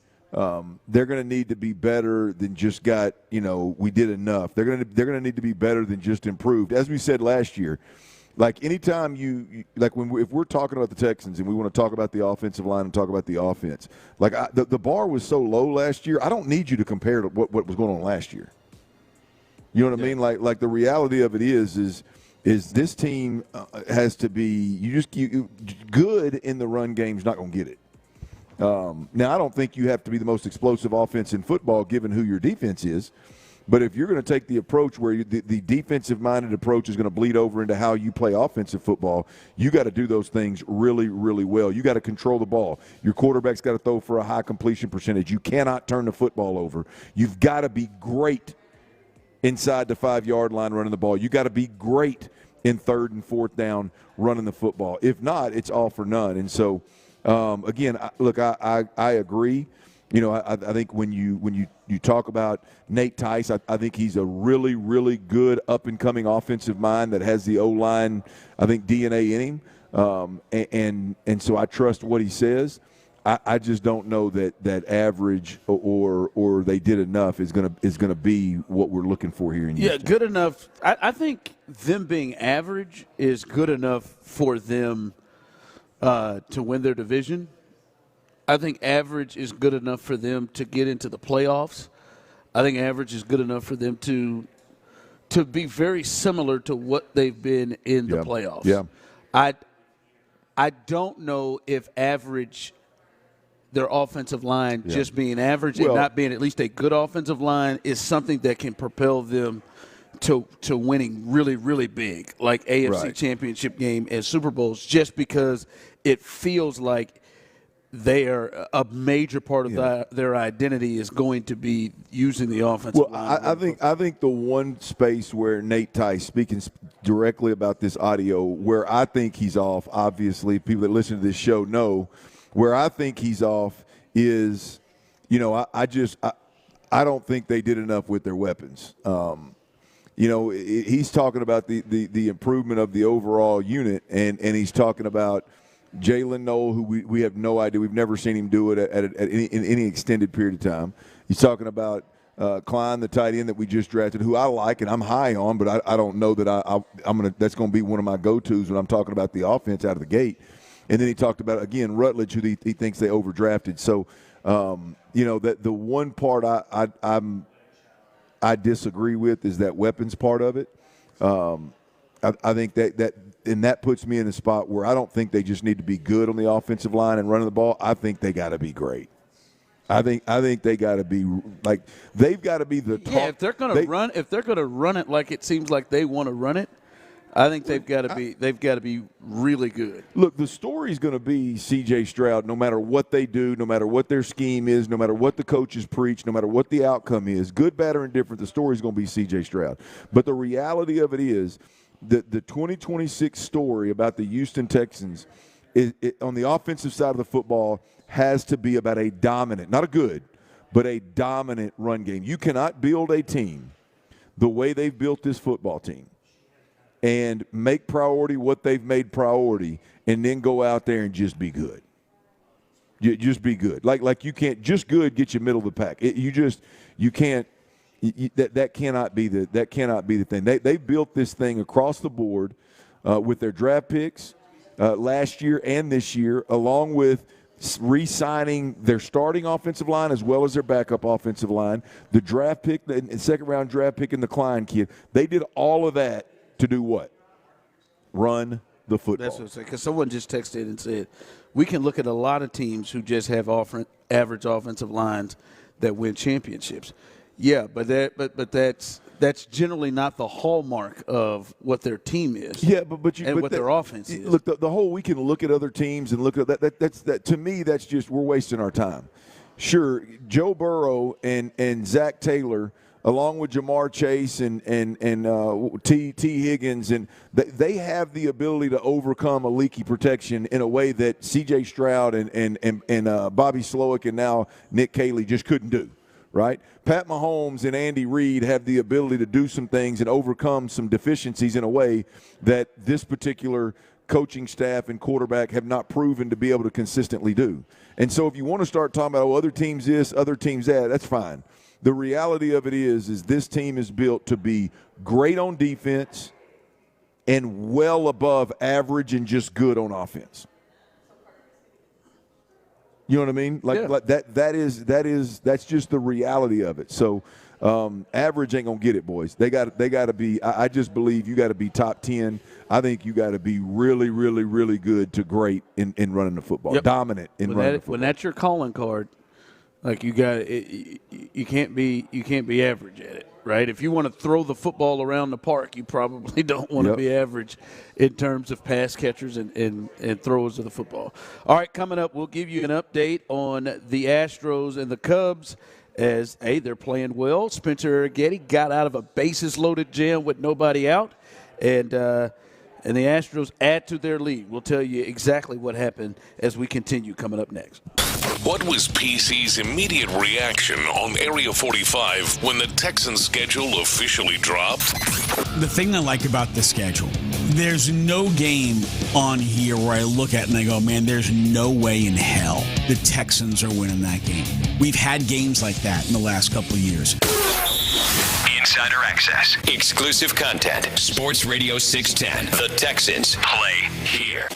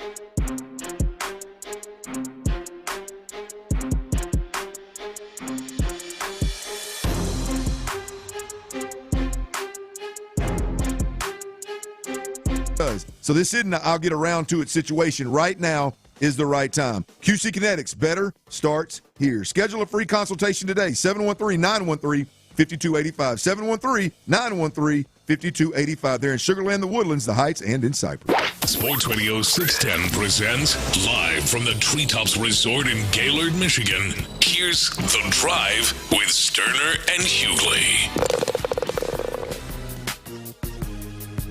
Runner going again, and Vasquez punches one to right. That's a base hit.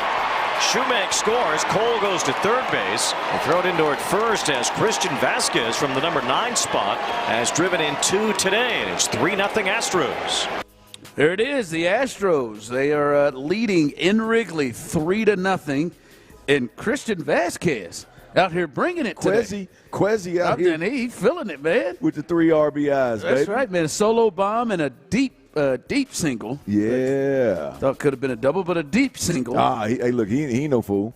He know where he's going to take it where he's going to ease around first base. He got to wait. He got to save every bit of his energy to squat behind home plate for 9 innings. There you go. And with this crew we're rolling out there, maybe not Spencer Arrighetti, but with this crew we're rolling out there, he got the toughest job in Houston. Yeah. Well, speaking of Spencer Arrighetti, Clint, since Hunter Brown is out, the Astros ace is at it again.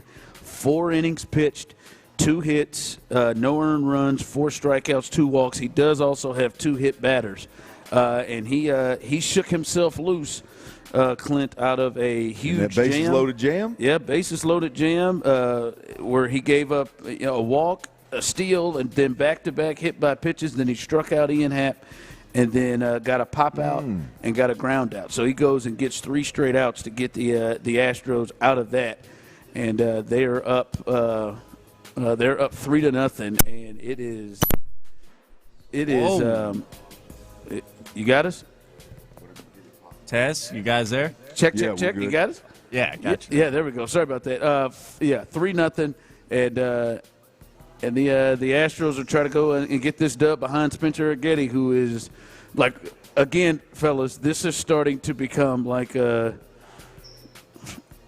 not a fluke anymore. This is a large sample size of Spencer Arrighetti.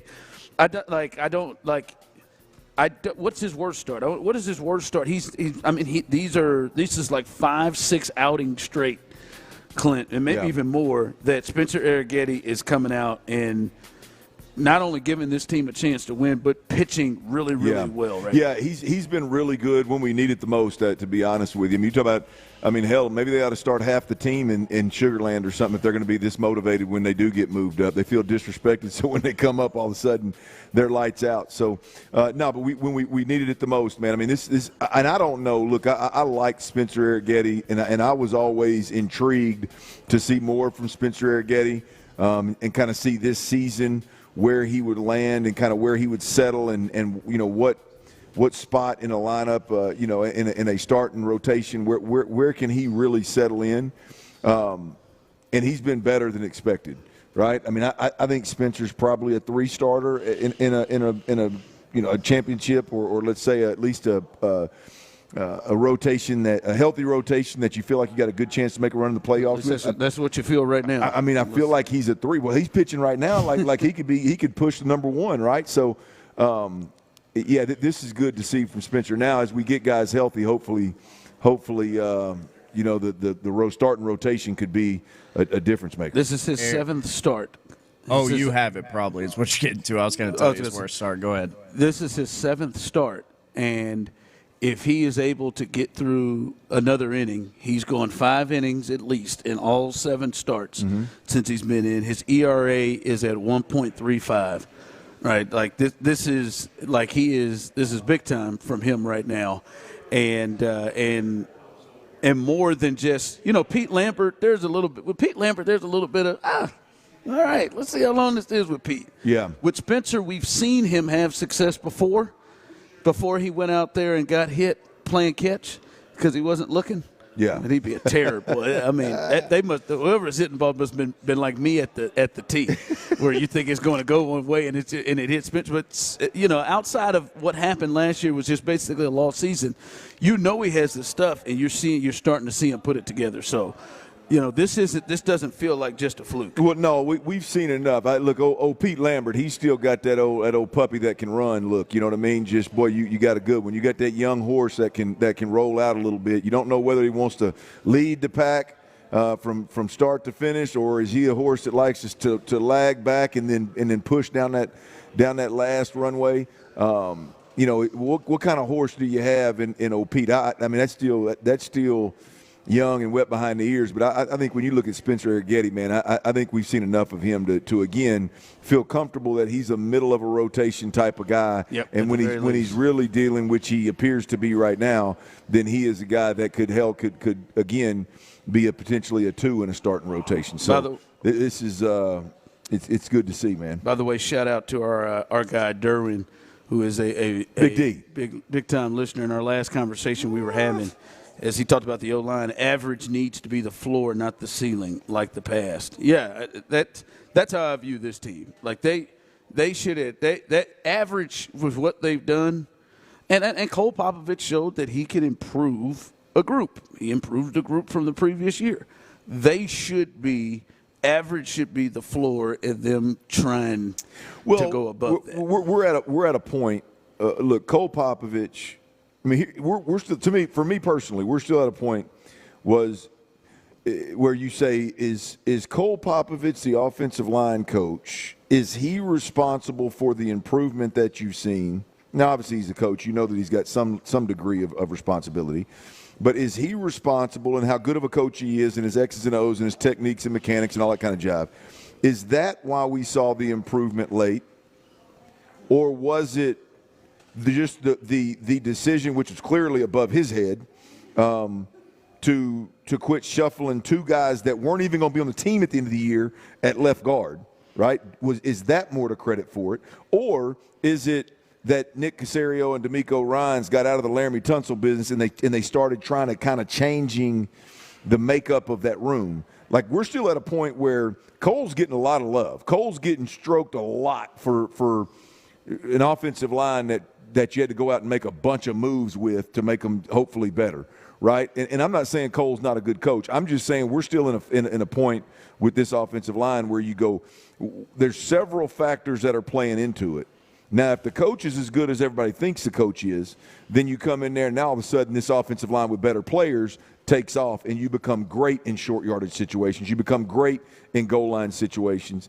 You become maybe pass protecting is not your strong suit, but you can at least communicate defenses and get a hat on a hat.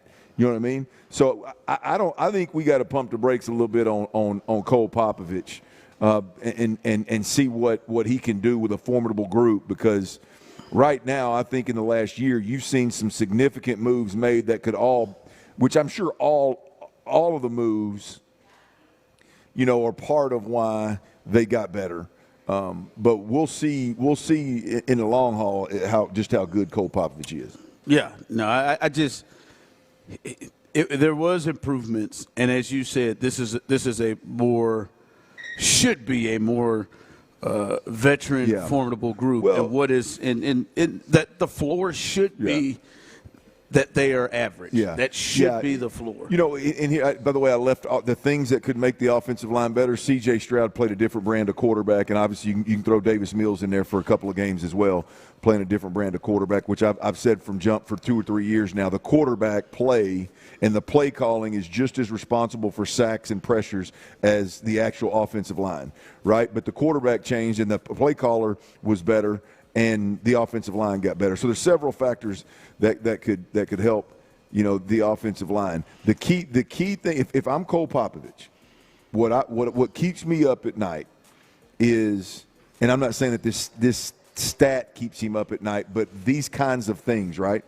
That stat that we talked about a couple of weeks ago, Ron, of pass block win rate and run block win rate being, I think they were 30th in one and 32nd in the other rate. Like, those are technique, they start with communication because you got to know who you got, and then it's technique and mechanics and getting your body in front of whoever you are responsible for in protection, right? That's coaching to me. That's coaching. Right, not just coming out of a game and going, well, this season, boy, our quarterback wasn't the most hit quarterback in the whole NFL, so we got better. No, that is that's not the bar you want to set. The one, they got to get better in those win rates, in those win rate categories for Cole Popovich. Yep. By the way, Astros add another run to the lead here. It is 4-0. Who did it? Let me guess. Seawalk. No. Oh, man, who did it? Big Bryce. Big Bryce, young damn, fella. Man. Bryce Matthews with a 2-out single as Isak Paredes scores, and they are up 4-0. And this is a good Cubs team. This is a Cubs team that's been at the top of the National League early in the season. Them and the Brewers are kind of been going back and forth there in the National League Central. So this is a good Cubs team, and they lead 4-0 behind Spencer Aggetti and this offense. As these boys, this lineup, Sam, man, we're ready to go, baby. Zach Cole's getting into it. Yeah. Now Bryce is getting into it. Christian's getting into it. Man, you get to the bottom. It's a scary thing. We get Jake and Pena rolling. Jake got on in front of Bryce Matthews. Come on now. We get them cats rolling and get some of them pitchers healthy. We got a shot now. Yeah. Do we? Well, I mean, today. Had a great shot today, I believe, to get in there. All right, baseball left. Got a 4-run lead. You're right. There's a few innings left. I can't tell if Tyler plays that if he is frustrated and that what he plays out of pure frustration, or if he's laughing, because I can't tell. People just need to remember, man. 162 of these things, long season, plenty of time. And maybe it's a little bit the same. Maybe both of it is it's all of it. But I just can't tell when he plays that if this is pure anger or if he's cracking up with it. But whatever it is great. It is a long season, and I believe Joe says that to him every day. I believe Joe tells him every day in their guys. I mean, he tells the media damn near every post game. That's for sure. It is a long season. Is he about to put together with that right there, Jack? Let me be more specific. Espada says this every Astros post game after a loss. He reminds us of that. Bro, my man got a box of chicken, like a box of chicken ramen noodles and a loaf of white bread. What is he about to do with that for his lunch? Woo, man, I feel like I'm in the dorm right now with that boy. That is, oh my goodness, he is about to. Boy, I want to know. I'm about to go over and talk to him, see what he's about to put together with that thing. He's going to dip that bread in that sauce. Because that's what I would do. Turn that bread. I toast it up, put a little bit of butter on there, and dip that. Right. Dip it in your ramen noodles. Get that juice off that ramen.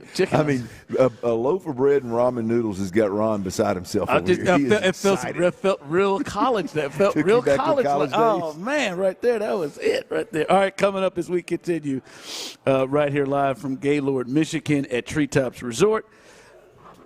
Are you confident right now? It feels like Texans fans are real confident. Are they the class of the AFC South? Confident in that? Ooh, Aaron looked in the air a little bit. He wasn't ready. Are you confident in that? We'll discuss that coming up next. The Drive with Stoerner and Hughley, H-Town's go-to for Texans.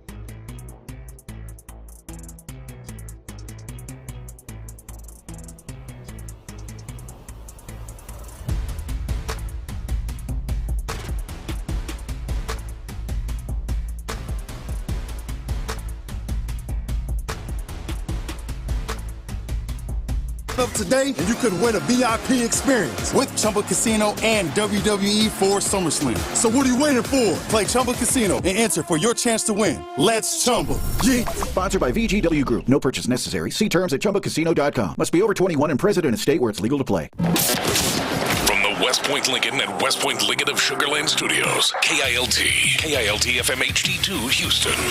On Odyssey Sports Station, the Texans play here. Sports Radio 610 presents live from the Treetops Resort in Gaylord, Michigan. Here's The Drive with Stoerner and Hughley.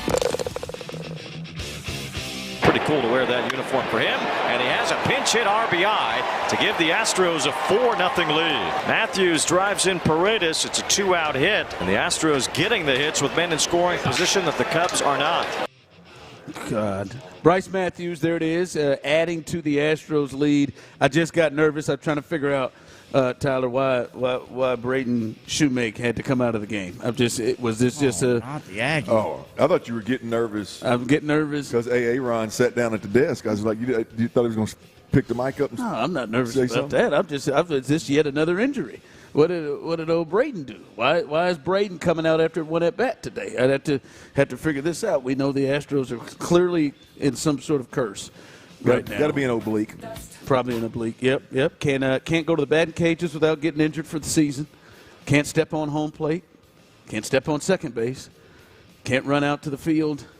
I mean, yeah. They've got 4 obliques on the IL. Yeah, it's a struggle mission there. So it is 4-0 as the Astros do lead. We'll keep you updated on a little day baseball in Chicago. But right now, as we are here in northern Michigan, and this is the second year we have been here, we are in Gaylord, Michigan on this occasion at the Treetops Resort. We played a lot of golf and had a lot of fun. And now we want to make sure our listeners, because we know a lot of our listeners came out last year and enjoyed this, as I've said, sneaky vacation spot. To come out here, this whole area. We are joined by Autumn McLaren. She is the Director of Air Service Development and Marketing here and has been helpful the last couple of years with us coming out here. And I just, from your opinion or your thought process, I think the biggest thing that people get concerned about, okay, how do you get here? You get here easily, right? Yeah. That's the thought. How do I get to Traverse City? I've told people a lot about, hey, man, this is a sneaky trip, man. This is one where, summer, winter, like it's a good spot. We saw ski lifts out here where you can see things happening in winter, and obviously the weather now. But a lot of people get concerned. How do you get here? Yeah, nonstop flight right from Houston into TVC. You'll land at Cherry Capital Airport, as you guys did yesterday. And our nonstop flight starts tomorrow. So you guys connected through Chicago. And even when that nonstop flight is not here, it's still easy to get here. Yeah. So that flight is starting thanks to, in much part with you guys and our success in Houston, it's starting a month earlier. So you can get here earlier in the season. Well, it's easy. I mean, it's easy. Once you've been here and you've experienced it, it's easy to understand why y'all are having so much success, whether it's the airport we're talking about or the city, or you're talking about the different resorts, which there are many. It's easy to see why it's successful. I'm sure y'all's repeat clients or customers or travelers or golfers or however the hell you want to couch them, I'm sure that number grows significantly. But I think one of the things that I think is most fascinating about y'all's story and kind of how this all came about, I believe it started or really kind of accelerated in COVID or right after COVID maybe, but y'all caught on to something in COVID. But can you talk a little bit about like just the success that you've seen from the direct flight and kind of how that thing's grown? Because to me, it just adds validity. If somebody's out there listening right now, which there's a lot of folks are, if they're listening and they're like, oh yeah, they said there's a direct flight. Well, no, when you hear year over year how people have been taking advantage of this thing, you get a picture of how real it is. Yeah, and once you get here, you want to come back. And that's right. And some people want to buy homes here after they visit for the first time. I met somebody in the airport from Florida. He visited Traverse City for the very first time last week, and he is honestly looking for homes here, and we hear that quite often. It's just it's a wonderful surprise, and like you said it perfectly, it's a sneaky vacation spot. It's beautiful. You have everything you could need and want here: golf, outdoor enthusiasts, the beautiful water we're here in Gaylord, and there's so many beautiful inland lakes.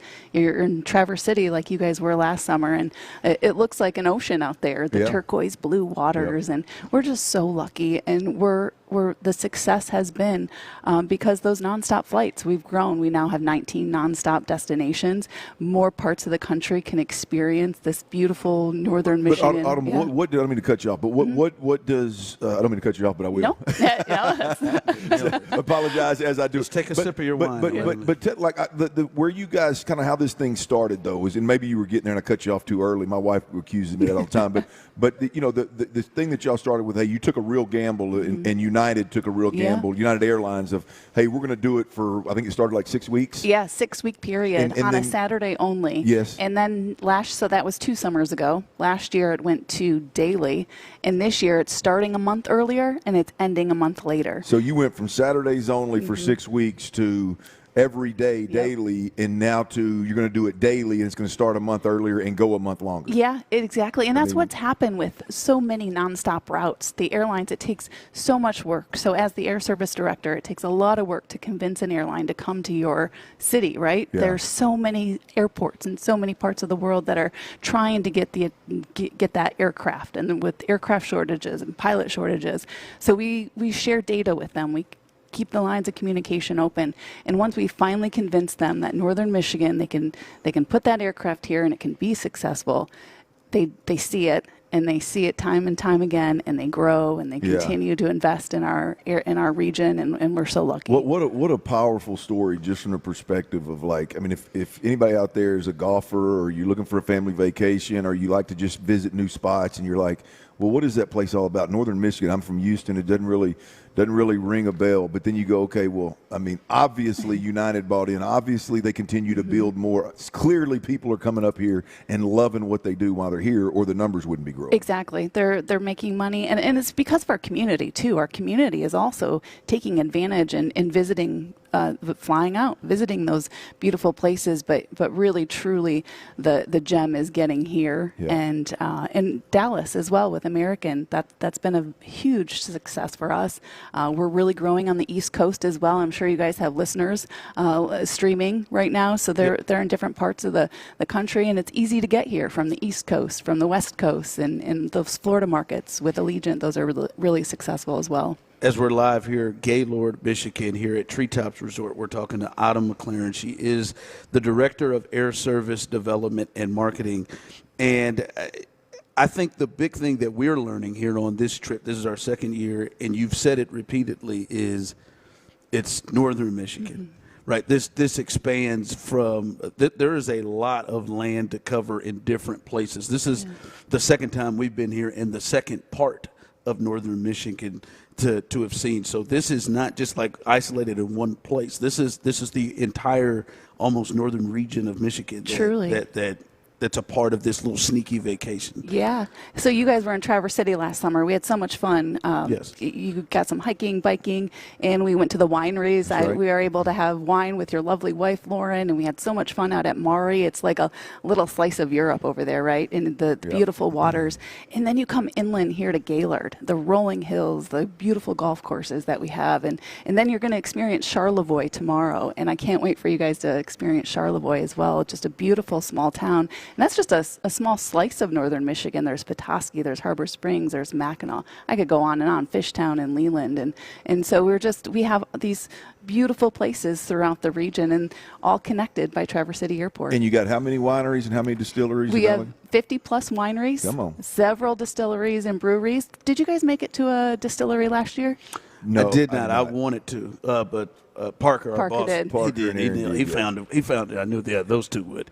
They would find a way. No, I wanted to last year, but I didn't, because that's just one of the. But it's just so much to do. Yeah, there's It's hard to be able to cover.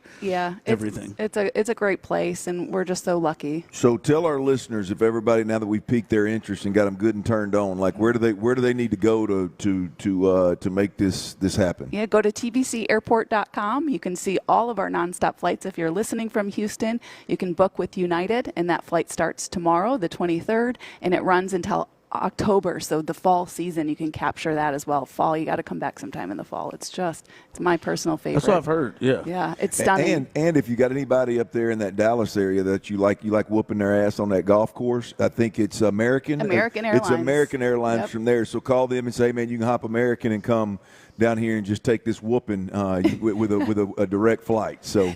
That nonstop flight started yesterday too. You guys came in at a good time. We launched. Well, you mentioned that nonstop 6 seasonal routes yesterday. I mean, look. I'm not going to say that you shouldn't come to Northern Michigan any time of the year, but let me tell you, that nonstop, baby, is the way to go. It is. We had a little layover in Detroit yesterday, and it's well worth it. But it ain't got nothing on that direct flight, baby. No, it's not. Adam, thank you so much for joining us and giving our listeners information that they need to know. And as we said, we know a lot of people took advantage of this and came on out and checked this out. And hopefully many, many more will see this, as I said, hidden gem in the Midwest here. We appreciate you joining us. Thank you guys so much, and thank you for the great partnership. And a big part of our success is because of you. Yes, all right. ma'am. Thank you. And, guys, we'll throughout the show here, we'll remind you, you'll be able to hear more things about what could be is you make your next vacation stop here. Like she said, man, come on out in the fall, man. Come on out throughout they got those deviled eggs. Yeah. First time I've ever had fried deviled eggs. Never had it, man. Sprinkle a little bacon over the top of it. Yeah. Okay, here we go. I'm sorry, man. You start running deviled eggs past me. I'm gonna say Ron, it was ramen noodles and a loaf of bread while ago really got him off the I'm just saying that was college right there, man. I had to talk with my man. Is that what you plan on doing? I like to give you a couple of key pointers, man. Maybe find you a toaster with a little bit of butter on there. Get that butter spread across there and dip that thing in there, man. My man said he picking up some ham and cheese, gonna make some sandwiches with it. Here is some Texans news to pass across, and it is not great news. Texans veteran linebacker, who they re-signed in the offseason, E.J. Speed, partially tore his quadriceps while he was training, lifting weights. He will have surgery next week. I don't know why this is interesting, but Cowboys team doctor Dan Cooper is going to perform the surgery. He is expected to be back at some point during the season. So E.J. Speed, listen, I think generally you're going to see them with Azeez and Henry To'oTo'o for the most part out there. But E.J. Speed came on last year, and at times he stuck out many, many, many moments as I don't know if he was the best linebacker. I mean, Azeez was a Pro Bowler. But he jumped out and made plays in he made Christian Christian Harris just a complete afterthought. I mean, he wasn't even getting on the field anymore, and he was getting run. So, listen, this is not there are obviously other positions and spots where you'd be like, oh my God, this guy went down. But this isn't nothing. They can cover this, and I don't know if they'll make a move off of it, but they brought E.J. Speed back for more money than he made last year for a certain reason, and he's going to be out at least for some time this year, and the depth kind of moves Clint from and maybe the young rookie Woodass may have to get some time in here, but that is a loss right there for that defense. Well, it's a loss, and I don't want to in any way, shape, or form minimize what E.J. Speed means to this team. Look, I mean, clearly, hell, I had him pinged as the best linebacker on the team last year, and so I think he's a critical piece to what they want to do, and the depth is just, I mean, critically important. But I tell you, I'm not always a trust in D'Amico, trust in Nick, just kind of overlook the moves they make or don't make and say trust. But I'm going to tell you right now, I've got blind trust and blind faith in D'Amico Ryans when it comes really any level of his defense. Especially that one. But damn sure that linebacker spot. I mean, when you talk about, it seems like when guys go out, whoever their fill-in is turns around and leads the team in tackles the next week, right? The linebacker position, not that it's ever easy, not that it's ever a walk in the park, but the linebacker position in this system with this supporting cast has got to be something that folks are just chomping at the bit to play in this defense. And so I'd be shocked if whoever the linebacker is that steps in, whether it's a veteran or a rookie or however it may unfold, that guy is going to be fortunate and have a really good opportunity to play well. Yeah, tough loss though. as he's somebody I know they love. And to be honest with you, he's, important to Frank. He was a guy that made plays on special teams as well. Now, this is obviously different than if Azeez, this is Azeez or even Henry To'oTo'o, to be honest. But well, the depth will be tested, right? The Azeez piece again. I think E.J. Speed was your most talented linebacker on this team last year. Harris may have been, but Harris was an afterthought. But you just talent-wise. I think just sheer talent-wise, when you talk about length and speed and downhill, I think E.J. Speed's probably your most gifted linebacker on this team. But when you talk about the brains of the defense, and really, if we're being honest, what it sounds like, the thermostat in the room for the defense, it's obviously Azeez, which takes his importance to this team through the roof, right? But if you're just talking about sheer ability, I don't know that E.J. Speed wasn't the most gifted linebacker in a Texans uniform. Yeah, he was something else. Again, if you missed it, E.J. Speed, he is going to have surgery. He was working out, his reports, and he tore his quad there and is going to be out for an extended period of time. He is going to be back, though, at some point this season. Speaking of, did you see me turn that corner around that sand trap today when I was running back to the I saw you. I thought you were trying to show off. Oh, that was I was just testing my wheels, man. I could have done it. I felt pretty good. I don't know, man. I think you keep your knees a little lower than I do. I'm just saying I could have run up the hill. I think you're more of a scooter. I could have run up the hill. I could pick up my knees now. I could pick up my legs. But I think you, I'm not saying you can't do something. I'm saying you are. I think you're better suited as a scooter. Your first mention. Well, I don't know. That was your first word. But I was in line, almost like track high kneeing around that corner. God. I think you're more of a foot action. You're more of a turn dirt guy. I'm more of a knee drive. Tyler, you can see Ron. He's little bitty steps, man. Quick ankles, quick feet. Definitely quick feet, yeah. Just turning dirt, man. I don't know how fast he's going to be moving, but them feet are going to be moving, no question.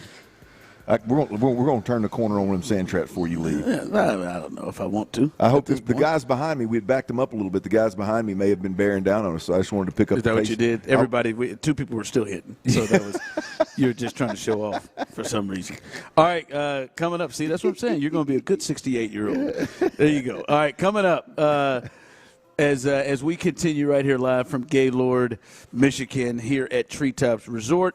Again, are you confident? How do you feel about it? Do you think the Texans are the class of the AFC South? I think most people are picking the Texans to win the division. Do you believe that? We'll discuss that coming up next. There was no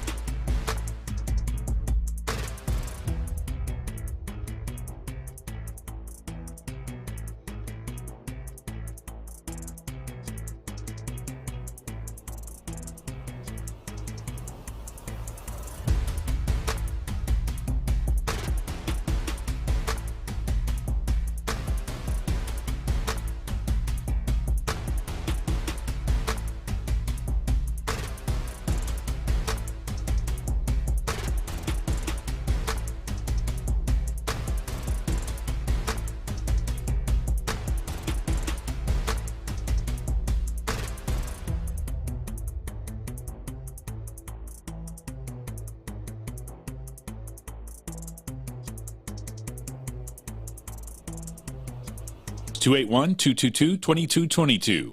The best sports talk around, anytime, anywhere. Hear your favorite Sports Radio 610 hosts wherever you go. Live, podcasts, video. It's all at your fingertips 24/7 on the Odyssey app, iHeartRadio app, TuneIn, and wherever you get your podcasts. Houston's sports leader, Sports Radio 610.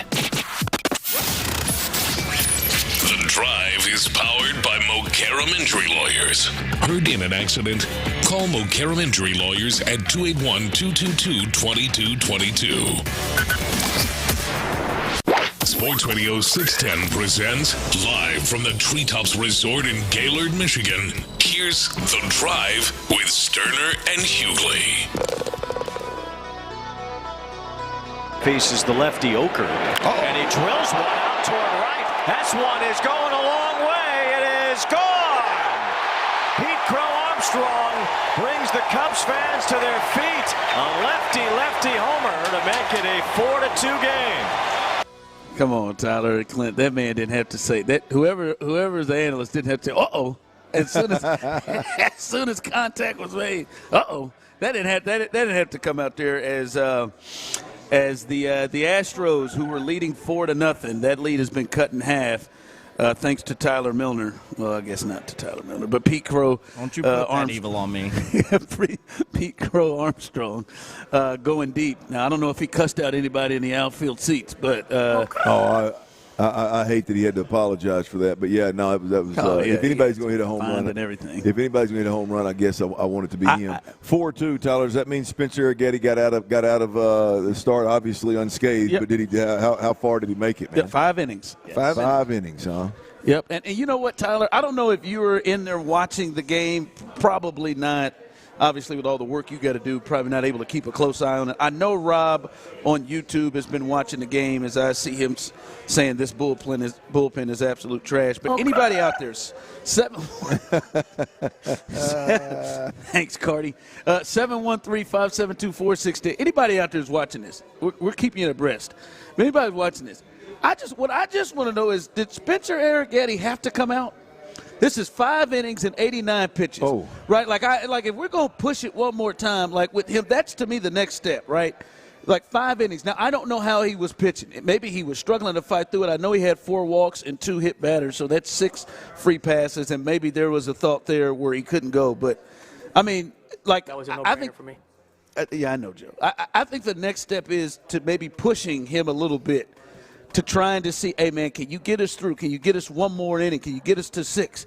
Because, Okert came out there and just gave up a 2-run bomb, and he's recorded 1 out. He's given up 2 hits, 2 runs, and that home run included. So I just they make Ron just in this as you were. I was wondering the same thing. Trust me, I was wondering the same thing. Now, I do believe that Spencer Arrighetti's last outing was when he carried the no-hitter into 7 or whatever it was, and he did throw. I think he threw 101 pitches. I think he carried it into the 8th. So if he carried it into the 8th, yeah. So my point is he threw over 100 pitches. Maybe the plan was this week to pull back a little bit because he threw over 100 pitches last week. I don't know. I don't even know the significance of it in today's baseball. I mean, it obviously wasn't very significant back in the day, but in today's baseball, I don't know if that's how they address, a game where you throw more pitches than maybe expected or maybe that you're comfortable with. The next start, maybe they dial it back a bit. What do you think? Yeah, that could be it. There could be. Now, and I look at it, and you can see it, right? 4 walks and 2 hit by pitchers, 2 hitters that he hit. That's 6 guys. Obviously, it wasn't a smooth, easy 89 pitches, even though he didn't give up any runs. There was a lot of traffic and stress in innings. Right, they had a couple of times the bases loaded, at least one time the bases loaded, multiple runners on. So again, I'm just wondering for those who've been able to pay attention and watch the game, like, did it feel like it was time for him to go ahead and take a seat and you'd reached it with him? So that's where they are right now. This has turned into the bullpen portion of things. 7th inning, Astros lead 4-2. Right now versus the Cubs in Chicago. All right, your thoughts on this? I said this on the other side. Are you confident that the Texans are the class of the AFC South? They have won this division 2 out of the last 3 years. Last year, the Jags, by 1 game, won the division. They were 13-4. The Jags hosted the playoff game against the Bills. and lost a tight game to Josh Allen and the Bills. And somehow, I bet you, I wonder if the Jags would have switched places and said, "Yeah, we'll go to Pittsburgh. You host the Bills." But they lose to the Bills. The Texans finished 12-5. This is the best record under D'Amico. They won their wild card round game against the Steelers, and then ended up losing to the Patriots in the divisional round. You look at it, Clint.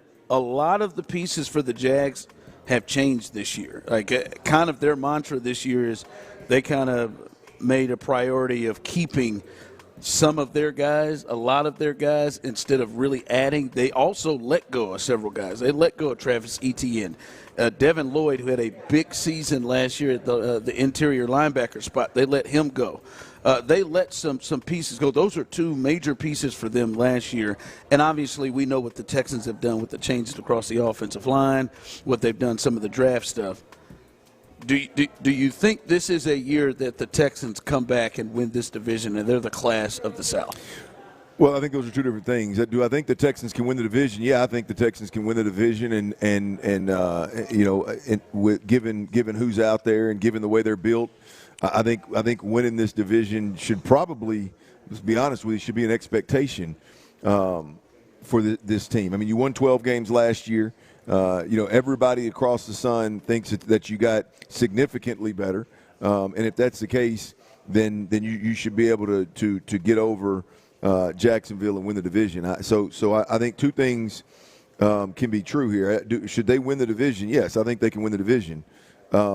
But the class of the division, I can't go there. You think it's still Jacksonville? Well, right now they won 13 games last year. I mean, I just when I look at when you start talking class of division, I think the Texans have been the class of the division a few times over the years because they've won. They've won the division so many times in a row there. However many times. Would you say 2 of the last 3? And then Texans, yeah. And then Bill had a pretty good run to the point where he'd get mad if anybody asked about wins and losses and playoff wins. But I don't know that I can roll with class of. I think that's probably reserved for somebody that's just dominating a division. And I don't see the Texans dominating anything. You think Jacksonville and Houston are really both? Yeah, I think they're neck and neck, and like I said before, I just I trust their offensive play caller, and really they're set up offensively more than ours, and so right now I would just have to say that there's not really an individual team that's a class of the division for me. I view that as a dominant team in the division. And I just don't think that we have one of those in this division. I mean, look, you look at it last year. Indy was leading the way most of the time. Jacksonville ended up winning it, and the Texans are right there. So you got a real traffic jam at the top. Text line coming through. I think the Texans were still the best team in the division last year. They just had a tougher schedule. And I think to Clint's point of them being even, very close, that the schedule could make the difference, right? And that could be the same thing this year, right? Well, yeah, but I mean, it's you look at last year, man. If Daniel Jones doesn't go down, I mean, you want to talk about classes of division. Yeah, I mean, the Colts were rolling, right? And it's not a big deal, but like that's what I'm looking at is when you got a team that is just playing lights out, leading the league in scoring, and doing like NFL level thing, not level things, but wide things in an elite fashion. It's hard to not call them the class of the division. Now, one would argue that our defense was doing that really league wide, so why can't it be a defensive a defensive award, if you will? I'm just not ready to give anybody the class of this division. I think there's a traffic jam at the top, and it's a traffic jam because nobody really wants to take it. I want to see what the Jags look like, Clinton, and I think it'll be a big thing to look at to see what year 2 and Trevor looks like. But they did roll a lot of pieces that were around him that were like Travis Etienne was a big deal, both in the running game and the passing game for them last year. And Damani Brown was a big piece in the receiver position. Now we'll see. They didn't play a lot of the year without Travis Hunter. Well, the thing is, they stumbled up on Jacksonville. And Brian Thomas wasn't good either. Well, he wasn't good, but what's the kid's name that they stumbled up on? I saw some reports from him. Preston Washington. Is that who it is? The one that's lighting it up out there, and they're talking about how he's now. I know he's not a one, but they're talking about how he's playing and performing. And then they like went and got Jacoby Myers. Yeah. They got some pieces. They got a great play caller. I mean, I don't know, how much those young kind of awkward guys that are running the show in Jacksonville. I don't know how well receptive that's going to be, but I'm going to tell you right now, you got a head coach that can call plays, that can design and call some plays. That's for damn sure. They got Chris Rodriguez Jr. as their starting running back. Yeah. Well, they're going. The thing is, they're going to spin it around the park.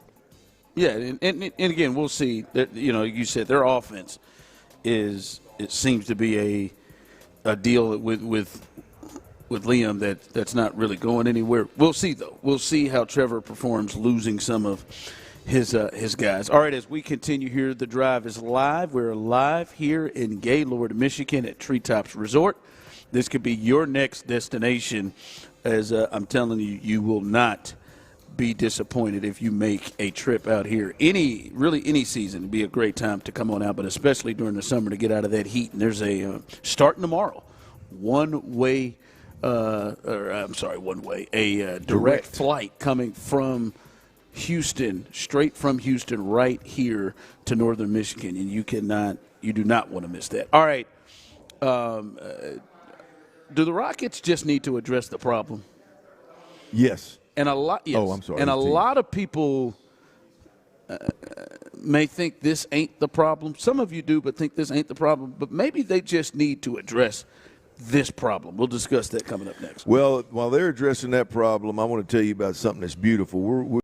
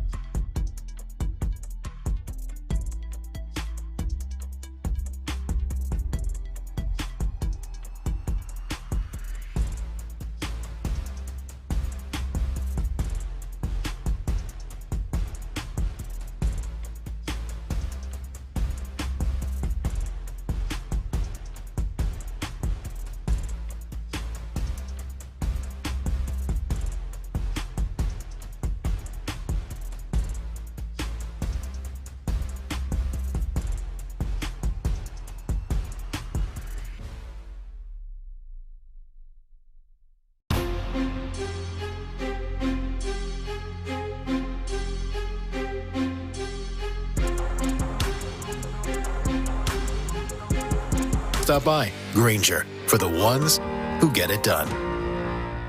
Injured? Call Mokaram Injury Lawyers, 281-222-2222. Sports Radio 610 presents live from the Treetops Resort in Gaylord, Michigan. Here's The Drive with Stoerner and Hughley.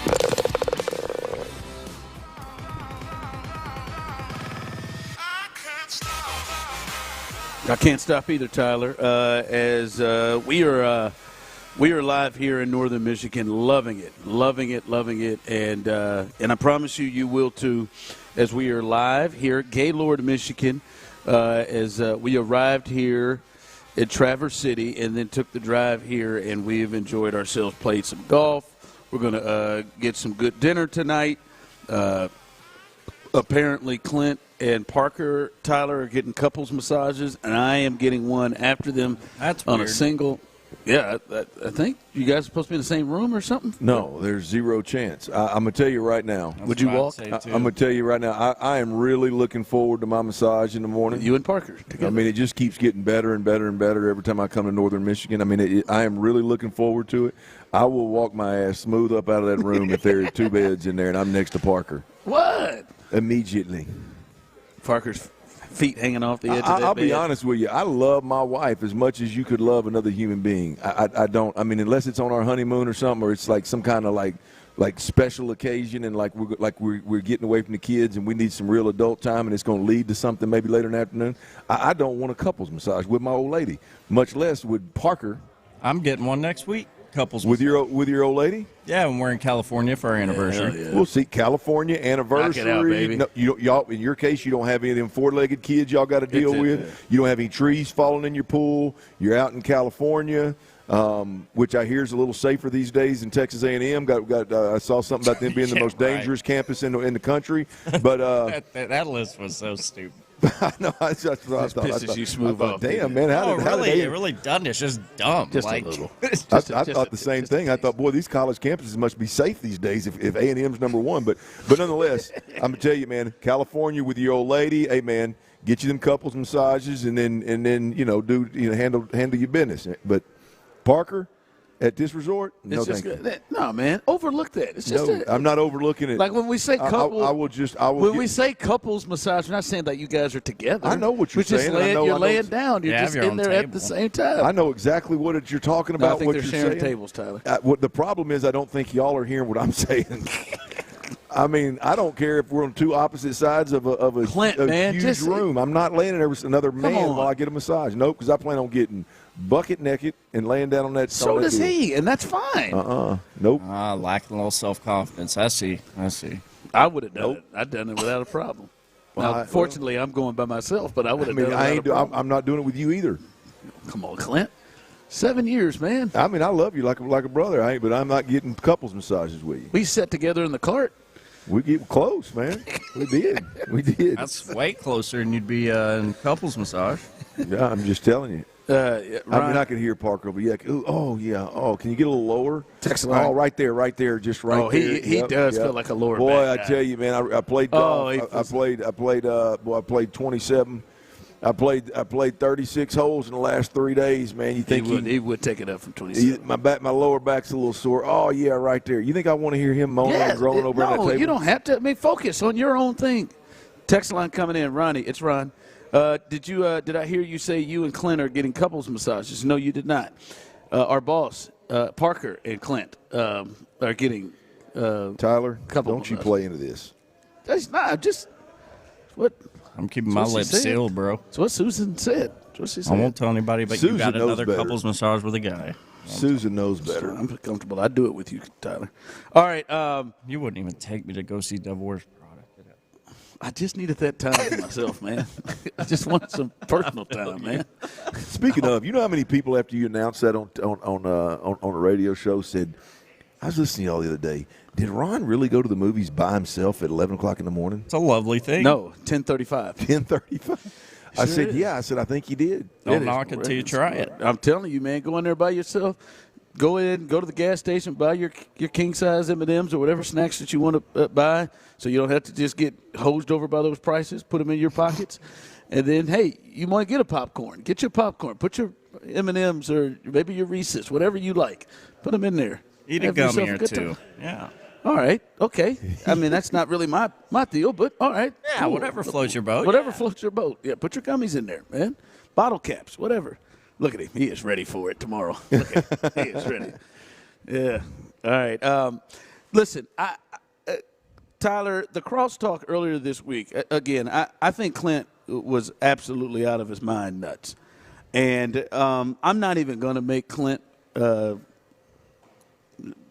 take a step back. I'm not. I will not. I'm not going to. Jordan, I know, LeBron, Kobe.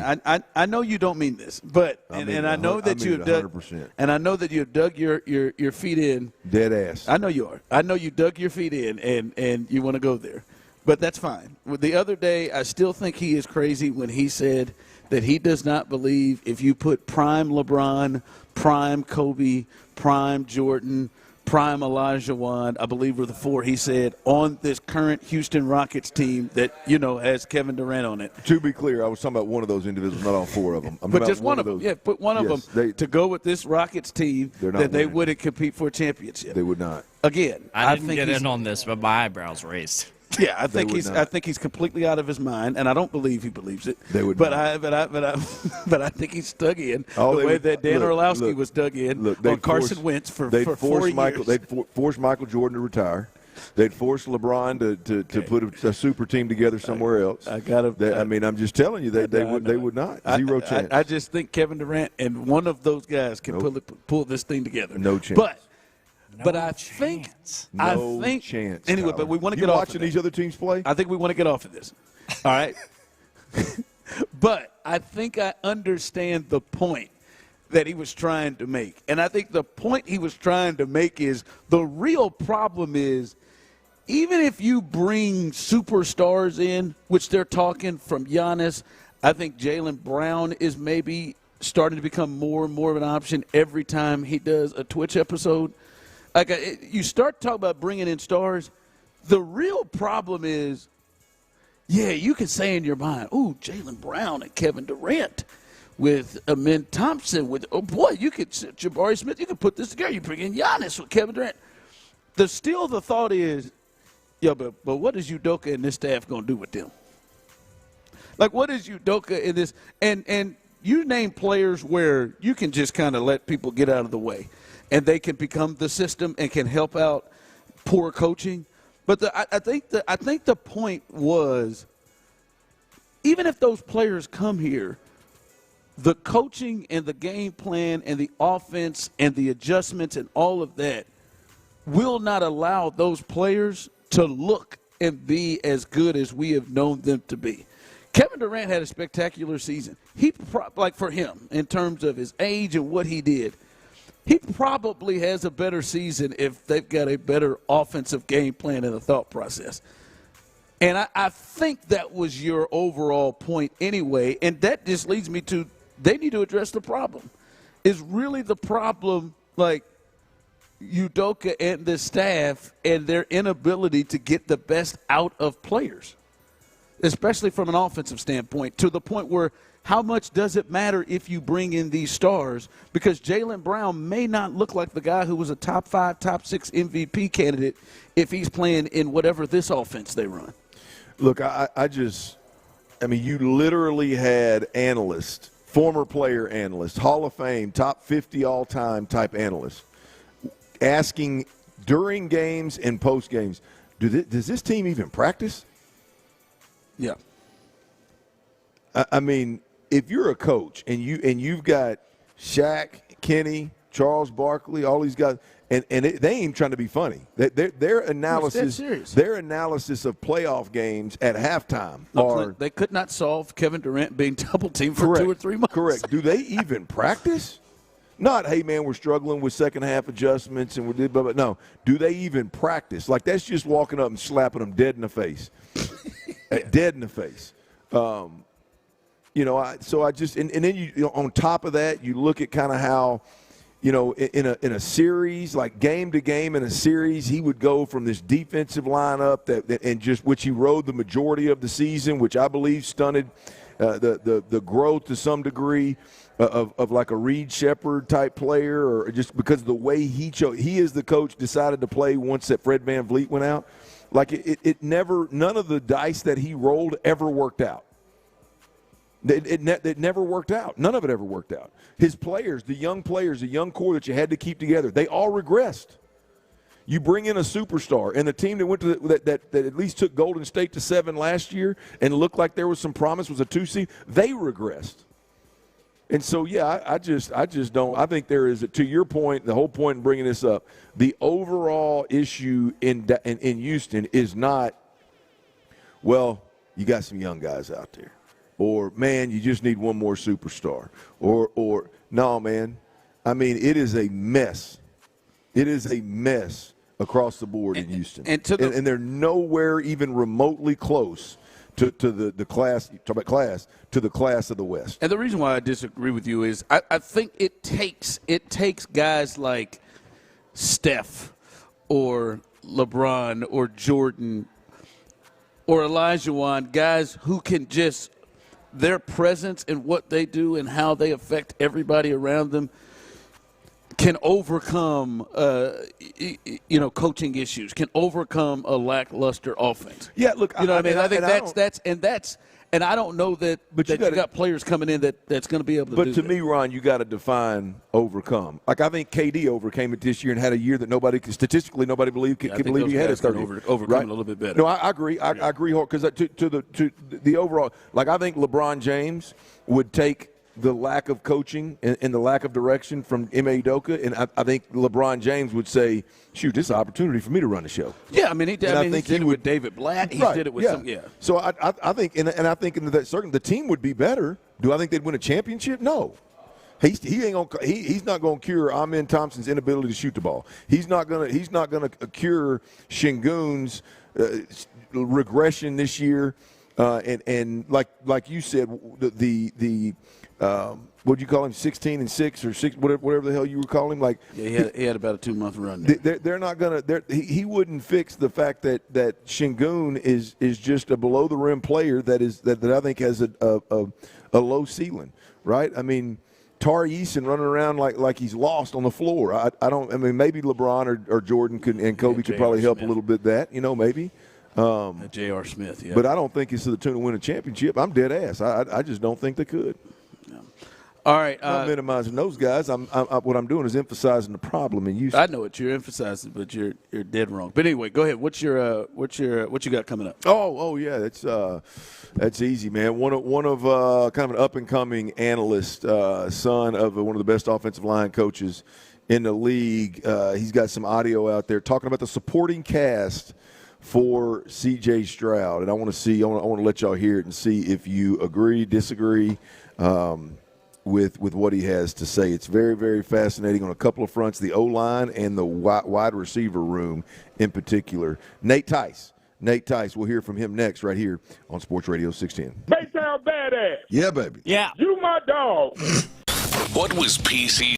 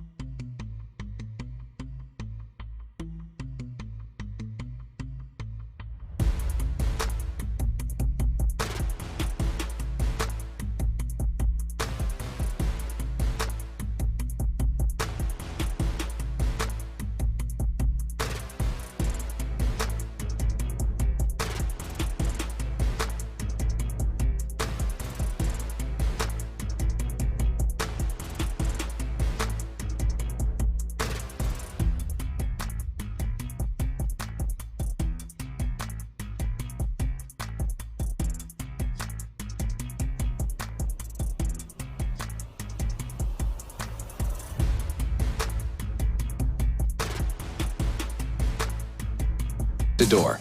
And with nationwide reach, dependable tracking, and upfront affordable pricing, you get built-in peace of mind. You run the business.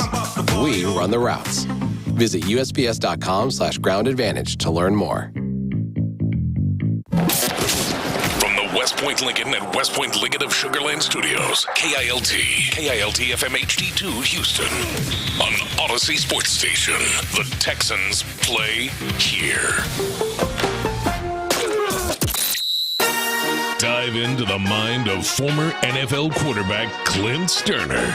I was thinking about coming out of the chute here and telling y'all about my new boots that I got on, but y'all want to talk about puppy chow? What is that, ostrich? Hell no, that's python. It's Sturdy's Daily. Before we get to that boner. On The Drive with Stoerner and Hughley. Yeah, baby, I left my boots at the house, man. No new boot goofing up here in northern Michigan, T. New boot goofing. I ain't got my ostrich belt. I ain't got my ostrich belt yet, man. I can't rock them until I get that belt right, man. I ain't figured out my attire, my ensemble yet, so I should get ostrich. that too. Yeah, the real deal. This is the real deal. Super soft for my feet. Keep my feet from hurting, man. But it's clean. They're clean. I can't wait to see them. I'm gonna show them to you, man, one of these days. We're up here in northern Michigan. Right now, we are in Gaylord, Michigan. Obviously, landed in Traverse City, Michigan, and made our way over here. And today's Dirty's Daily is powered by Treetops, Treetops Resort. And I'm gonna tell you why. Other than the great, I mean, obviously, look, you got four beautiful courses. Robert Trent Jones course, Smith course, Fazio course, another Smith course, and you got the three tops. You got the three tops at Treetops, and we went over there yesterday and we played. Yesterday evening we played the par 3 course, and then today we play the North Smith Signature. Smith Signature is what we played today. But the reason I'm giving them the sponsorship of my segment today is I'm going to tell you what they did. They went out there and they cleared a bunch of trees. There's so many trees, hence treetops, right? There's trees everywhere. You get the elevated tees. You can see it over the treetops. Beautiful. Well, they went out there, and in an effort, I think, to make, at least hear one of the guys talk, to make the course a little bit more forgiving, they cleared out a bunch of trees and a bunch of underbrush on several of the holes, right? Well, what that does is that turns up a lot of golf balls. And I don't know if I'm the only guy that plays golf and I'm kind of aware of what's laying on the ground around me or not, but it was like Easter egg hunting. I mean, you collect them. I mean, look, I'm gonna tell you, I took a pack of 6, and I bet I walked away with 40 balls. Yeah, you just. I mean, they were just filling it. We didn't have places to put our drinks or phones. I mean, the key was when I picked up a good one. I bet you I got 10 Pro V1s. The key was to help to keep Ron from grabbing one of my good ones and hacking it off the box into the. I had my own balls, man. I mean, I've always had my own balls. I just didn't want him hitting my good ones. So, hey, man, Treetops Resort, all the different courses, including Three Tops. Hey, man, appreciate you. Greatly appreciate you for the good time and damn sure the Easter egg hunting. The Easter egg hunting. How many of my good balls did you steal? I used my own balls. I found balls myself. I didn't just collect 90 of them. Good Lord, I mean, man. Clearly. I mean, you stepped right over the top of several $5 balls. Yeah, I know, man. After we had 30 balls in the. Hey, I told this sonbuck at one point, I'm sitting there, and we're over there looking for one of my balls, I think. I'm sure I hit one. I pushed it off in the woods. And I said, hey, Ron, I said, about 10 yards on the other side of you, there's one that's sitting on top of that sawdust pile over there. Nah, I wasn't walking over there, man. No, you did. He walked his ass all the way over there, got about 2 foot from it. He looked at it because he said, no, that ain't mine. He turned out and left it there. Ain't mine. He left it. I said, well, let me pick it up, man. No, man, we've got 60 balls in there. Hey, we had 60 balls in there. Ron, let me tell you. I tell you like I told my boy Cap. You know how much them Pro V1s are worth? Yeah, I know. I mean, after you get 20 of them, man, hey, you got to at some point let them go. Them $5, $6 Easter eggs you're leaving laying over there, man. I'm telling you. I mean, if you'd have picked it up, hell, I'd have bought it from you for $2. You could have made some money while you was out there. Speaking of golf, are y'all seeing what Siwoo Kim's doing right now? I don't know what it. I mean, he hadn't played. He's played one hole since I saw this. My man has played 29 holes Thursday and Friday. He's played 29 holes and he's 15 under. Yeah. Am I the only one that thinks that's crazy? He's 16 under after how many holes? He is now 16 under after 30 or 31 holes on over a 2-day span. I mean, he's more than 50% under. I mean, I don't know that Byron Nelson. I had looking up there. I had some good times with Byron Nelson back in the day. I don't. I mean, he's clearly having a better time than I ever had out there, no doubt about it. Nate Tice, the son of what's Coach Tice's first name? Old Minnesota Mike Tice. Minnesota Vikings head coach and one of the better offensive line coaches over the years. So good that he got elevated into obviously a head coach position, and his son is in the media to some degree. I don't even know what they call him nowadays, but he is a big film guy, watches a lot of film, analyzes a lot of players, techniques, mechanics, and he had some thoughts about the Texans and about C.J. Stroud's supporting cast. He's with Yahoo Sports, by the way, but he had some comments about C.J. Stroud's supporting cast across the board on the offensive side of the ball. Here's Nate Tice talking about that group. I think that they improved enough with the O-line, and I think they improved enough with the skill players. I actually kind of like some, like Merlin Klein. I actually like that pick more than most people because he can play in line, can help him out at tight end. I think their receiver room's really interesting. Even just the two guys, of course, Collins is excellent, but just the two rookies they got from Iowa State last year, Higgins and Jalen Knoll, maybe seeing more from Knoll this year than, Christian Kirk trotted out there and body catching everything. But then also other auxiliary guys that they have there. If Tank Dell comes back healthy, I think the O-line improved too. It's not great, but I think that O-line will be average. The O-line improved a lot last year, and I like some of the pieces they have. Maybe overdrafted Rutledge a little bit, but he's going to play center. He's got some versatility. So you talk about CJ's supporting cast. We talked over the last few days. I think it was maybe earlier this week or maybe late last week about how we talk a lot about CJ Stroud. We talk a lot about Nick Caley, and the reality is and we talk a lot about the run game. The reality is there's a lot more to that. The supporting cast has to be right, Ron. It's interesting as he chipped away and kind of went down. He started with the offensive line, and then he went to Marlon. Is it Merlin or Marlon? Marlon Klein. The tight end out of Michigan. And I agree with his point there. I'll start there. I agree with his point. I really like that pick. I'm excited about him. I do. I really like the pick. I like the thought of a tight end that can help you in the run game, which is what you want your identity to be. You've exhausted every avenue, at least what you think is every avenue, running back, multiple offensive linemen, drafting offensive linemen, and drafting a tight end that you feel like can help you in the run game immediately, right? That's ultimately who sure, there's a high ceiling athletically potentially, but he can help you there. I really like him.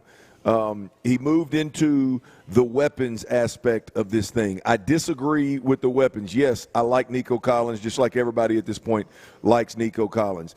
It's not as easy for me, even with Christian Kirk and what he did last year being hurt, it's not as easy for me to just go, hey, ship Christian Kirk out of here and let Jalen Knoll play that slot position, as if Jalen Knoll has done something at that slot position for us to all of a sudden believe that he's going to shock the world. I think he's going to be fine. I think he's going to be a good receiver in this league, but I don't know that I like the plan of Christian Kirk out. Jalen Knoll is who we're dependent on. I damn sure don't like the thought of Tank Dell, who since he's come in the league, he's broken his leg.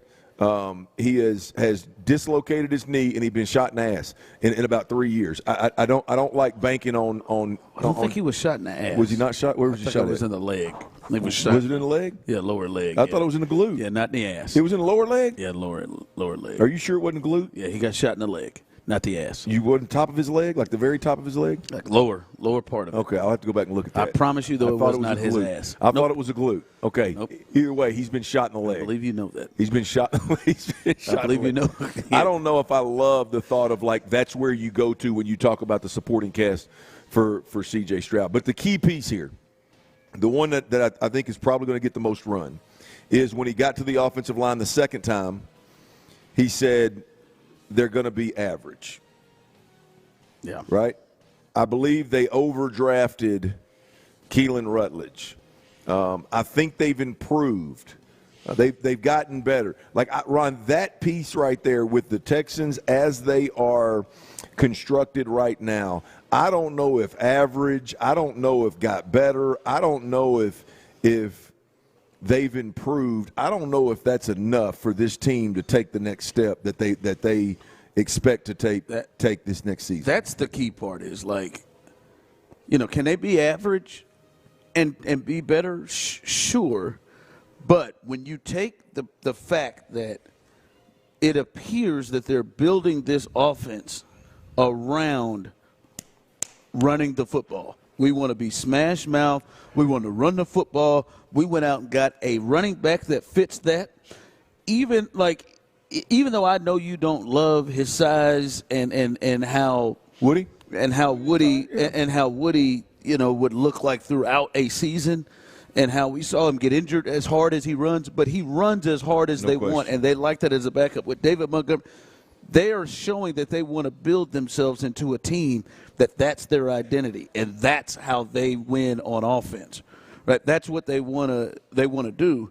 And to me, if that is what your plan is, and to get as far as you can get, then maybe you need to have better than an average offensive line. To me, you need to have a good line. And that's if we're talking about getting past where they've been. Not just winning maybe the division, not just getting to the playoffs, but being able to move past that. I think their offensive line needs to be better than average, because that is what they're building everything around. Like, to me, how do they build this defense? The edge rushers and what they can do coming off the edges. Well, they need to be great at that. If that's that's how the defense is going to work, and they are.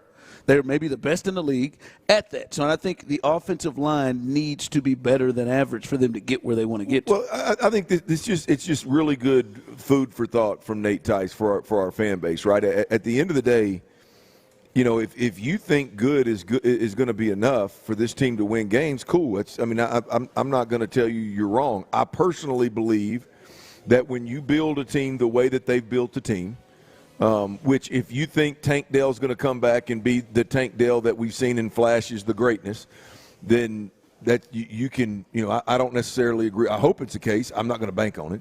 Jalen Noel, again, can jump in there and can be great. I hope it's the case, but I don't want to go into the season bank my whole offense banking on that, right? But given the way they've built it, like, this has to be an offensive unit, Ron, that is dominant in the run game. Like, not just good. For the offense to be at its absolute peak, it feels like that's what they need to be. The way, absolutely. The way they're going to tell you, we're going to put our best 5 offensive linemen out there, and we're going to play football. We're going to call plays, and whatever the situation dictates of us, whatever it asks us to do, we're going to be good at those things, and we're going to be well run. They're going to tell you all those things. But if you look at how they've built this team and what they've made priorities, they have to be a team that in 3rd and 4th down and short situations, in goal line situations, they run the football dominantly. Like the entire NFL, when the Texans are coming on, that has to be the talk. These guys are road grading folks up front. It can't just be, well, it's all right. It's better than what it was last year. Like that just can't be this has to be one of the better play action teams in football. And not because C.J. Stroud's great, not because Nico Collins is great, not because this rookie tight end's got this athletic ability and other guys around him are healthy. No, not because of that. This has to be a really good play-action football team because they run the football so dominantly. Yeah. Like that, you have pushed all your eggs into that basket. And again, D'Amico and Nick Cayley, they're all going to talk about how well-rounded they want to be, and they're going to do all these different things. But if you just look at what they've made priority and what they've done, this has to be a dominant run football team first. No, absolutely. For them, offensively, to be able to get to a space where they're at their peak. And I do think their offense – and I understand how good this defense has a chance to be and will be, but their offense has to play their part. And their offense has to play the role that they could play to be effective, and that seems to be locked in on running the football and using this offensive. That's the number one thing that they rebuilt. They weren't cheap on it. They didn't stop themselves from using big resources. They moved up in the first round to get a resource to help this. They went out and signed multiple free agents to help this. That's got to be a major piece of what they do. You choose. It's really simple. Again, we're going to talk a lot about the quarterback and the play caller, but it is really, really simple. The way this thing has unfolded, we've literally heard Nick Caserio say, we're not building around one guy. This isn't about one guy. We've literally watched them then turn around and go out and do everything they can to build a consistent run game. This is, again, it has to work out one way. The eggs are in the basket. The chips are pushed to the middle of the table, and we'll see if they can get it done. They got some dudes now. We'll see if those dudes are as good as they think they are, or the older ones have enough gas left in the tank. I guess I probably shouldn't be the one talking about whether you got enough gas left in the tank or not. But because I definitely don't, as I was trying to say it. But and literally I don't sometimes. But we'll see. We'll see if those guys can get it done. All right, coming up, we'll give you an update here on the Astros and the Cubs as they're in the ninth inning, and we'll let you know what's happening there, as well as it's just an update of where they are right now as an organization. We'll do that coming up next. The Drive with Stoerner and Hughley, H-Town's.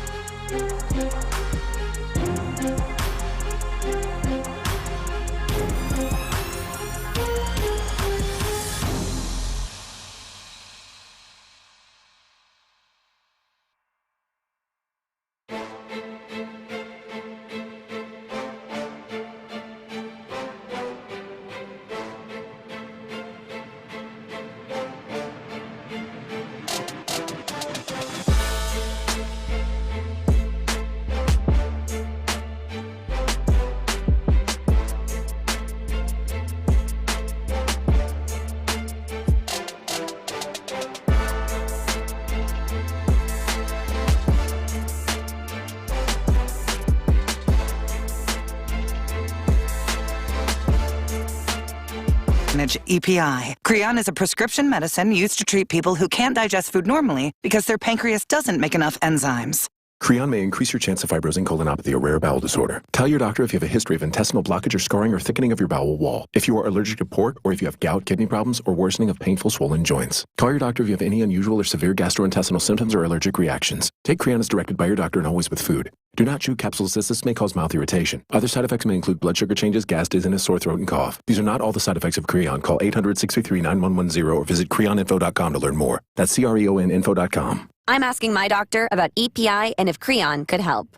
The best sports talk around, anytime, anywhere. Hear your favorite Sports Radio 610 hosts wherever you go. Live, podcasts, video. It's all at your fingertips 24/7 on the Odyssey app, iHeartRadio app, tune in, and wherever you get your podcasts. Houston's sports leader, Sports Radio 610. The Drive is powered by Mokaram Injury Lawyers. Heard in an accident?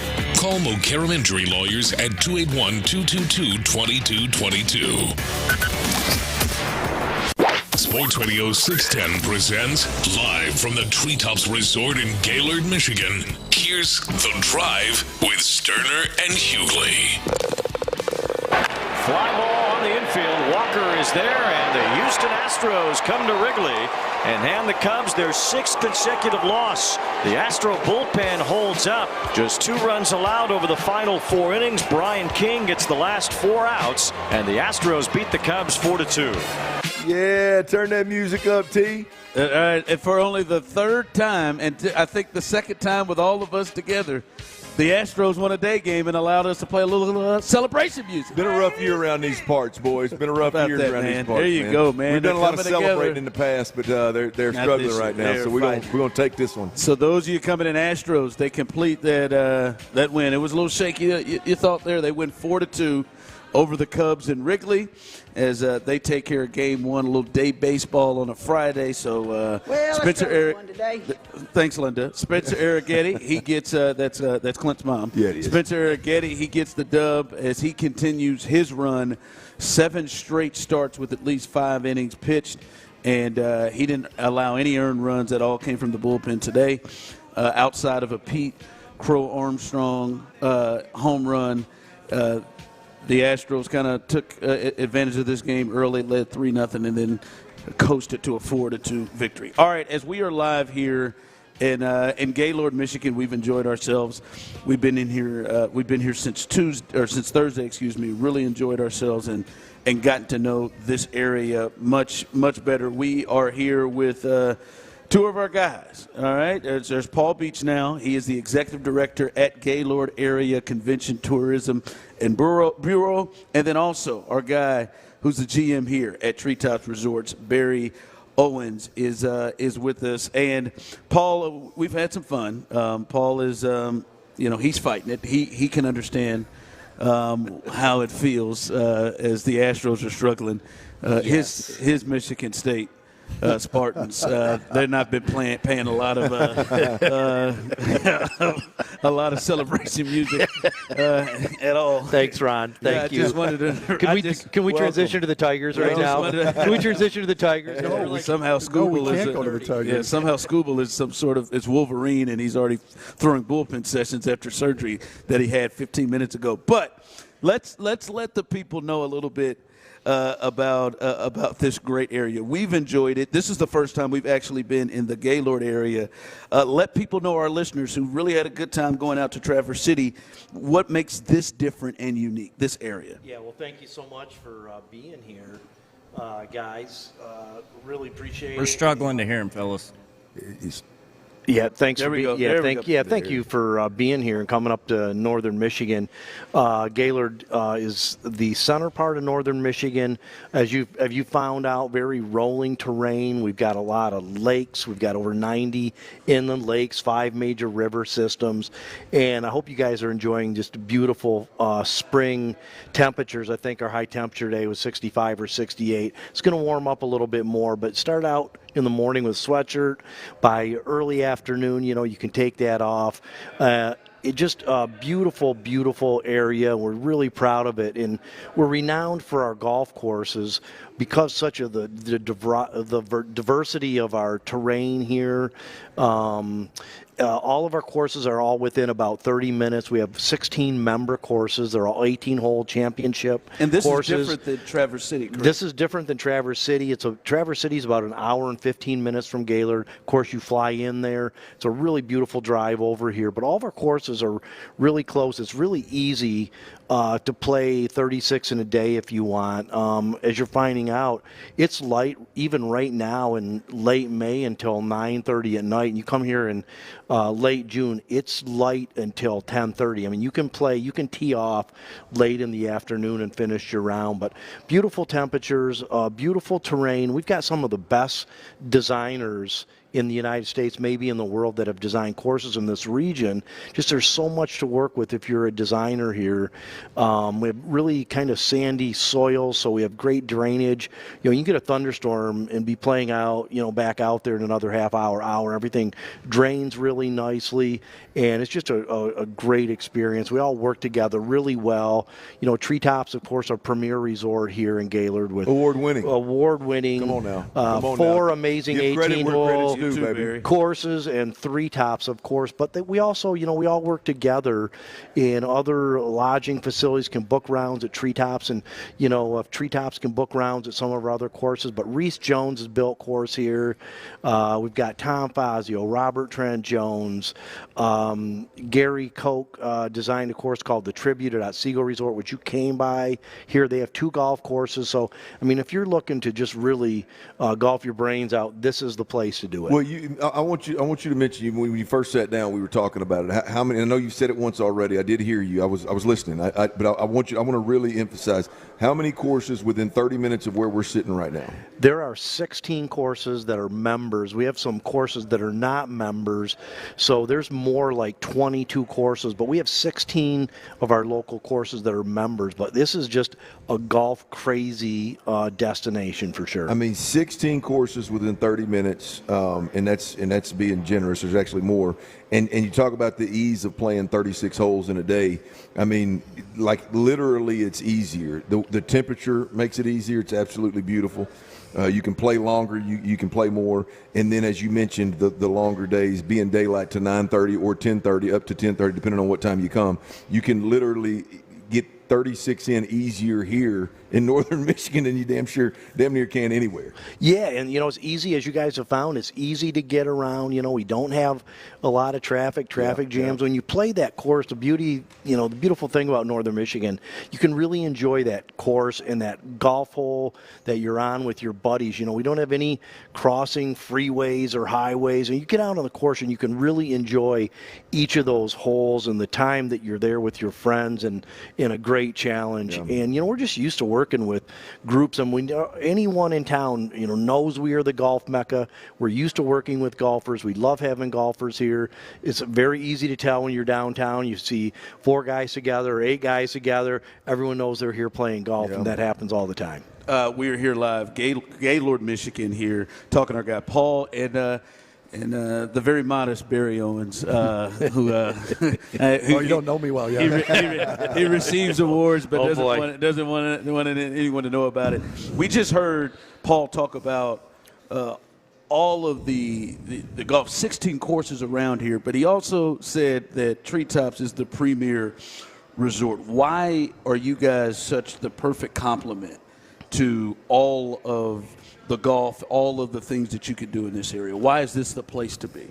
So there's been golf in this region for a long time, and there's been courses here longer than Treetops has. But things really took off when there was a couple things that happened here at Treetops. The first one was bringing Robert Trent Jones Sr. here to build the masterpiece, which is right here at the main property. That opened in 1987, and that thing is just a big beast. It's a golf course that the owner at the time said, I want the most difficult golf course in the state of Michigan, and he almost got it.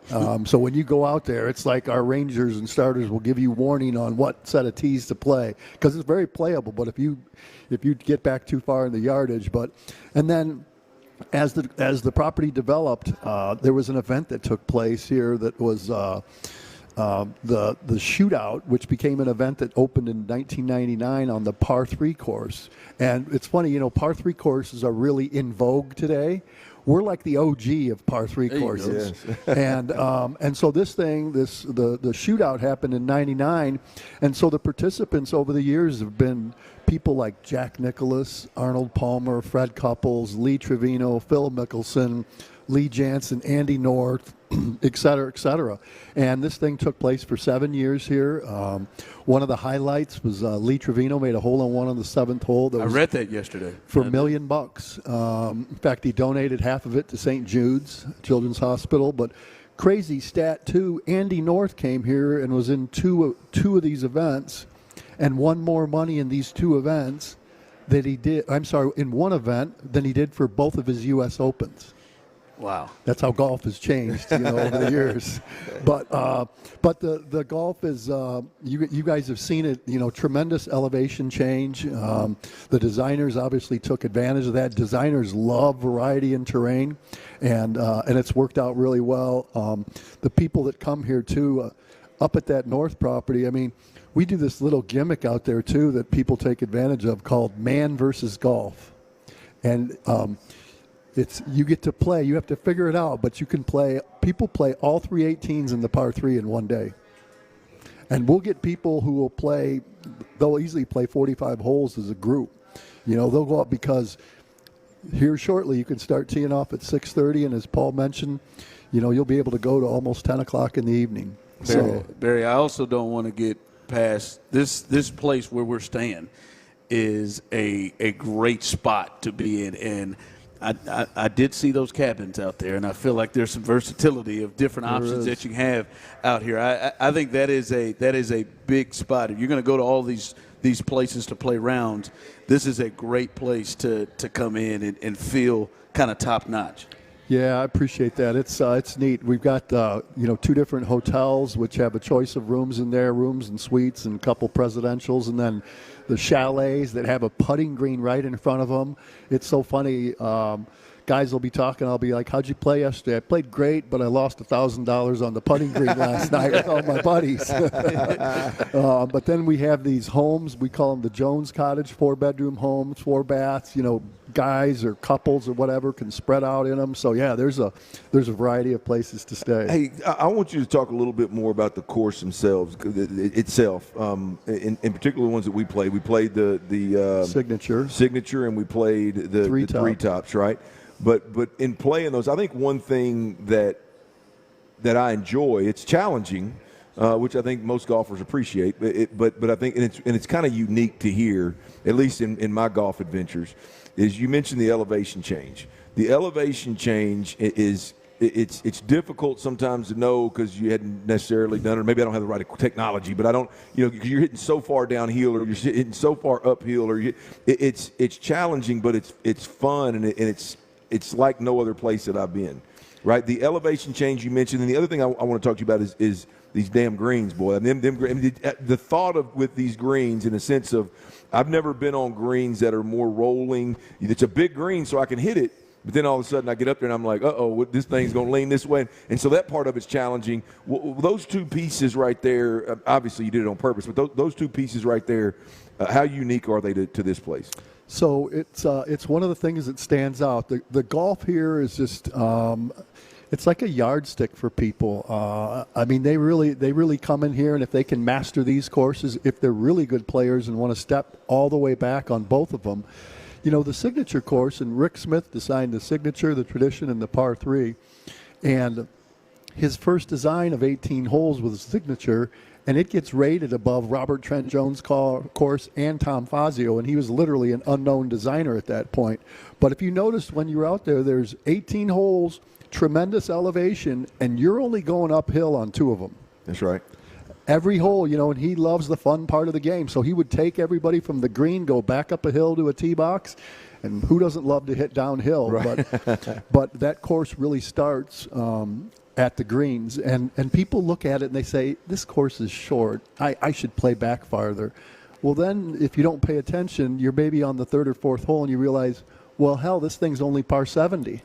I'm missing a couple of shots out here. So it might seem like it plays short, but the challenges of those green complexes are unrivaled. They will fool a lot of people. Yeah. Well, it's interesting, Ryan. I don't know about you, but I never even thought about the fact that it plays. Now that you said it, I think, well, yeah. I guess because it makes sense. It plays a little, but I never thought about that out there because it forces you to think. Whether it's the drive or the putt or whatever, it just forces you to think that with all the different changes. Great course. We had a great time out there, man. Paul, Barry, thank you guys so much for your hospitality, and I'm certain people who are listening got a little interested and want to make their way on down here. Treetops.com. Treetops.com. Treetops.com. GaylordGolfMecca.com. GaylordGolfMecca.com. That's where you can find all the goods, y'all. Get out here. We appreciate you guys. Coming up next, as we continue here live on the drive, two prominent players. I don't think the Texans will be able to sign both of them. Which one do you think has the better shot to be here in the future? We'll discuss that coming up next right here live on the drive.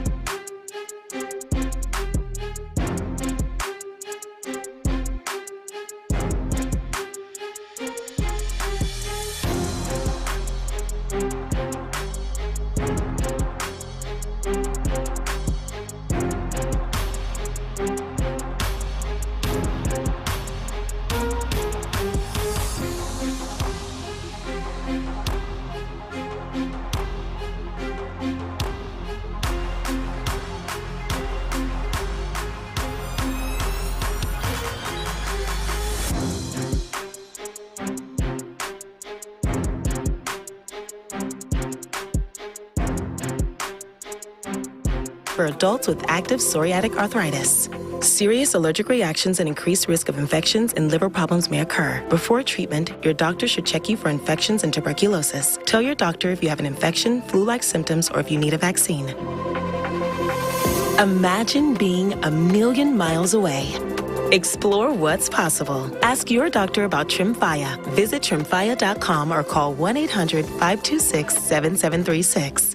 Get a free estimate from Generator Supercenter, the nation's #1 Generac dealer. GeneratorSupercenter.com. Sports Radio 610 presents live from the Treetops Resort in Gaylord, Michigan. Here's The Drive with Stoerner and Hughley.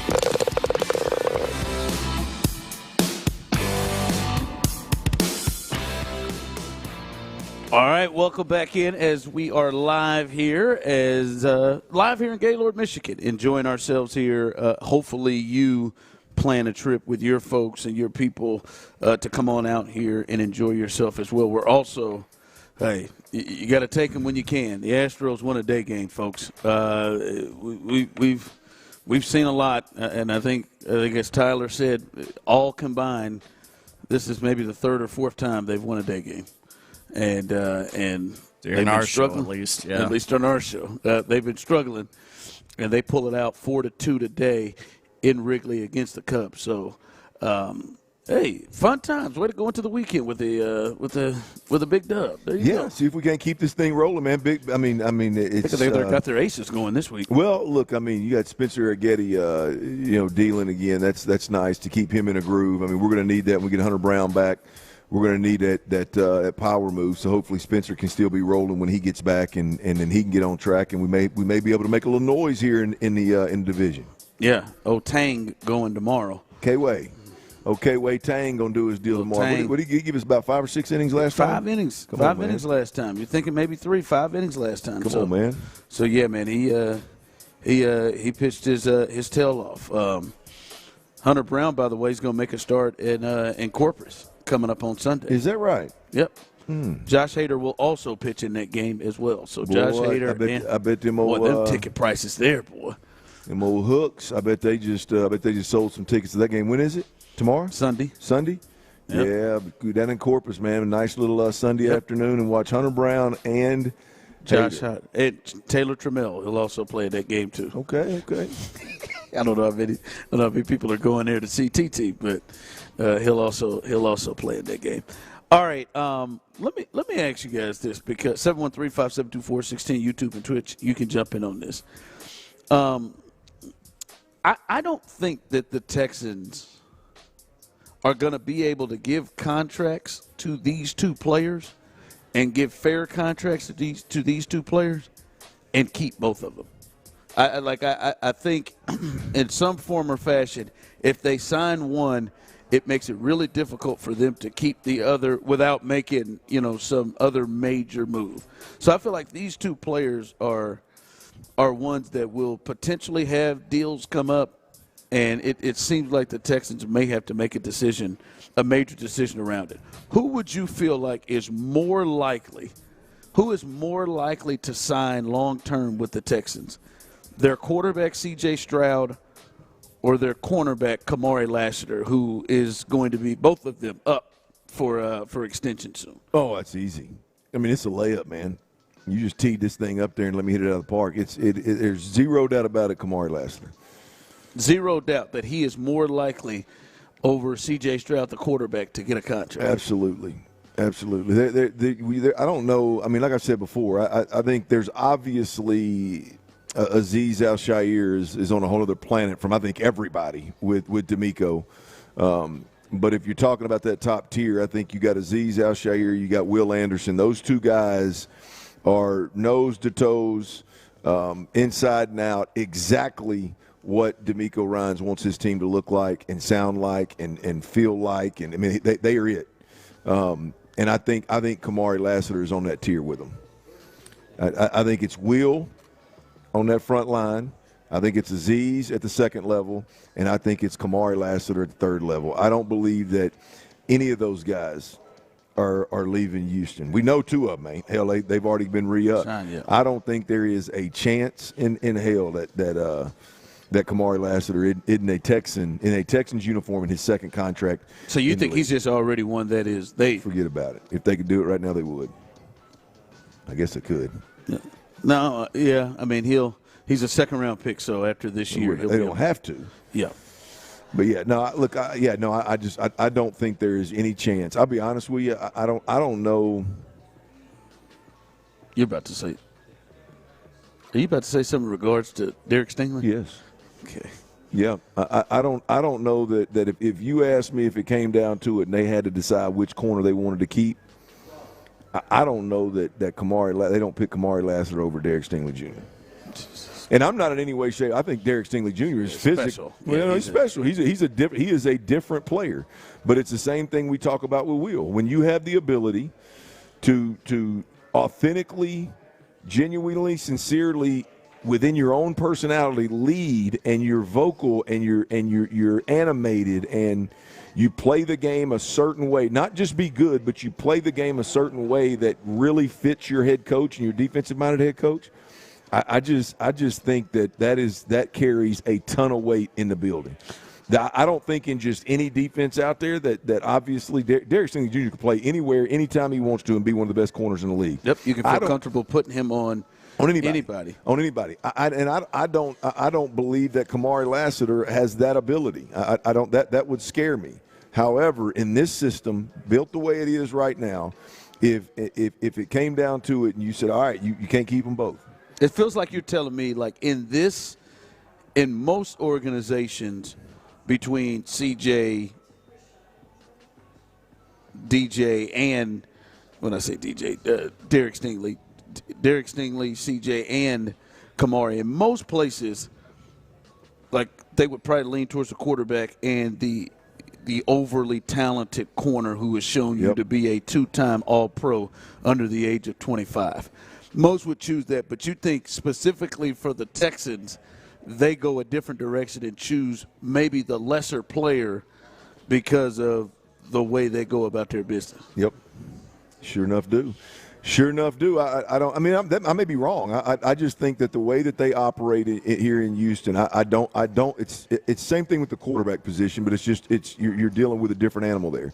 Like, I just don't believe that they value that top-end elite ability so much that they're willing to overlook all the other things. And when the other things, like Will Anderson and Kamari and Azeez, when those things do exist and they're part of that player, I think that's part of their formula, and I think they value it a lot more. The overall point here, they're never going to have to decide, okay, you got Derek Stingley and Kamari, pick one. The contracts don't line up. They're never going to have to like literally butt those two guys up to each other and go, okay, pick one.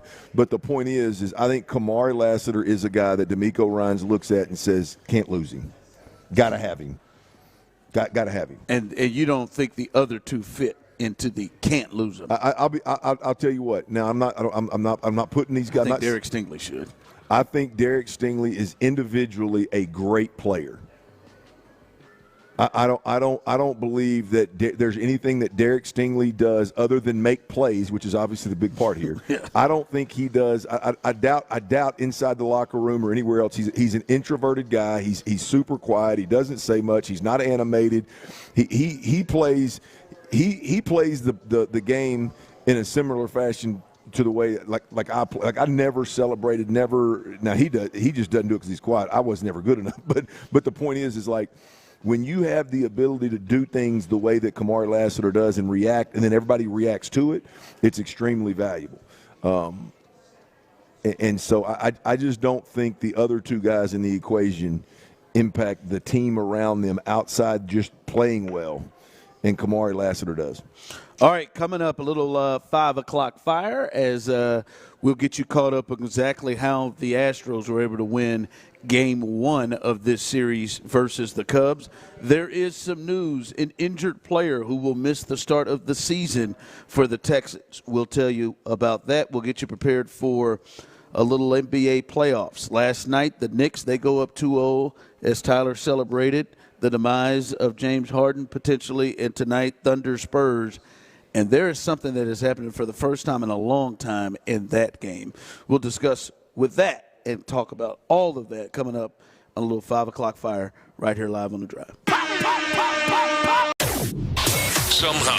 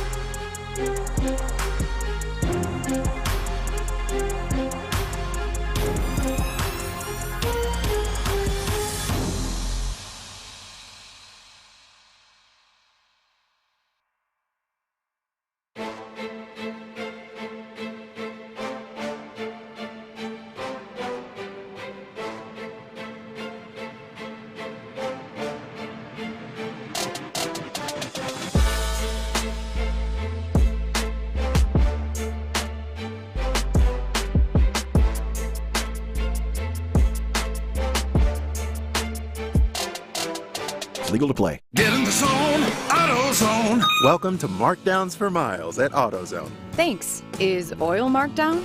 Save up to $15 when you buy 5 quarts and a filter. And fuel treatment? 2 for $9 on Lucas. Brake pads? Marked down to free. Free? Get free Duralast brake pads when you buy 2 Duralast rotors. That's several markdowns. For many more miles. Get in the zone, AutoZone. Restrictions apply. From the West Point Lincoln and West Point Lincoln of Sugarland Studios, KILT FM HD2 Houston. On Odyssey Sports Station, the Texans play here. Sports Radio 610 presents The Drive with Stoerner and Hughley. It's the 5 o'clock fire.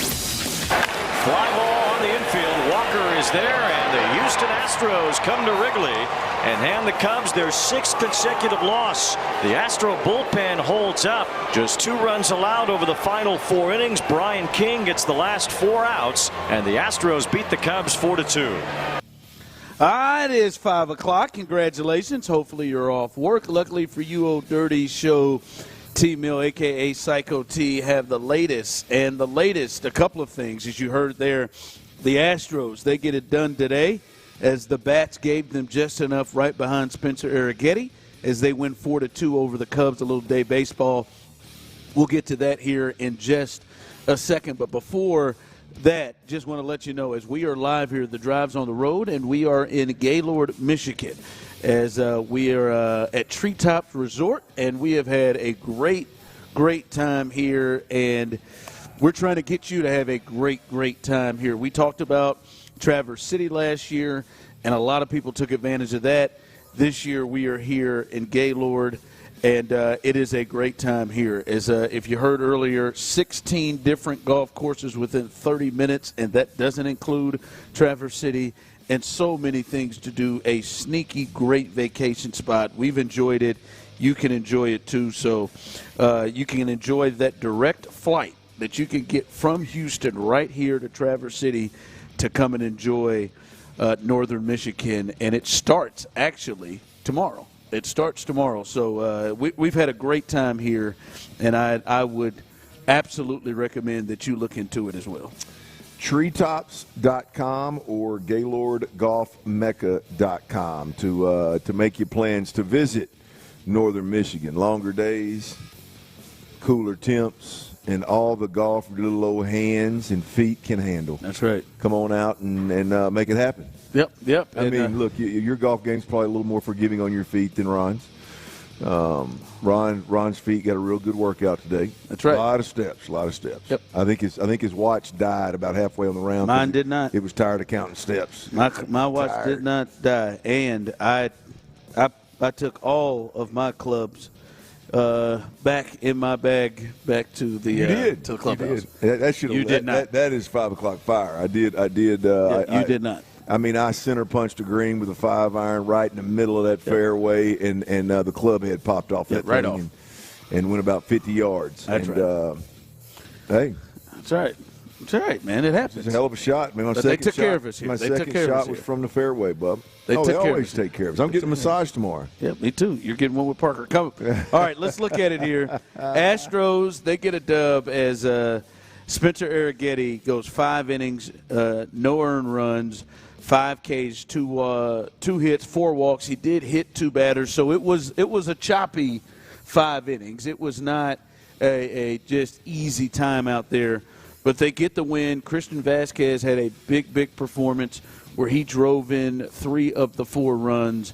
So the offense was enough, and Spencer Arrighetti and the bullpen, outside of a 2-run homer by the Cubs, the bullpen was able to shut it down, and they used a whole bunch of people. Brian Abreu, Brian King, they were all out there, and they were able to combine to get a dub over a good Chicago Cubs team. Well, a win over a good organization. Spencer Arrighetti out there doing his thing once again is obviously a good year for him. Hopefully it's a good year for the Astros once they do get healthy, to have him pitching the way that he's pitching, and to get off to a good start. Obviously, against the Cubs is big, man. So yeah, good dub. Good dub. Okwesi out there doing his thing, ain't he? Yeah, he is. He's doing his thing, and to me, the story becomes Spencer Arrighetti in a season that has been very, very disappointing and not a lot of things to really get excited and cheer about.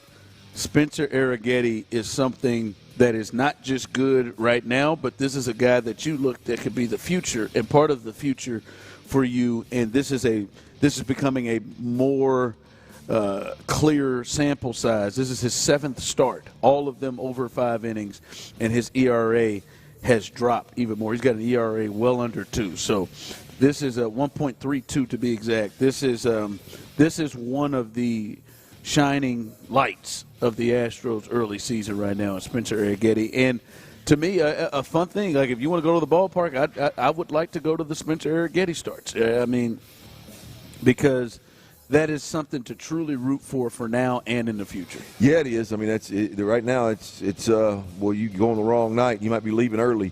But you mentioned Spencer Arrighetti's 1.32 ERA through 7 starts, Ron. That is 9th lowest in Astro history after 7 starts. And look, I don't know how important that is. To be honest with you, I know I greatly appreciate him being that good through 7 games. But I get to looking at that. I think Tyler threw some of this list in here. I get to looking at some of these names on this list, man. Yeah. Them old school Astros. Bob Nepper. I ain't heard that name in forever. Danny Darwin. I'll be honest with you, Mike Cuellar. I don't have that one. That was 1966. Sorry, guys. I was an Astro buddy, but it didn't go back to 66. Roger Clemens, Nolan Ryan, Justin Verlander, Randy Johnson, and Danny Darwin. That was Danny Darwin was definitely back in my Astro buddy days, right there. Big Dan Darwin. I think Bob Nepper was too, man. So yeah, a couple of my Astro buddies in here, some Hall of Famers, no doubt about it, and then Mike, whoever Mike Cuellar is. But, boy, that's some good company he's keeping at least through 7 starts, huh? Yeah, man. I ain't heard Bob Nepper in a minute, man. Did Bob do some TV after that or something? I don't know what Bob did. I mean, golly, Bob was pitching in 88. I've never thought of Bob. I have not thought about it. You ain't thought about old Bob Nepper? I have. Most folks probably haven't. Nope. Thank you, Tyler.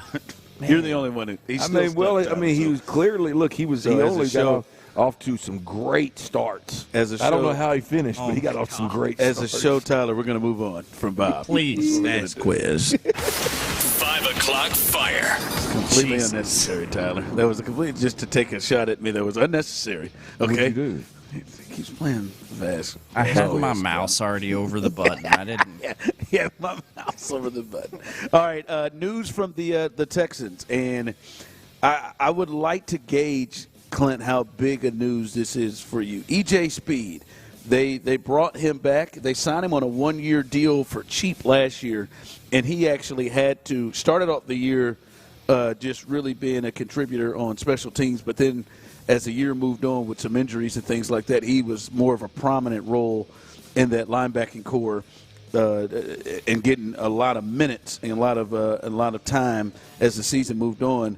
Well, he partially tore his quadricep, and it was happening while he was lifting weights and training. And he is set to have surgery coming up and will miss some parts of the season, is expected at some point this season. How big a deal do you sense the EJ Speed injury? Well, I think it's a big deal just because EJ Speed is a really good player. I mean, he would be a starter on many teams, so he's an unbelievably quality depth, no doubt about it. But with that said, I'm not typically one that subscribes to, blindly trust and have faith in Nick Caserio and D'Amico Ryans. To me, that's a tough place to land. But I'm there with anything really on the defensive side of the ball, but damn sure anything linebacker, and especially if it's a depth linebacker, D'Amico Ryans' defense, whoever fills that role when they're on the field will be productive in a way that we all take note. Whether it's a rookie or it's a guy that's a journeyman or it's some depth player that's a special teams guy, D'Amico will have him up. So as a Texans fan, not real worried about it. Hate it for EJ. It is a hit in terms of depth, but we'll be fine. Yeah, And when you look at the hit in terms of depth, they did draft Woodass, the linebacker out of Clemson, and maybe that kind of speeds up his time to go. They got the kid Mappe from the Patriots, who they brought in as well. That could be an option. Jamal Hill, who they got in the draft, has been mostly a special teams guy.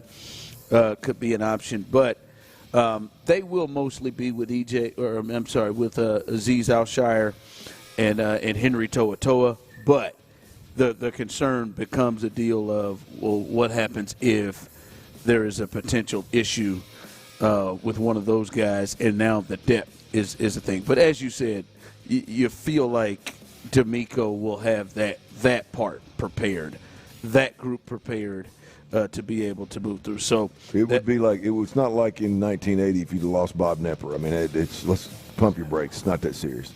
Way to sneak Bob in again. Way to sneak. 5 o'clock fire. Thank you, Tyler. Is Bob code word for break? Well, I don't know. Yeah, I did not foresee you having this much feeling about Bob. Well, I mean, it was an image that T locked in, man. I thought we'd discuss it a bit. NBA playoffs, as we watched, we hadn't really talked about last night. The Knicks, they go up 2-0 on the Cavs. And I'm certain Tyler really enjoyed which is not good enough. That guy, James Harden, who this time did not have more turnovers than field goals. Did not shoot a great efficient percentage, but it did, Clint, look like a situation where potentially they were still struggling with that loss they had yesterday in Game 1. It seemed like they were still affected by the loss in Game 1, and that seemed to carry over a little bit. And Josh Hart this time hit him. They came out with Jalen Brunson's not going to beat us, and of course he didn't. But Josh Hart then beat them. So when many people thought this thing may be over, you just don't come back from it. I would say in Game 2, the Cavs kind of showed people who believed that was the case. That felt like what we were watching yesterday in game 2. Well, when you follow up the level of I guess the level of just energy and effort that was zapped out of you in Game 1, when you follow that up with a goose egg, with a no-show, obviously we know going down 0-2 what that does to your chances, but just it really, to your point, I think speaks volumes about, boy, how debilitating was that Game 1. Yeah. No, it seemed like when you choked away a 22-point lead. So, so that next game tells the story, and unfortunately for Cleveland, the story being told is that they are cooked. Yeah. No, it does, and it looked that way. And we'll see when they go home. That's obviously the last stand if they roll at home. But by the way, the Knicks, they have not lost. They swept the they swept the 76ers. They lost a couple games to the Hawks, but then they ran through the end of that series, and now they are up 2-0 on the Cavs. So they have been playing really, really good basketball. Tonight, though, the series that a lot of people like, that Knicks-Cavs series, Game 1 was a really fun one last night. Not as much. It felt like the Knicks were in control. This Thunder-Spurs series has been the fun series, and they will get going tonight. They're going every other day now. It's not a travel day and an extra. It's every other day. And Clint, this is interesting. The Thunder have been one of the dominant teams over the last couple of years. OKC is not a playoff favorite for the first time in 33 games. I'm a little surprised that the Spurs – I'm not surprised. I think the Spurs should be favored at home. I think they've played this team and shown that they were close. We'll see what happens with some of their injuries. But they're a 1.5-point favorite over the Thunder. By the way, the Cavs are a 2.5-point favorite in Game 3 already over the Knicks. But they're a 1.5-point favorite, and OKC – kind of showing how good they've been over the past couple of years. First time in 33 games, they're an underdog. And I don't know, Clint, I know you are a Spurs fan, but right now, going for the Spurs in this, but I think that should be the case. I think these teams have played really even, and if you're going to give them an advantage of at home, I think they should be the favorite over OKC tonight. Yeah, it doesn't surprise me that they're not. That they are the favorite. Doesn't surprise me one bit. Now I'm obviously a little biased here, being a Texas team and a team I'm rooting for. But I can't wait to see the atmosphere. I can't wait to see what San Antonio. They set the bar high earlier in the playoffs with that home atmosphere. I can't wait to see what they bring to the table here, Ron, tonight. Friday night in San Antonio, 1-1 series against the best team in basketball the last couple of years. And as you said, you're favored. I mean, this is going to be fun to watch, man. All right, so that's coming up tonight. As Game 3 is this series has been extremely entertaining. I do wanted to address this. I know Tyler, Luke, and Brandon did a great job with it. We haven't really jumped into it. We're seeing more.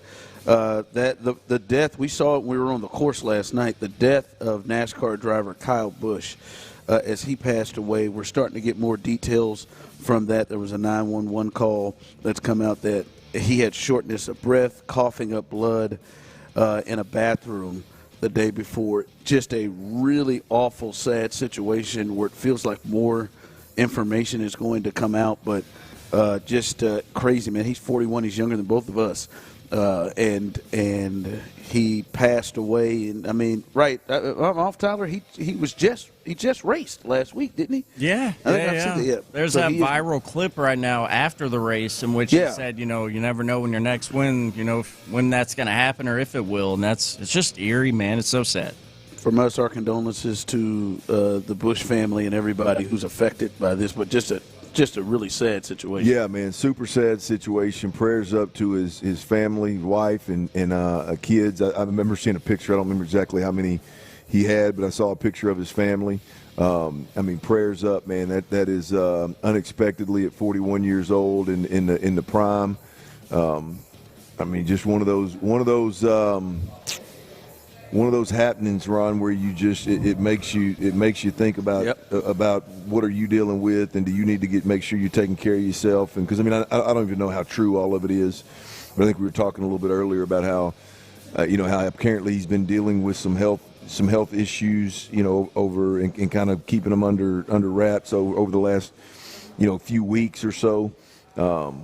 But yeah, man, you got something going on, get it checked out, man. This is a sad deal. Awful situation at 41 years old. All right, coming up, T-Mill's best bets. We'll get to those as well as the real crux of the issue with the Rockets. You watch this tonight, and they've got personnel that probably should compete better than they have against these better teams, but maybe they really need to address the real issue. We'll do that coming up next. It's your primitive and yet them.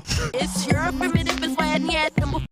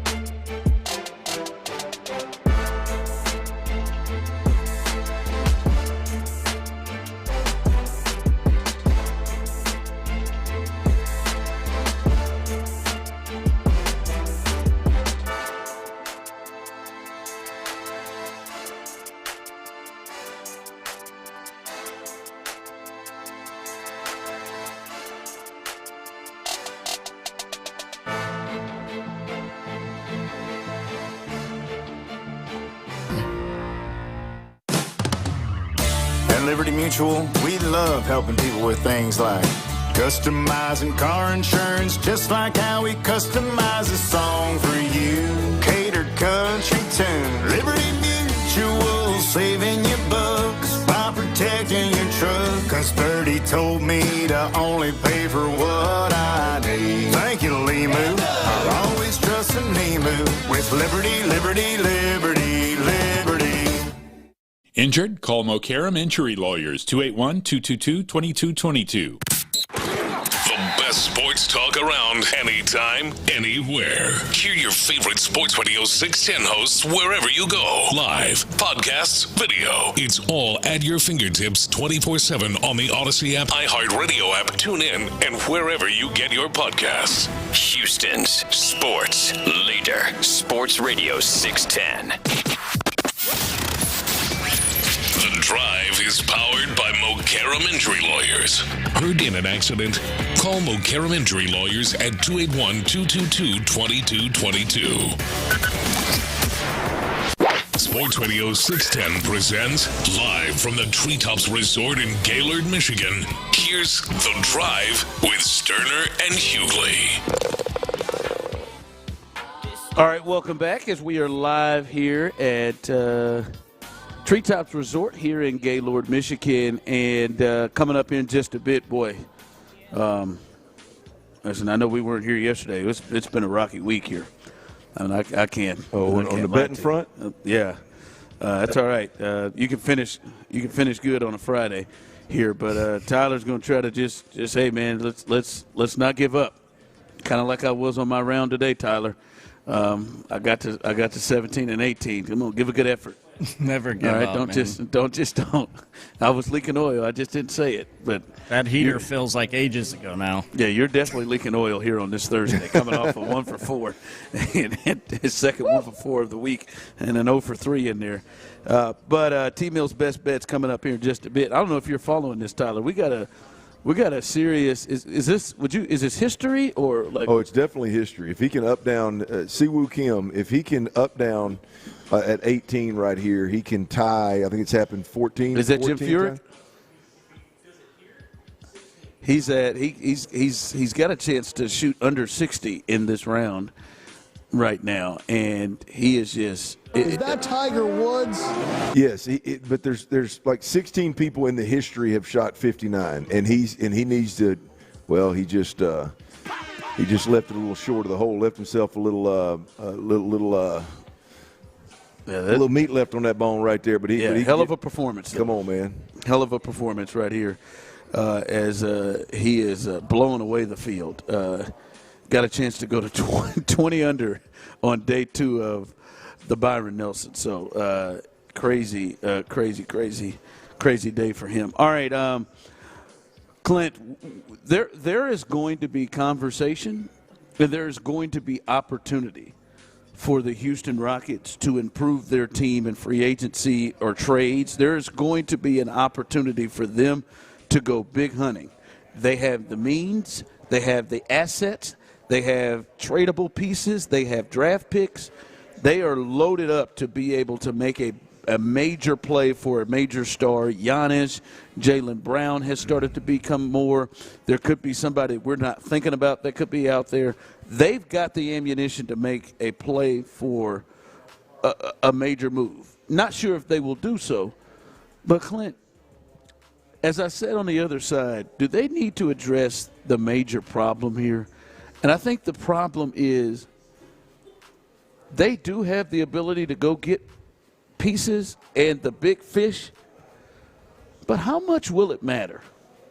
Because between Udoka, who is the head of the staff, between Udoka and company, he and his staff, Clint, I just don't think there's a level of confidence that he will be able and his staff will be able to get the best out of another star player, even pairing another star with a Kevin Durant and having an Amen Thompson or Jabari Smith, whoever will be able to stay here with that other star.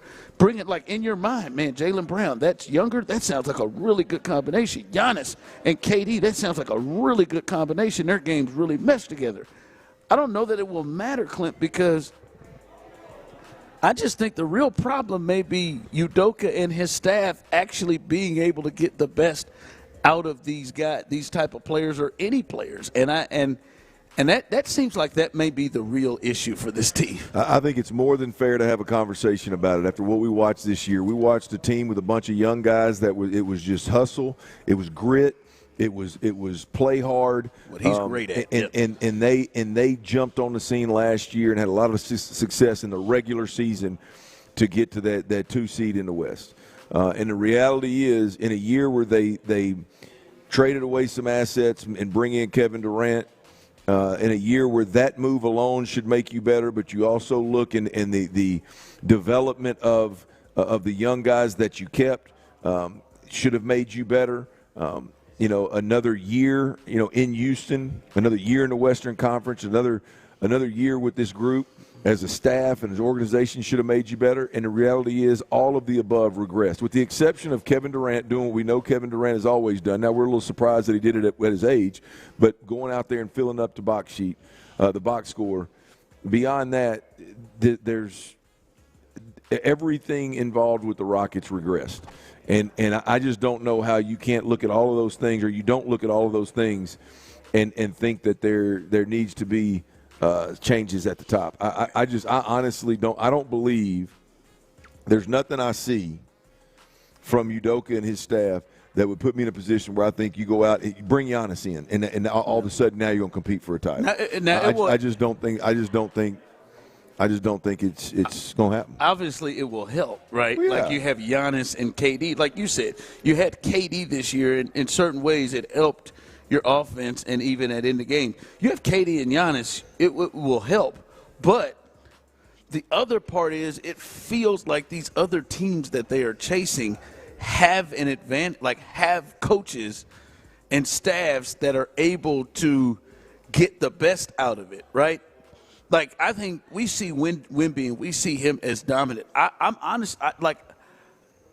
I don't know that Wemby would be Wemby up to this point, completely full-blown what we're seeing from an offensive perspective if he was being coached by this staff.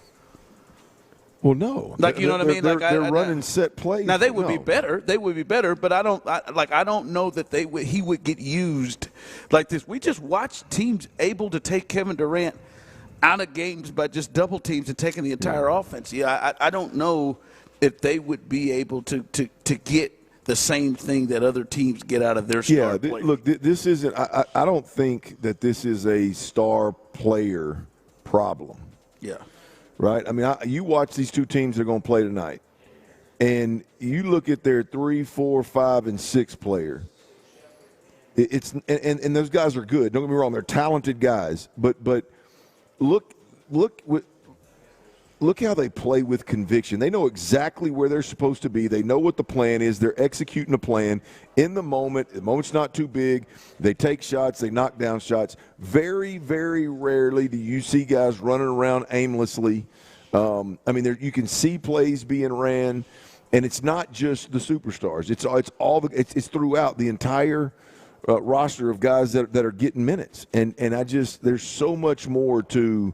You look at their young guys. Their young guys have obviously developed and become great players.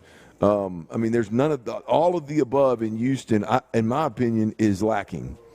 And so I don't know if I necessarily want the Rockets with this crew right here going out there and making a bunch of moves and bringing it. I mean, I do want them to because it'd be fun to cover. I just don't think it's the championship move. No, I think there is going to be something that stops them, and it's that off that staff, something that stops them from being able to reach their highest potential. There is a real preparation disadvantage. There's a real scheme disadvantage. There's a real adjustment disadvantage. There's a maturity and development disadvantage with the young guys.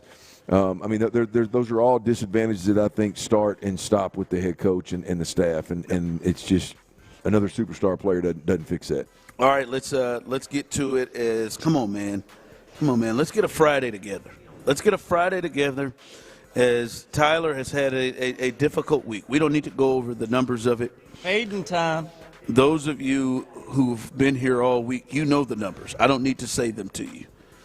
But let's end it on a high note on a Friday. What you got tonight? What you got for T-Mill's Best Bets? By the way, you can find these at T-Mill Real Deal. Yeah, that's all we could really hope for is a successful Friday. Oh, man, you're going big game. Because, you know what I normally do if I'm having a rough week? I up the number of picks so we can hopefully hit them all on Friday and get to a green week. We would have had to have, 11 bets. 11 picks, yeah. It was that bad. You guys know the numbers. I don't need to say I'm 4 for 15. Without a doubt, 4 for 15 is the worst week of wagers we have ever had. So hopefully law of averages takes place here soon. 4 bets within that game tonight between the Thunder and the turd known as James Harden and the Cavaliers. I mean, Spurs, sorry. I just got turds on the mind. I just had to get it in there. You just had to get it in there. I mean, it's not even nowhere near the games. I just took out for the James. Spurs, I can tell you that. No, sir. OKC Thunder, I teased it a lot because when you're having a very bad week of bets, you got to tease that number up as much as you can. I'm taking the Thunder plus 3.5. As Ron mentioned, the line is actually at about 1.5. 1.5, yeah. You teased that sucker up, didn't you? Yeah, I teased it up because we need winners badly. 3.5 points, Thunder. Give it to him. Give me the money. Wembanyama is your first player prop. The alien over 3.5 assists. An assist prop for Victor Wembanyama. Devin Vassell over 14.5 points. I like that. Another Spurs prop for the people. And then your last bet tonight, your fourth and final bet, and your third player prop is a Thunder player. It is your MVP. It is SGA. And I'm on over 29.5 points. It is a lot, but normally lately they've been setting his over-under at about 30, 31, so I like seeing that too. 29.5 points over for SGA. We need 4 for 4. That'd be very nice for everybody's pocket. Yeah, that's a lot of points. I like the Vassell 14.5. I like that. Wemby, he had 6 assists in the last game. I like that too. The Thunder are I don't know, boy. I feel like the Spurs go up 2-1 tonight. I do need to check those injuries. This De'Aaron Fox thing is, and everybody's watching Fox and Harper. Those are two things to watch big time as well. But those are T Mill's best bets. Again, you can find him at T Mill Real Deal. You probably would have fade. Might want to do that. He's trying to recover from a. I got faith. He's trying to recover from a difficult week. All right, coming up as we roll through, who's the kings of the AFC South? Are your Texans the kings of the AFC South? Or are the Jags still that? We'll discuss that coming up next. All right, before we do that, I'm going to talk to you a little bit about Mokaram injury lawyers. Look, I hope you never need them.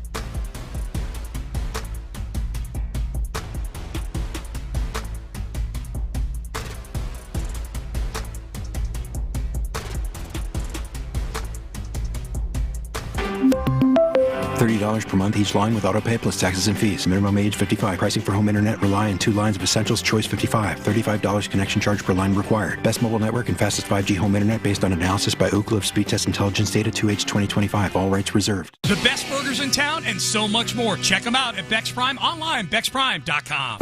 Sports Radio 610 presents live from the Treetops Resort in Gaylord, Michigan. Here's The Drive with Stoerner and Hughley. Welcome back as we are finishing up a great Friday here in Gaylord, Michigan. We have had a great time, and hey, as Linda would say, the Stros won. They pulled it out today, and they won 4-2 in Chicago. A little day baseball at Wrigley. They were able to pull this puppy out and win that game behind Spencer Arrighetti, who put together another fantastic performance. Over the Cubs today. That's 7 starts where he is going at least 5 innings, and his ERA is dropping. He is at a 1.32 right now, and he is really stepping up and embracing that role, coming in as he feels like he's the ace. That feels like a potential 1-2 punch if he keeps pitching like that. By the way, Hunter Brown, the real ace of this team, he will have a rehab start in Corpus coming up on Sunday. Josh Hader, the closer, the real closer of this team, he will also pitch in that. And the real center fielder for the Sugar Land Space Cowboys, Taylor Trammell, will also play in that game as well. So if you're in Corpus, you're close to it, you're going down there for the weekend, baby. Maybe Sunday you might want to go down there and check them out and enjoy yourself. Coming up behind us, Texans All Access, Mark Vandermeer, John Harris. They will have the special teams coach and barber, Frank Ross. He will join the show. I think Frank should line up Vandy and Johnny Harris. I want to see him fade those two out.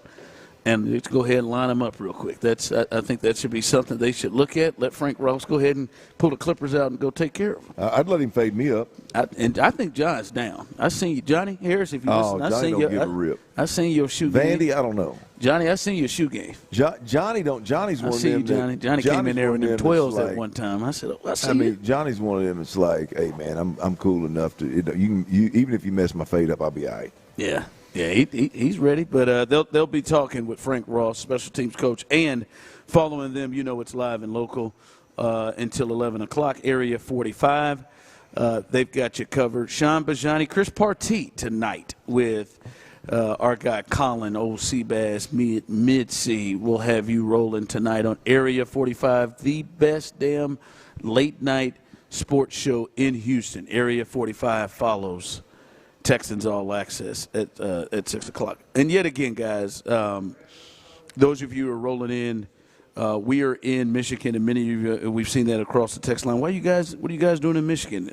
We're in Michigan, and you need to go ahead and venture out your way here as well. This is the second year we've been able to come out here, Clint, and it is a fantastic spot. I'm not going to lie to you. In my mind, I have never thought, hey man, let's hit a little vacation. Tell Courtney and the kids, let's hit up Northern Michigan. That has never entered my thoughts, and it has now entered my thoughts. And my in-laws want to come up here and do a golf trip, and they've been talking about it for 2 years. And it is a really hidden gem in Northern Michigan and all over, from Traverse City to Gaylord, Michigan, where we are. Great golf. Great, just fun, and we're going to go out to a restaurant here afterwards and enjoy ourselves in the downtown area. It is a really, really good spot, and we're trying to help you make it easier. The people here are trying to make it easier for you. You can take a direct flight, United, right from Houston, and then get right on the fairway, either at Traverse City, or you can get on and take a nice little scenic drive, about an hour 15 away, come right here to Gaylord, go to Treetops, and also play some amazing golf and have a great time here And we really recommend that you take advantage of it. Shoot, yeah, man. Direct flight, cooler temps, longer days, all the golf you could possibly want to play, plenty of outdoor activities. The lakes are beautiful. They look like the ocean around here. And there are beaches, the outdoor activities for adults and kids.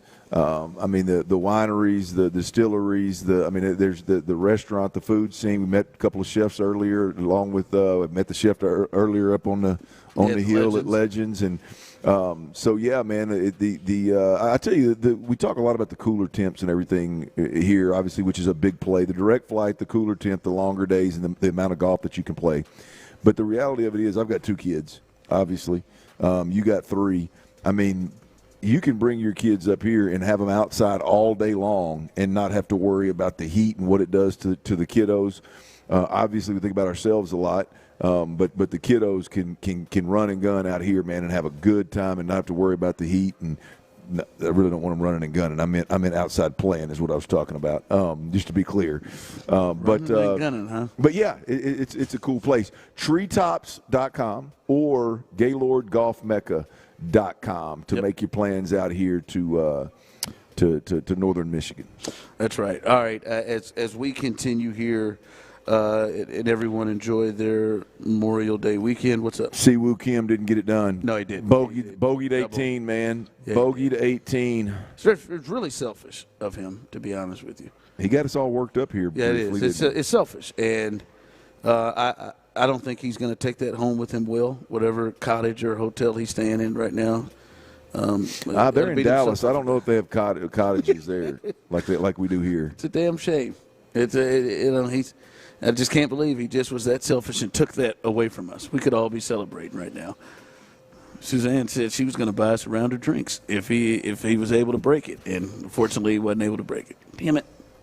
On her birthday. Happy birthday, by the way.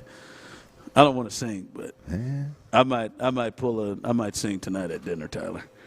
I mean, I get good work done. You have a good voice. You have a beautiful voice. Get you a few pops. And I'll do. Get you out in public in front of some folks. You might do a little singing. Have a good time. Man, do a little singing here. Why wouldn't you? Yeah, why not? Shout out to Clint today. Tyler had to be very resourceful. We were struggling to get up on one part on the cart. And Clint just said, "Well, hell, man, let's just whip this thing in reverse, Terry." And we had to drive the cart in reverse, Tyler, for about for a good hold just to be able to get around there. We played a Bobby, huh? Well, T, you know how it works. I mean, see, the thing is, I told you they cleared out a bunch of trees at the course. And obviously there's still and they've gotten brand new golf carts apparently, and so they're still having to work out some of the kinks with the logistics in the golf cart. So I was driving along, all of a sudden it said beep, beep, beep. You know how it does when you're like me and you push the boundaries of going places you're not supposed to go. Yeah. And you got to reverse your way out of it, right? I mean, we've all been there. Well, I was driving down the cart path and it did it, and I was like, what the heck? I looked at Ron and said, well, I know this. You put this old thing in reverse, it'll go. So I put it in reverse, and we just played that hole in reverse, baby. I don't know why I got in there with you. I should have just walked on through. But I don't think you quite comprehended everything that was going on. We was kind of moving fast. But, yeah, we played. I knew if I went in reverse, it wouldn't stop again. I played that hole in reverse, whipped it around, never had a problem. Never had a problem. No. Never had a problem again. It never happened. Yep. I'll be honest, I was a little nervous. Resourceful. It was. We had to make some tight curves on that turn. That's the other thing about treetops is, I mean, the holes, if you look backwards, are just as pretty as if you look forward. You ever thought about it like that? No, I didn't. Yeah, well. It's all right. As long as you don't bring up Bob Nipper again. Nepper. Oh, Bob Nipper, man. I appreciate you putting that in there, T. First 7 games of any Astros season in history, lowest ERA and through 7 starts. Tyler, Not once, but twice. Tyler, you had no idea that was going to cross up, did it? Yeah, no for clue. the record, there was other names like on yeah, what but I that, put but in that there. But why? But Bob Nipper,